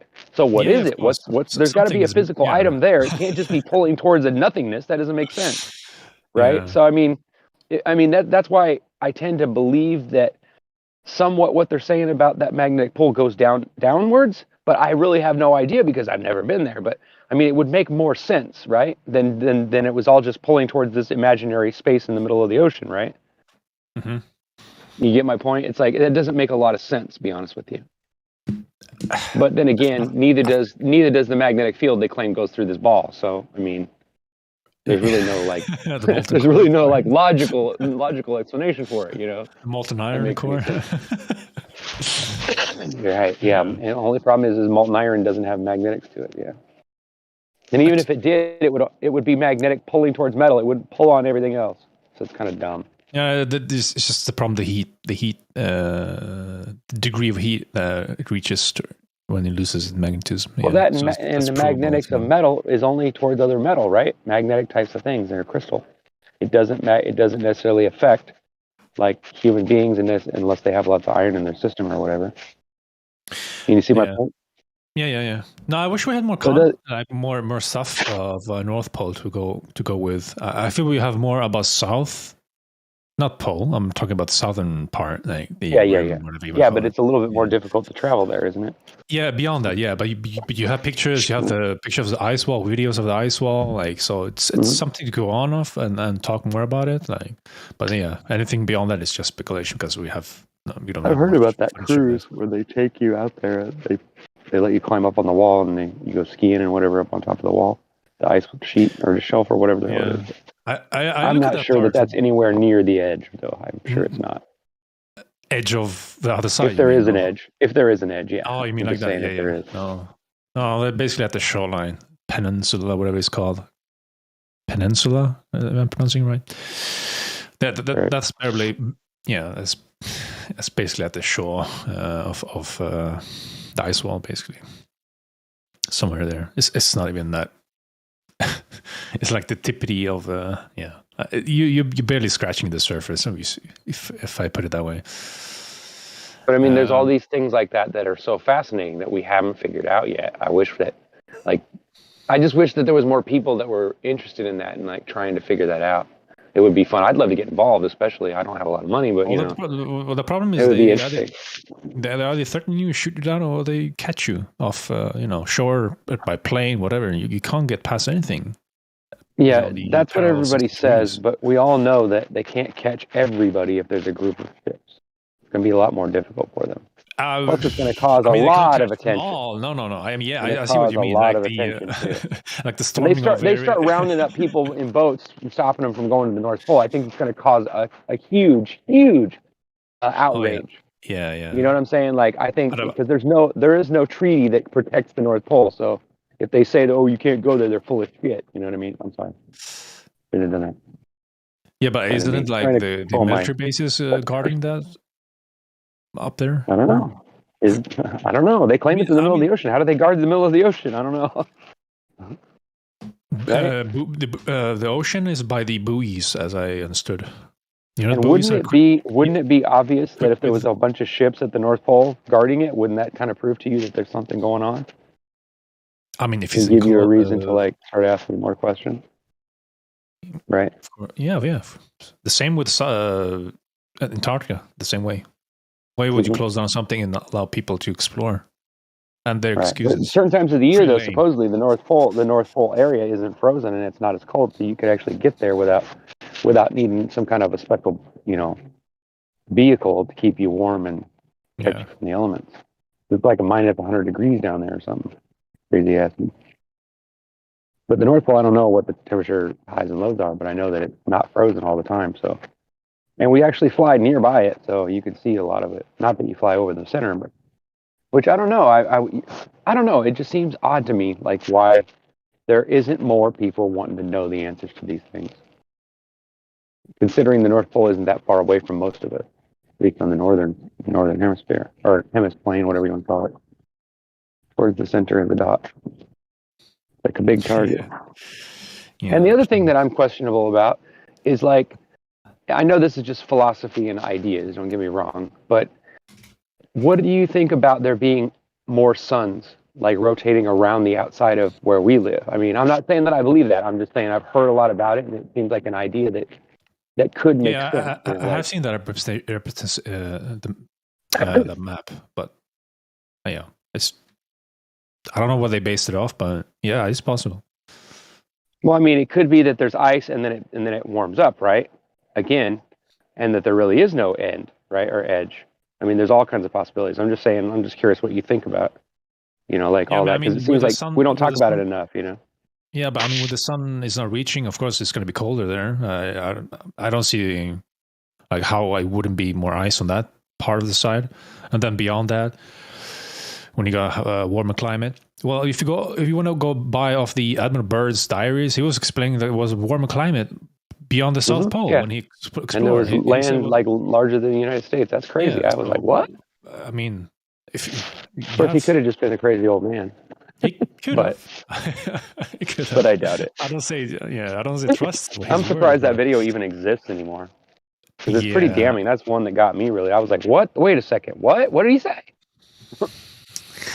Of course, they just laugh it off as, oh, well, he was just a crazy old man in the last years of his life. That's why he was talking crazy. But I don't know if I believe that. No, they did plenty of trips over there, and it wasn't just a one-time thing. So, I mean, for me, and you have the documents as well, the footage, like when they travel over there. Of course, they don't show you. Yeah. Oh, yeah. There's all kinds of videos. Everything, but they showed you how they dug the tunnels, the underground tunnels, like to store the food, whatever. Because it was so. And they also show about the underground bases that they built too, under the ice, and they had to find the cap for them. That blew my mind. I was like, what? So I guess the ice keeps building up. Yeah. So I guess the ice keeps building up and building up. It doesn't just stay the way it is. It continues to like snow and melt and freeze to the top of it or something. It's weird. Mm-hmm. Yeah, for sure. I mean, so for me, it doesn't sound that far-fetched when you have these kind of, footage materials to go by. His diaries, what have they been manipulated afterwards? I don't know. Of course, some parts may be left out. I don't know who's been holding was it his brother or some relative that was taking over his stuff after he died? I don't know. Maybe there's some parts of his diaries were like, excluded, whatever. I don't know. Who knows? Well, yeah, we all know that when somebody that's involved with the military dies, they always go and take any, or at least attempt to take anything that might, incriminate them. Mm-hmm. But I don't blame them for that. But I think what they did with Tesla was kind of rotten, though. If that's really true, I tend to believe. I feel like Tesla rediscovered most of the things he was talking about, like the things he presented. You know what I mean? Right. I feel like those inventions already existed in the we can call it before the reset of 1900th century. I don't know if you look into the lost history part. Yeah, I looked into a lot of that stuff. Not real extensively, but you see tons and tons of fucking buildings still standing. That's supposed to be like some kind of mock-ups, or you know what I mean, like made of whatever, not plywood, but some kind of wood structure. And like it wasn't supposed to be standing for a century or even that or less. Right. After the World's Fair, I don't know if you. Yeah, I know exactly. 1850. They knocked down many buildings, but for some reason they kept other buildings. I don't know why though, but. And they said they were just a mock-up for the World's Fair. Like there weren't actual structures like that was supposed to be, standing for centuries or whatever, or for God, how long is supposed to be standing there? But they're still standing and they're looking good. And tells me a real structure, buildings actually engineered. Not some just mock-ups for the World Affairs to just to show the public, like, oh wow, this is what they had before the Tartarians, what they kind of achievements they had during that civilization, like that time of period. I don't know what they disappeared though. It seems to me they've got wiped or they got removed, or I don't know. The history got removed though. That to me it feels like something has been left out. Doesn't add up to the sightings of the buildings and the other parts of the world. You can see the diggings of mud floods. They've been excavating, tons of buildings of them. They've been finding like several floors below the ground with windows. Like, how do you explain that? So yeah, there's a lot of questions to be asked. Of course, the more you look into it, it just tells me some big part of the history has been left out or hidden, whatever. So it just takes you back to really I agree completely. Yeah, and to sound a conspiracy or not conspiracy, but I feel like they're trying to do some kind of other reset at the moment, at our current time.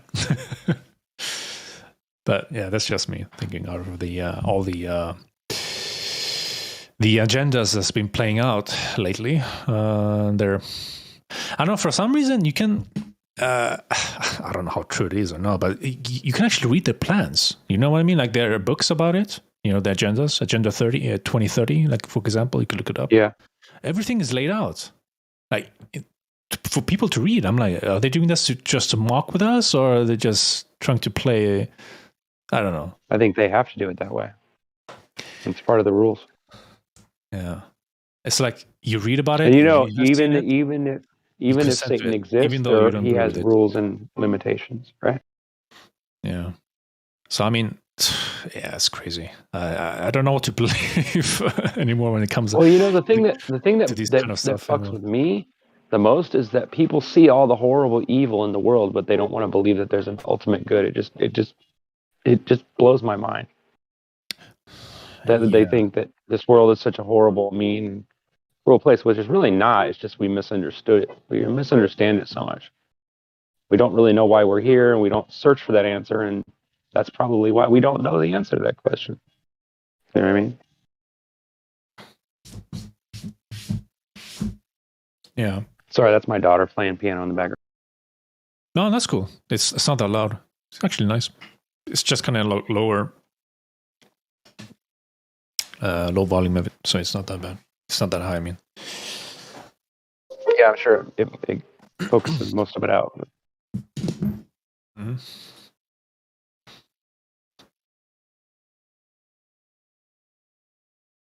I got a keyboard from a long time ago. I've had it probably for 35 years or something, but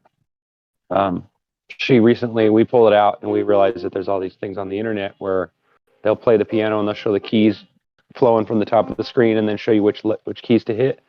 And so her and I have been sitting and trying to play our favorite songs and learn how to play them just based on that. It's pretty fun. She's getting really good at it, as you can tell.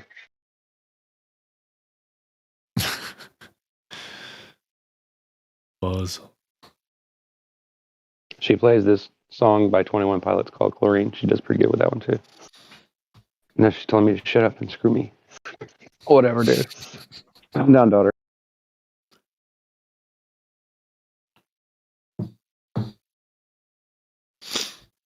No, music is, it's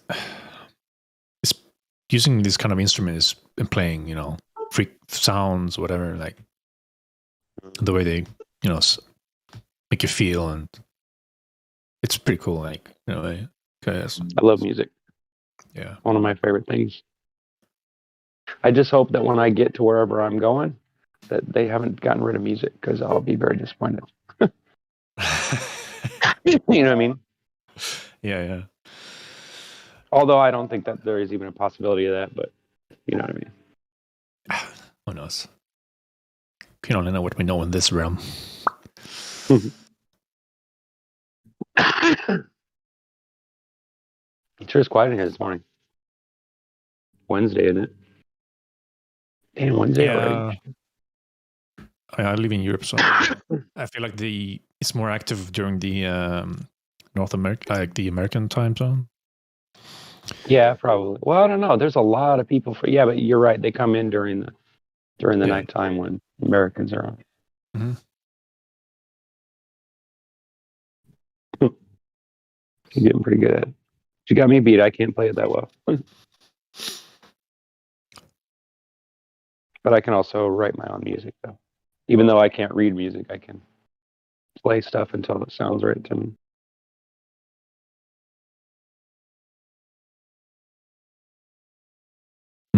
Sure.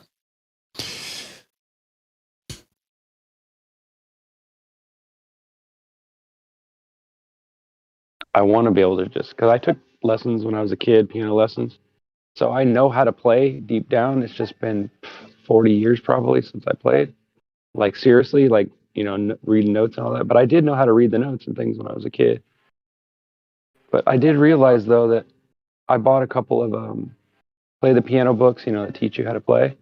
And when I realized that there was only 7 keys and five like frets or whatever you want to call them, the black keys. When I realized that there was only really 7 keys and you just had to move down the fretboard, I really thought, wow, this is easy to understand. Why didn't I try like getting back into this when I was younger, like when I still had, some of the memory of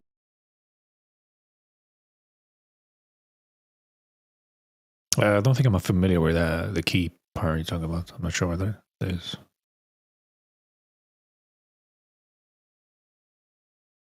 Well, there's 7 keys. There's 7 notes on a keyboard, and then there's fret. Okay. Then they move up scale, right? So there's key of A, B, C, D, E, F, G, right? F. There's A, B, C, D, E, F, G. Yeah, it's A, B, C, D, E, F, G. So that's A, B, C, D, E. Yeah, I'm just saying. So once you understand where the A is on the board, like on the fretboard, wherever at the top, there's 2 black keys and then three black keys next to each other. On the left side of those 2 black keys, the left one, the note that's right below that to the left, is actually A. And so anywhere on the board, anywhere on the fretboard where those 2 dots start, those 2 hashes start in the top, that first key on the bottom left of that first of the 2 keys is the A key, and then you go down from that scale. So if you can understand what each note is in A, B, C, D, E, F, G, if you can memorize those 5, then all you have to do is remember where to move your hands up and down the fretboard to play each section. It's really not that difficult. It seems like it's this horrible, like difficult thing to get and understand, but it's not really. It's actually fairly simple. When you compare it to like guitar or a horn instrument where you have to memorize the sounds of the keys rather than just pushing the right key, Yeah, I guess it's just about remembering the letters as that correlates to the keynotes key part. Yeah, I've been looking up checking out the North Pole. It looks like you can travel there, but it costs you a lot of money. Yeah, it's pretty much like it's not quite as expensive as going to the South Pole if there is such a thing. But yeah, you're right. According to Google, it costs you unsupported though. It costs you 100K. Unsupported, as in just go there by yourself. You have to pay $1,000. Yeah, basically go there by yourself. 100K. Well, that's not bad. That's a lot cheaper than $5 million just to get yourself across the, to Little Italy or whatever the hell they call that. How big of an area is the North Pole? Because I mean, by the time you get near it, your compass is spinning. So how do we know? How do you know? How do you know? How do we know that the compass would spin? I don't think it would. I don't know. They say that it makes sense that it would. The only way that it would spin is if there was actually a pull downwards. Otherwise, it wouldn't. It would just go around, and depending on how close you were to it, it wouldn't necessarily spin. It would just get stuck in place. You know what I mean? It becomes unreliable as you get. It becomes unreliable as you get close. You would think so, but I mean, we only know that information because someone told us. I've never been there. You know what I'm saying? Right. I'm just saying. Let's say it does do that. Let's say it does do that, and you're trying to get there. Like, you might be still. You might still be 1,000 miles away from where you're trying to go. You just can't tell where you're trying to go anymore. Yeah, that's a good point. There might be anomalies as you get closer to it. Yeah, I don't know. That's what we were talking about. I was like, what do you think is at the North Pole? Because it doesn't make sense that it would just be pulling towards a center point of nothingness in the sky or in the air above the water, right? It would make more sense if it was pulling down or whatever, up or whatever, right? Sort of.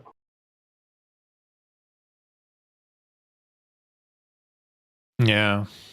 You hear where I'm coming from on that, Lou? Is there any videos of anyone that tried to go to the very center of it, and didn't make it? That's just it. I don't even think there's a way to tell if you're at the center of it. I don't think you can get. I think you have this huge area where you're like, well, I think close you're enough, right, though. because close enough. This is about as good as we're going to get because I can no longer tell what direction I'm pointing.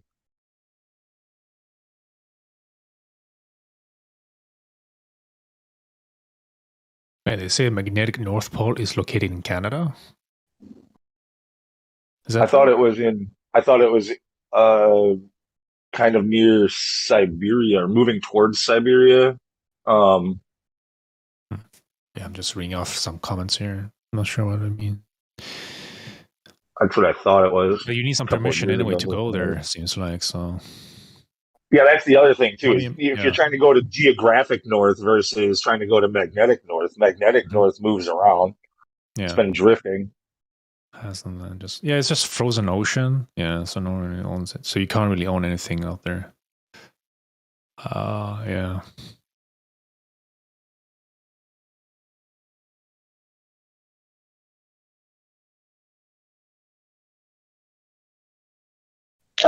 Makes me want to go. I really would like to see I'd like to see something crazy like that before I die. You know, I'm only 48 and all, but it would be nice to actually visit somewhere, something that I could tell my grandkid about.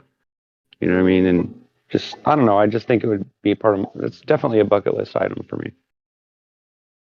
Yeah. But these North Pole tours, which way are they going? Like exactly, are they going around the geographical North Pole or the magnetic one? I doubt they go near. I doubt. Well, there shouldn't be a geographical one because we don't live on a ball. But I don't know. Maybe I'm wrong. Yeah. I mean, if you're gonna go based on their model, whatever, Well, honestly, we really don't have a choice, do we? Because they're the only ones that have parts to it, so we have to kind of like go by what they do feed us. Yeah. So I'm wondering which way are they really going? If since we know. I mean, north isn't a ball, but yeah. It wouldn't be. That's not determined by a ball either. Like it's what we for a geographic north. Like all of our like coordinates and stuff. It's based off of the path of the sun, I believe. So I mean, so you could be at the center of the circle of the sun. That would be your geographic north on flat Earth, and that would be the same place on a ball Earth.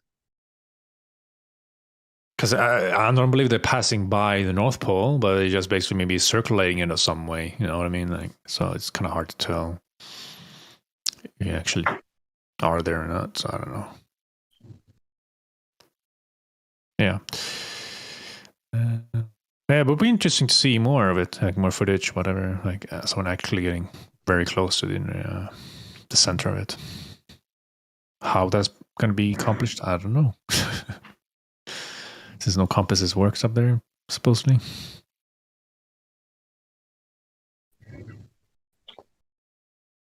And there is another thing that we have to consider is maybe they put the magnet at the North Pole to confuse us.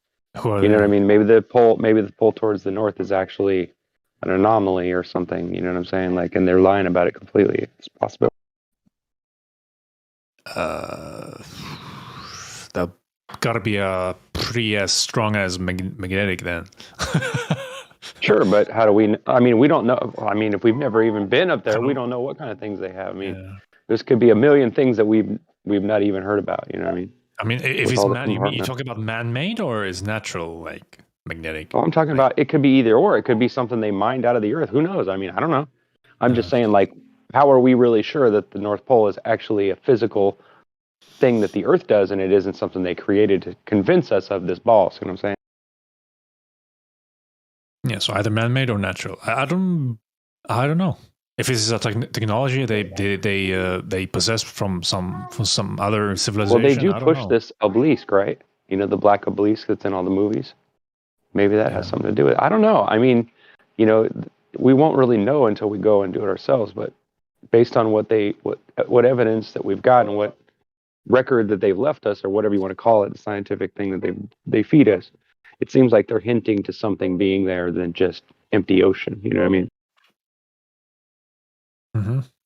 No, something's got to be there, of course, if the compasses are pointing towards that direction. But yeah. Yeah, Santa and his elves. So I would love to know. But yeah, we'll see if in this lifetime it will happen or not. Hopefully.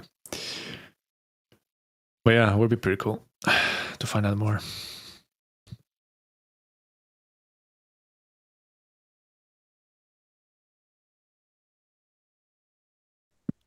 when we talk about deception, I think it's important to consider that the deception could be 100 times more complicated than we ever consider. Maybe they thought of all this stuff that we're just figuring out, and that's why they don't worry too much about it. They censor it to an extent to get people interested so they can dodge out and trick us. You know what I mean?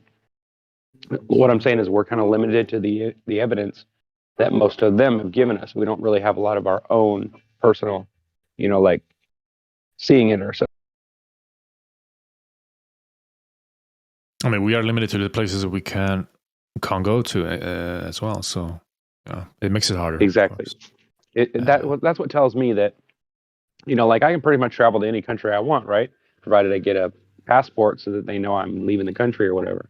It's not like I can't do it, right? But I can't go to these two places. That doesn't make sense to me. Like, what difference would it make? You know what I mean? And I don't want to hear that whiny crap about how there's all these stuff up there that they don't want anybody to find out about because it's going to save the world. Because that's a bunch of crap. Yeah. Oh, there's all these elements up there, and we're all just going to agree not to destroy it because there's these pelicans and these other things, these penguins there, and we don't want to kill those penguins, so we're going to save it, and we're not going to let nobody go there but scientists. Yeah, That's the biggest excuses are crock, lame. Yeah. biggest crock, country crock I ever heard. Yeah, the excuses are lame. Just I don't know. It's not enough considering what the history has been showing us in the past, what the countries have been doing to each other over land and resources and whatnot. So yeah. Yeah, I think it's a tease to get us to think about it, but not get us to want to go because we know there's somebody guarding it, right? Yeah, well, hence the all the oil companies, all the coal companies, all the lumber companies, whatever kind of people would want to go to get whatever resources are up there would have gone already, and they'd be gone, right? Or they'd be effectively destroying that resource pile, right? We all know that that's not why they're saving it, right? They're not saving it for whom? That's like saying that we're not going to drink milk because cows might be harmed by pumping it from their nips. It's like, come on, give me a break. Like this, and this. I swear to dude, this wimpy stuff that I keep hearing about. I'm trying to be nice and not cuss a lot because I've been doing too much of that. But it makes me mad at how people believe the stupidest stuff. It's like, what? You really believe that something that was made in a laboratory from a plant material is better for you than just eating foods that we already know? Well, provided that what we're getting from McDonald's is actually food. I heard somebody talking about that only 20% of McDonald's meat is actually meat. I didn't know that, but it doesn't surprise me if it wasn't horse and whatever else kind of meat, or maybe even people. Who knows? What are they doing with all these aborted babies and all these bodies that they claim that they're donating to science? Do they really, put them in baths of beetles and then hang their bones on a stand and sell it to schools, or are there enough of those already passed around? I don't know. It just seems odd to me that it just creeps me out to think that there's people somewhere that take cadavers and things like that apart and do nasty. Oh God, it's just horrible in my mind. Like, why you would want to do that in the first place? I just don't get it.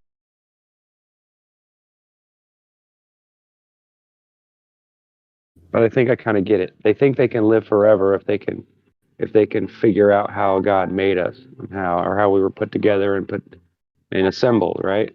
They figure they can live forever by knowing that information, but I don't think there's any possible way to do that based on what we're made from. You know what I mean? It decays. It has half-lives and what have.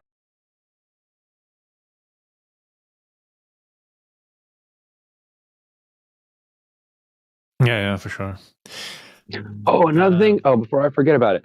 Yeah. It seems to me like it's a ticking clock. If we're de-evolving and not evolving, right?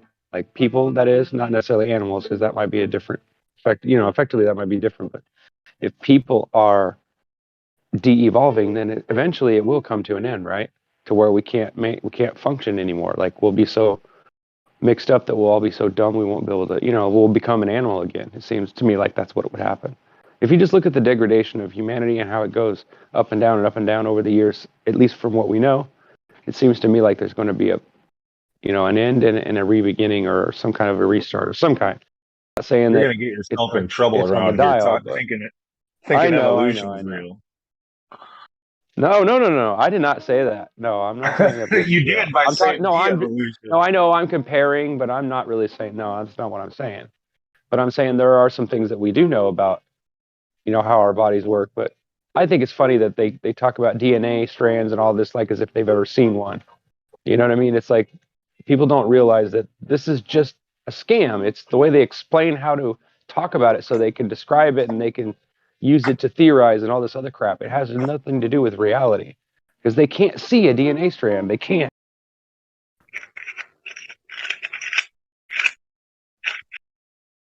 But that's where I come from there. No, I know evolution's bull, but I'm saying there are things about.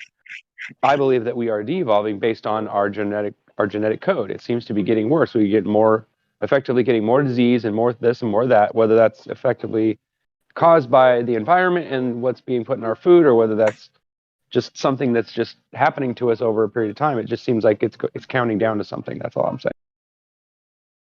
Okay. Well, I'm just saying somebody's going to jump on you when you say de-evolution or evolution, so maybe a different word for I it. know. I've gotten jumped on already, so I know what you're talking about. I'm just saying. Still though, we need to. I mean, people are going to be curious about this stuff. I think it's important. You know what I mean? Although I agree, it does take us off the subject. I apologize.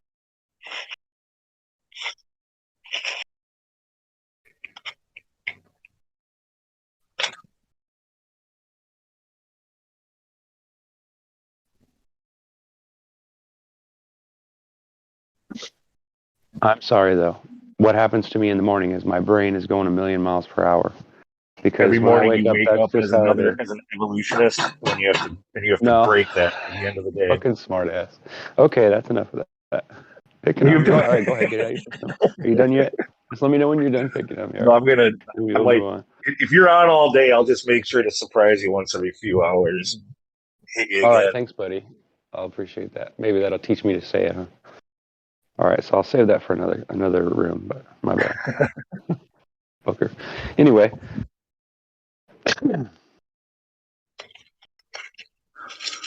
I don't know, the Evo conversation is I love it because it's funny how all this crap is so fake and they don't really have any proof of it, but yet they talk about it like as if it's true. So I like taking it apart, and I've been reading a lot about it to try to help, because people come up with a lot of stuff like, well, what about this? What about that? I don't know. I like to have some kind of answer for it, even if it doesn't necessarily convince them, makes them think, make them go research it maybe.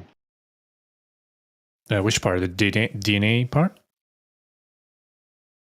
Just any part. I mean, you start researching the stuff to see for yourself what's true and what's not. Usually you find some truth. You know what I'm saying? If you're diligently looking for it.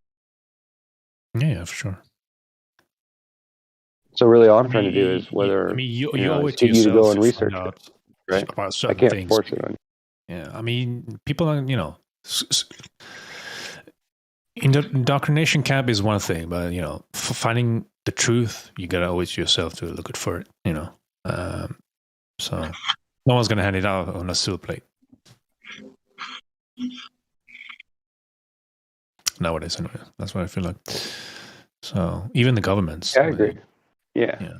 That's why I said some people, you have to reach them by making them think hard about things that they already know. So if evolution comes up in their conversation when you're talking to them, you're going to need to know something, right? About how to dodge it and or not dodge it, you know what I mean? Like how to shoot it down and show them, hey, well, wait a minute. Well, what about this? If you don't know that information and you don't ever talk about it, I'm just saying, then that would kind of be a defect in your, I don't know. I'm not trying to defend myself on a stupid level. I'm just saying, I see where this information and talking about it can lead to reaching people. That's all I'm saying. Yeah, I get it.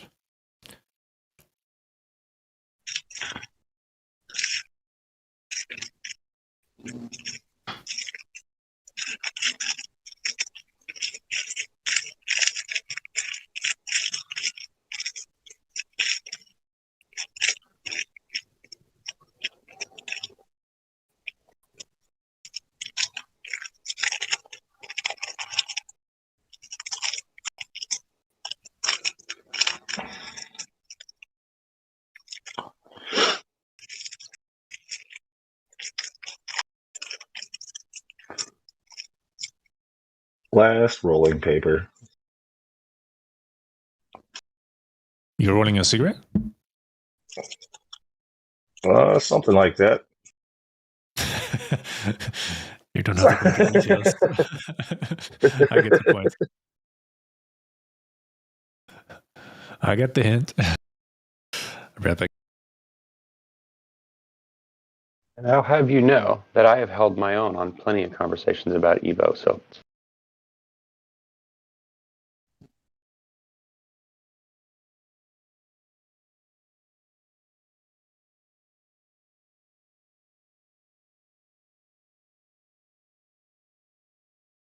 What, you were defending it?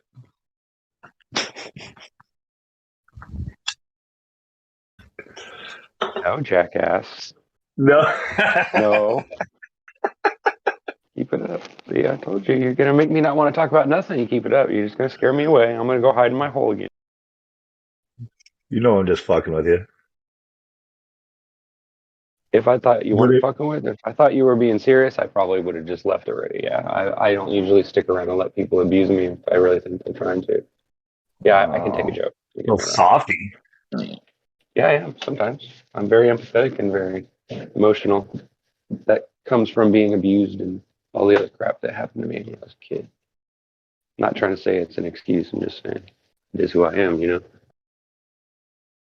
know?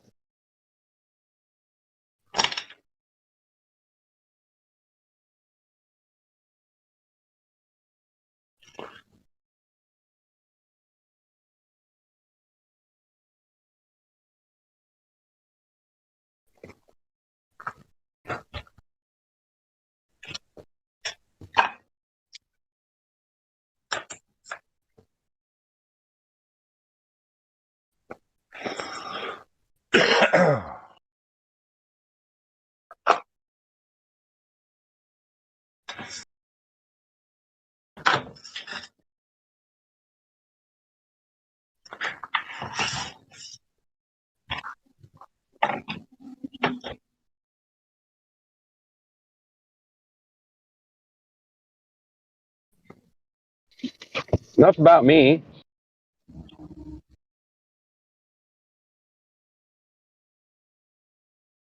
So now I've got to decide whether I'm smoking this joint right here in the living room or not. I'm watching my dad's dog. They're supposed to come and pick him up today.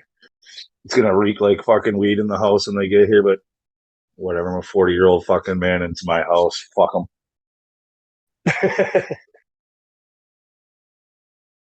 They can get a dog that smells like a freaking joint. A dog that smells like. My daughter cracked me up. She catches me every morning when I'm taking her to school. Yeah, I know. I'm talking. Okay, sorry.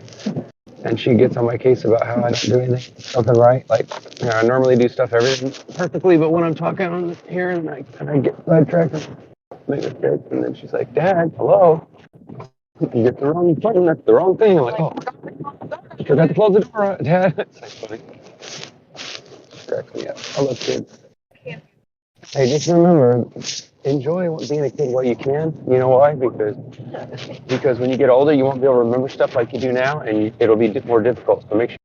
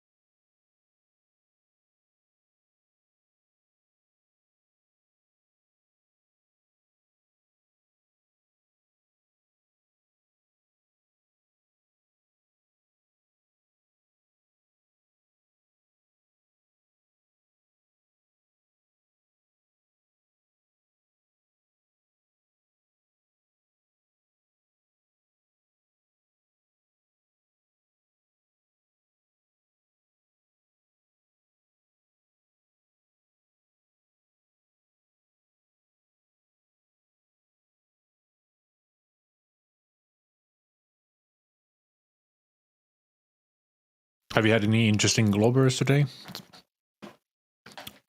Refuting the flat Earth.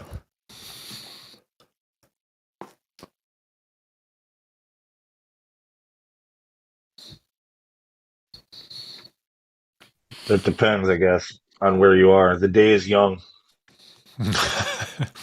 Isn't the night is young, they usually say? And the day is longer? I don't know. I don't know either. I think I've heard it as a saying, the day is young, like when it's early on in the morning or whatever.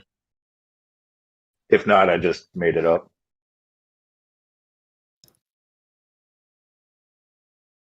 Mm.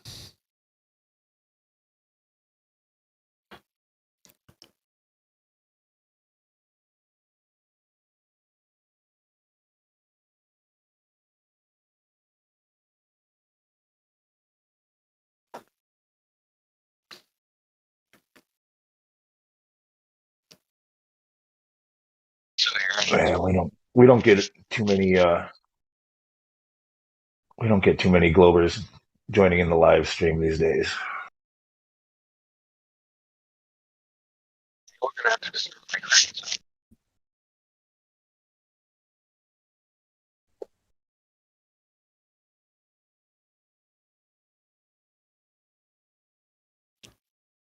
During the time I've been here, I see them come and go. Sometimes in groups, in waves, whatever, or one by one. But some of them are trolls, whatever. Some of them asking actual questions, and then I don't know.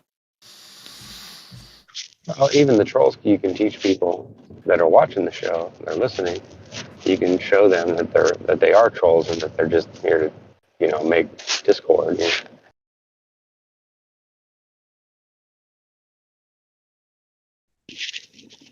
I'm just saying, properly polished attitude and all that could possibly, effectively convince anybody, right? I mean, hopefully that's true. Then I don't know.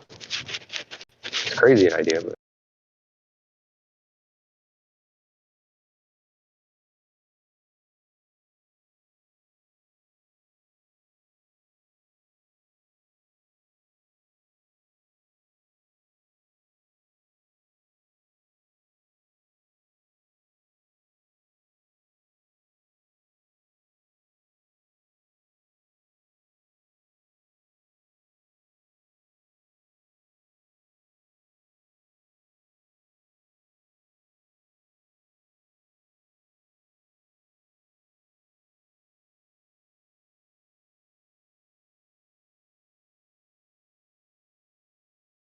This bozo guy posting in text chat. Come in here. Come on in and talk to us. I mean, we're mild compared to some of the people that come in here. You might want to, if you're going to come on, you might as well do it while the people will go easy on you. I'm kidding.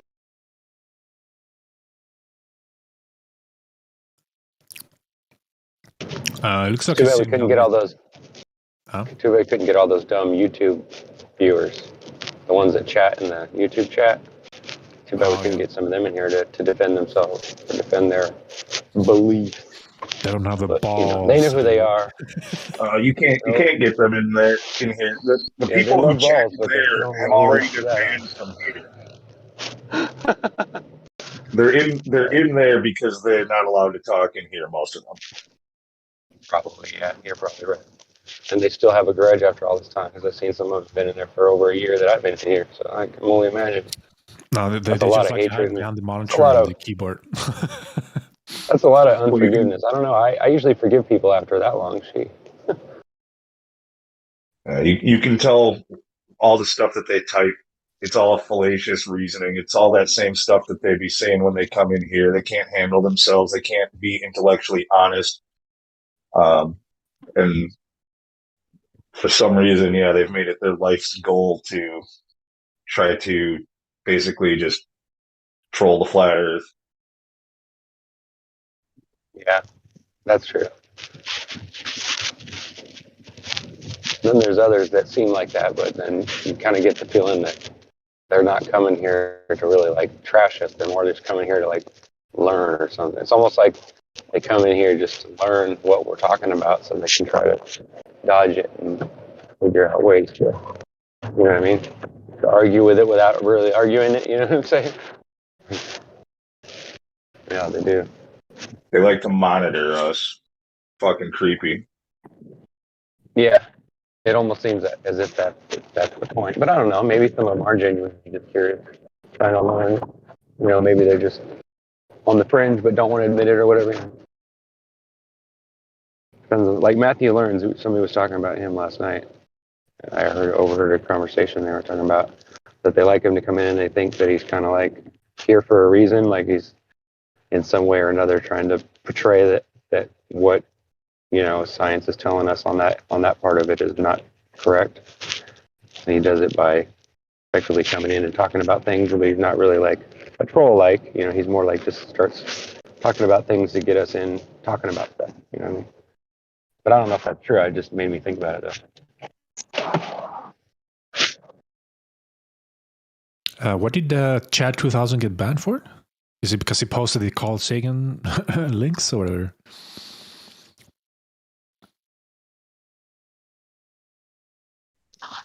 I have no idea. Since he got server banned, but his recent post was about the Carl Sagan, some book about the pale blue dot. I don't know.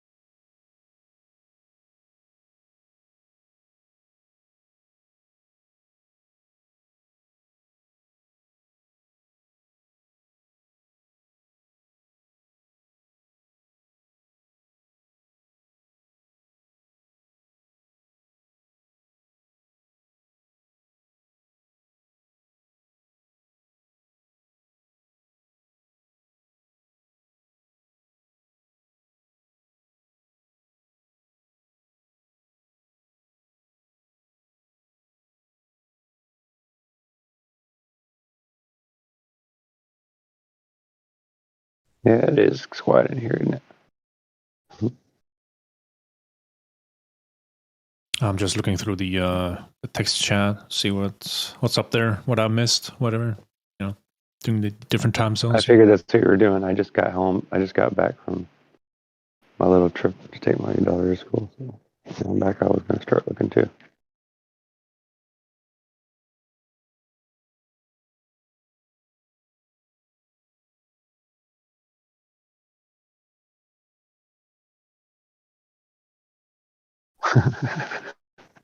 That's a good one. Women after using 37,000 hair care products. That's hilarious. That's a good one.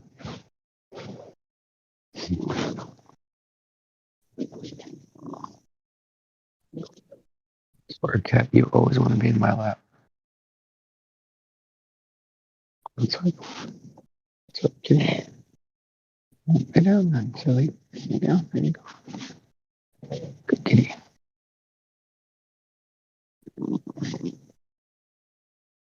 You're looking in YouTube chat. YouTube chat now. Is anyone there typing? I don't know. I'm sure there is. There usually always is in the morning. We'll look here in a second. Hold on. All right.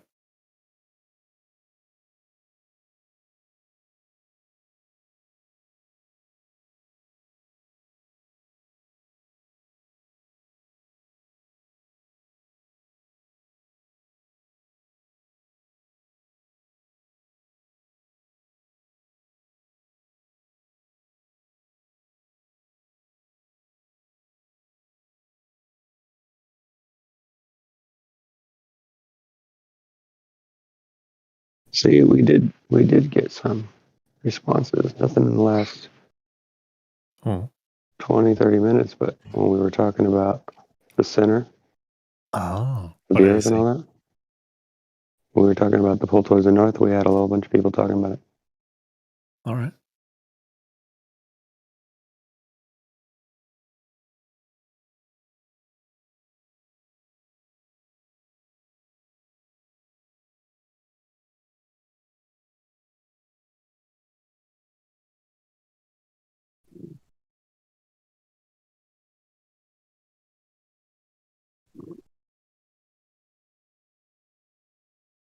Hmm.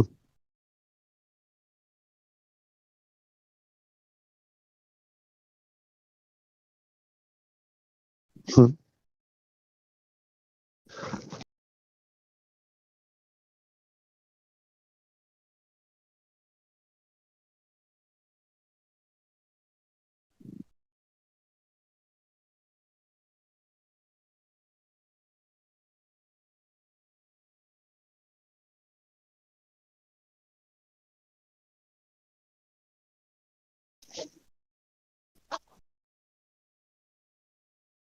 I just said hello.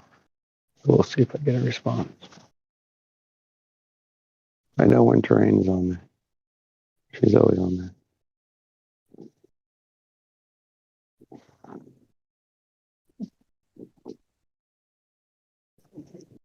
She's doing good too. She's starting to delete messages. Some of the stuff, like I was starting to get mad about it because some people were posting some crazy stuff in the chat, and it didn't seem like there was anybody in there doing anything about it.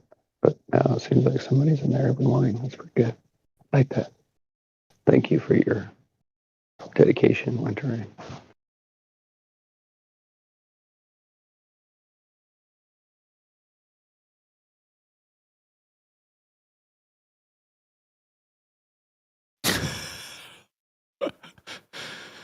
There's a guy in the chat that typed, Hey, Ryan.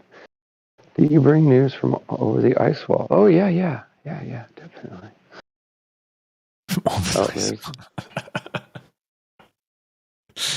I like the Greg part when he said that some kind of Flat Earth Society member mentioning about magnetic north being the gravity.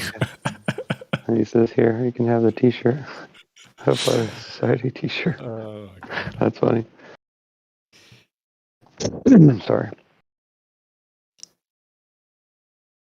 Oh, for anybody that didn't know, my name is Ryan. That's why they're calling me Ryan. My name's Ryan S. on YouTube. Who was that? Who is it?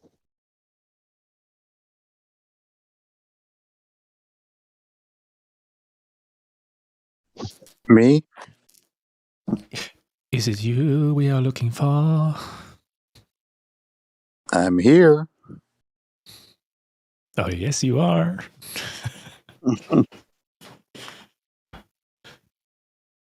You made it? All right, cool. What's up?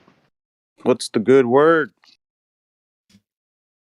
You know, the usual. Just in here farting around trying to get a conversation striked up.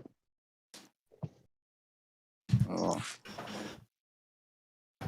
Yeah, I'd like to see that too, CJ Van Dan. I wouldn't mind seeing some curve. I wouldn't mind somebody bringing something in here except their conjecture and all that other things. It would be nice if somebody come in here with seriously, with a head on their shoulders, tackle it, you know, like from a perspective that we all did at one time. That way we could like bring it all to a head, but it seems like they always just go off on this little spiraling salad thing without the ranch, you know.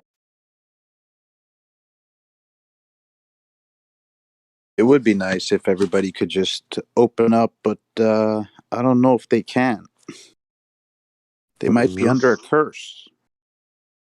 I think the ones that could talk about it can't because of their affiliation and fear of their jobs and what have you.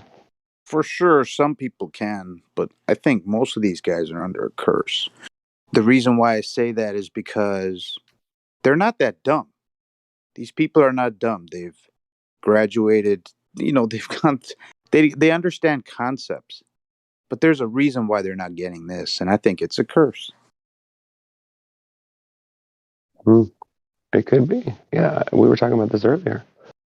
There's a lot of evidence for that. I mean, just based on, some of the weird stuff that they just put out that you just hear about in conversation and on television, in shows.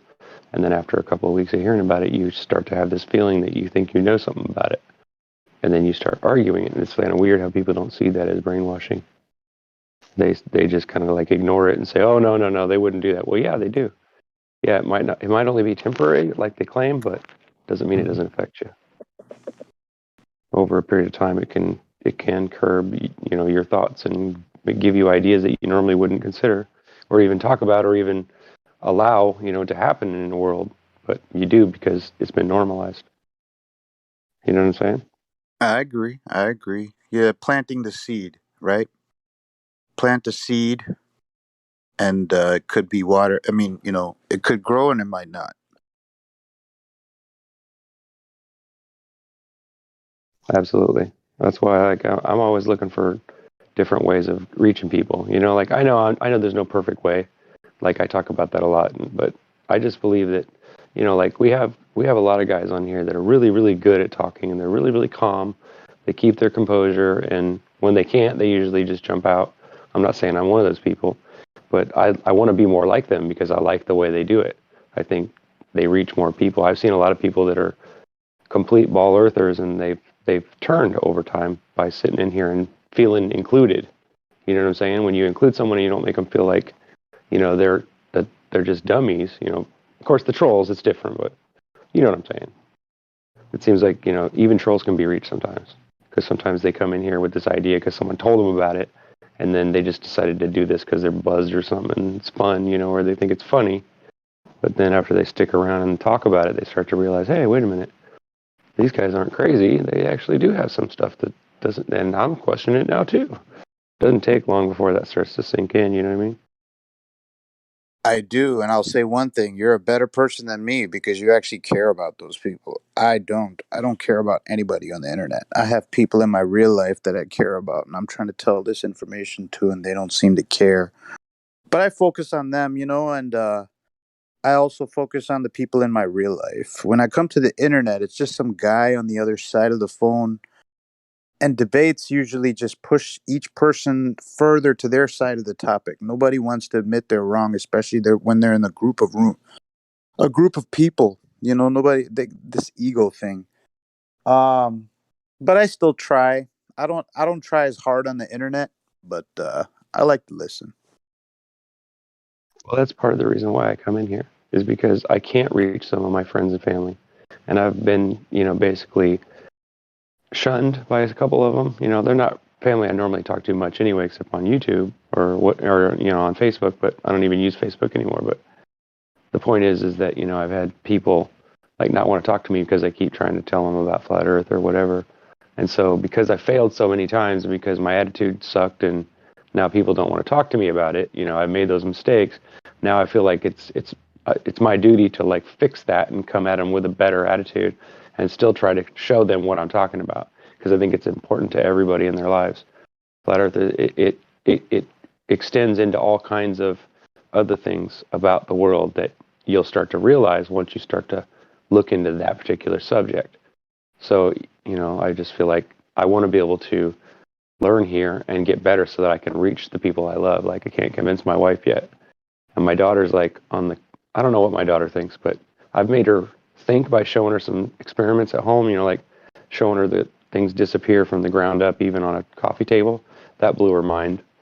And there's been a few things that I've said to her that's made her think, but, I don't know if she's really taking it seriously, or if she really, her mom's got her convinced that I'm just joking around or not to take me seriously. Of course, I understand my wife's trying to save her from any more trouble at school, because if she goes to school talking about that stuff, she's going to get laughed at, and I don't want that. But I don't want her to be confused and not understand the truth either. So I'm like stuck between the two. And so I guess that's probably one of the biggest reasons why I have so much passion about what I do here and why I am here. Not necessarily that I don't make mistakes and I don't goof around a lot, but you know what I mean? It's like, all right, I'm going to stop monologuing.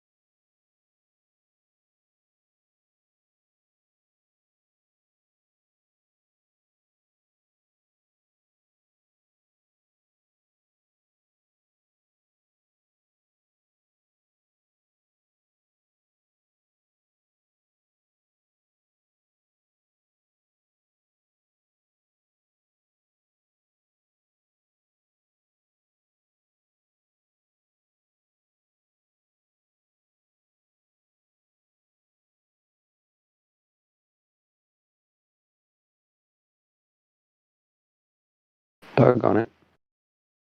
I've been watching. Oh, somebody playing a song now.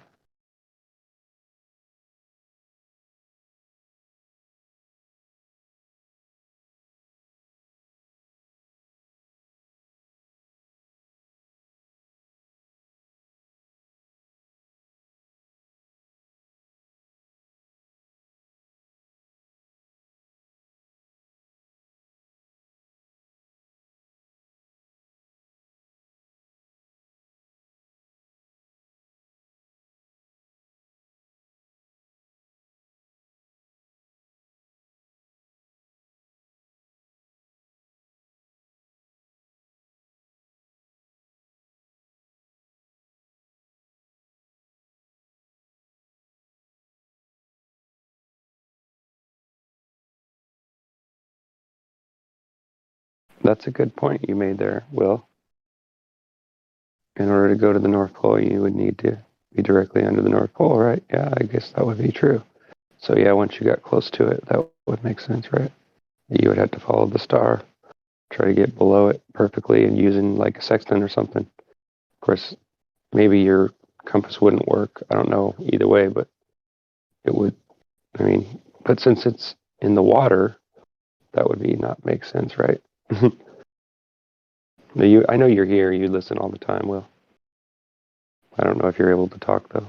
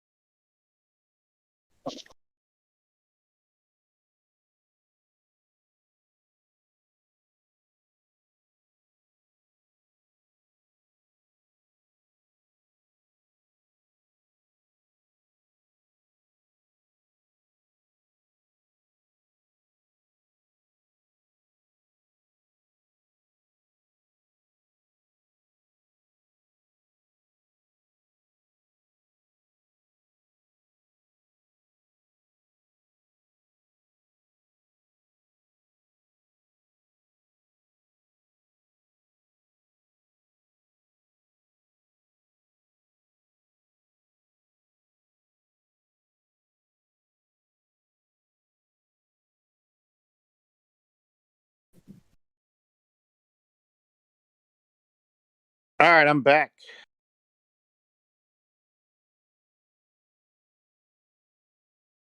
Oh, yeah. Cool.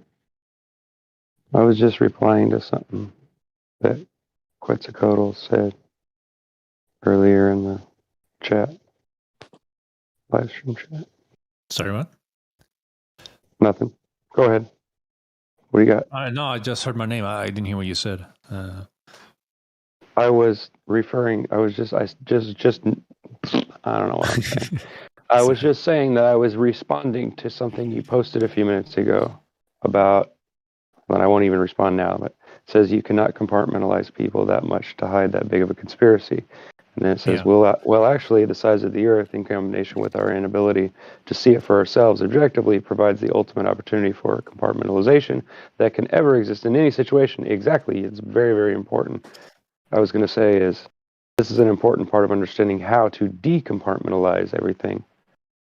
You know, in your mind, how you can break this stuff down and kind of figure out at least how to avoid things that you know are involved with that kind of thing. You know what I mean? They show themselves. There's a tell in all of it. They have to tell each other what's safe and what's not, right? If there really does exist some kind of conspiracy, correct? So there has to be a way that they effectively avoid being duped by each other's crap, right? If they're all in one little club. Get me? I mean, I don't know if me saying this is making any sense or not, but I have a feeling that, Yeah. They are turned over to the evil desires of their heart, and that's why they can't see it. Yeah, sometimes I believe. Yeah, that's absolutely true in a lot of cases. To say that the Earth is spinning, but saying you can't feel a spin, you can't feel a spin, but to just believe that the Earth is spinning, that takes a lot of faith. Yeah, it's a belief. It is a belief because it doesn't present itself that way. Unless you're drunk, that's the only time you feel dizzy, or unless there's an earthquake or some kind of vibration in Right. under There your is an feet. instrument to measure, the Earth's movement. It's called the Richter scale, right? The earthquake. Mm-hmm. Other than that, Right. it does not move. Right. Yeah, I was going to say, how did they tune it to work when it's swinging? But the Makes whole sense. world believes it spins at 1,000 miles per hour. They really do. My PhD dad is the first one to teach me that the world is round and it spins. And I believed him. I had no reason not to believe him when I was a kid because they taught me in school and everywhere else on the television. So the whole world, it is possible. Like it's right in front of us. Yeah, it is possible. Yeah, it is possible, and it is. Exactly. It's happened. Now, here's the thing. How did you get out of it? How did I get out of it? Right? I don't know. I was led. You were led? How? Tell me. Information. Right. But you got yourself out of it, right? Did you have to come to Yeah. Well, no, actually, Discord? when I was a kid, I was told. I was shown in the Bible, and I was told, and and I realized that it was true, and I thought about it for a long time. But when I brought it to my parents' attention and other people, they just shot it down and told me I was stupid because I was a kid, and I listened because I was already having trouble getting along with kids anyway. So I just shut up about it, and then when I and every 10 or 15 years, it seems like God or whoever was teasing me with it. They would show me things like I found out about evolution not being true and all this other stuff. And I found evidence to support it. And I was like, wow, I didn't know there was this much evidence for it. But I didn't really get to the point where I was back to thinking, believing that the earth was flat, right? And then in 2018 or 17, wherever it was a few years back, when I found out there was all this evidence and people were actually talking about it, I was shocked. I was like, what? No way. So when I went and looked, I was thinking, okay, I'm going to prove these guys wrong because they're probably full of it, right? Because I just assumed that it was so similar to what it would be like on a globe that they had it all figured out to where people could be confused by it, right?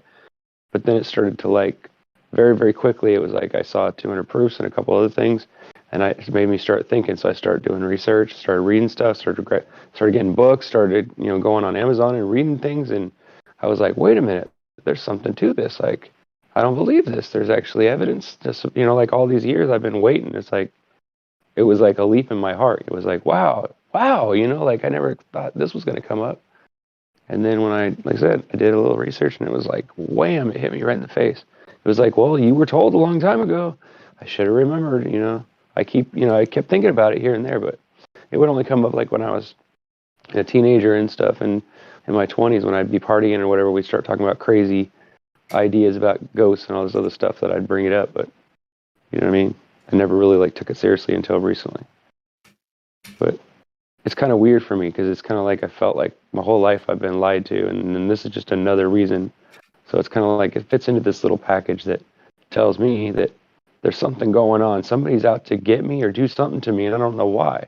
And the fact that it worked makes me wonder, maybe they don't know me personally, but they're doing this somehow. Somebody's doing whatever this is somehow to put these thoughts in my head. I'm like, well, why would, I mean, I don't know. There's a lot of things I could explain that probably don't belong on here, but based on flat Earth and all that, yeah, it just blew my mind. And then the more I looked into it, the more it led me here. 9/11 brought me here. A lot of other deceptions. I'm still not sure exactly what happened, but I know it wasn't what they claim it was. That's all I know.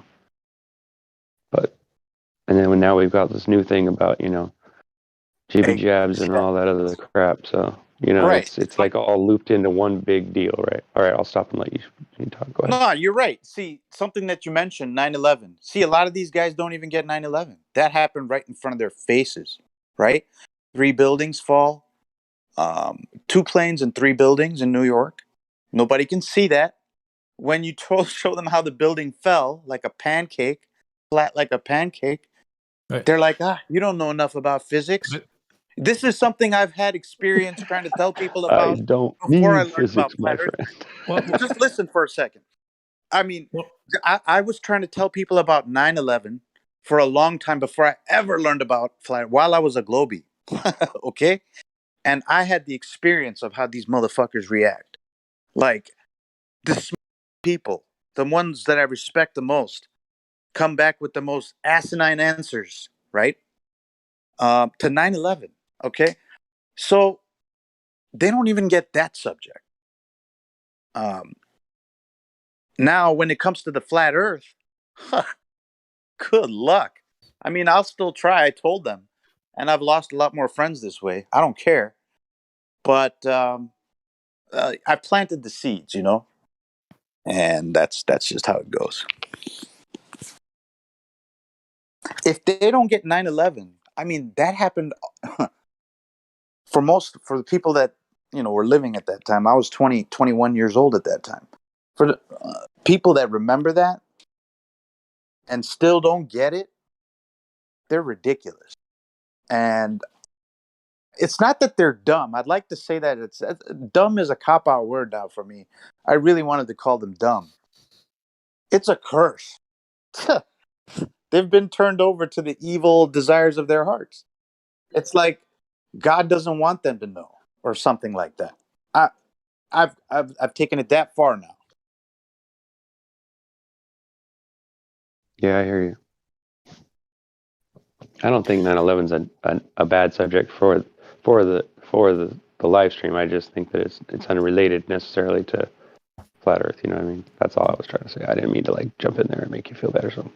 No, I agree. I mean, you did bring it up though, and I just wanted to say that 9/11 I is believe something touching on it. Yeah.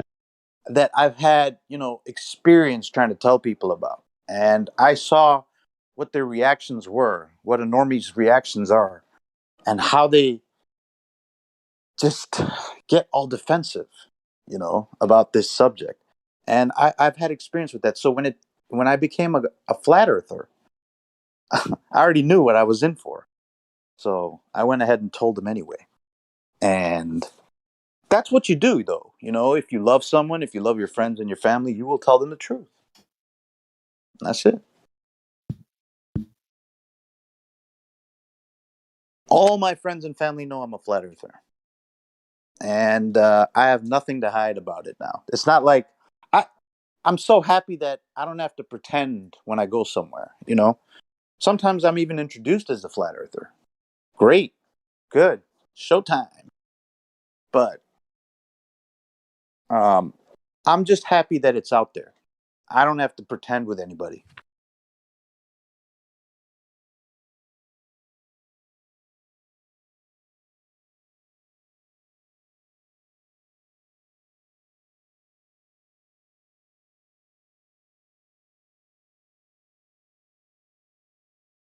Yeah, I hear you. Does it even matter?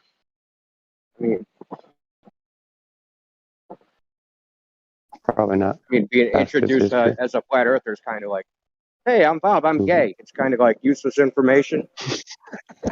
Yeah, I hear What are you you. going to do with that information, dude? Yeah, because we don't really know. So yeah, it's just another thing to sidetrack us. That's why I was saying that's what it's really about, is keeping it off of here just for that reason. Because it separates us and all that. Like, I can tell when it's coming when I'm in, friends or family party or whatever it is. I can tell when it's coming, and there's like a little nervousness in my stomach because they're about to just let it out. Oh, he's the flatter, and I'm not a person who's very social. I'm more introverted. I don't want to get social with people, but when they do that, it's got that nervousness inside me, but the excitement comes out. I just let it out, and I don't care. I lose people even more. I'm actually happy about it because by the 25th, 26th person you lose, it's just like, oh, you're just another one of them, So I just keep going. Just tell the truth. I'm a decent person. I'm normal, I have a good way of talking. I'm a nice guy. There's nothing wrong with me, and I get along with There's people. definitely something wrong with you. Oh, I'm just kidding. There's something wrong with everybody, though. I'm just teasing you, though. Well. Yay, the sun came up. Yep. As in, Sunny's alive.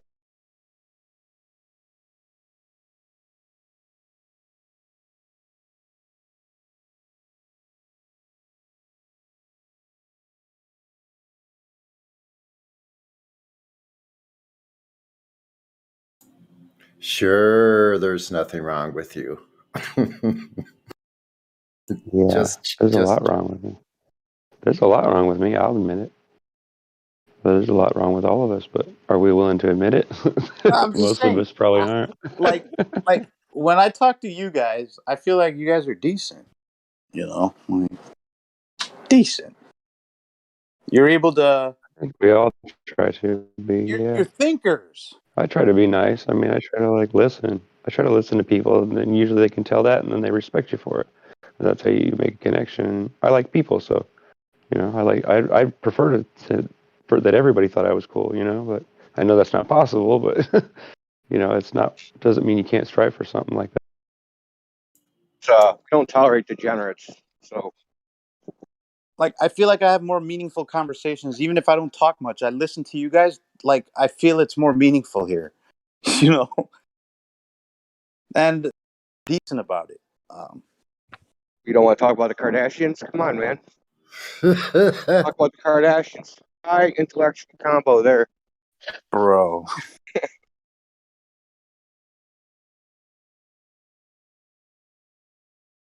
No, this place is a really special place for me, man. I don't say much, but this place is really special. I enjoy listening to all of you guys, even if some of you I don't like listening to what you guys have to say. But yeah,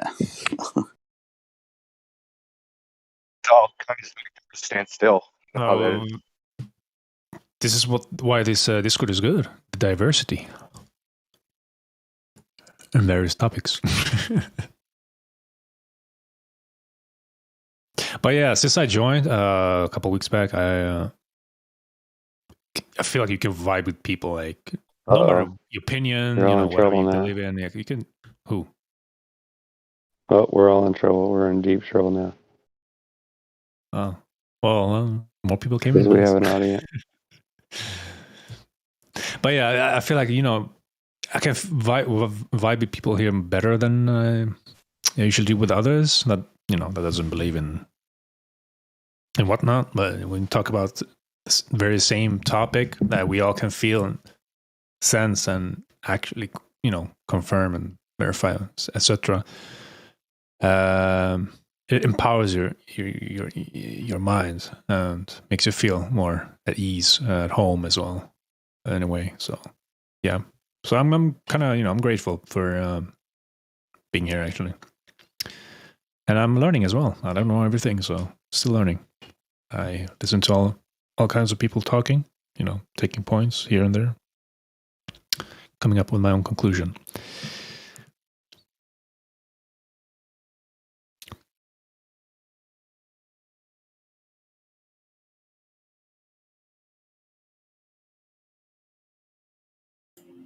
Wow, it's going to be 78 degrees today and 80 tomorrow.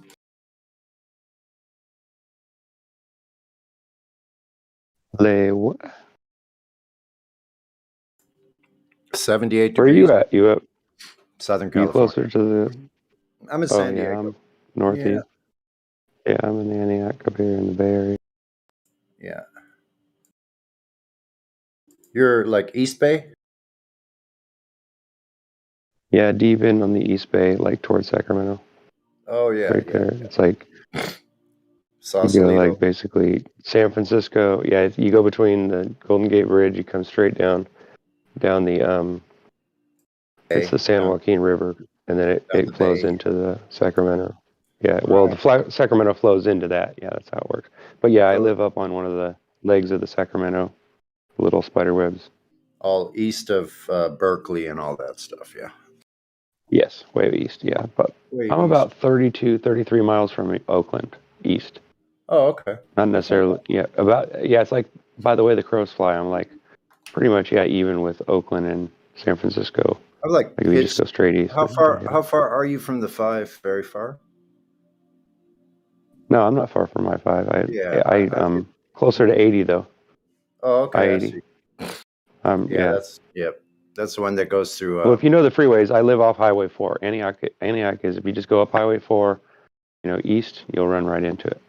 Well, It goes Antioch. I've been through Antioch and all those places. Yeah, I've hitchhiked. Oh, through have there, you? Yeah. too. Oh, really? That sounds like fun. How long ago? In the 70s, me and my friends, we were teenagers. We used to hitchhike from Santa Monica all the way up to San Francisco. 16 I years didn't old. come here until 16 years 80 old. or We 79. do this at 16 years old. So you were a lot older than me then. Yeah, I'm a lot older. You don't sound a lot older though. I know everybody says that. I think that's why people kind of diss me sometimes because they go, "He's young, doesn't know what he's talking about." No, I'm 60. No, you don't sound young. You sound, you sound 40. I don't know. I was always assuming about late 40s, early 50s. Yeah, You know I'm what I mean? 63. Like my age. Well, yeah. So you got some time on me. But look, 48. I pretty much operate the same way I did 30 years ago. I have some aches and pains. I have a couple issues, but generally during the day I'm out exercising. I go out on my bike for a couple hours every day. I go get sunshine. I go walk to the store. I'm pretty active.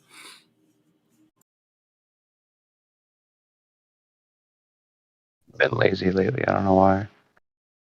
I go out into the woods because we have a huge park here that's actually larger than Central Park in New York, and it's full of forest and woods and huge like eucalyptus trees and creek beds. And right now it's like kind of like springtime and everything's green and bursting forth. All the flowers are coming out. I mean, it's so beautiful.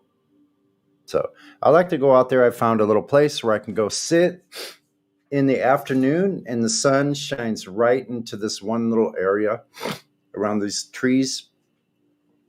And I can sit there. So I started cleaning up my little area because some people do stupid shit. Like one of the most beautiful places I've ever seen, people will throw trash.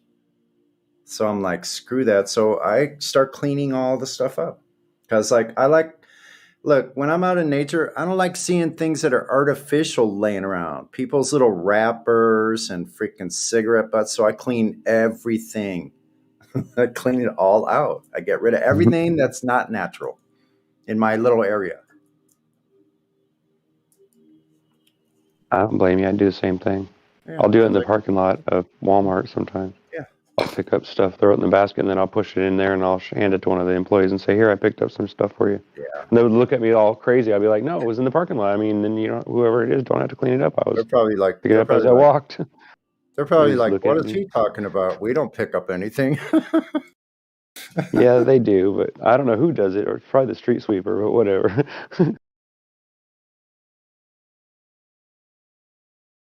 I just feel obligated if there's trash on the ground. I just pick it up. I don't know why. It's just been a habit of mine. Sometimes I find money and interesting stuff in bags, but sometimes I find gross stuff too.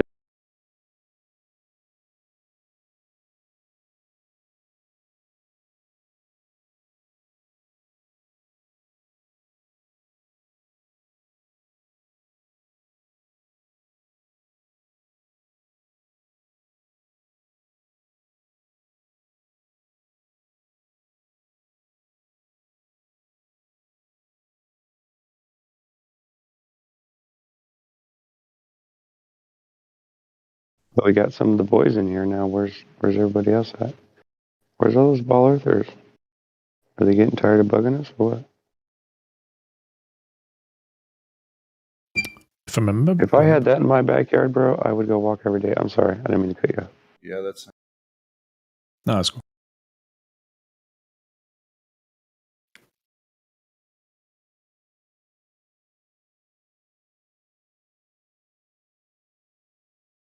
I see that Crispy's back. Maybe he got Damn some. you! Stop doing that. Questions.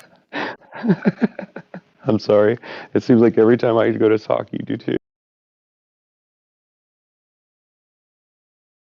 You talking about the YouTube chat? No, I was looking in the live stream chat because he posted a bunch of pictures of his where he goes walking and all that. Somebody or no, Sasha did. Sasha Beautiful did. That's place, beautiful. Sasha. Yeah. Oh. Yeah, I'd go walking. I'd walk around that every day if I would live next to that. Hell yeah. I'd go lay down and roll around in those flowers. Well, I'd probably take acid first, but no, I'm just kidding. Yeah, just to like lay on your back in the forest, like in a place, and I find a flat place and I put a tarp and I put my towel and I can just lay down and look up at the sky and just lay there and relax and watch the trees, listen to the birds, listen to all these little animal noises around. If you're quiet enough, you can hear them. And I also notice, like, when I'm inside my apartment, I live in a building, right? I'm on the 8th floor, so I hear a buzzing going on here, an electrical sounding buzzing. When I go outside, I hear a different kind of buzzing. It sounds like a buzzing from all the insects. It has a slightly different quality to it. And I saw my first snake in the woods today. I'd never seen a snake there before in about 5 or 6 years. I've never seen a snake there. Only first time today. Yesterday, rather.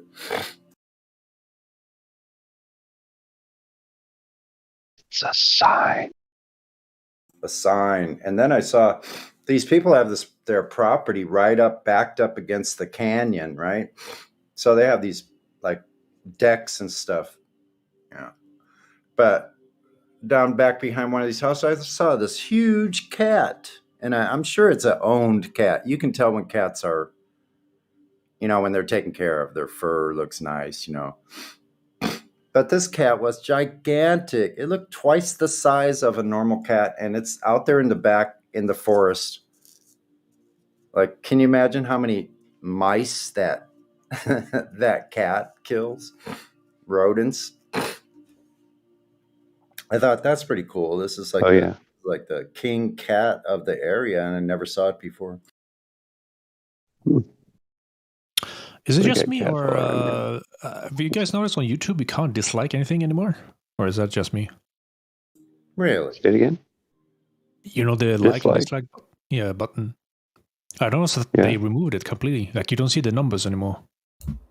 There is I think they've been doing that with a lot of stuff. There is an add-on you can get that reveals the dislike numbers. They removed it because they didn't want people to dislike their woke messaging. Yeah, that's what I figured. That was YouTube doing it, yeah? So, yeah. That's YouTube It's so doing. funny. Yeah, it's The funny. delay gets me all the time when we try to talk, and then we think no one's talking, and then all of a sudden it's like, wait a minute. I don't try to do that, by the way, guys. I'm just trying to get used to the damn delay. Yeah, we all kind of have that problem because all of us have a different delay or latency, right? And we're also on the same wavelength, I think. And we just kind of like, we think the same things or similar arguments at the same time, and we try to get it out fast. Yeah. I feel like that's what I do. I just like. I think some of the problem some of us have in conversation is we are very fast thinkers, and we try to preempt the conversation sometimes. I think that's what I need to do. Like, it's like tone down this preemptive, like I'm going to fill in the blanks of the person's conversation. No, let the person fill in their own conversation. Why do I need to fill it in for them? I do the same thing, but I think I'm sorry. Go ahead. It's kind of self-centered, on my part. I'm talking about myself here. I try to keep it on my side of the street. I statements. That's the safest way to go when we're talking. Is like I lose rapport with somebody as soon as they start talking about somebody else's behavior. Now, I'm not saying I haven't done it and that I don't do it. Obviously I'm human too. But I don't know where I was going with that. Anyway, yeah, I think if we don't preempt the conversation and don't try to guess or be a fortune teller, just wait until the person finishes. Then we can decide what we're going to say.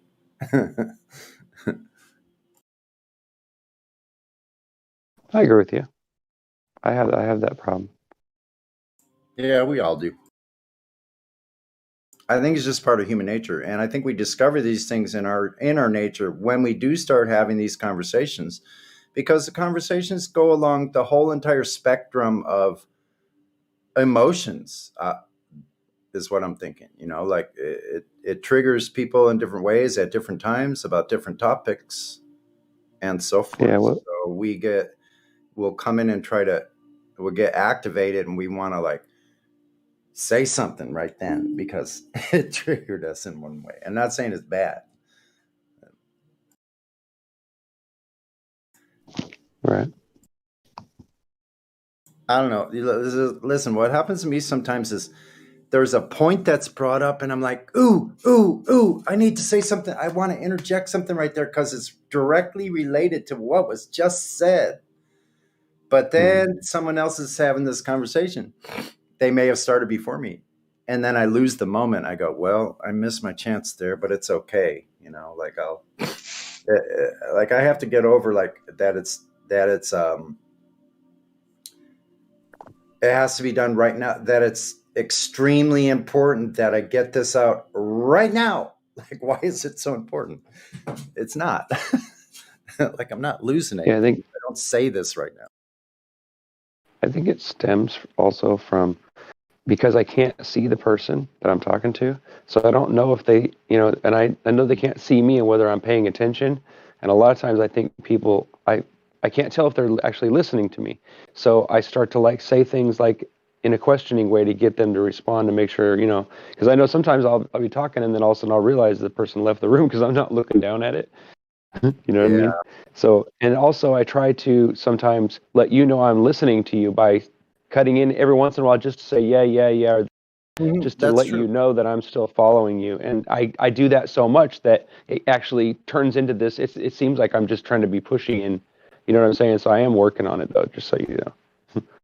I know. And I know you weren't directly talking that to me, but I'm saying I get it, like I am actively working on that. I have my issues. Look, I'm talking about this topic because, like, we have a lot of conversation here, but we don't often talk about how we are having the conversation and how I am speaking and why I'm speaking at the time I am. And, so it is difficult because, we have up to 50 people in the room sometimes, so, I don't know. So I think if we discuss this thing, like you said about,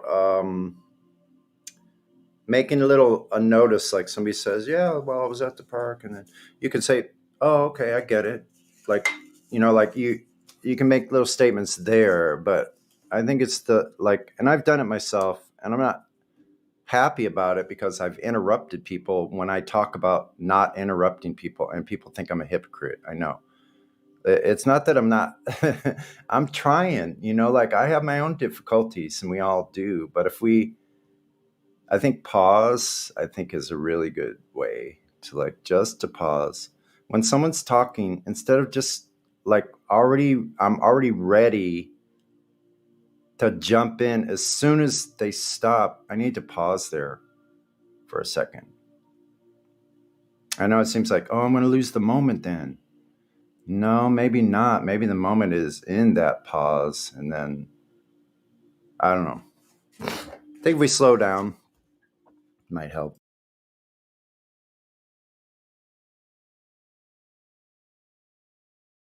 Yeah, I like that idea. Take a breath here. Yeah, maybe we can even have discussions and chill chat about just how we are having conversations, and not that everybody is going to take on to it, or that everybody, even some people, aren't even going to listen or pay attention or care, because they just want to have the conversation the way they want to. They don't want to moderate themselves, but that's okay. That's part of this deal too. But if we get a large majority of us that are paying attention to how we're having the conversation, how we ask questions, how we are listening and responding when necessary, in appropriate ways. Not like some of us get in there and try to change the subject, which is starting to irritate me. I know it irritates several of us, maybe all of us, but Oh yeah, sometimes when I'm hot in the moment and I've got something going and I'm trying to like make a point with somebody and they seem to be listening and then somebody comes in and goes, "Well, we're not going to talk about that." It's like, "Oh man, really?" Oh, But yeah, I mean, I get it. It's like, yeah, sometimes it's easier to just kind of yank that out and move it to the side. But yeah, yeah, and we should have more stuff on the sometimes side so people can get that stuff out. yeah. I notice like because uh, some of us will try to bulldoze through volume, and I've done it myself because I'm talking to somebody and someone else is coming into this from the side with something else. I'm like, and I don't want to lose that moment. So I found myself, and I don't know. I think it's just like we learn what's appropriate, what's not, and how to get the point across, even amongst friendly fire. Yeah, I like that people give me a hard time and steer me without being rude. Like there's a way, like, because I do try to be nice to everybody, I don't try to be a jerk. But sometimes I do kid around and I go too far. Like I do fart around a lot in the evening when I'm tired. I get kind of goofy when I'm tired. And so I like to fart around and put memes up and all that and be funny and make fun of everything. Yeah. But I do that too whenever there's like a crappy, like when it seems like everything's going to a negative part, I try to like liven it up a little and people get mad at me for it, but they're like, stop spamming it with all the memes. I'm like, but they're funny and it like yeah, you guys are trying to make a point, but this guy isn't listening, obviously. So sometimes it's funny to throw some funny in there. Just sometimes it even makes them laugh and then they lighten up a little bit, you know what I mean? But I don't know, I go too far sometimes. Yeah. Like I'm starting to have a different point of view of the Glovers and like that because I've even had a couple Glovers write me, DM me, and just say hi and stuff, and it was like I felt good about that because I'm like, I like you said earlier, like you like people, I like people too. I don't really care what you believe, shit. You know what I mean? If we were just hanging out, there might be points of contention, but it's not something we need to fight about just because we believe something different.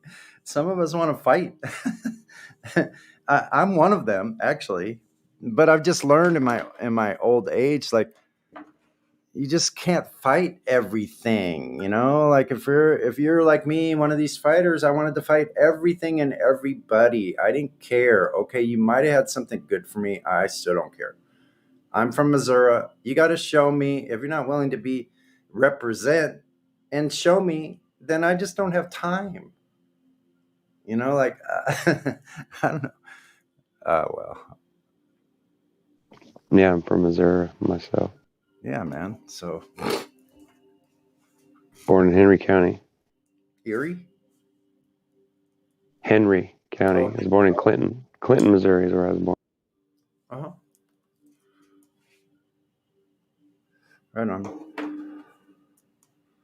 I have a lot of fond memories. I'm pretty sure that that Mike guy that does that above ground world news. You heard of him? No, not familiar. Check him out on YouTube. It's called Above Ground World News. But he does this. He does this thing about weather and how. Anyway, just check it out. I don't want to go too far with it, but yeah, you know what? His post office box is the same city as where I was born. I thought it was interesting though. I'm just saying it because I thought it was weird. That's a trip.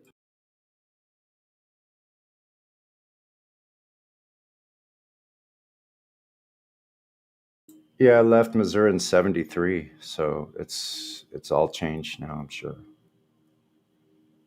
I've been back and forth because my dad still lives out there and I got family, but I moved out here in '79, right before '80. It was like in the winter of '79. So I've been here off and on in Antioch, and then we moved up north. We moved to Anderson, Redding, and other places around, but Concord. I've lived everywhere all around the, not Southern California, but most of northern. But I know my way around from everywhere, from basically from the Grapevine all the way up. I've been around Bakersfield, all that stuff, all along there. Yeah, I know it because I delivered stuff to it, like shower doors and things like that. I had different jobs where I was driving around. You ever been out there by Victorville, like San Bernardino Mountains, up by Hesperia? Yeah, I've been out.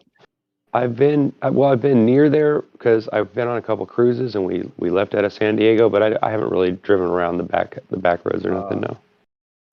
Yeah, Like I know where the port is, where all the cruise ships were, but I don't think I've never gone there for any other reason except to get on a cruise ship. So I had lunch, truck driving, on a right down there by there and all that, but it wasn't, you know what I mean? It was for vacation. Cruise ship, how they come. Right on. There's nothing better than all you can eat food. Yeah. Well, I think actually, in some ways, as flat earthers, California, if we make an effort, I think we could do some really cool get-togethers, even just some smaller ones scattered around. And like my problem is transportation, but that's soon to be resolved. So, well, I would drive down to you. I wouldn't mind driving that far, even 400 or 500 miles away. But going all the way to the other side of the coast and not having to ride a plane and have to take some kind of, that bothers me. But you know what I mean? But I don't know. I'm not sure if you can actually refuse to take all that. So I don't know. I'm still looking into the laws on how they can even make that possible. But to stop you from traveling is freaking a crime against it is a crime, considering they claim we're free when they take that away from us, regardless of what it's for. They tried once, back in 2001, but it didn't actually work all the way, I guess. But it seems to me like they have a purpose for what they're doing. Whoever they are, it seems pretty obvious that there's something going on. So yeah, that's interesting. You, Napalm, you and myself, all from Missouri. You've talked with Napalm before too, right? Oh yeah, I've talked to him a lot. Yeah. Not necessarily just one-on-one or anything, but yeah, I've talked to him on here plenty of times. And you've heard him. I like him a lot. Yeah, I always get him mixed up with other people, but I like talking to him. Yeah, it's interesting talking to people that grew up in the same kind of basic area there in Missouri that I did, which is outrageous. Yeah, and you're not that much older than me that it's not like you don't understand, you know what I mean? Yeah, you came out here in 73. I was born in 73, but I was only I was only like 5.5 when I came here, so.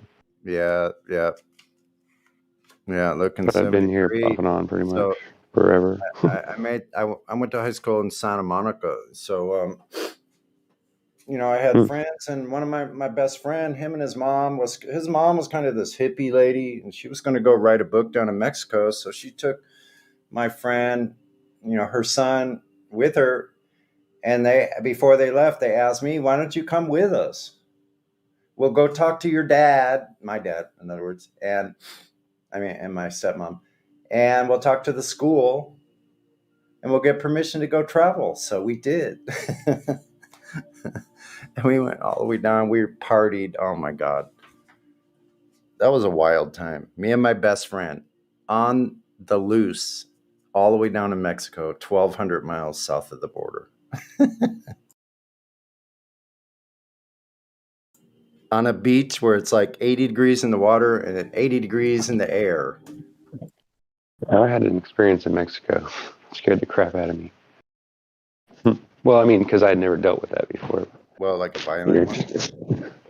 No, it wasn't violent. It was just when you go on the cruise ship and you get over to Mexico, you stop here and there, and we flew down to Cancun is where we stayed, but we flew there. We didn't take a boat this time, but nice. my buddy was going to go anyway, and he offered me a free ticket to go, so I was like, hell yeah, I'll go with you. We went to Chichen Itza and all this other stuff, and it was awesome, dude. It was great. I'll never forget it. Like I got to walk inside of this like pyramid that's like got this really, really narrow ass staircase inside of it, and it's like a quarter-mile walk or half-mile walk up inside of it. It's really cool, and it's like there's very little air in there and stuff like that. It's trippy. I love that. Anyway, I love that. I've like studied those ancient sites since I was little.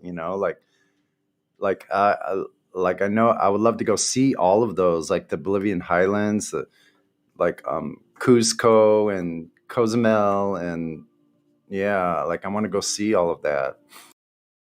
But anyway, while we were there, I went on this 4-wheeler quad ride.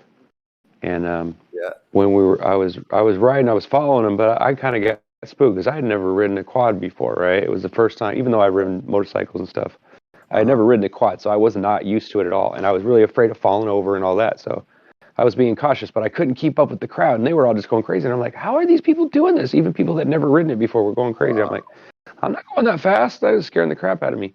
So anyway, at first, right, and then I got turned around, right. I ended up following the wrong trail, and I ended up on the beach. And I was like, oh shit, did I go the wrong way? Because there's nobody around. And I was going down the beach, and all of a sudden, this guy with a fucking machine with like an AK comes out on, a military guy comes out, and he's like, no, you go over there. And I was like, oh shit, I slammed on the brakes, and then another guy comes out of the forest. I was like, holy fuck, dude, they're serious about fucking security around here. Shit, it fucking terrified me. I was like, they didn't point the gun at me, but they had guns, and they were like, holding them in a manner that they would be using them on you. Not, it wasn't like he had it on his back. He had it out on his shoulder. They had Anyway. Marines. They had Marines in my village where I was living down there too. They had Marines. They would stand on the corners, couple corners in the town. They would stand there with their gun. They're just, I don't know, trippy. Totally different than what I was used to. Well, of course, this is a tourist town, so I'm sure that's why they put them there. It's just because, unruly Americans and whoever, a lot of people party. I mean, I remember I got drunk and was fooling around with some woman on a bus. Like, so I was so drunk. It was funny. That's back when I used to do it. That was a long time ago. Some wild adventures. Oh, yeah. Well, Cancun was fun. I mean, they had all these bars where, they would have women going around and giving you shots, and they're half just naked. All kinds of they're basically hotties. And there was this interesting bar where people would slide down this thing into the water, and there was all these little things where they go around the room with a microphone and ask trivia questions, and you'd win drinks and all kinds. It was crazy. It was like just nonstop, interesting, fun stuff. Like nonstop for a drinker anyway, for a partying young person. Yeah, I've never been to that side on land. Anyway, I've sailed past there in the Caribbean side later on after the first Mexican trip. Actually, in '79, I got on a boat and was sailing. I sailed all the way to Martinique from Marina del Rey with these people. Delivered a boat.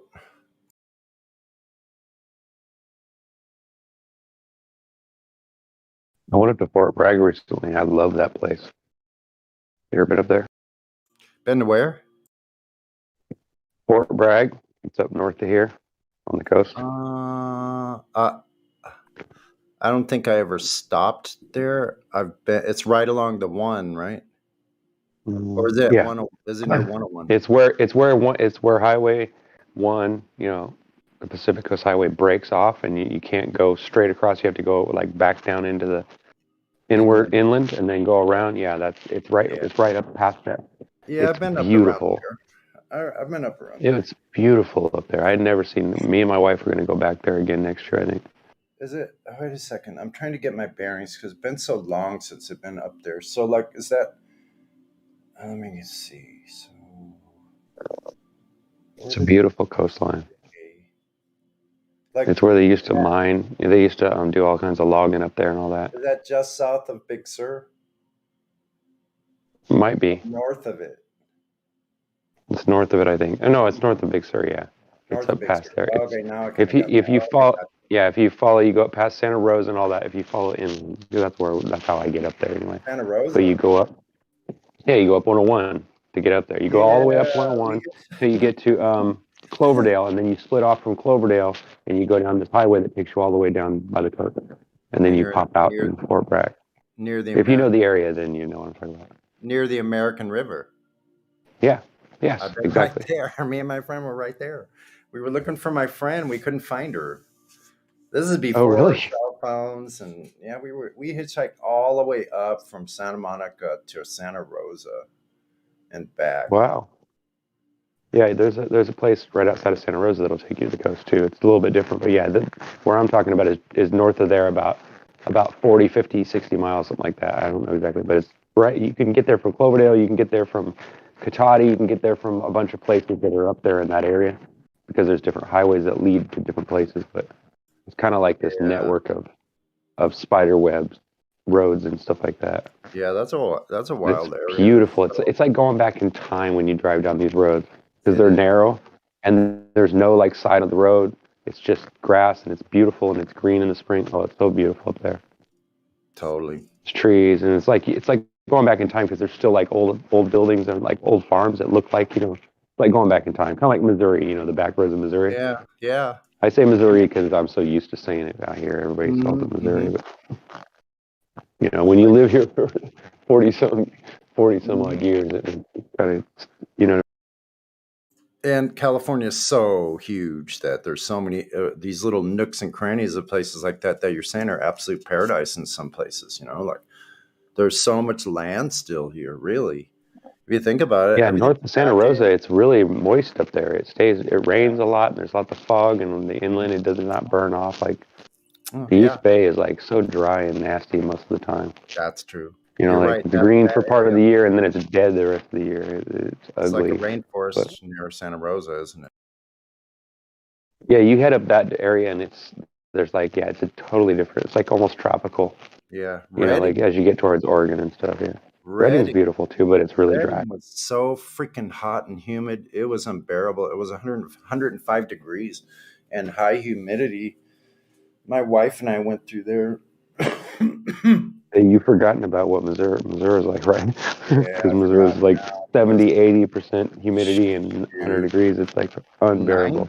95% humidity in St. Louis and 105 degrees. Like, wow. Yeah, that's crazy. Yeah, I went to a baseball game there. But listen, the only place I've seen it felt it worse is in places like Costa Rica and Panama. And Panama was the hottest and most humid, nearly 100% humidity and over 100 degrees at the same time. You're dripping. Oh wow, yeah, you have to constantly drink water in that case. Everything's sweating. The walls are sweating.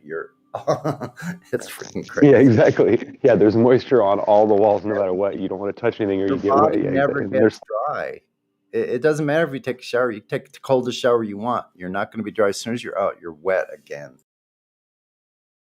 Yeah, the only thing that would protect you is wearing clothing, but you can't do that because it's too hot. Yeah, exactly. So there's only so much clothes you can take off. So now you know why the Mexicans run around in just their shorts. You literally had to stay at a bar. You had to stay close to the bar and be sucking on a cold ice drink, or else you would freaking pass out. It was wild. So they're moving all the ships back and forth through the canal. That was a strange trip, man. Wow. We were on a little 50-foot sailboat, and we're here tied up with these 400 feet long ships going through the canal and between them and shit. I've been on a few sailboats, and one of them was that size, 50. I think the other one was 100 and something. But yeah, huge keel. I mean, when it came out of the water, it was like it stood up. It was insanely high off the ground. I didn't even know they could get it underneath the overpasses. Crazy. Yeah. I lived on a sailboat for 8 years, 42-foot catch. Oh, that'd be fun. I spent the night on one a couple times, but because it was a friend of mine's that he had it, docked, and he let me spend the night in it. And we partied and went fishing off the boat. It was pretty cool. I'm probably docking myself, but I really don't give a shit. I don't really care. Like, the only people that would know this information are people that know me, that are relatives, my family, brother, sister, like. So it doesn't matter. Honestly, if I got attention, I probably wouldn't mind it. I'm kidding. I don't really worry about my identity. Like I don't just give out my whole name all the time. But, I know. Sometimes I tell people I'm not afraid. It's just I'm not going to give it to all the trolls so they can call me or nothing. But by any means. But. Yeah. And if I was persecuted for some reason for being honest and being outspoken about what I believe. Great. It would just motivate me more noble thing. It would motivate me even more to do what I was doing. I'm just you know what? Like I'm gonna continue free to the best of my ability.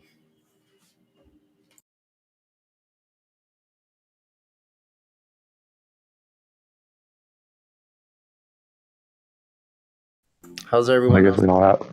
I'm Yeah, I sorry. was going to say, is there anybody around? I'm sorry. I was going to do the same thing. I was going to change direction. Yeah, see, you and I think alike. That's one of our problems. We think like each other. So Well, we're from the same area. I mean, we're from the same state. You know, we're not that far. Yeah, we got a lot in common. You and me, and there's a couple other people in here. Like I noticed that me and I know. what's his name? What the hell? My brain is like dumb today. No, yeah. Well, I like Battlemont too, but Helio and I are like we're like 2 months apart or something like that. Wow. So we're born in the same year, and we're not from the same place exactly, but you know, we like see eye to eye on a lot of things, even though I don't drink anymore and run to that. But I like him a lot, but he forgets every conversation I have with him. We talk about how we have the same, similar, you know, year of birth rate, and then he forgets. And the next time I talk to him, he goes, "Hey, you're born. Is that your birthday year?" I said, "Yeah." He goes, "I was born in '73 too." I go, "What? Really?" I go, "We talked about that last time." And he goes, "We did?" It's funny. I like him though. He's great. Wow. Uh-oh. We're in trouble now. I'm just kidding. Yeah, I was in 10th grade in '73. Yeah, they were just born out of Vietnam when I was born, I guess, August of '73. I was born right before the whole thing. I was out of my Yeah, front so lawn. you can relate to everything I'm going through because you were older and you remember it better. So that's kind of cool. That's why I've always kind of like been attracted to like personalities that were older than me because you have more experience and you remember a lot of the things that I can't remember in the past, but you remember it because you were older and you haven't forgotten it. You know. Yeah, exactly. When I was 5 and 6, I don't remember much. You know, that's where I started remembering everything. But most of my memories are like tales that my grandmother and my mom told me for years, and it just kind of like set in my mind as a memory. You know what I mean? Yeah, I went to Google Street and I went back to my community that I first lived when we first moved to St. Louis from Chicago. And the first place, unfortunately, is a parking lot for the airport there now. But the second house we lived in is still there, and that neighborhood is still there. And I walked on the street as if I was going from my old house to kindergarten, just like I used to do in kindergarten and first grade. And that's pretty incredible to walk down the very street. Like I never did that before. And see the hill where I used to jump up, run down. I used to run and think I could jump off the steep hill, put my jacket out with my arms and like wings, and try to jump off the hill. To see the church that got the roof got half wiped out in a tornado. See the neighborhood that got like totally wiped out. That was right across from my school in elementary school. Outrageous, man. Wow, what a life.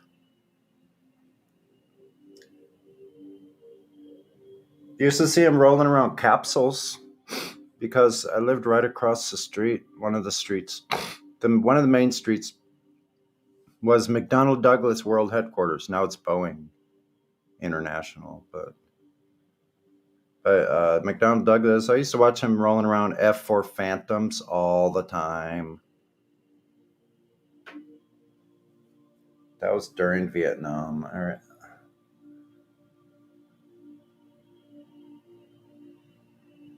Anyway, I'm going to shut up before I start waxing and people get upset. Yes, son. Wax on, wax off. Wax on, wax off. Anybody else? Hey, hello, everybody. Hey, Elijah's in here. Elijah. Big Cat just showed up. Or he got in here at some point. Good to see Flatty here again. Hey, guys. Yeah, Flatty. What's up, dude?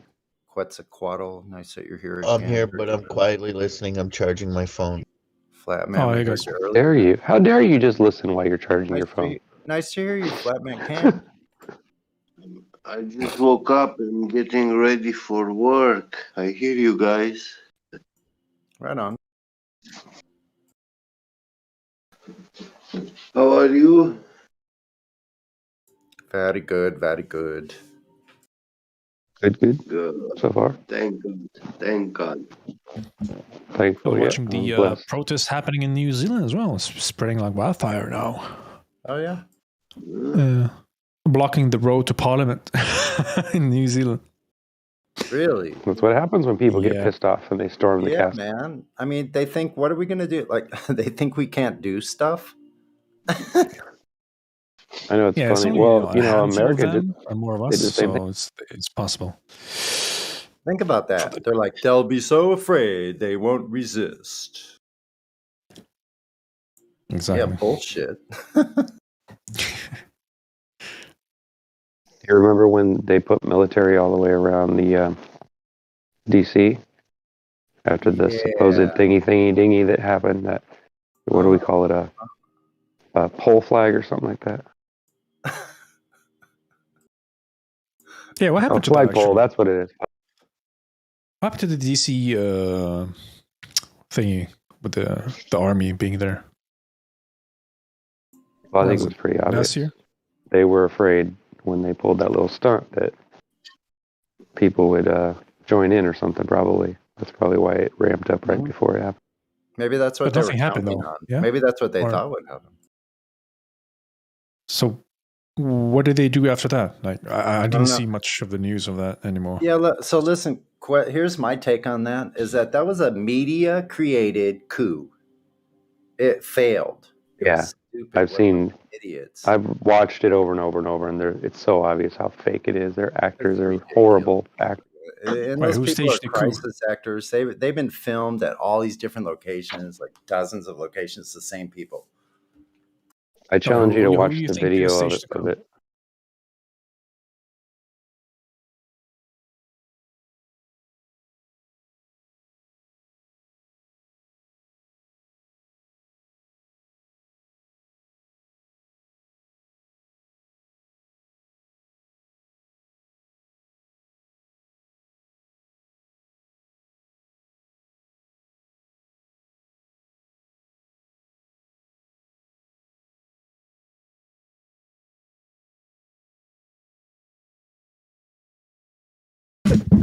I can do a trumpet sometimes.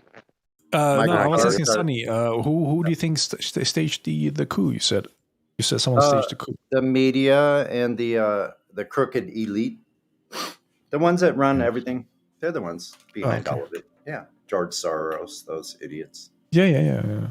Yeah, the fascists, the fascist left. Yeah, those people. They're the eugenicists. They're the Agenda 21, Agenda 30. They're the depopulation crew. They're the ones in charge of killing millions of people. Because they can't stop the profit from flowing in from both sides of every conflict.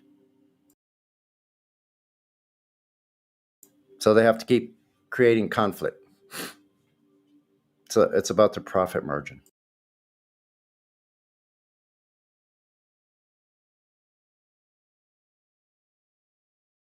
So they own the media. They have all the politicians in their back pocket. They own you. They own me. They own all the property. They've convinced everybody that you have to pay for your rights. Serious trouble, folks. We have big trouble, capital T and River City, capital R. Oklahoma.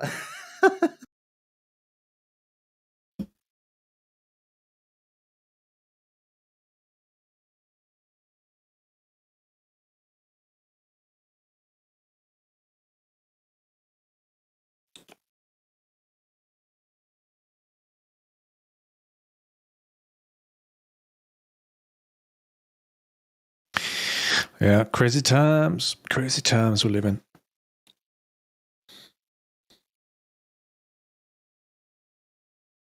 But it seems to me like the card house is falling down piece by piece.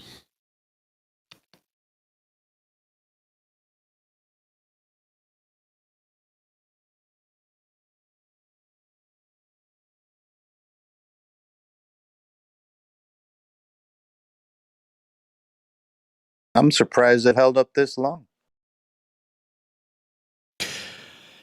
Yeah, it actually shows how fucking brainwashed people really are. Like I honestly didn't believe to this fucking magnitude people were this fucking stupid. Sorry my language, but holy shit. It doesn't take more than two brain cells to figure it out if you really look into it. People are just lazy. I don't know. I don't know what happened to them. What happened to the generations of I don't know. That's a great question. I've been trying to figure that out myself. I boil it down to a curse. Yeah, sure, you can say it's a curse, but I mean, if people are comfortable with whatever they have, you know, and as long as it doesn't bother them, like as in the government will come in and take your stuff away, whatever, you know what I mean? Then they just keep on going, living comfortably with that lie, or even though they don't like it, but they just go along with it. Too afraid to stand up for it. That is true. Because if it doesn't happen to them, they're okay. It's the selfish part of them. Yeah, there you go. I feel like as long as it doesn't happen to them, submissive. they won't do anything. Yeah, very submissive type of societies. Like when you stop thinking, just listen.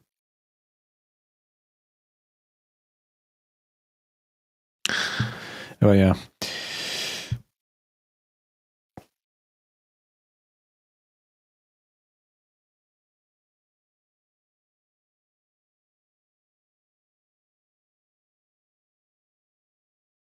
Because they're not exactly dumb, are they? I want to call them dumb, but they're not. It's like they're too smart. Can you be too smart? Yes, you can. Too smart. You're so smart that you deceived yourself.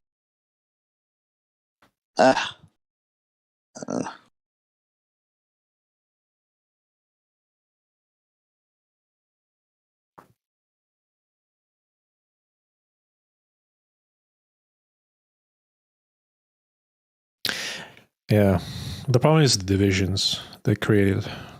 That's the problem.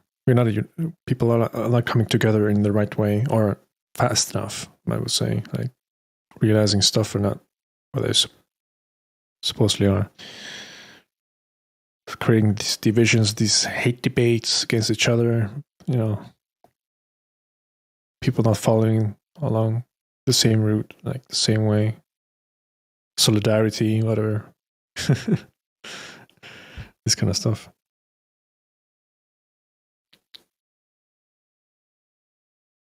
I mean, it's like here in Sweden, like people like if you don't follow the mainstream wave, or whatever you want to call it, they attack you. They see you as a bad person for some reason, even though you're not harming them physically. You know, so I don't know. That's why I come here, man.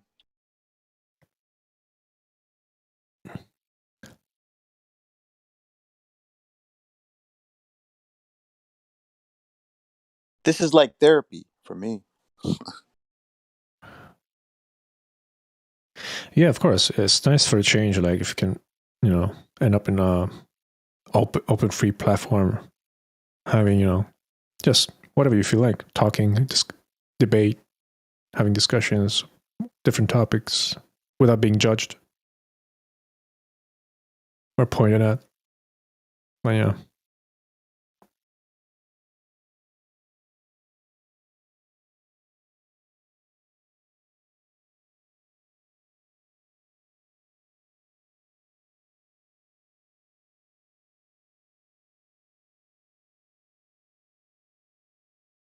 I think, though, there's more to learn than just the flat Earth.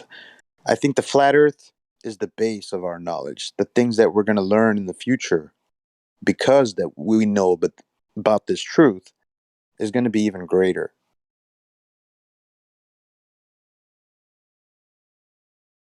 Yeah, for sure. It opens many more roads to discover.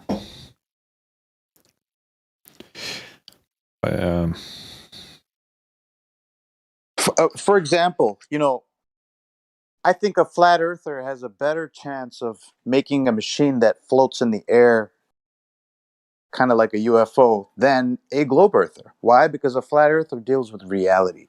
We know there's no such thing as gravity, so we don't have to contend with that force anymore.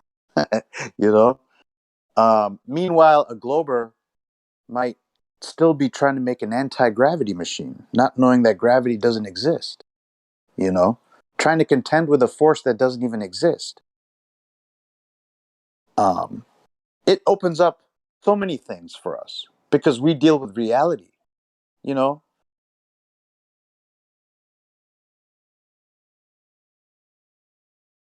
Oh, if we're talking about flying saucers, is this something to do with like the negative charge and the positive charges in the air? That, No. All I'm float? saying about this subject is I've always wanted a flying kind of car, right? Some kind of genuine flying car, not one that's sitting on 4 helicopters, but something that floats in the air, kind of like a UFO, like people describe UFOs, that I've always wanted that.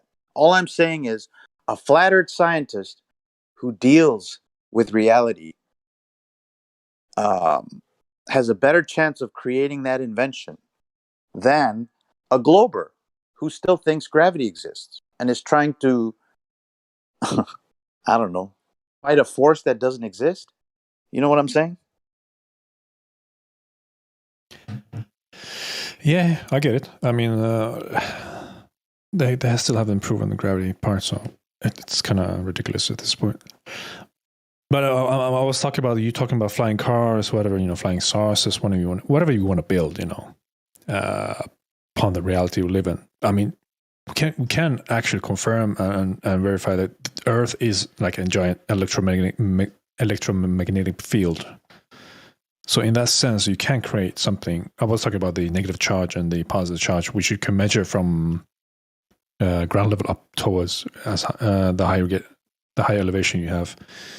It's measurable and testable. Things we can actually, verify for ourselves. I mean, in the realm of science, as we say. And when you look it up, natural phenomenon, things like that. So gravity hasn't been proven, to be honest. It's just to say in what they believe it's doing, but it's, No, exactly. I agree with you. That's what I'm saying is, like, a globy scientist still believes in gravity. A flat earth scientist knows gravity doesn't exist. That's the difference, right?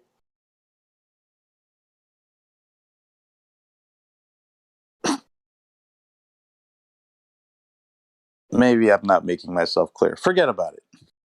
No, I think you're making yourself clear. Yeah. I was just trying to distinct two parts, what is science and what is not science in both aspects. Like, if you go by the globers and the... Yeah, don't forget about it. That flying, we should be able to, I agree with you on the points you made. What is science and what is pseudoscience is good defined. I'm a bicycle technician, a mechanic. I was a machinist. I think I could help build a flying vehicle. The plan I have, nothing solidified, but this should be able to go over water, land, or in the air. Right, and I think you have a higher chance, Sonny, because you deal with reality, right? You're not trying to contend against a force that doesn't exist. Whereas those other guys think there's something pulling them down. There's a magical force, and they're trying to fight that force that doesn't exist. Therefore, they might never get anywhere with their invention. But you're dealing with reality. You see what I'm saying? Yeah, you can make a solar wind turbine. There's all kinds of things you could do. There should be. You could have a solid dirigible, a personal solid dirigible with very simple. It could roll on the ground, or float in the water, or or get up in the air using buoyancy and power itself still. I mean, you could have a choice of different power situation. You could use once you get up, like if you could use a bicycle mechanism, you could have that You know what be, an asymmetric be capacitor is? charging something. You could have solar charging batteries to do different operations, different things. You could have everything you need there. Holy crap. I I would love to build something like that. I just don't have the resources. I don't have the shop. Like I don't have a shop. I don't have a place. Very limited. Like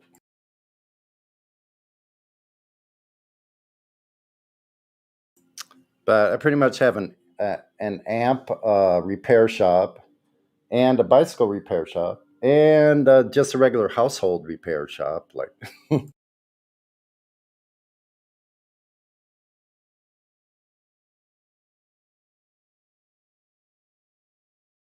yeah, I've thought about this for a long time. This some kind of device that. I mean, it could start simple. Maybe it doesn't have to go in the water or anything else. How about just on land and then be able to go in the air?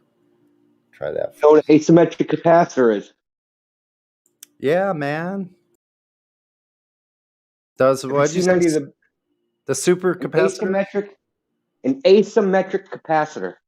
Ah, So asymmetric capacitors, you can make them levitate, basically. what the hell? You never seen a lifter? You never seen a lifter? I think I probably have. Called the Byfield-Brown effect. Yes, I've seen those little. Is that where Okay, so I got a couple videos. I got videos of so the theory of how they work, right, is that there's an ionic wind, right, that when you run the high voltage. So let me describe for people that don't know what it is. So it's a thin wire on top, and that's like the positive, and the negative is like a sheet of aluminum foil. Sideways, that's like vertical. So it has a high surface area, but it's really thin. So when you run a DC voltage through this, high voltage, like something like 40,000 volts, it'll lift off the ground. So the mainstream theory, it was actually controversial, but they finally settled on it's this ionic wind, right? So that the positive terminal is ionizing the air, and those ions are shooting towards the positive, creating like this ionic wind, right? Because there's little theory of inertia, right? When you throw something, you go in the other direction. So that's their theory. This has been proved wrong. Guess what? And I'll tell you how it's been proved wrong. So I got two videos. Sorry. So I got two videos. One video, they encase the positive in vacuum tubes, and it still lifts up. And the other one is, instead of making the bottom piece of aluminum foil a sheet, they make it like a roll. So it's just hanging there. But when you put the voltage on, that roll actually picks up and goes towards the positive terminal. What? So if there was an ionic wind, it would be blowing down. And this wouldn't be picking up towards the positive terminal. Yeah, so my hypothesis is that whatever gravity is, I think it has something to do with the Byfield-Brown effect. I think that is somehow peering into it. Now, problem is you don't get a great deal of force, but no one's ever like really. I mean, imagine like hooking one up to like a Tesla coil that can generate millions of volts, right? Yeah, really. That's outrageous. I found a NASA article about just like I just happened to like type it in, and all of a sudden a NASA article about it popped up. Yeah, they tested it. They used they were going to use it for space, right, as space propulsion. Yeah. So what they used was they used what's called Captan. So Captan is like foam, but it's like it has a high dielectric constant, which means it's a resistor. It resists current. It's an insulator, but it's very light. So they use a copper disc, a cylinder of Captan, and then I think a round copper tube. And they see this is controversial whether they got results, whether it worked in vacuum or not, because that's what they were testing. But they actually own the patent for this particular design. NASA does. But it's one of those things like they bought the patent and then they just don't use it. You know what I mean? They shelve it. So no one else uses it, which is a common tactic, you know.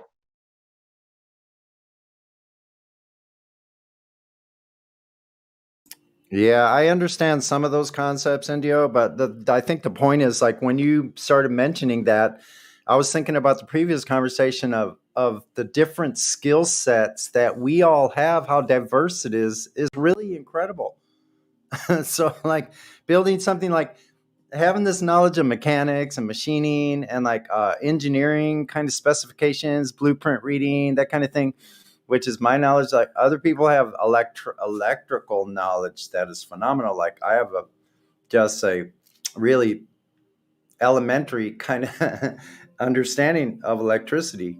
I know how to put stuff together. I know how to test electrical things. I know some of it, but I can put components in. If I have directions, I can build pretty complex devices at the component level. But some people have an understanding of like you're talking about these different field and forces. Like that's a little more complex in my my education or whatever knowledge level. But I appreciate it because well, I mean, knows how it works. So that's the point, that nobody really knows how this works. And the bifield brown, this was discovered in the 40s. This is not like this is a new effect that was just discovered. They've known about it for a very long time. Yeah, it's incredible. So I also have dude. So there's also what else? I also have so it's a published paper. It was done by a guy named Data. He's a professor at the University of North Carolina. Could be North Carolina State. But him and his students, so they tested so-called gravity, right? It's called, and the name of the paper is called Indications of Electrogravity. So what they did is they took yeah, dude. So they took a pyramid. They took I think it's a metal pyramid, and then they put metal above it, right? And they ran a voltage and just kept it that way. And what they discovered, I mean, ran constantly. So they ran this for like months. And so but they had it on a scale. So they actually measured a weight difference. Yeah. Awesome. It's pretty crazy. I'm gonna post that too. So and another one of these videos. So I posted 3 of them. I got one more. So what I'm saying is that whatever they think gravity is, they're wrong. They're just wrong. Yep. So it's going to take flat earthers to invent the new technology. Hey, Sonny, mic check. I hear you. Or Indio. Yeah, I hear you. Yep. Y'all finish what you're saying here, but Adam AO's here is a VC version. Just want to let you know. Yeah, let's talk to them. All right, let's talk to him instead. Adam AO, welcome to the server. What say you? I'm just listening in. Who's it? You got a real crappy mic. Was that just me? You're going to probably have to go turn. You're going to have to do something with your mic. I was just listening in. Says he's listening in. We can barely hear him. So anyway. And now he's gone. Wow, that's weird. Y'all continue to find gravity or whatever came on. I still hear him. No, you don't. No, I don't. I did a second ago. He's gone out of the room now, or is that just me? Anyway, you already defined gravity or something, right? Go ahead.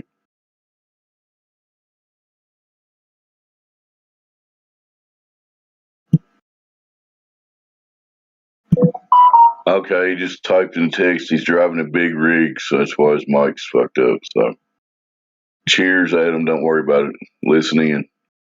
These guys are going to lay down some wisdom here, Indio and these guys. Yeah, Indio, can you continue with that, please? I was into that. Yeah. That'd be awesome.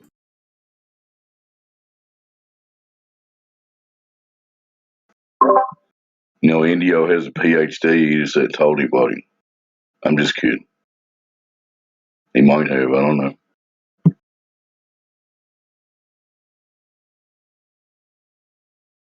G and OPP. So the bottom line is NASA is using this asymmetrical capacitor idea for propulsion because their bogus failed gravity nonsense is non-existent. Thanks. Is NASA working on the flux capacitor too? I'm just kidding. Go ahead.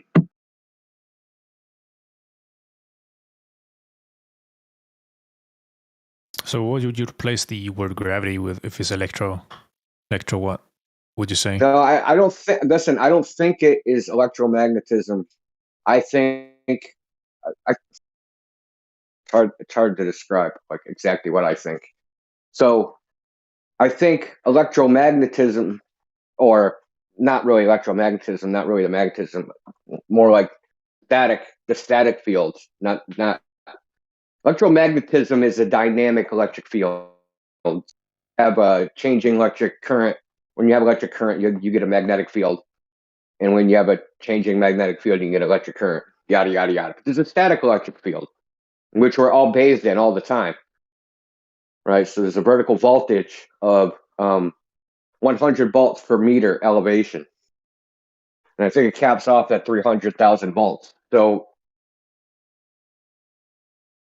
if you went up 30,000 meters, there should be a voltage differential. See, this is it's something I always wondered, right?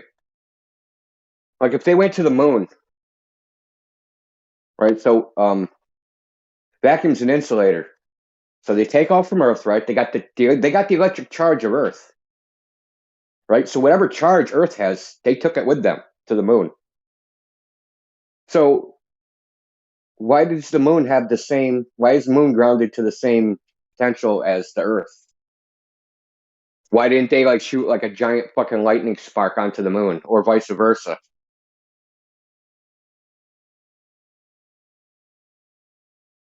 Because there had to be a potential difference between their little homeless tweaker shelter and the moon.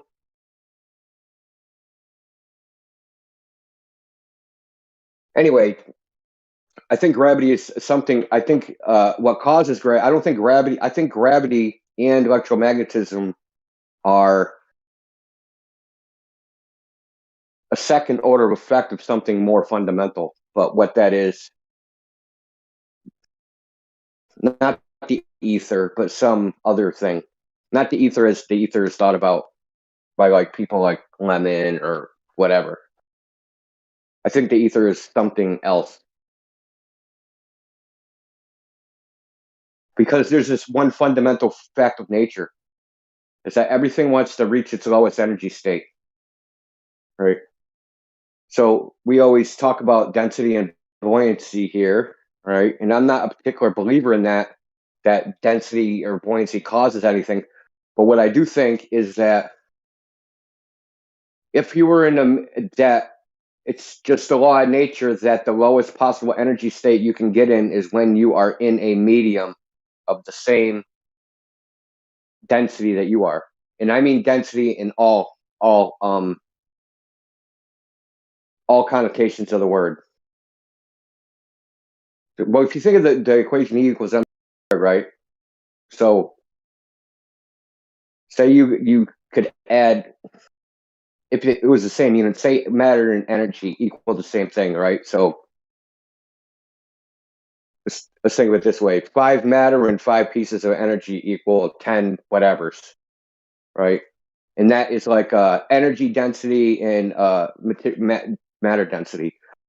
I think that is the actual density of something. I think there's density beyond just like the matter per unit volume. I think there's an energy density, and together they make like some other combined density. And I think that when something is in a medium which is that same combined density, that is the most possible energy state it can reach. And I think things in reality try to reach that state.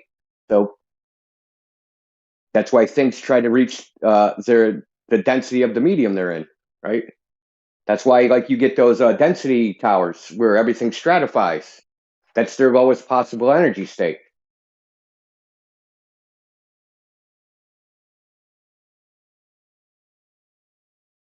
To stratify like that in some sort of density gradient. I'll say Indio as a layman with very limited knowledge on this. That sounds like a good thing. So you got any proof of anything? No. Okay. Complete conjecture. Yeah. Fair enough. I just wanted to say homeless tweakers. Well, I mean, we have sparse observations, right? We do know things stratify in density, right? Denser stuff on the bottom, less dense stuff on the top. We do know that happens. Why that happens and why so like if I have thing of one density and something that's more dense underneath it, why doesn't the less dense thing penetrate through it? Right? It ain't gravity. Gravity is not what binds matter together. So a lot of these Globers, I've heard them say it. They think like matter is held together by gravity, when matter is actually held together by electrostatic forces, right? Intermolecular forces. The van der Waals force, the Casimir force, the electrostatic force. This is what holds matter together. It's not gravity. So why, if I have a density tower, doesn't gravity pull the less dense material right through the more dense material? I just want to point out, and it end up mixing, right? Why doesn't it just mix together? Why does it stratify at all? Yeah, that's a good point. That means there must be something. There must be something, some force, for lack of a better term, or some resistance that makes it want to stay with its, like. You know what I mean? Likes it. It wants to be with things that are like it, and that is what it like. That's what everything wants to be. It wants to be near stuff that's like it. And the property that's like it, that they want to be around, is the total density of that material. But why it goes, thicker, more dense on the bottom and less dense on the top, I mean, doesn't even matter. Just the way nature is.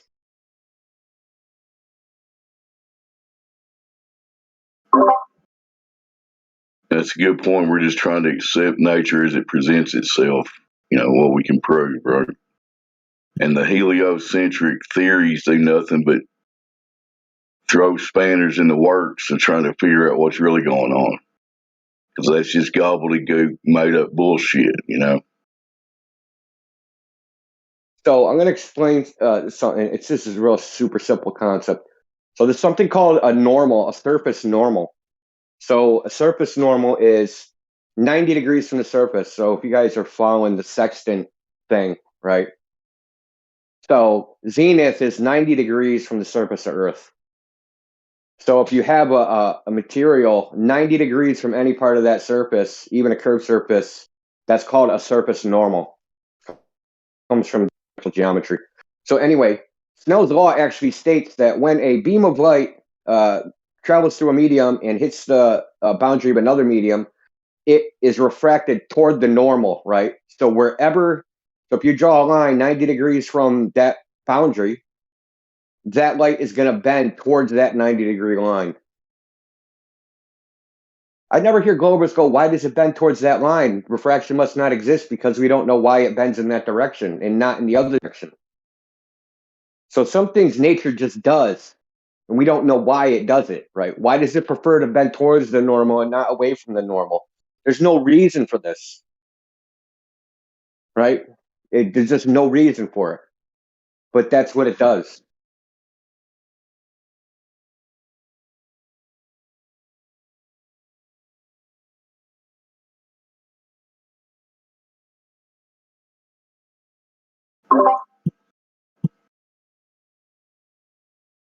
Yep, nature does whatever it does. We're just trying to figure out what it's doing, right? Put it simply. It's like entropy. Gases fill the available space. We don't know why they do that. We just observe that they do it every time without containment. You know what I mean?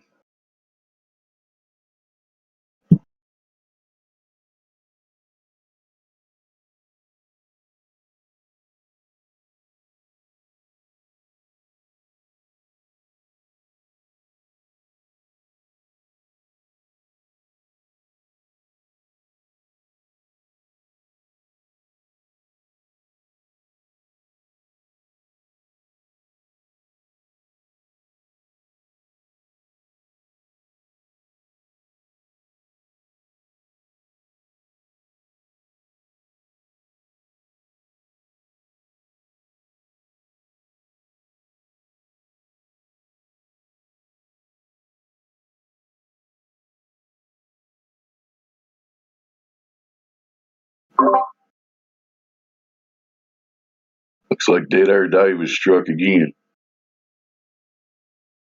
Somebody talk, so I got to get off here in a minute. All right, so we're just carrying on with Indio here on this these complex fields that are. I think what it comes down to is light. We don't know what light is, or in actuality, we really don't even know what the medium is either. Outside of our bodies, we don't know what that is. Like, okay, you could say there's air. We know there's pressure, but there's something there. How are gases suspended omnidirectionally? By what? What force is acting upon the gases? Like, it's only buoyancy density? Like, they're sitting in something. There's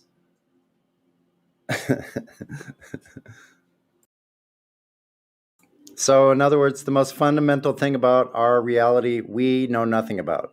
The nature of light, the nature of space between us. What's in this stuff? What is it? There's got to be something there. We can't see it, taste it, smell it.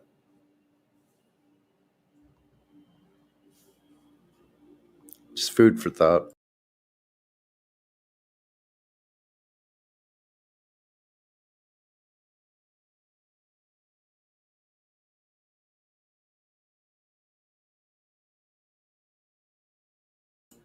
I mean, if you want to go biblical, I mean, we're not going to here, not with me, absolutely not. But if light was created, obviously.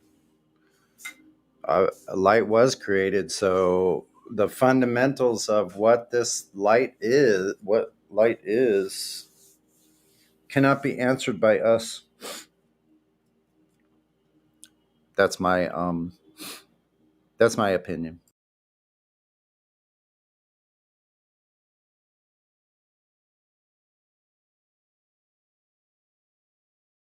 If we can't have flying cars, I'll settle for a portal. A portal? Portal sounds a little scary. I go with the car no matter what. A bicycle, shit. I want to have a flying bicycle. Before I die, I want to build a flying bicycle. The flying bicycle for the people.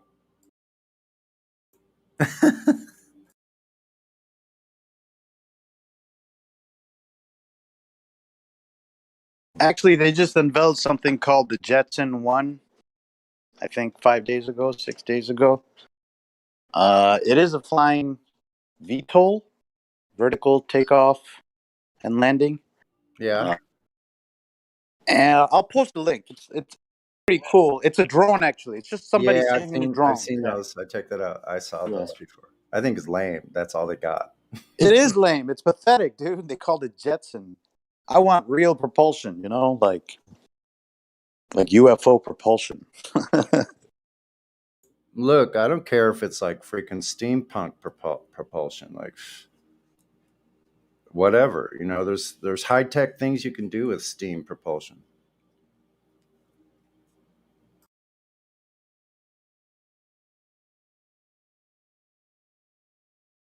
It's all about the engineering and the building, the quality of the materials and the craftsmanship.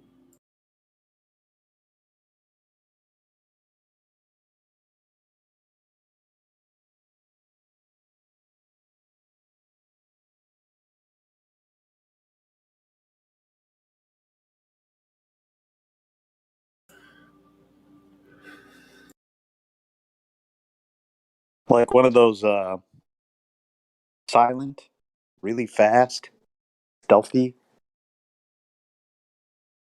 be able to go from New York to California in 5 minutes or less. Something like that. Actually, well, that's one direction.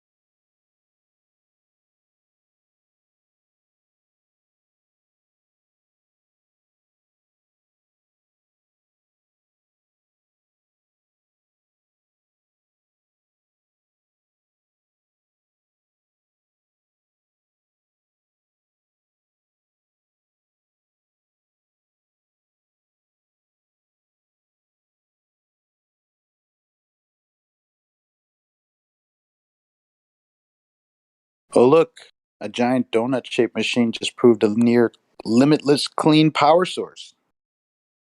Thank you, CNN. Thank you for the donuts.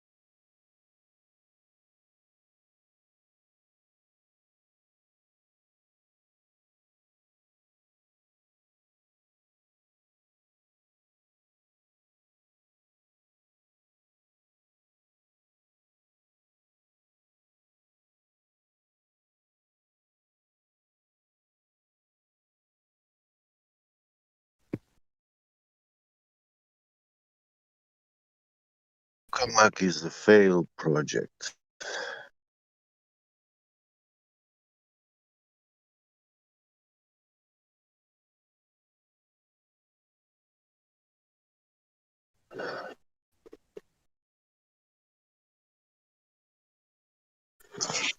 I've seen through the chat. Looks like India's looking up lifters. Yeah.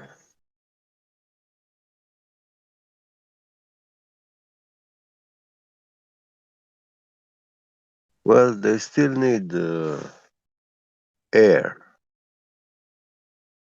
for those I don't know if they work in things a to vacuum or lift. not. They don't work in a vacuum? No.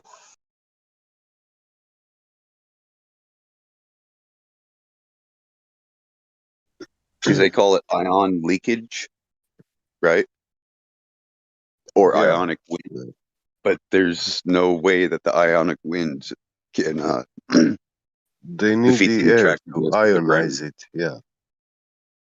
So it's almost like they're ionizing the air above them to make that negative to allow that to attract the craft. Yeah. Yeah. That's all it is. It's electric potential. It's not. It's capacitors. In a vacuum, they are useless. Well, they're capacitors. Will they even capacitate? Will they, like in a vacuum, will they even capacitate in a vacuum? Because if capacitors don't work in a vacuum, then there's a big problem with spacecraft and electronics in space, you know? Well, capacitors, they do have a liquid between those two Not all of them. foils inside. Not all of them. Something like a liquid. Yeah, A paste electrolytes. or Not. conductor. Yeah. Yeah, But those electrolyte. are the electrolytic capacitors. They have non-electrolytic capacitors as well. Yeah.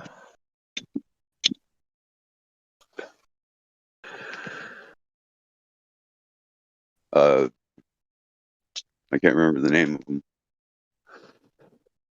but they're like dipped in plastic, or not in plastic. What is it? Epoxy, as opposed to the cans. Yeah, They're they higher are end. pretty well sealed. Yeah.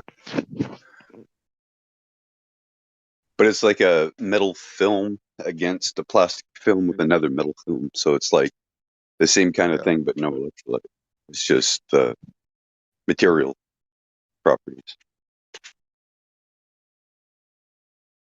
Well, it replaces the electrolyte, but it serves pretty much the same purpose.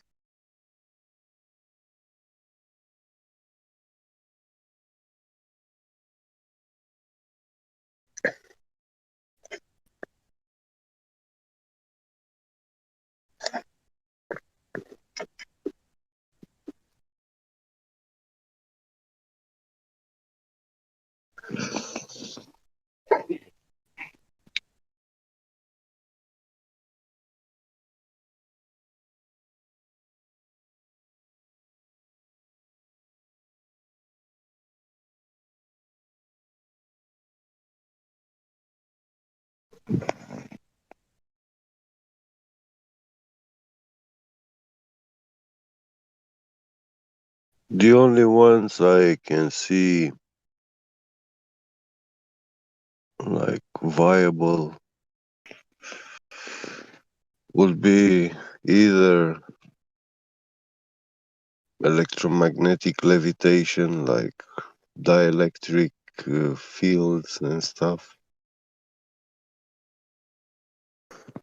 or centrifugal gyroscopic effects.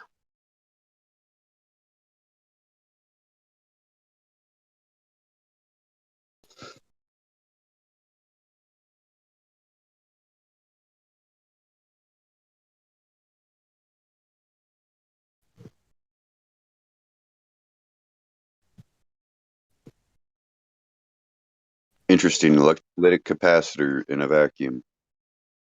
This guy says, I have designed and printed a circuit board for a CubeSat, small educational 1 kilogram satellite. The circuits on this PCB have few capacitors from 10 microfarads to 220 or 2200 microfarads. Question, do electrolytic capacitors work in a vacuum? If not, what alternatives do I have? They might work, but I doubt they put electrolytics in satellites in the first place. Tantalum is always the alternative that might work for you, though they are slightly more expensive. So that's what their tantalum capacitors are. Yeah. They will work if at the right temperatures. So no, the electrolytic capacitors do not work in a vacuum. Yeah. Because the electro big problem. And Yeah. then the thing is what about the tantalum? Well, that only depends on the temperature. Uh-oh. Yeah. Temperature is very important.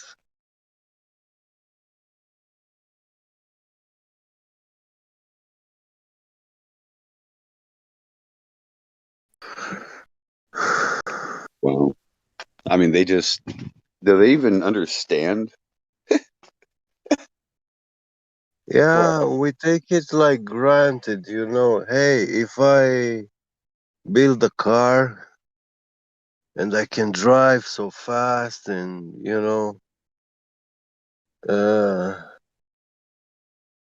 we fallaciously imagine that, wow, if I take this car and I go into space, I'm gonna be floating there in the car. But the car was not designed for that medium. And I'm not referring to the vacuum, the imaginary infinite vacuum.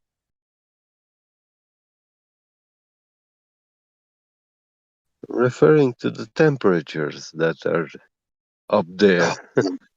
I'm sitting here talking to you, and I said, yeah, it's the temperature environment. It's not necessarily the vacuum.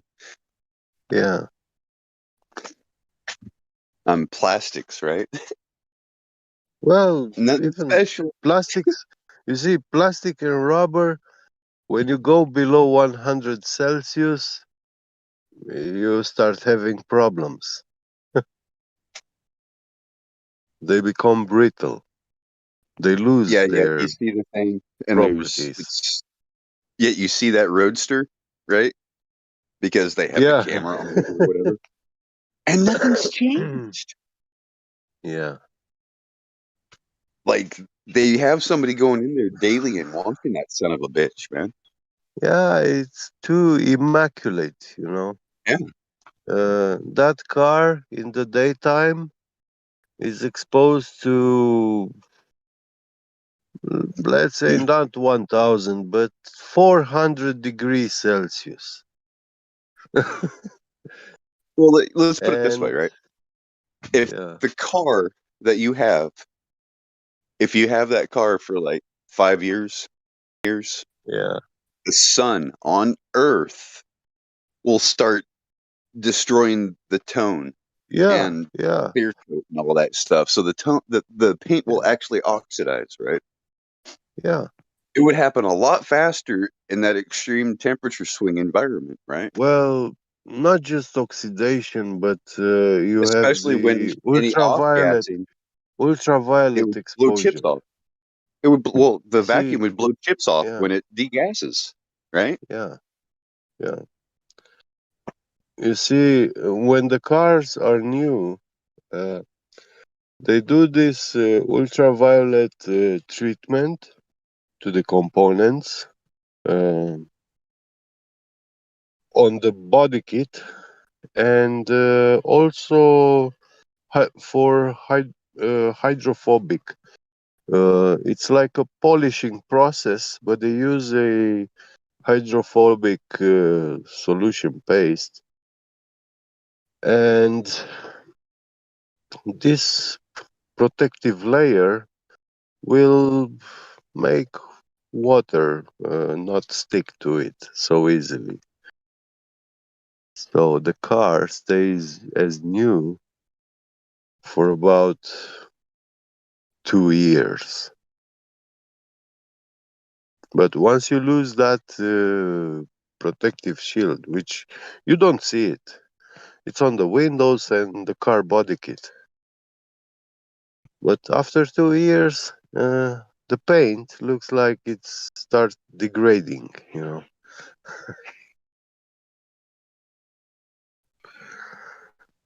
And people still buy it. They actually think that there's a fucking car up there.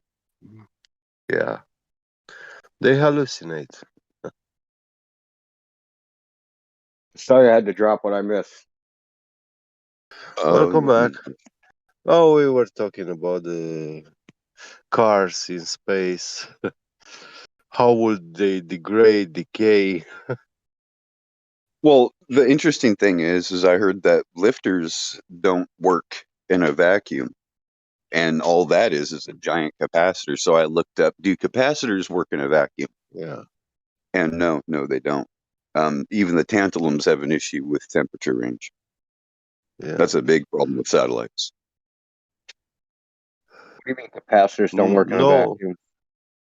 Electrolytic capacitors don't work in a vacuum. They die real quickly. But the tantalum, because they got the electrolyte inside.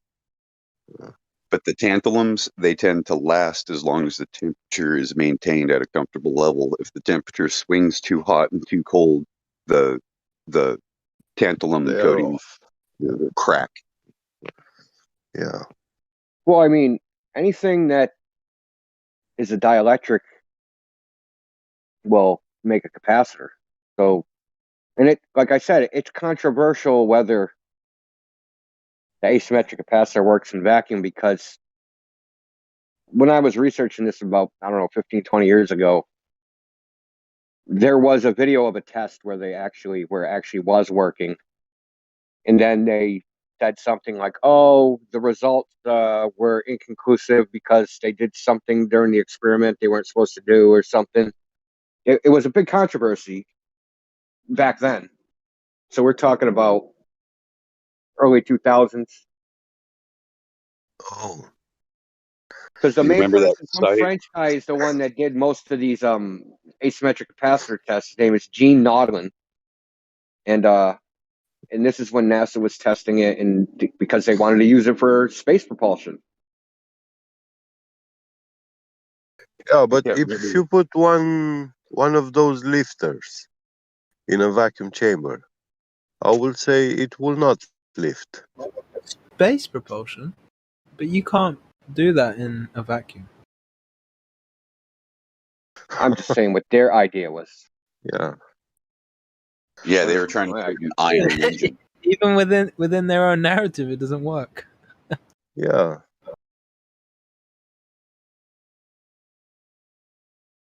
Well, it probably don't work. It probably has something to do with, like I was describing before, the combined energy material density of something, that it's trying to reach some state of equilibrium.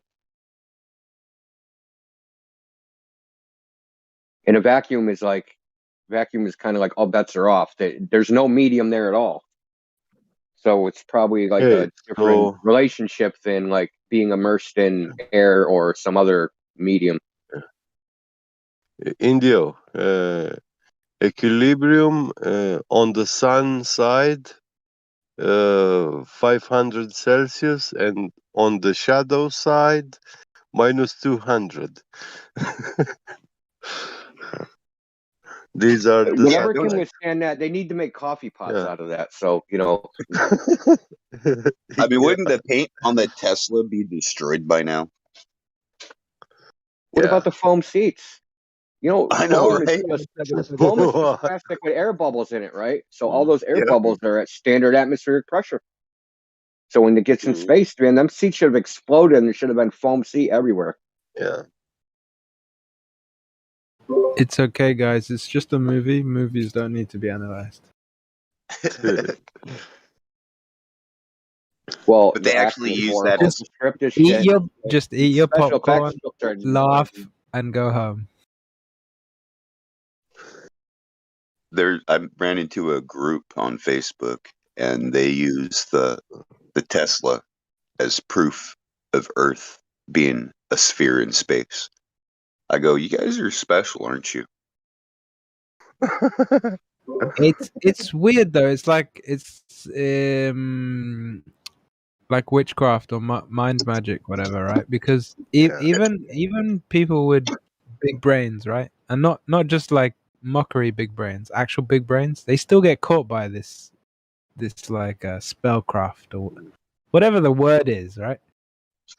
Because they will analyze anything to the 10th degree, but then this one or certain other subjects, it's just like their critical thinking is switched off, and it's just let me accept the narrative because we know we've been there, we've done it.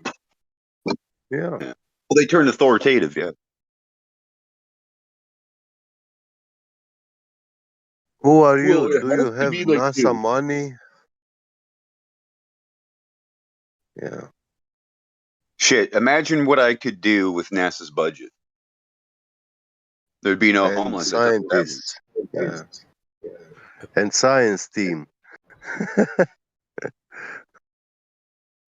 I would just do nothing. It'd be more productive. No, I'm saying take the money and do something with it. Like build a housing project or start building homes for homeless people. They don't have to no, pay for it if they don't need to, and they can destroy it if they want. I get you. You could do a lot. You could do a lot of good, but I'm saying like if you literally did nothing with it, it would be more productive for humanity than what they're doing. Yeah, look, I think there's two options here.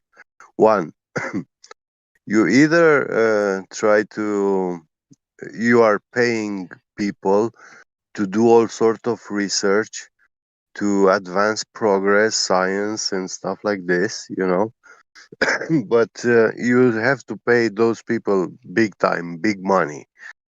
Or you have this budget and you make a contest, people to make all these projects and innovations and research, and only those you consider to be helpful for perpetuating your scam, you actually pay them and hire them.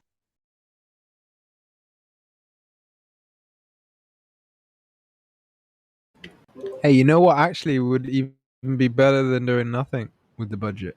Would be to just burn the currency.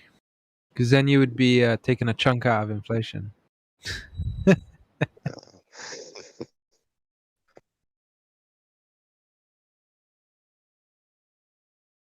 Signing it does the same thing, but you didn't hear from me.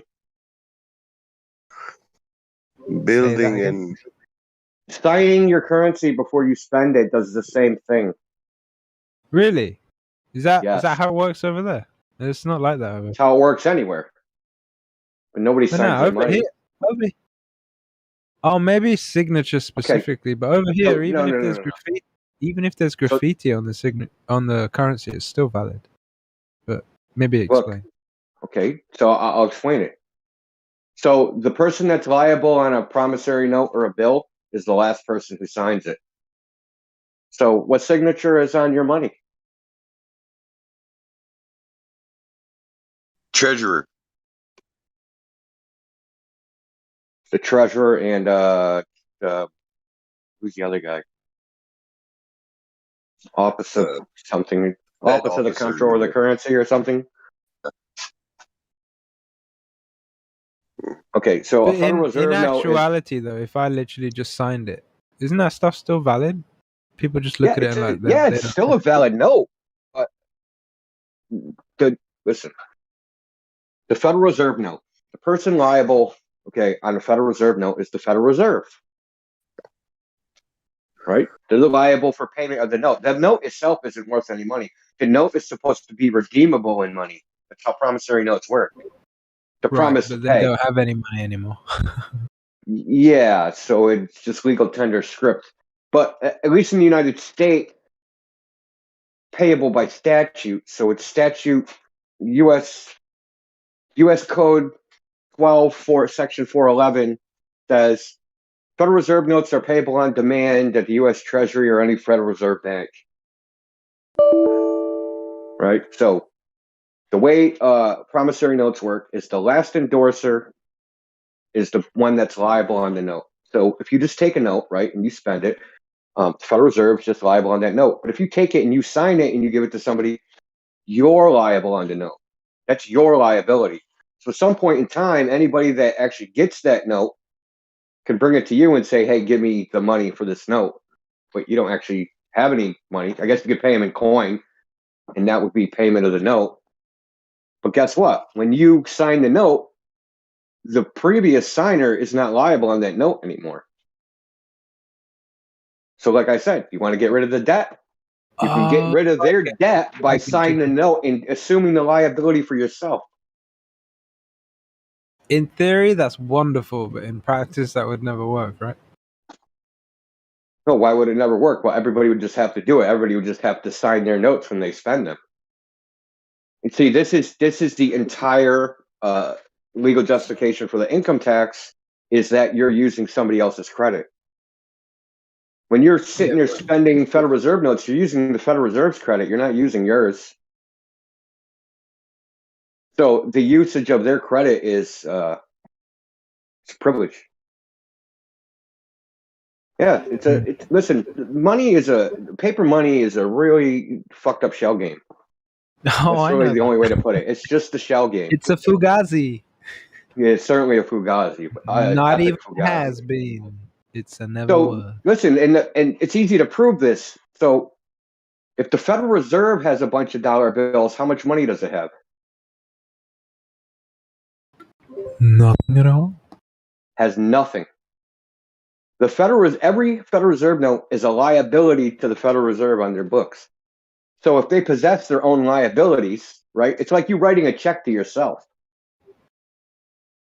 Literally, write yourself a check. Isn't that part of the scam though? Is that they don't even actually print the currency. They get the banks to do it for them. The Federal Reserve is like king middleman. Private. Yes, the Federal Reserve is exactly that. Listen, the United States. So during the Constitutional Convention, they had a vote on whether they were going to put in the Constitution the ability to issue paper money. It was voted down. The United States government cannot issue paper money, currency. They can't do it. It's against the Constitution. Yeah, that's why they can have a third party do it though. Right, so what they did was they have a third.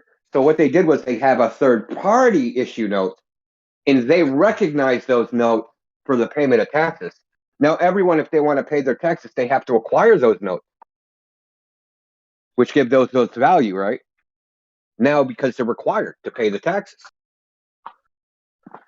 So they let a third party, a private third party, do what would otherwise be illegal for them to do.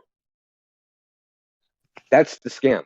That's the scam. It's for that they couldn't do it, so they got a third party to do what they couldn't do. Mm-hmm. And the United States does this all the time. That Five Eyes program. It only works. Have you ever heard of it? Everyone buys into it, right? I have heard of the Five Eyes, right? They've hacked all these countries. They couldn't spy on their own citizens, so they got foreign countries to spy on their citizens, right? And they gave the information to them, right? So I can't spy on a U.S. citizen, so I say, okay, great, spy on my U.S. citizen, and then you give me the information, and then I'll spy on your citizens, and I'll give you that information because you can't spy on your citizens, right? So you just outsource shit to third parties and it isn't against the law for the third party to do it. It's just against the law for you to do it. This is as old as time. It's loopholes upon loopholes. Like, no, obviously, it's hard for me to not refer back to scripture in any of these deeper conversations. But there was that guy who couldn't directly. The scripture is based upon strict liability. I know, but check this, right? There was this guy, Balaam, who wanted to curse Israel, but he couldn't, right? So he had to find a loophole, basically, and his loophole was to get them to curse themselves. So he just tricked them into basically playing themselves. And this is what it seems like, right? Because the only way this stuff works is because people allow it to work. And like you said earlier, it's a giant shell game. It's like that. What's it? Find the Queen thing that they play on the streets with the 3 cards, and you like follow the Queen. But meanwhile, they're taking the Oh piss yeah. because the Queen It's is called never three there card to Monty. begin with, or whatever, right? Whatever the Yeah. scam 3 they're card playing Monty. is. And that's what they're doing with the currency. And the only reason it works is because people play the game. If you don't play the game, it doesn't work. But Indio, as you were saying, in a crime, for example, Yeah, that's when a man commits a crime, kills someone, okay, he's guilty of first-degree murder. But if you hire someone to kill someone, that's a war. That's worse, actually, because you are like conspiracy Conspiracy to commit crime. murder, right? Yeah. And it's a much worse punishable crime than actually doing the killing. Well, And because of the premeditation, right? now the US government is hiring someone to spy on the US people. Okay, so I know I've talked about this. There's a Even difference that though, between right? murder and And other crimes. obviously, I don't give them. But this, I just want one thing to do with the spying, right? Even that, and I'm not giving them any excuse. Those guys are pure evil, right? But it only works because people allow it to work. So it's same with the quote unquote foreign things being inserted by way of penetration of the skin, right? To put it in a covert manner, because I just don't want to get this place flagged again. Sounds like great. Right, that yeah, you know what I mean, right? I just don't want to say the word because I'm trying to give a monkeys, right? But that only works because people allow it to work. Like they made it, they produce it, they're pumping the fear, pumping all of that, right? But who's really the guilty party? The guilty party is the one who allows that thing to happen to themselves, or allows that thing to happen to their children, or allows that thing to be done to society at large. So I'm not taking the blame away from the people's who are instigating this stuff, but really we should put a lot of the blame on the people who allow this stuff to continue and who participate in it, wittingly or unwittingly. 100%. You're correct. You follow me? You're 100% correct. The people that are more guilty in this scenario are the people that have allowed it to happen, and the people that have accepted the contract of death in which they have accepted. Well, people like to play that game, find the queen. Oh, I just want to say one thing. If I'm over talking people, it's because. Okay, I just want to give if I've done any rumpusing, it's because my application just sucks. So apologies. You're right, mate. No, you haven't. We can sort of tell that anyway. It's worse than what you're saying. People aren't just allowing it. People demanded it. They asked for it. Yeah. They didn't just they're not just allowing it, they begged for it. They're begging, yeah.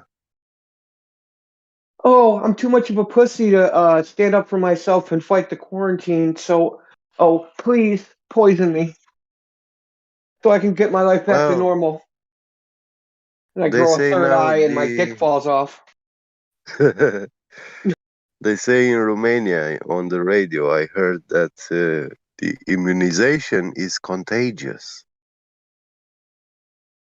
So you can become immune from someone who got it, you know. Hey, apologies. I've kind of fixed by going on the browser, but Indio, you said it's worse than that. Could you repeat that thought? Because I didn't hear any of it after that. I said people aren't just accepting it; they have demanded it. They're not passive. This isn't like a passive thing. Accepting it it seems to indicate that they sat there passively. No, they asked for the Fauci algae. They wanted it. They beg for it. They demanded it. Yeah, It's like the govern me harder, daddy crowds. Yeah, you're That's right. right, man. Go balls deep. Yeah, maybe I should have been a bit more blunt with it, because I kind of think like in the whole scheme of things, those people are gonna get judged so much more heavily than the evil people who are just doing what they had already planned to do anyway, right? Yeah.